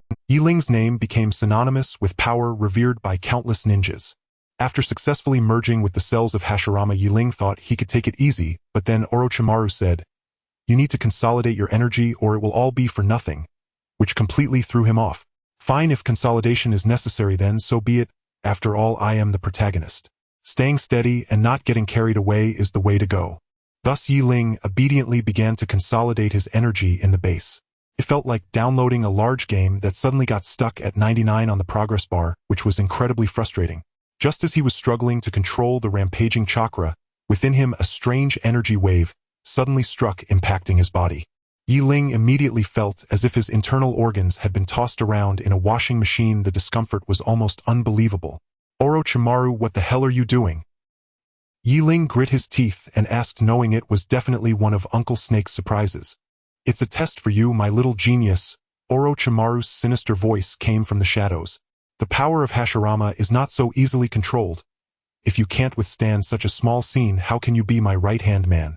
Yi Ling cursed inwardly. This was no small scene, but rather a hellish level of difficulty. He gritted his teeth against the intense pain and focused on controlling the chaotic energy within him, beads of sweat forming on his forehead. At that moment, another wave of even stronger energy surged in, and Yi Ling let out a muffled groan, his body swaying dangerously close to collapsing. "Hang in there, Yi Lingkuin," Ryoko shouted worriedly from the side. "I believe you can do it." Yi Ling glanced at Ryoko, a warm current rising in his heart, only to be quickly overwhelmed by a more intense pain. He felt as if his body was about to be torn apart, or the energy within him was like a runaway wild horse rampaging everywhere, with the danger of explosion looming at any moment. "Uncle Snake, are you serious?" Yi Ling managed to squeeze out a sentence with great difficulty. Orochimaru did not respond, but merely looked at him coldly, a glimmer of mockery flashing in his eyes. Another wave of energy surged in, more ferocious than before. Yi Ling could no longer hold on. His vision went dark and he nearly fainted. "This Uncle Snake is really serious. I can't take this. But after all, I'm not a pushover. The dignity of a transmigrator cannot be challenged." The pain from previously merging with Hashirama's cells was not in vain. At least it had accumulated some experience in dealing with energy surges. In a split second, Yi Ling endured the turbulent energy waves within him and began to recall fragments of modern physics knowledge. The law of conservation of energy. "If I can't control you, can I not guide you?" He began to attempt to guide the wild energy, making it flow along a specific trajectory, like redirecting a flood, transforming destructive power into controllable force. Hey, to his surprise, it actually worked. The chaotic energy within him gradually stabilized, and Yi Ling let out a long breath. It felt like finally relieving 3 days of constipation. What a refreshing sensation. Ryoko watched in astonishment. This maneuver was truly impressive. She couldn't help but cast an admiring glance, as expected of the man I have my eyes on. Orochimaru hid in the shadows, observing everything with a slight smile on his lips. "Interesting, it seems this kid is even more amusing than I imagined." He originally just wanted to test Yi Ling's control over Hashirama's cells, but he didn't expect this kid to actually resolve his interference. It seems he would have to increase the difficulty. Thus, Orochimaru decided to step in personally. He flickered and appeared before Yi Ling without saying a word. He directly slashed with a Kusanagi sword. "Kid, let me see your true strength." Yi Ling was startled, thinking, "What the hell, Uncle Snake, are you serious?" He quickly dodged. The Kusanagi sword grazed his cheek, and the fierce sword wind sent a chill down his spine. That was close. That was close. Yi Ling dared not be careless, quickly activating his Sharingan, while also tapping into the power of Hashirama's cells. Uncle Snake's ninjutsu was unpredictable, and for a moment Yi Ling found it hard to defend. Iwatani and Kawashima watched nervously from the side. After all, this was Lord Orochimaru. Yi Ling had already done very well to hold out for so long against him. "Rasengan!" Yi Ling shouted, condensing chakra into a rapidly spinning sphere and smashing it fiercely towards Orochimaru. Orochimaru sneered, easily dodging this attack. "Is this all you can do, kid?" Yi Ling ignored his taunts. He knew he had to keep calm. He took a deep breath, combining the power of Hashirama's cells with his own ninjutsu, and began to counterattack. Wood release with dragon technique. A gigantic wooden dragon rose from the ground, roaring as it charged towards Orochimaru. Orochimaru's eyes narrowed. This kid. Just as he was about to form hand seals to counterattack, he suddenly felt. Wait, something is off. Orochimaru's Kusanagi sword danced in a dense pattern, dazzling to the eye. While dodging, Yi Ling activated his Sharingan to analyze Uncle Snake's attack patterns. Wait, although Uncle Snake's swordsmanship is crafty, it seems there is an extremely subtle pause before every attack. This is just like playing a game. The boss always has a charging action before unleashing a big move. It's practically a gift. Yi Ling's lips curled up slightly, just waiting for that flaw. Would release insertion technique. Countless sharp wooden spikes erupted from the ground, aiming straight at Orochimaru. Uncle Snake clearly did not expect Yi Ling to seize upon this 0.1 second opening. Startled, he barely managed to dodge the attack. Though he escaped, the flicker of surprise in his eyes was captured by Yi Ling. Haha, Uncle Snake, I didn't expect you to have today. Yi Ling felt a surge of delight within. It was like during an exam when you secretly glanced at the top student's answers and he noticed but wore a look of this child can be taught. It was simply exhilarating. In the ensuing battle, Ling grew increasingly bold, wielding the power of Hashirama's cells with remarkable finesse. Rasengan with dragon technique, insertion technique. Various ninjutsu emerged one after another, leaving Orochimaru somewhat bewildered. This kid, did he take some sort of energy-boosting supplement? How can he be so enduring? Finally, Orochimaru paused his attacks, sheathing his Kusanagi sword, looking at Ling with a hint of a smile. Not bad, you truly have impressed me. The surrounding air seemed to freeze. Iwatani and Kawashima were left agape. Lord Orochimaru actually praised someone. This was truly more astonishing than the sun rising from the west. They looked at Ling with awe, thinking this kid should never be provoked. Ling appeared calm on the surface, but inside he was already overjoyed. Uncle Snake's approval was more important than anything. This round is secure. Next. Orochimaru paused, looking at Ling. I have a small task for you. A small task? Ling raised an eyebrow, wondering what kind of scheme Uncle Snake was concocting. However, since Uncle Snake had spoken, he would follow through. Speak, what is the task? Orochimaru smirked coldly. Go to the Luoxia Valley near the Hidden Mist Village and collect a medicinal herb called Moon Spirit Grass. Hidden Mist Village? That is deep within the land of water. This task sounds simple, but in practice it is fraught with danger. Ling pondered quietly. Is Uncle Snake trying to test me? Or does he have another purpose? Understood. Ling didn't ask further. He knew Orochimaru's style of doing things. Asking was futile. 2 days later, Ling arrived at the Luoxia Valley. This place was shrouded in mist year-round, and a faint medicinal aroma wafted through the air. Following the clues given by Orochimaru, Ling soon found the Moon Spirit Grass. Just as he was about to collect it, several figures suddenly rushed out from the woods surrounding Ling. This mountain is mine, this tree is mine. If you wish to pass, leave behind some toll. The leader, a Cyclopes, had a face full of rough features, clearly no good person. Ninja thieves. Ling scoffed inwardly. This was truly troublesome. He didn't want to complicate matters. He just wanted to complete the task and report back. Brothers, I am merely passing by and have no valuables. Ling spoke calmly, trying to de-escalate the situation. Stop wasting words. If you know what's good for you, hand over everything you have or else. The Cyclops brandished a kunai, threatening fiercely. Sigh, it seems today is unavoidable. Ling sighed helplessly. The strength of these thieves wasn't strong. They were only at the level of Chunin. However, they were numerous, and Ling didn't want to reveal his newfound powers too early, so he could only rely on his previous ninja techniques and combat skills to deal with them. Kunai Shuriken substitution technique. Ling skillfully dodged the thieves' attacks while occasionally countering. Although the thieves' attacks were chaotic, they were relentless, and Ling gradually began to tire. This kid can hold out quite well. The Cyclops spat. Brothers, put in more effort, don't let him escape. The thieves' momentum surged and their attacks became fiercer. Ling's stamina was depleting and his movements were starting to slow. Looks like I need to get a bit serious. Ling murmured to himself, a strange smile appearing at the corner of his mouth. Just when the thieves thought Ling was too weak to resist, Ling suddenly halted all movements, slowly lifting his head to look at the Cyclopes, his eyes filled with mockery. Are you ready to welcome a surprise? Ling's smile widened. The moment to witness a miracle has arrived. Suddenly a dark green chakra erupted from his body, burning like flames. The surrounding leaves rustled as this powerful energy swept through and the ground began to tremble slightly. The thieves were frozen in place by this sudden turn of events, their faces filled with terror. What the hell? The Cyclops exclaimed, barely processing the situation before being blown away by a powerful shockwave crashing heavily to the ground, blood spurting from his mouth. Other thieves were also sent flying, scattered like kites with broken strings, their cries of despair echoing. Is that it? Ling scoffed, disdainfully brushing off the dust from his clothes. This was merely the tip of the iceberg of the power of the Hashirama cells. If fully unleashed, these small fry would likely be left with nothing. Just as Ling was about to leave, a figure slowly emerged from the woods. Interesting. The newcomer was tall, wearing a strange mask that covered most of his face, revealing only a pair of cold eyes, and holding a uniquely designed ice blade. Who are you? The Cyclops struggled to rise, asking in terror.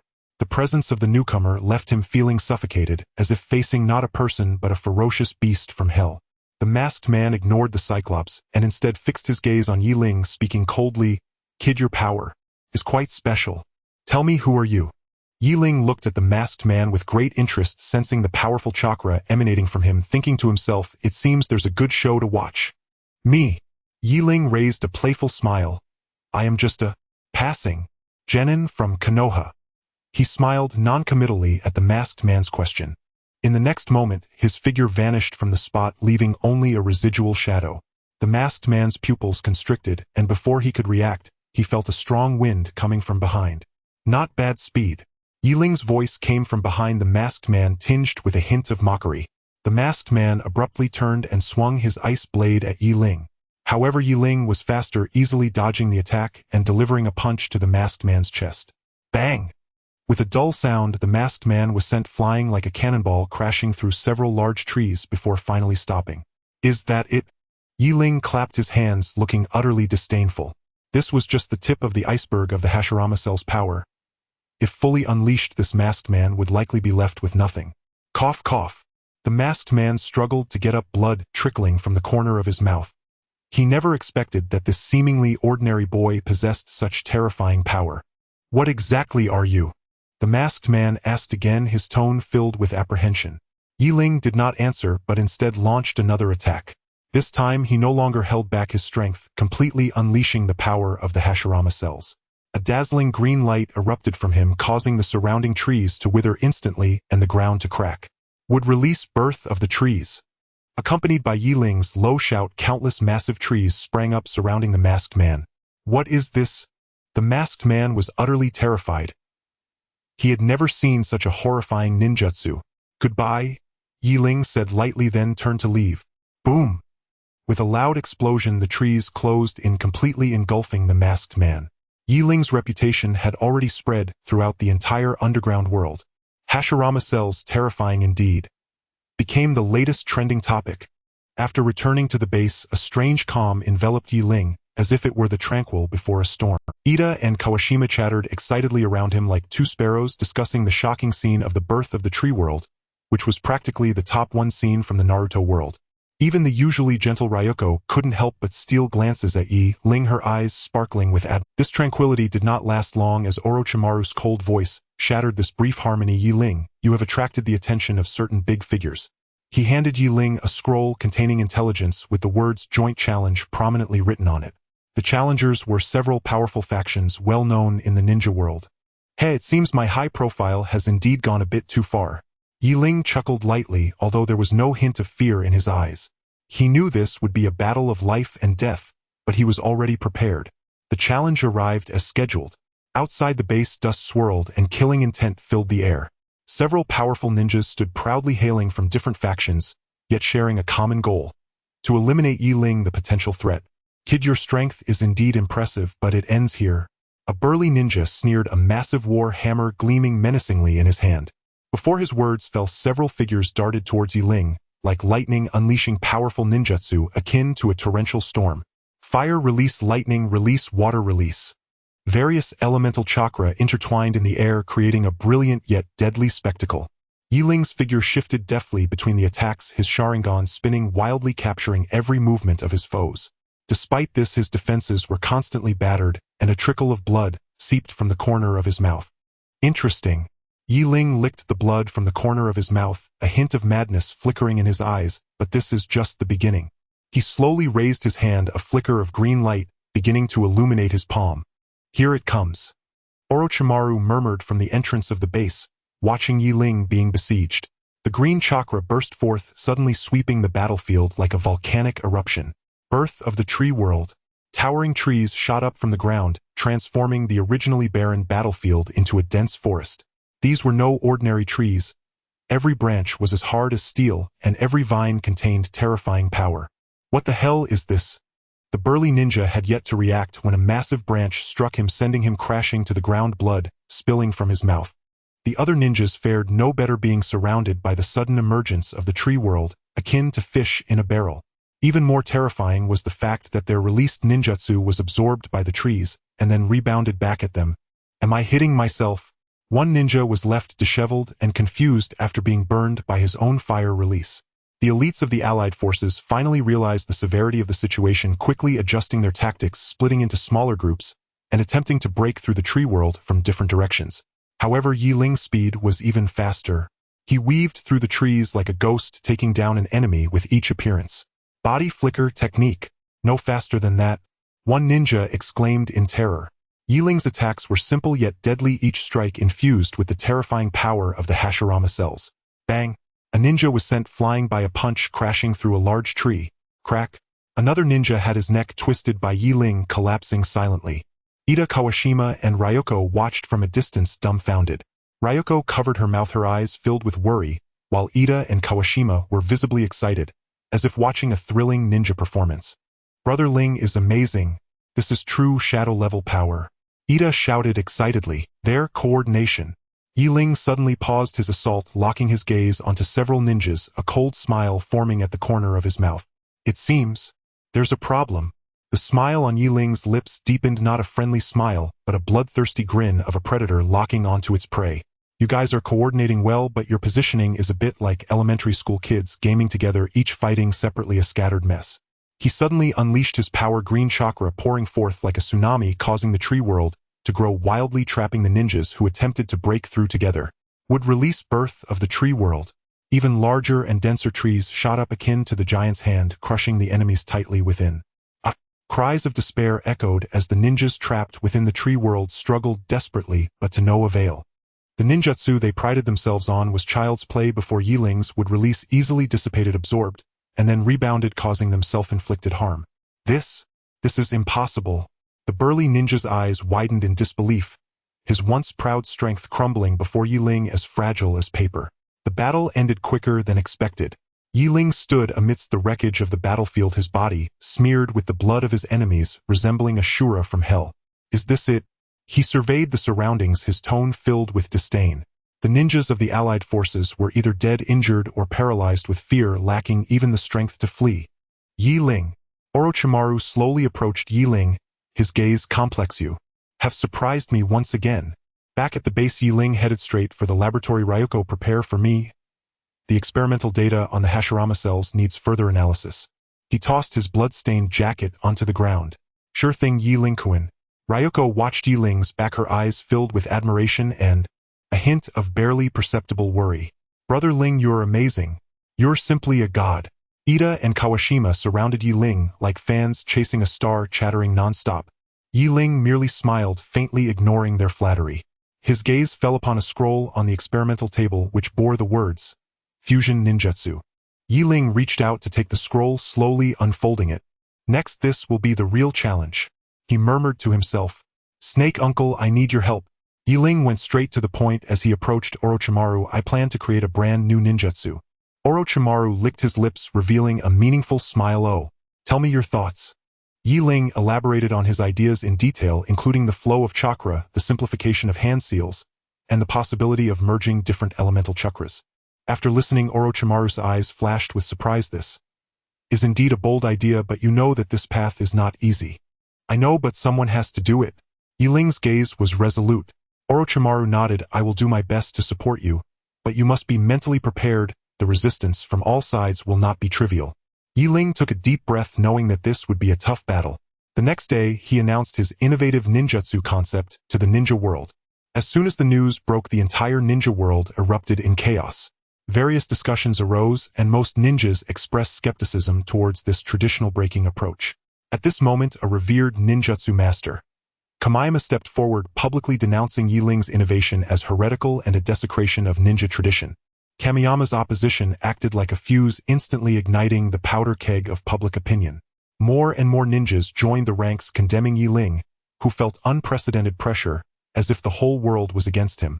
Confronted with the overwhelming skepticism, Yi Ling merely smiled coldly. A bunch of old stubborns, just wait and see. He turned toward the laboratory and said to his assistant Jinta, bring over all the scrolls regarding chakra properties. I'm going to pull an all-nighter tonight. Jinta looked at Yi Ling's back, his eyes filled with concern. Lord Yi Ling, you haven't slept for 3 days and nights. Yi Ling had been in the laboratory for 3 days and nights, his mind consumed with the flow and changes of chakra. The keyboard warriors outside were making a ruckus, yet he couldn't even be bothered to glance their way. After all, he was a time traveler with modern knowledge. This mere ninjutsu innovation was trivial. Without hesitation, he combined the advantages of the Sharingan's copying ability with in-depth research on Hashirama cells, resulting in a brand new theoretical framework for ninjutsu. This thing, even in his past life, would undoubtedly qualify for a Nobel Prize. When Orochimaru saw this framework, he couldn't help but gasp in awe. Good heavens, you are about to overturn the entire ninja world. He licked his lips, his eyes brimming with excitement. When this news reached Kamiyama's ears, the old man was furious, his beard bristling. He leaned on his cane trembling as he stormed to Orochimaru's base, pointing at Ling and scolding, "You little brat, how dare you be so arrogant?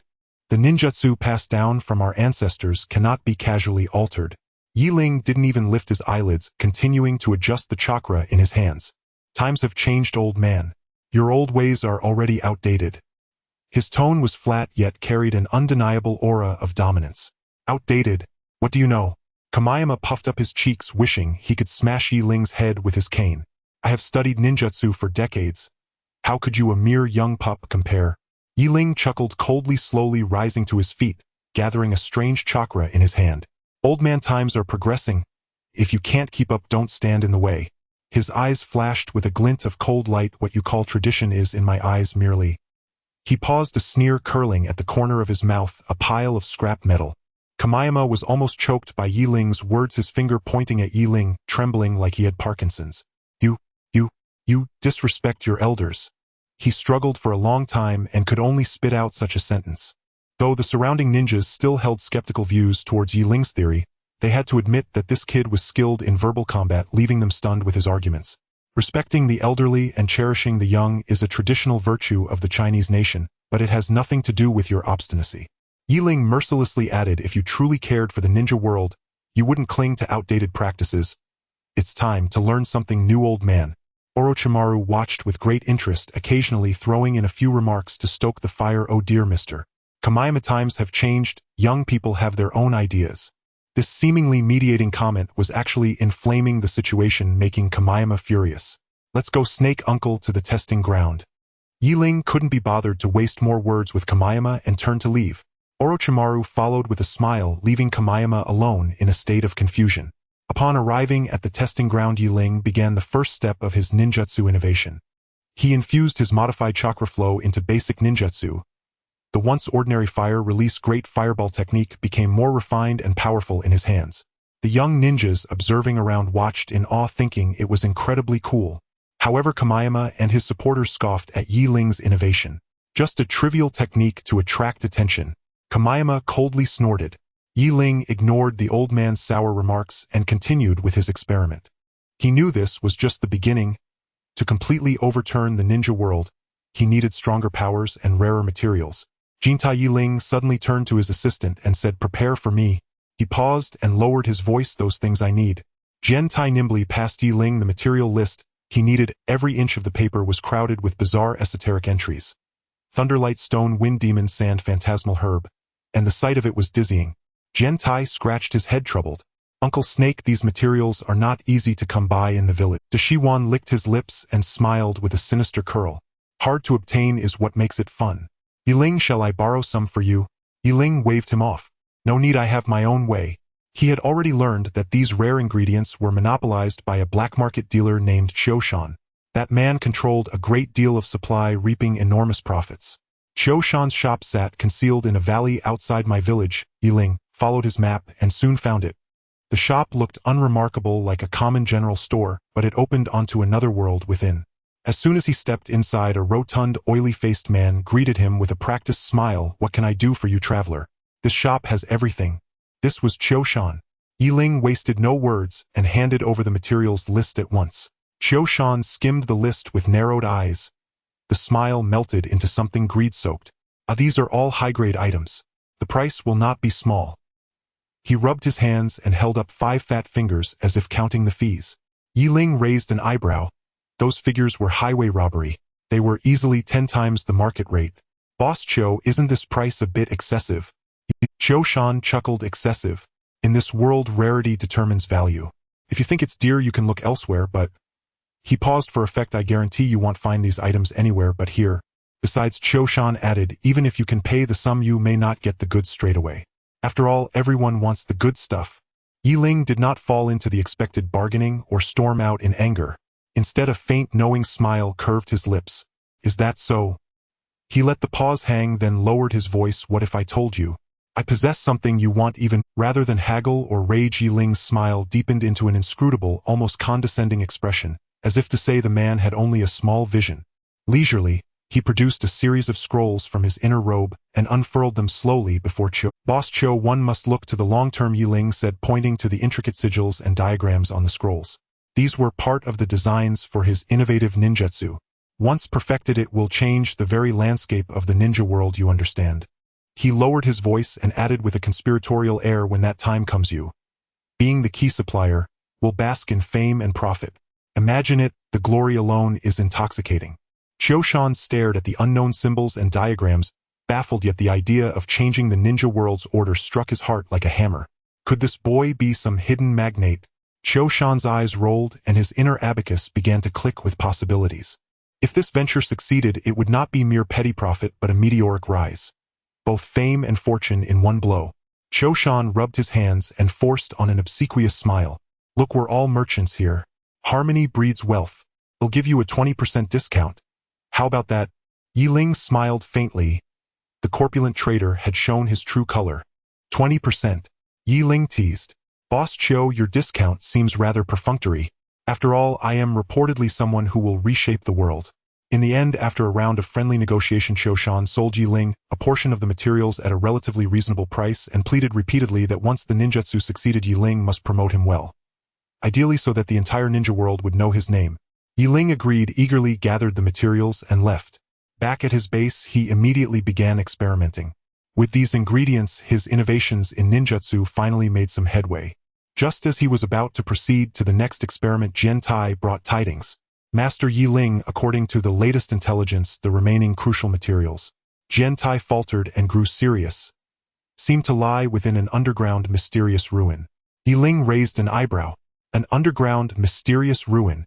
That trope is a little cliched, he muttered, but teasing aside, the materials still had to be found. After all, the path to invincibility would not be barred by a few stones. Without further ado, Yi Ling equipped himself and dashed for the ruin. As promised, the place lived up to its reputation. He triggered a mechanism upon entry and narrowly avoided a volley of poisoned arrows.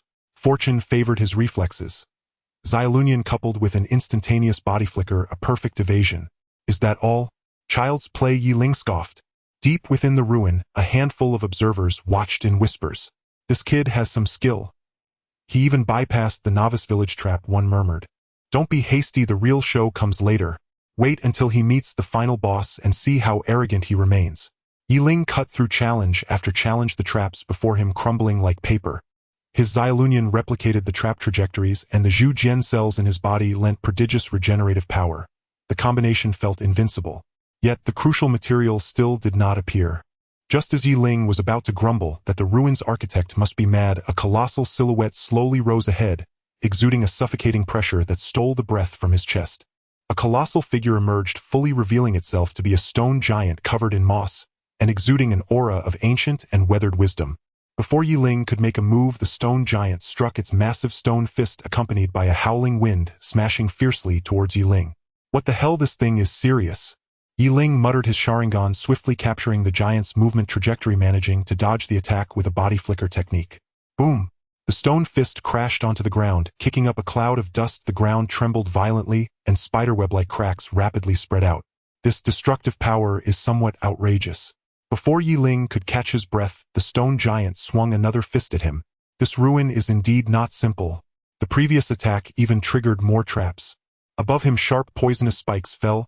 Beneath his feet, the ground suddenly caved in, revealing an abyss that seemed bottomless. Around him, walls shot out a dense rain of poisonous needles. This is simply hell-level difficulty.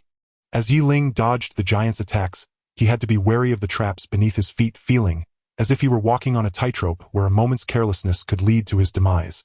The designer of this ruin is definitely a cunning one. Yi Ling couldn't help but curse.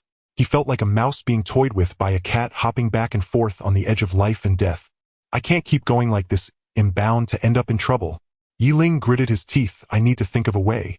While dodging, he observed the giant's movements and the triggering mechanisms of the surrounding traps. Suddenly he noticed that the stone giant's attacks seemed to have a certain pattern. Wait a minute. Yi Ling's lips curled into a slight smile, his Sharingan spinning wildly like two burning rubies. Cunning. How playing tactical games has its dirty sides. He no longer passively dodged but actively approached the stone giant using his Sharingan to predict the giant's attack trajectory in a split second, combining the body flicker technique and the substitution technique to weave through the giant's attacks like a phantom. The powerful vitality provided by the Hashirama cells made his body seem like an unyielding perpetual motion machine, each dodge precise and each attack forceful. Boom, boom, boom. The giant's attacks became increasingly ferocious, yet each one missed, instead being cleverly redirected by Ling into the densely trapped area. Come on, baby, feel the passion of your old man. Ling grinned, wickedly dodging the giant's attack with a flicker, while simultaneously stepping on the ground to trigger the traps below. Crack! The ground caved in, catching the stone giant off guard as one of its legs sank into the pit. Before it could react, the poisonous spikes fell from above, surrounding it with a hail of needles. Roar! The stone giant let out an enraged roar, struggling violently, but for the moment it could not break free. Ling seized the opportunity to search for crucial materials, finally finding a stone radiating a peculiar glow in a hidden corner. This is it. He grasped the stone tightly.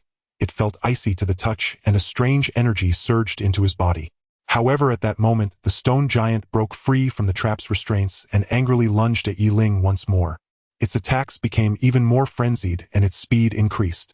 What the hell has this thing taken? Ling remarked, activating the deeper abilities of his Sharingan, the crimson pupils spinning rapidly, ultimately merging into a complex pattern. Susanoo. A gigantic energy form appeared behind Ling, enveloping him within. Bang! The stone giant's fist struck Susanoo, producing a thunderous sound.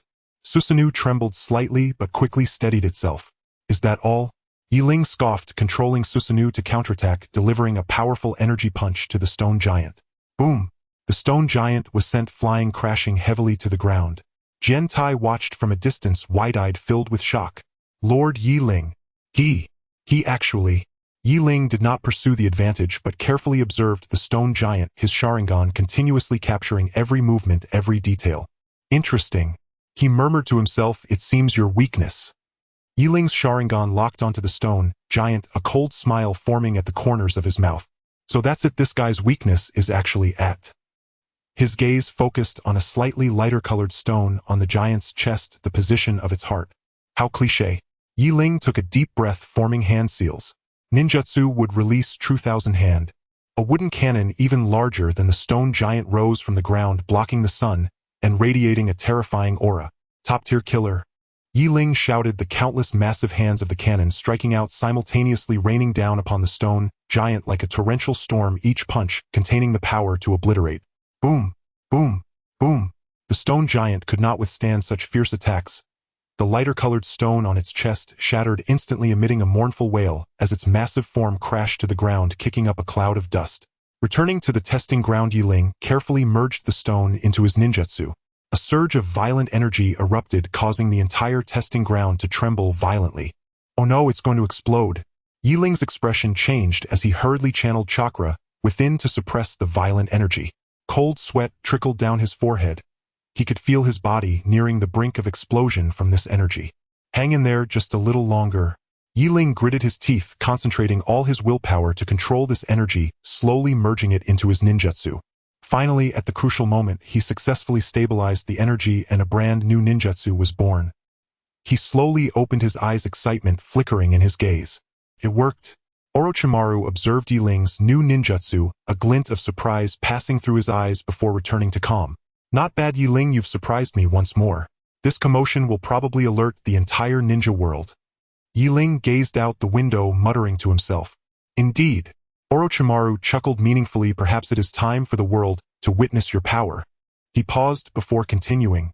Ling, your new ninjutsu carries formidable power. Deshiwan said, his snake-like pupils casting an unusual gleam. It is time to let it appear. Appear. Ling arched an eyebrow, a playful smile tracing his lips. Very well. Having kept it hidden for so long, I would like to see how strong it truly is. The news sprouted wings and swept through the ninja circles in an instant. A nameless follower of Deshiwan had supposedly devised a new ninjutsu capable of shaking the ninja world. Many ninjas scoffed, yet curiosity proved irresistible, and they flooded toward the small gathering to witness the spectacle. On the day of the assembly, the crowd surged and the atmosphere brimmed with excitement. Zuamu stood among them, eyes glittering, as if he had discovered some marvelous contrivance. I heard this kid is affiliated with Lord Deshiwan. He must have something special. He said this to his companion with buoyant excitement. Ling stepped onto the field with measured grace, his expression placid, as if the world around him were of no consequence. His hands moved swiftly through the seals, while words murmured from his lips.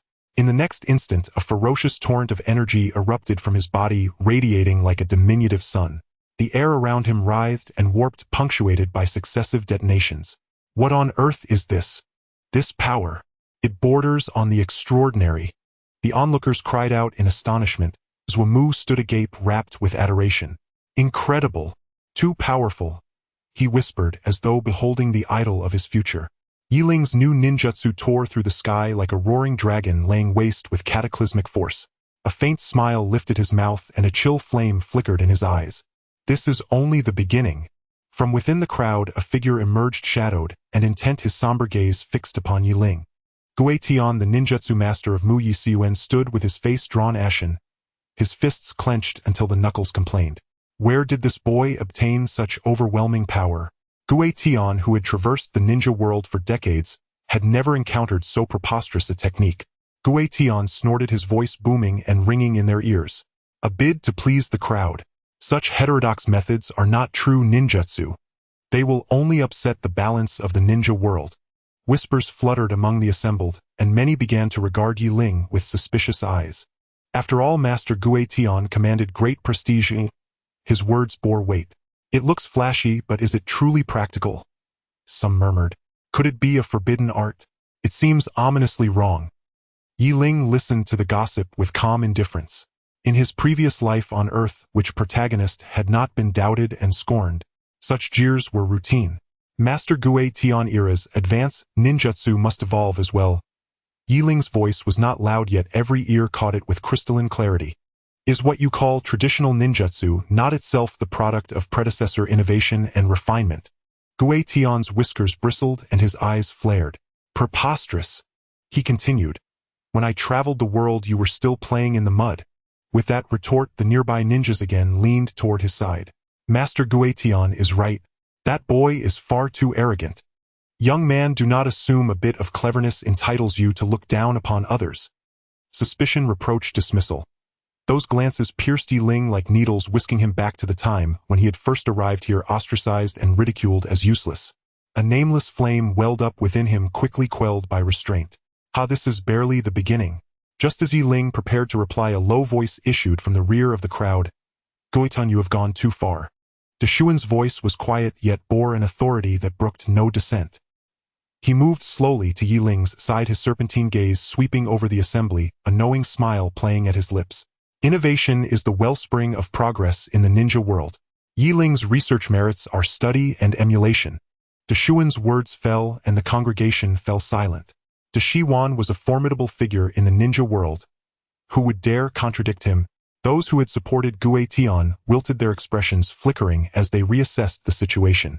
Guetian's face flushed a deep red, as ripe as a tomato.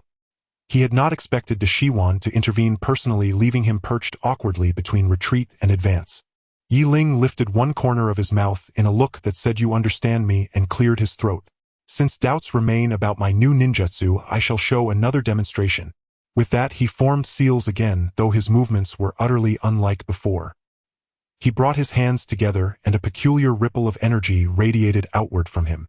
The trees nearby began to erupt into frantic growth, leaves unfurling luxuriantly, until in moments a small forest had been born. What on earth is he doing now? Is it possible to do that? The ninjas erupted once more, their faces filled with astonishment and disbelief. Even Guetian gaped, his jaw nearly dropping. Such a thing had never been heard of. Those who had once supported him now turned their allegiance completely. Master Guetian, the times have changed. Zhumu cried, excitement shining in his eyes. This is genuine innovation. Ling felt several malicious gazes akin to venomous snakes lurking among the crowd, fixating intently upon him. Among these stares were greed, jealousy, and even the intent to kill. A slight smirk appeared at the corners of his mouth as he murmured, "The game has only just begun." He understood that his rising prominence would inevitably attract the attention of various forces, including those with ulterior motives. He did not let his guard down. Rather, he became even more cautious. He found the energetic Zhumu a curious lad eager to learn about new ninja techniques, who was the perfect candidate for gathering information. Zuamu, do me a favor and find out if there are any recent rumors, especially regarding my new ninja techniques. Yi Ling patted Zuamu's shoulder, giving him a meaningful glance. Zuamu understood, immediately confidently thumping his chest to assure the completion of the task. Before long, Zuamu returned with crucial intelligence. A mysterious force was secretly investigating Yi Ling and showed great interest in his new ninja techniques. They were not only probing into Yi Ling's background and strength, but were also secretly plotting to steal his ninja secrets. It seems someone wants to stir up trouble. Yi Ling sneered, a glint of cold light flashing in his eyes. He knew that a fierce battle was inevitable. He instructed Zuamu to continue monitoring the movements of this mysterious force, while he began preparing his countermeasures. Days later, Yi Ling headed to the ninja technique testing ground to conduct new experiments as planned. However, shortly after leaving Orochimaru's base, he sensed that the atmosphere around him felt off. A faint murderous intent permeated the air, as if something was lurking in the shadows waiting to strike. Yi Ling discreetly quickened his pace while raising his vigilance. He knew that he had walked into the enemy's trap. Sure enough, as he passed through a grove, several black-clad ninjas suddenly descended from the trees blocked. Yi Ling, your death is at hand. The leading black-clad ninja spoke coldly, his eyes shimmering with murderous intent. Meanwhile, several meticulously arranged traps appeared along Yi Ling's route. Around the traps, several ninjas lay in ambush, ready to launch a surprise attack at any moment. A moment's carelessness from Yi Ling could lead him to a dire situation. The tension in the air reached its peak like a taut string ready to snap. Yi Ling surveyed his surroundings, a hint of a cold smile appearing at the corners of his mouth. You think you can stop me with just a bunch of weaklings? He whispered, a trace of disdain flickering in his eyes. He did not act according to their expectations. Instead, he said, Gentai, it's your time to shine. Yi Ling spoke to the air. He did not follow the anticipated actions of his adversaries. A cold smirk danced on his lips as his Sharingan spun, rapidly scanning the environment like a radar. Those hidden traps were laid bare before him. Such petty tricks daring to show off before me. He thought, his footwork becoming unpredictable like a phantom easily evading all traps. The ambushing ninjas waited and waited their patience, wearing thin, yet Yi Ling's figure remained absent. Just as they were puzzled and prepared to peek out, Yi Ling suddenly appeared behind them like a ghost. Surprise! Your delivery has arrived. Yi Ling's teasing voice echoed in their ears, and in the next moment they felt a blur before collapsing to the ground. With such poor skills you dare to ambush me? Truly laughable. Yi Ling scoffed, prying information about the mastermind behind these ninjas from the defeated foes. Following this lead, he tracked down a hidden stronghold. Ha, finally found your turtle shell. Yi Ling stood at the entrance of the stronghold, his eyes glinting with cold light. Let me see what kind of monsters are hiding inside. He took a deep breath and forcefully pushed open the door. Everyone, long time no see. Inside the stronghold, a throng of black-clad ninjas stared in astonishment as they saw Yi Ling boldly enter alone before bursting into uproarious laughter. Kid, you've got some guts, daring to barge in alone. A ninja who seemed to be the leader pointed at Yi Ling, exuding arrogance. Ha, do many bully the few? I'll teach you how to behave today. Yi Ling coldly chuckled, his hands swiftly forming seals. Fire release, great fire annihilation. A torrent of roaring flames erupted, instantly engulfing the first few ninjas that charged forward. Damn, the power of this fire release is terrifying. The remaining ninjas quickly retreated, their faces filled with terror. Yi Ling's offensive did not cease. He moved like lightning, weaving through the crowd, taking down one enemy after another. Is this all you've got? Really? You're so weak you can't even scratch me. Yi Ling taunted while fighting, not forgetting to mock them. However, just as Yi Ling thought victory was assured, a figure suddenly darted out from the crowd, moving at incredible speed. Kid, don't get too cocky. The person shouted, their kunai glinting coldly as it aimed straight for Yi Ling's vital points. Yi Ling silently cursed, not good, hastily dodging, but still felt the kunai graze his arm. You've got some skills. It seems I underestimated you. Yi Ling licked the blood from the corner of his mouth, his gaze sharpening. Outside, Gentai was anxiously pacing. Yi Ling, be careful. Yi Ling's Sharingan spun rapidly, and everything around him seemed to slow down. He discerned the trajectory of his opponent's attack and seized an opening, delivering a powerful Raikiri that sent his opponent flying. With such skills you dare to boast before me? After dispatching this troublesome opponent, the remaining ninjas were even more pitiful, quickly defeated by Yi Ling. Yi Ling set the stronghold ablaze, watching the flames roar, a cold smile forming on his lips. Mastermind, you'd better watch out. I will uncover you.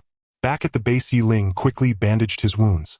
Orochimaru approached, patting him on the shoulder. Well done, Ling. However, the real challenge lies ahead. He handed Ling a scroll. This is a mission from the Ninja Alliance. Ling took the scroll, his gaze sharpening. Orochimaru's cold voice echoed in Ling's ears. The Allied mission. Hey, a bunch of rabble. Ling did not respond, merely opening the scroll and scanning through the task content with a quick glance. Hunting down the remnants of the Akatsuki organization. Ling scoffed. This bunch of small fry isn't even enough to fill my teeth. He knew well that this so-called Allied mission was merely a guise for the great powers to test each other. The real battlefield is far more complex than this. Time is of the essence. I must focus on enhancing my strength. Ling closed the scroll, a glimmer of brilliance flashing in his eyes.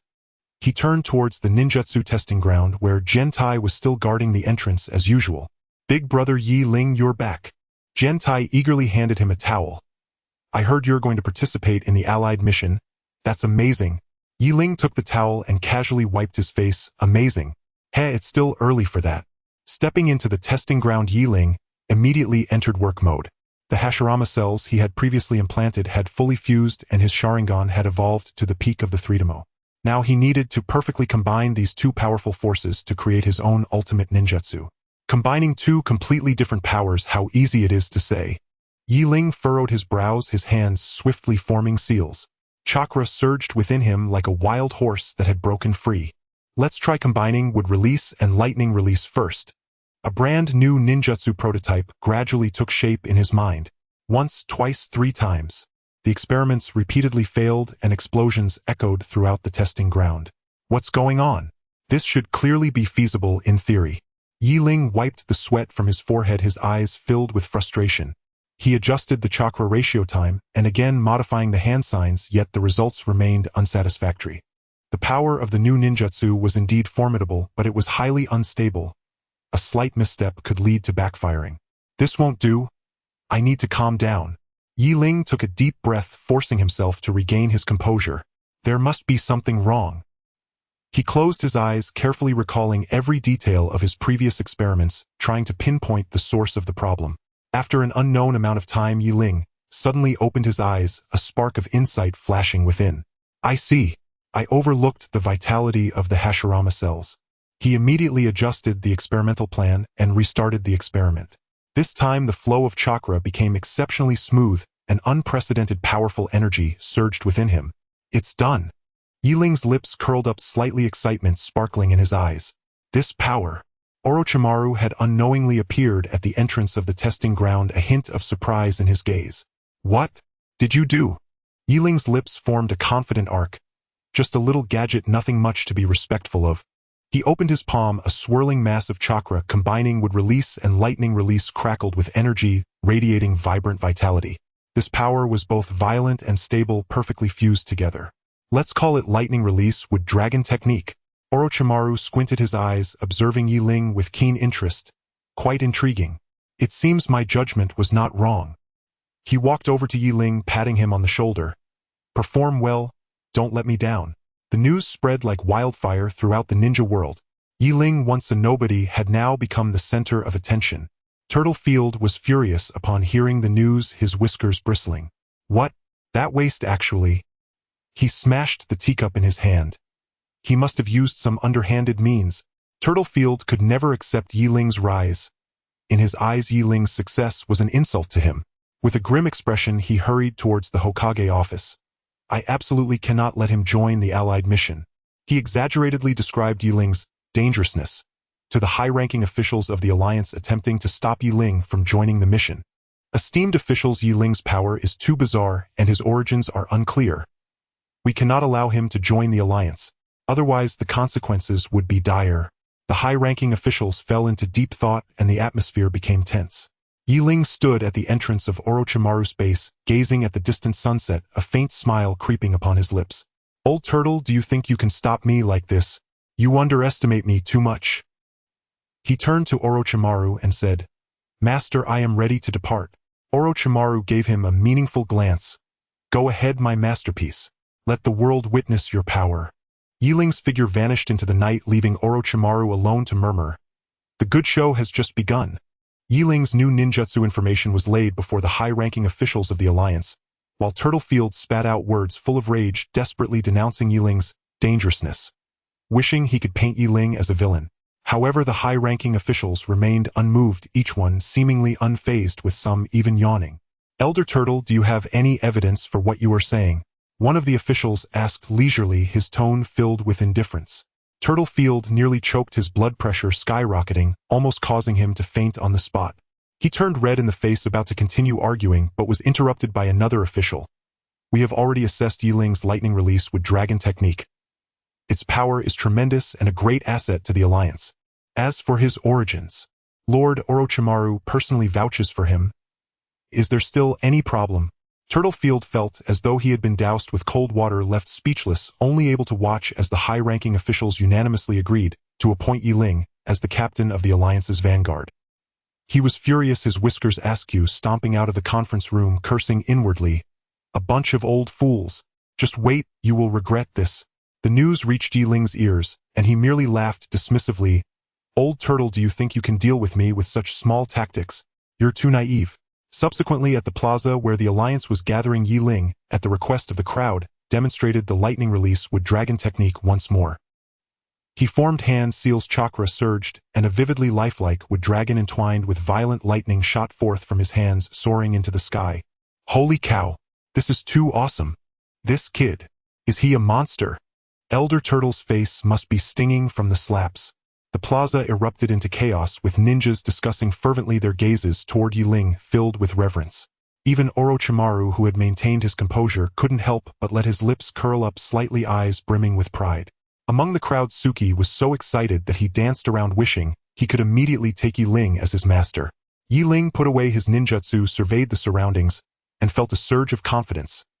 He had now become the #1 ninja. The end.